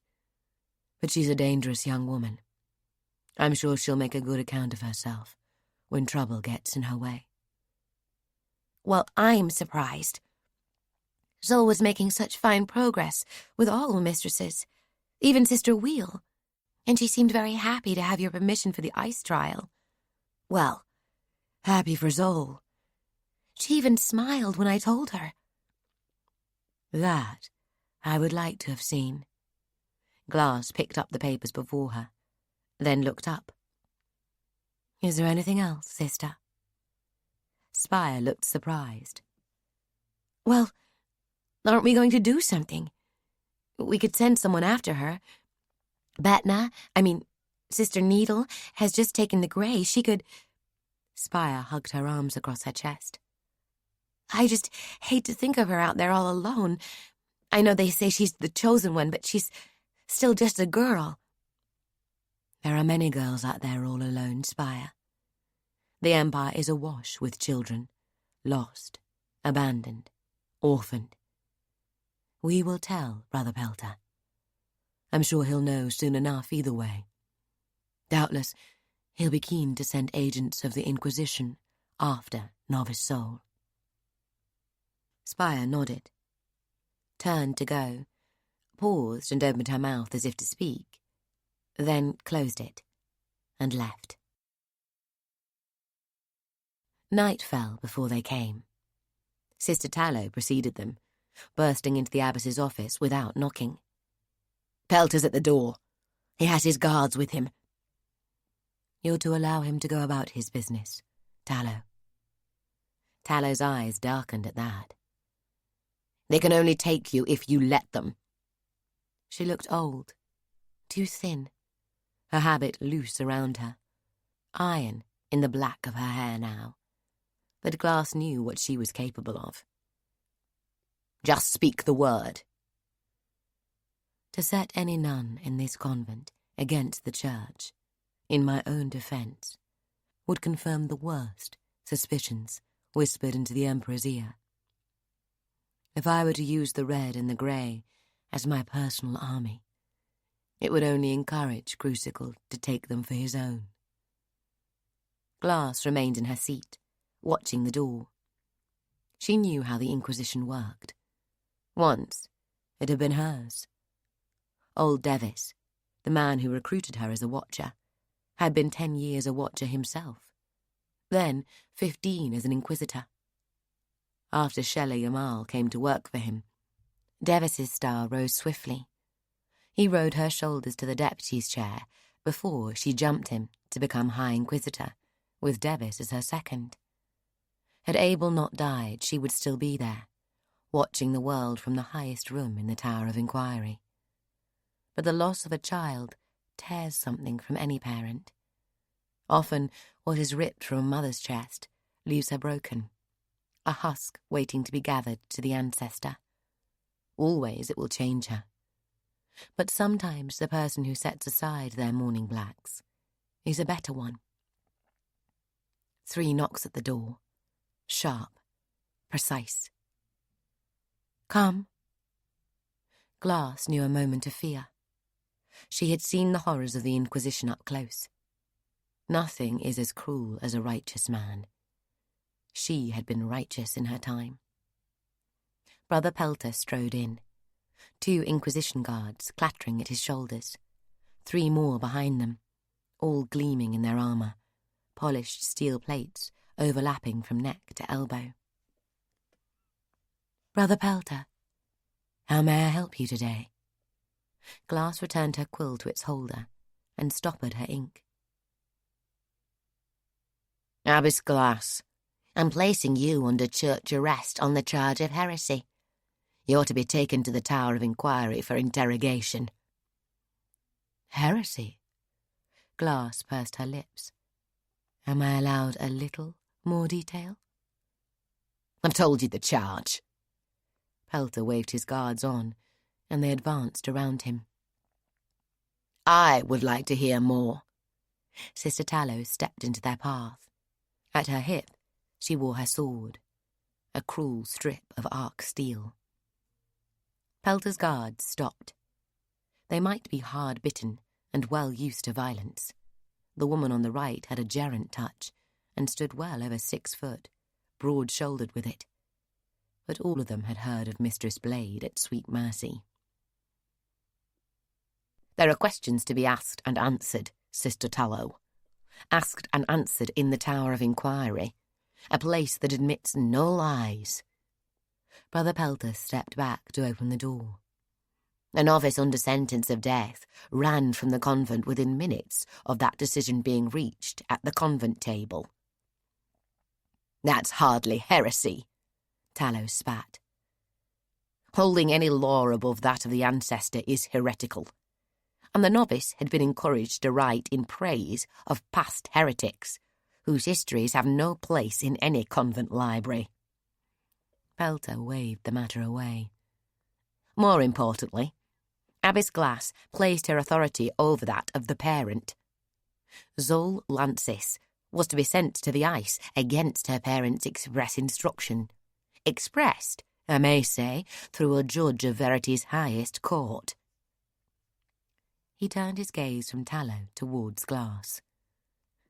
And now the child has gone missing, an absence I suspect you to have arranged in order to keep your heretical control over someone you consider politically important at this time of heightened tension. The bonds of family form the branches of the ancestors' tree. No cleric can take to themselves the authority to overrule a parent. Such practice is an abomination before the ancestor, a crime worthy of the skith roll. Step aside, Tallow. The abbess stood. You're to let Brother Pelter carry out his duty and arrest me. She raised her wrists. The guards stepped forward, the oldest of them taking a symbolic silver chain from his belt and using it to bind the abbess's wrists. Abbess Glass. Pelter stepped forward now with his warrant scroll. You are a prisoner of the Inquisition. Come with me. Let the sisters know. Tallow. Glass came around her desk, dwarfed by the guards around her.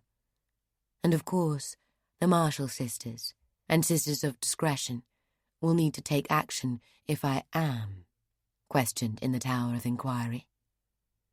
Sister Tallow frowned. But you just said... Ignore that, sister. Pelter cut across her. Clerics of the rank of abbess, abbot, or above are entitled to refuse questioning in Inquisition outposts, and indeed in most other locations. But the Tower of Inquiry is sanctified and sanctioned to put any cleric to question. Even the High Priest himself. Abbess Glass needs to improve her research. Abbess Glass shook her head. A High Inquisitor, former or current, may not be put to question on Inquisition property. It's an old ruling passed after a succession of High Inquisitors were removed from office, following interrogation by their deputies. It appeared to be being used as a form of self-promotion. Fortunately, the former was added to the ruling in order to defend past office holders, such as myself, from having the Inquisition used against them to settle old debts.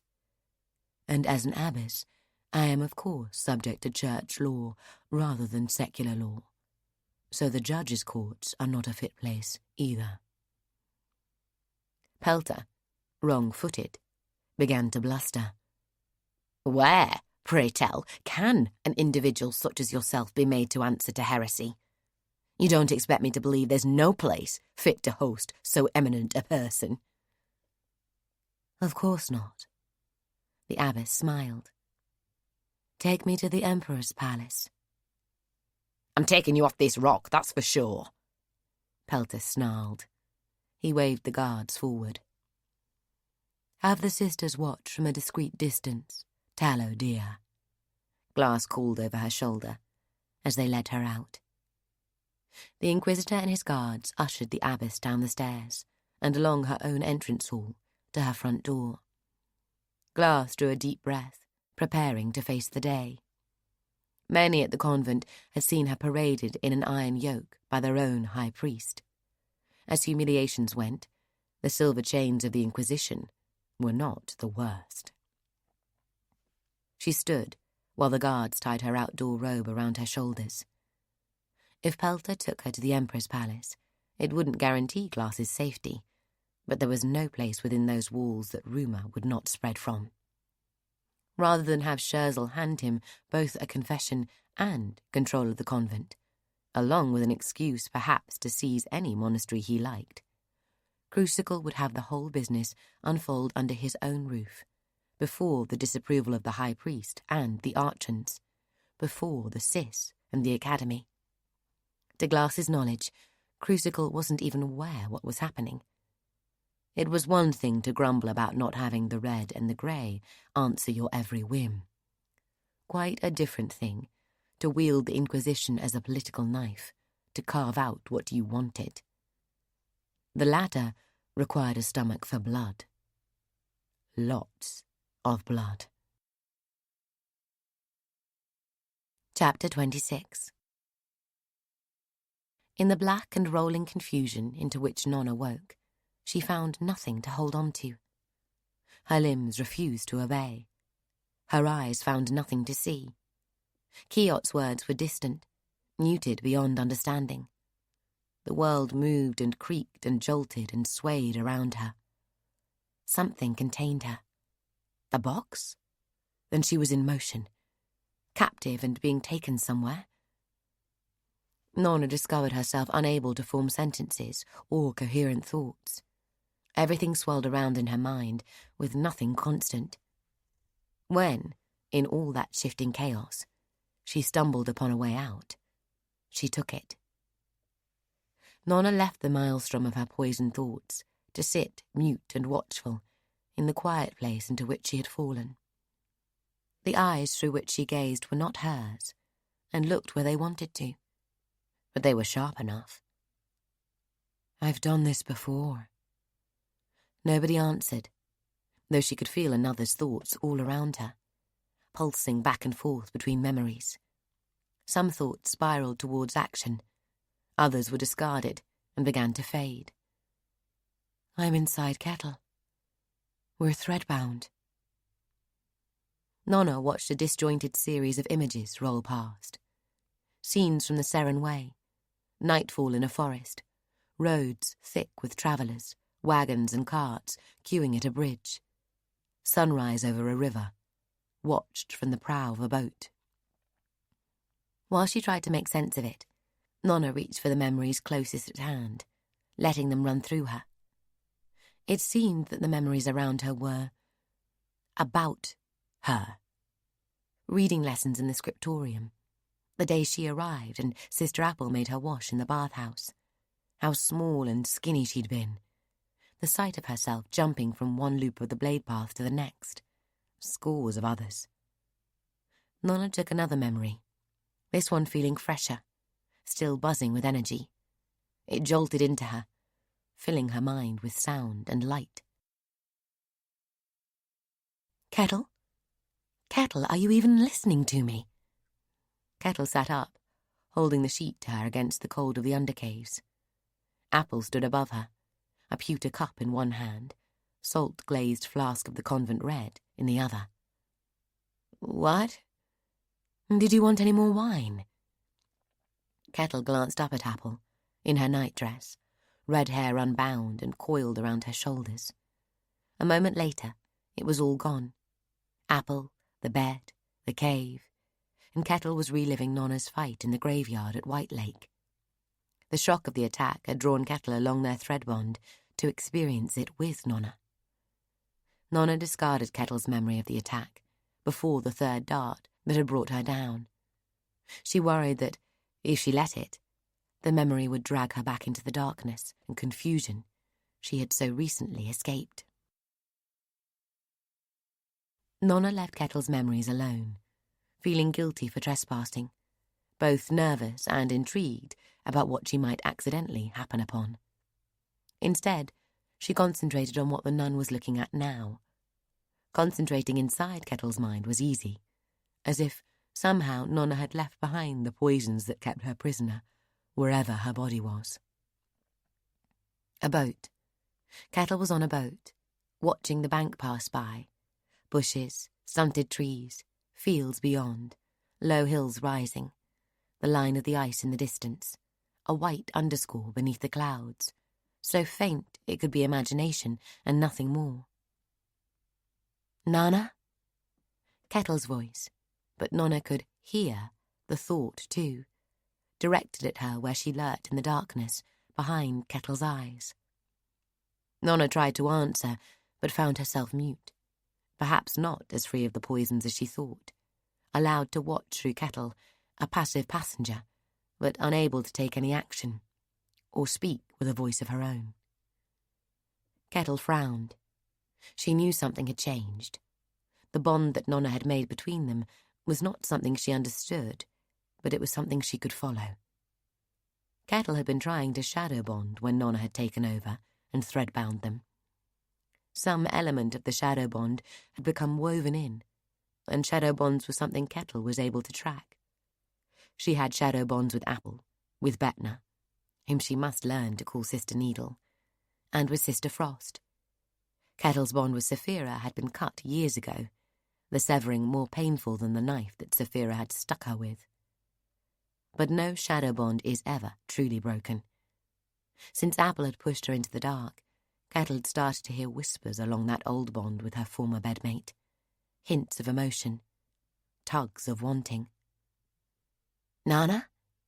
she asked again. Nothing, but she felt the girl's presence. "Be strong, Nana. I'm coming for you." Kettle glanced upstream.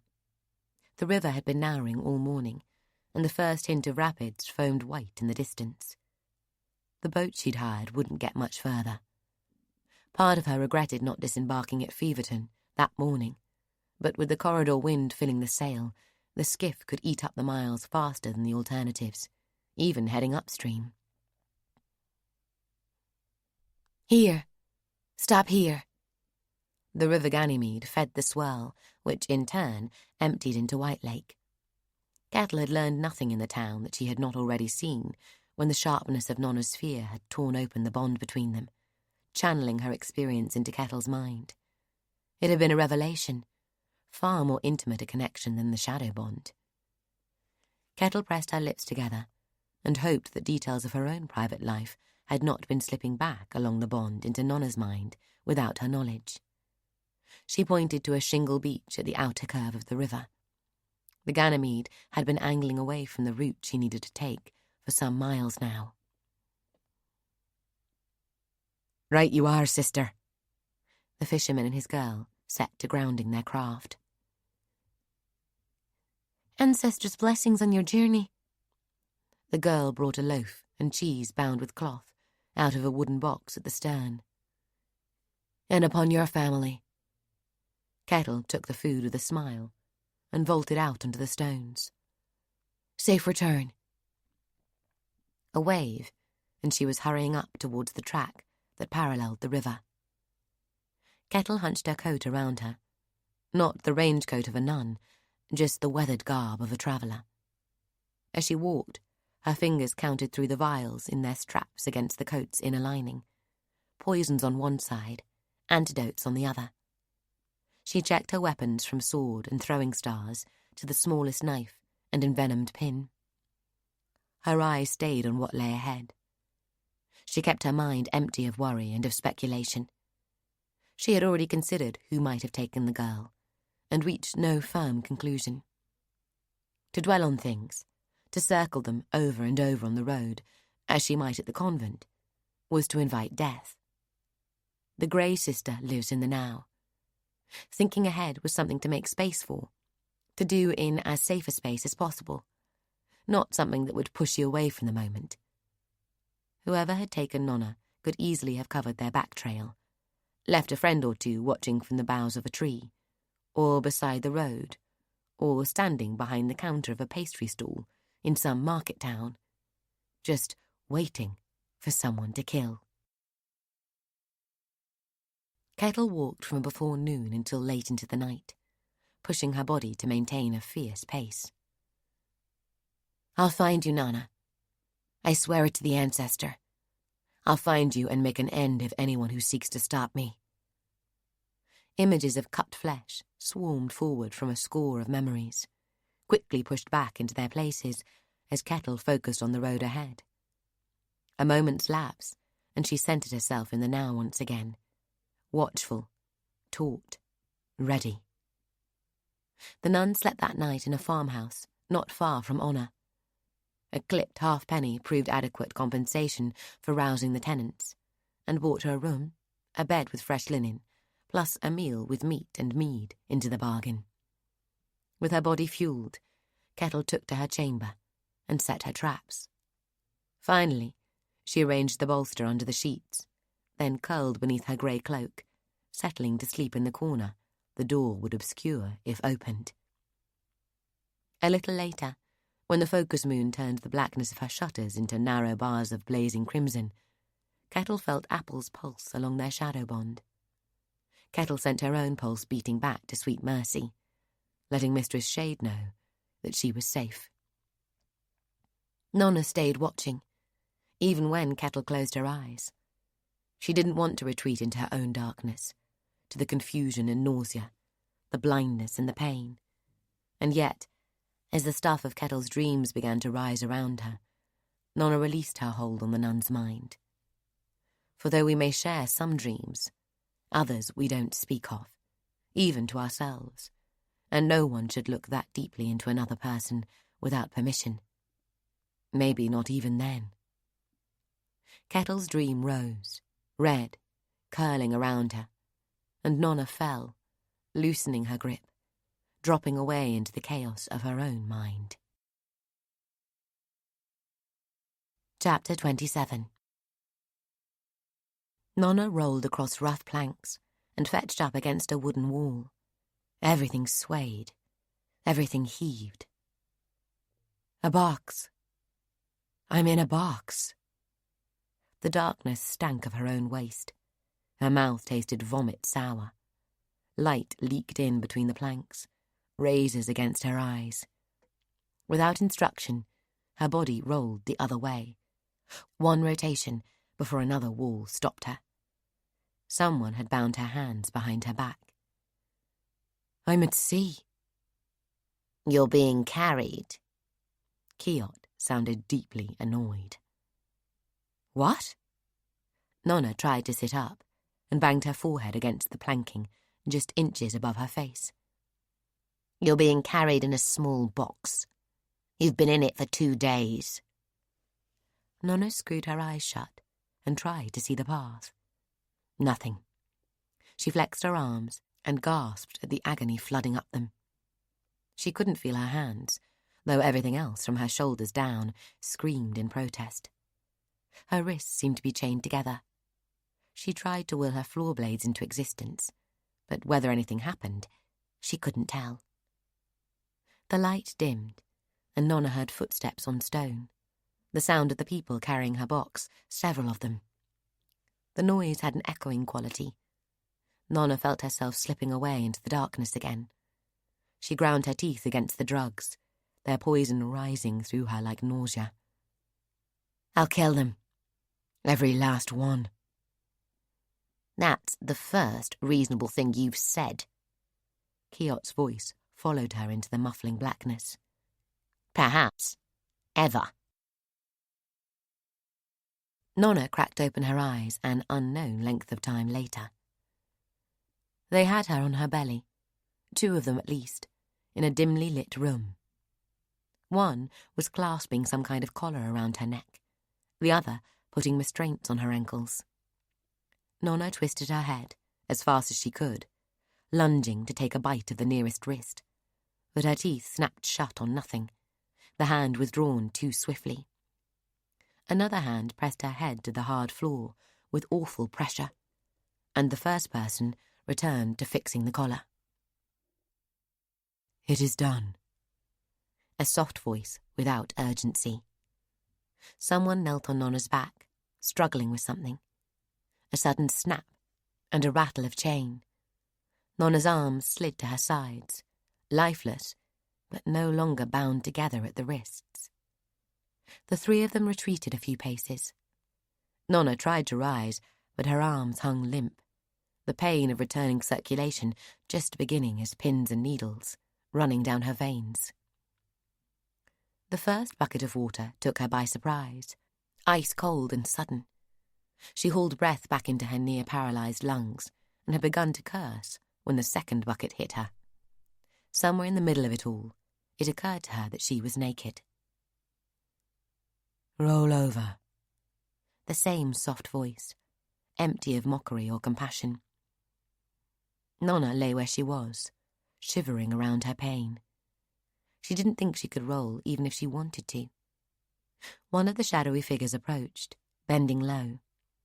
Nona willed her blades into being to lash at the person's leg, but all that happened was that her arm flopped out from her side. Her captor stepped over it, and, seizing her opposite shoulder, rolled Nona onto her back. The figure stepped away again, and several more buckets of icy water followed. When the last one had been thrown, and Nona's spluttering had calmed, she could hear the water gurgling away down a nearby drain. "Stand." Nona tried. With minimal help from her arms, and unbalanced by waves of nausea and confusion, she ended up pitching to one side while still on her knees, and lay there shivering uncontrollably. Two of her captors pulled her to her feet. Both were dressed in grey robes with long sleeves, their hair shaved to a finger's width. Nona found it hard to guess their age or sex. Perhaps the one to the left was a woman. Perhaps the one to the right a man. Neither of them young, but neither old yet. The third approached with a white linen smock that they worked to get Nona into. She noticed as they did it that she had metal bands around her wrists, her ankles too, presumably matching the collar at her throat. Nona shook her arms, trying to get more life into them. She couldn't see much of the chamber. The only light filtered in through a barred window in the door. From what hints the gloom offered, the room seemed to be fairly small and bare. Maybe a washroom. For people who had gone to great lengths to abduct her and keep her incapacitated, Nona's captors didn't seem to be particularly wary. She puzzled. They must know of her path-walking, and likely they would know of her blades too.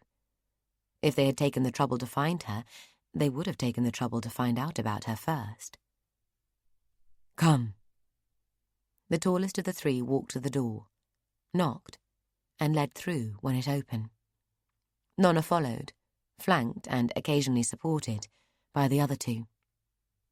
A fourth person, similarly shaven-headed and robed, waited in the corridor and joined the escort. Nona supposed they knew how the drugs must still be affecting her, and thus felt safe enough from any display of violence on her part. Single candles burned at irregular intervals in niches along the corridor, just bright enough so that at the darkest spots a hint of the surroundings could still be seen. The doors that they passed looked like cell doors, heavy, each set with a small barred window and a large iron lock. Nona gave silent thanks to Hesse for showing her how to deal with those.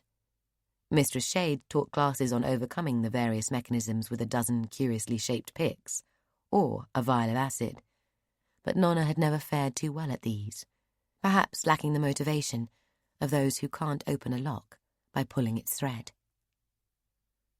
A sewer stench hung around the corridor. Nona knew that she had smelled worse before they sluiced her.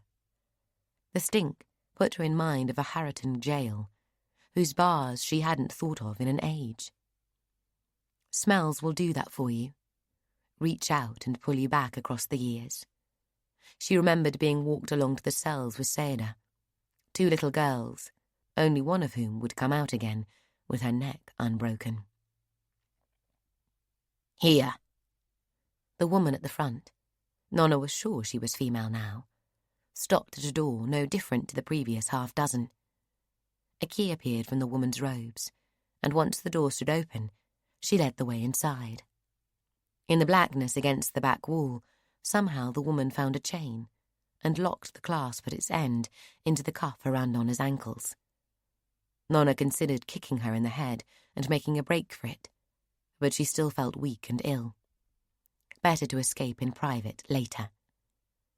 Her 4 captors left without further words, locking the door behind them.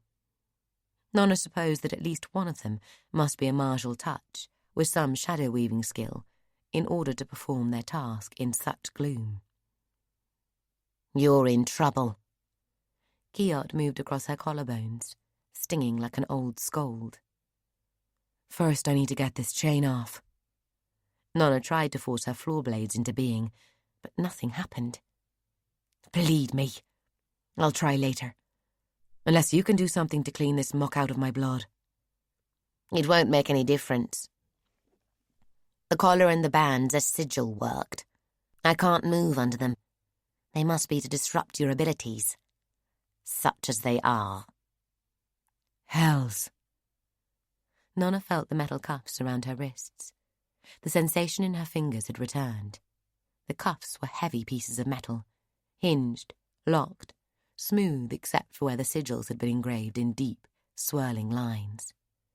Sister Pan had told her that to permanently imprint power into a sigil was an act that required far more than just marking the correct symbol.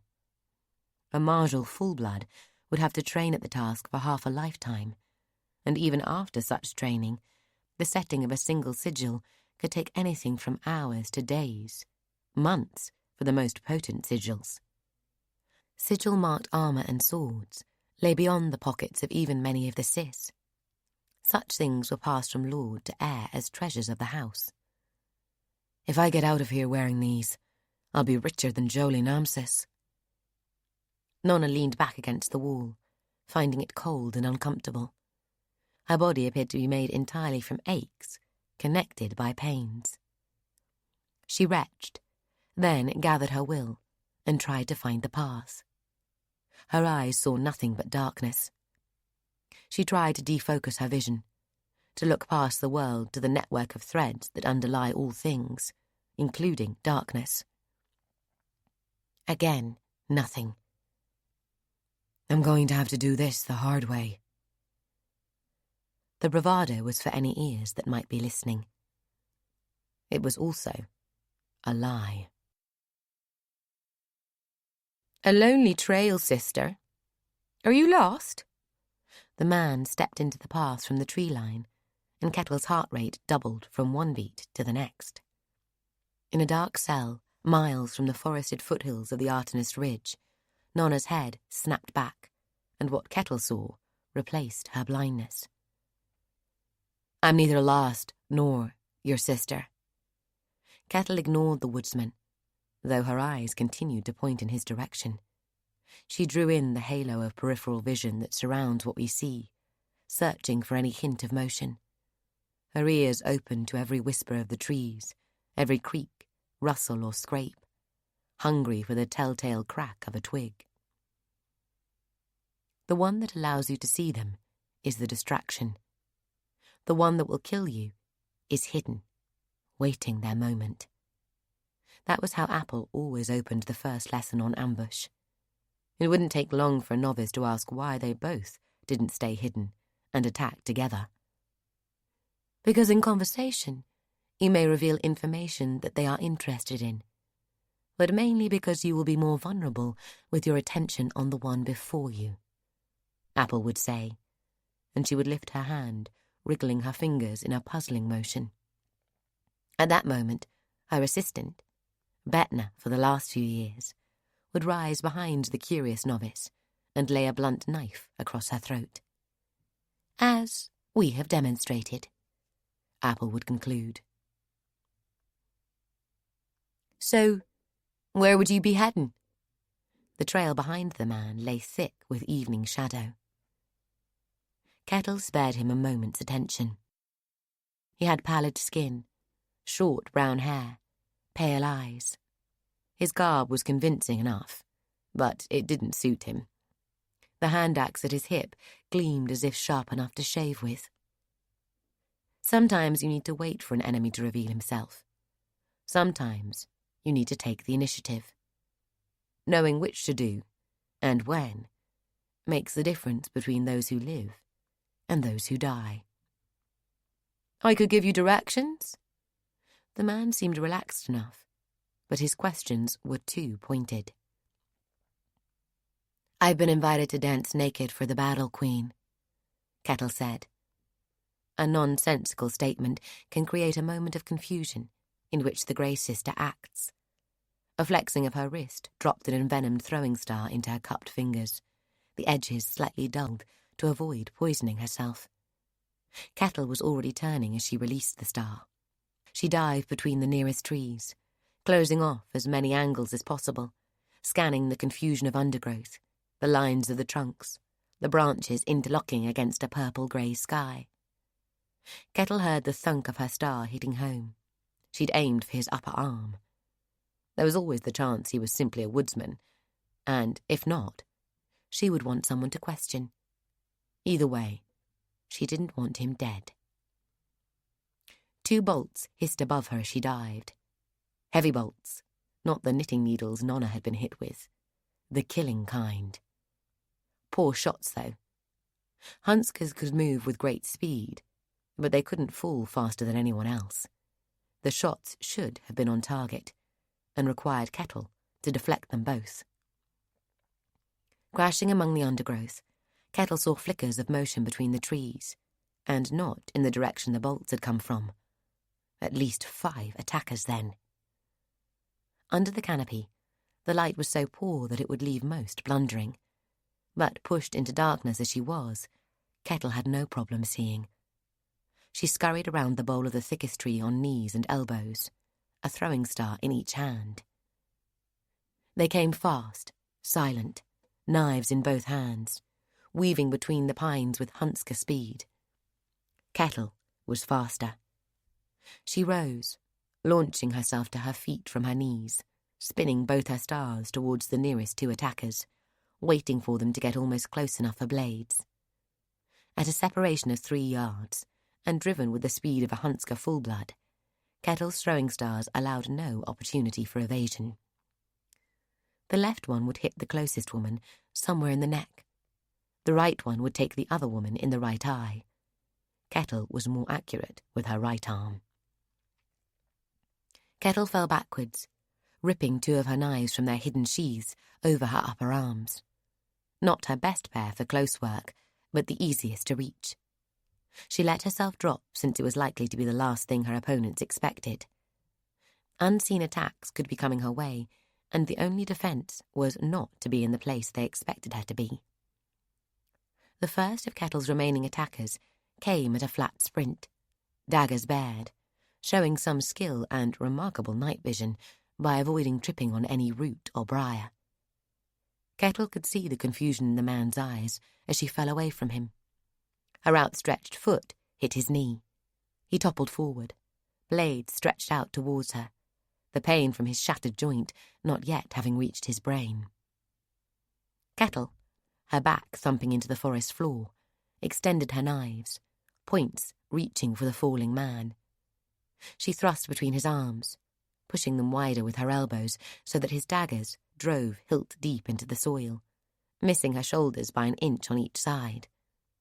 Her own blades punched into his neck, grating over each other as they met in his spine. Both knives came free with a spray of blood, and Kettle rolled aside. She was clear before her victim had dropped half the remaining distance to the ground. She saw the last 2 attackers closing as she twisted onto her front, facing them. Both were fast, and both had abandoned their crossbows in favour of swords. If they weren't Hunsker, Kettle could have got to her feet and brought them down with throwing stars. But their speed promised they would hack her to death on her knees if she tried that. Hunskers would very rarely be shadow weavers, though. They would see little but confusion in the forest gloom. Kettle banked on their blindness and rolled to use the nearest tree as cover. Both ambushes veered unerringly towards her. Prone, The advantage of Kettle's greater speed was considerably lessened. One ambusher swung to split her head, but branches blocked the arc of his blade. The other, wise to the limitations of a longsword in woodland, thrust to skewer her. Kettle rolled onto her back again, bringing her knives up to deflect the thrust. She barely managed it, and the blade sliced through her coat before driving into the ground. In desperate straits, Kettle focused on the only opponent she could reach. Taking advantage of the momentarily trapped sword, she sliced one knife across the wrist of the hand holding it. The other she stabbed up into the man's groin. The last attacker stood revealed as his companion doubled up, an ugly grin on his face, the point of his sword less than 2 feet from Kettle's chest. On her back, arms extended. She knew she had no real chance to avoid or deflect this thrust. But she gave no space to fear or regret, only gathered herself to try. At the back of Kettle's mind, Nona knew the nun had no hope. The man had moved with the speed of a half-blood at least. Nona, unable to help, or leave, or even scream, tensed for the blow. She would share the pain. It would be the last thing she could ever do for Kettle. Nona knew that, even for those without Hunska blood, at the sharpest edge of things, the world would slow to a crawl. It might not offer you the opportunity to act, but the inevitable happened slowly. Nona watched the point of the sword. It filled Kettle's vision, finding dimmers in the gloom. She watched the killer's face, met his stare, and knew those eyes would see the death of one of the few people she treasured, and of her last hope. When the man's face began to distort, bulging outwards, Nona could make no sense of it. When blood suffused his skin and began to erupt from eyes, nose, and mouth, both Nona and Kettle stared in vacant disbelief. Suddenly, as if their terror had released its hold on time's flow, the face exploded, and a red fist emerged from the tumbling gore. Moments later, Kettle was on her feet, facing a figure so wrapped in shadow that even her dark sight struggled to make out any detail. The pair of them stood for a moment in silent regard. Kettle became aware of the moans from the groin-stabbed man by her feet, and of his hand reaching into his jerkin. She stamped on his neck, breaking it with a detachment that startled Nona. Her gaze never left the figure before her.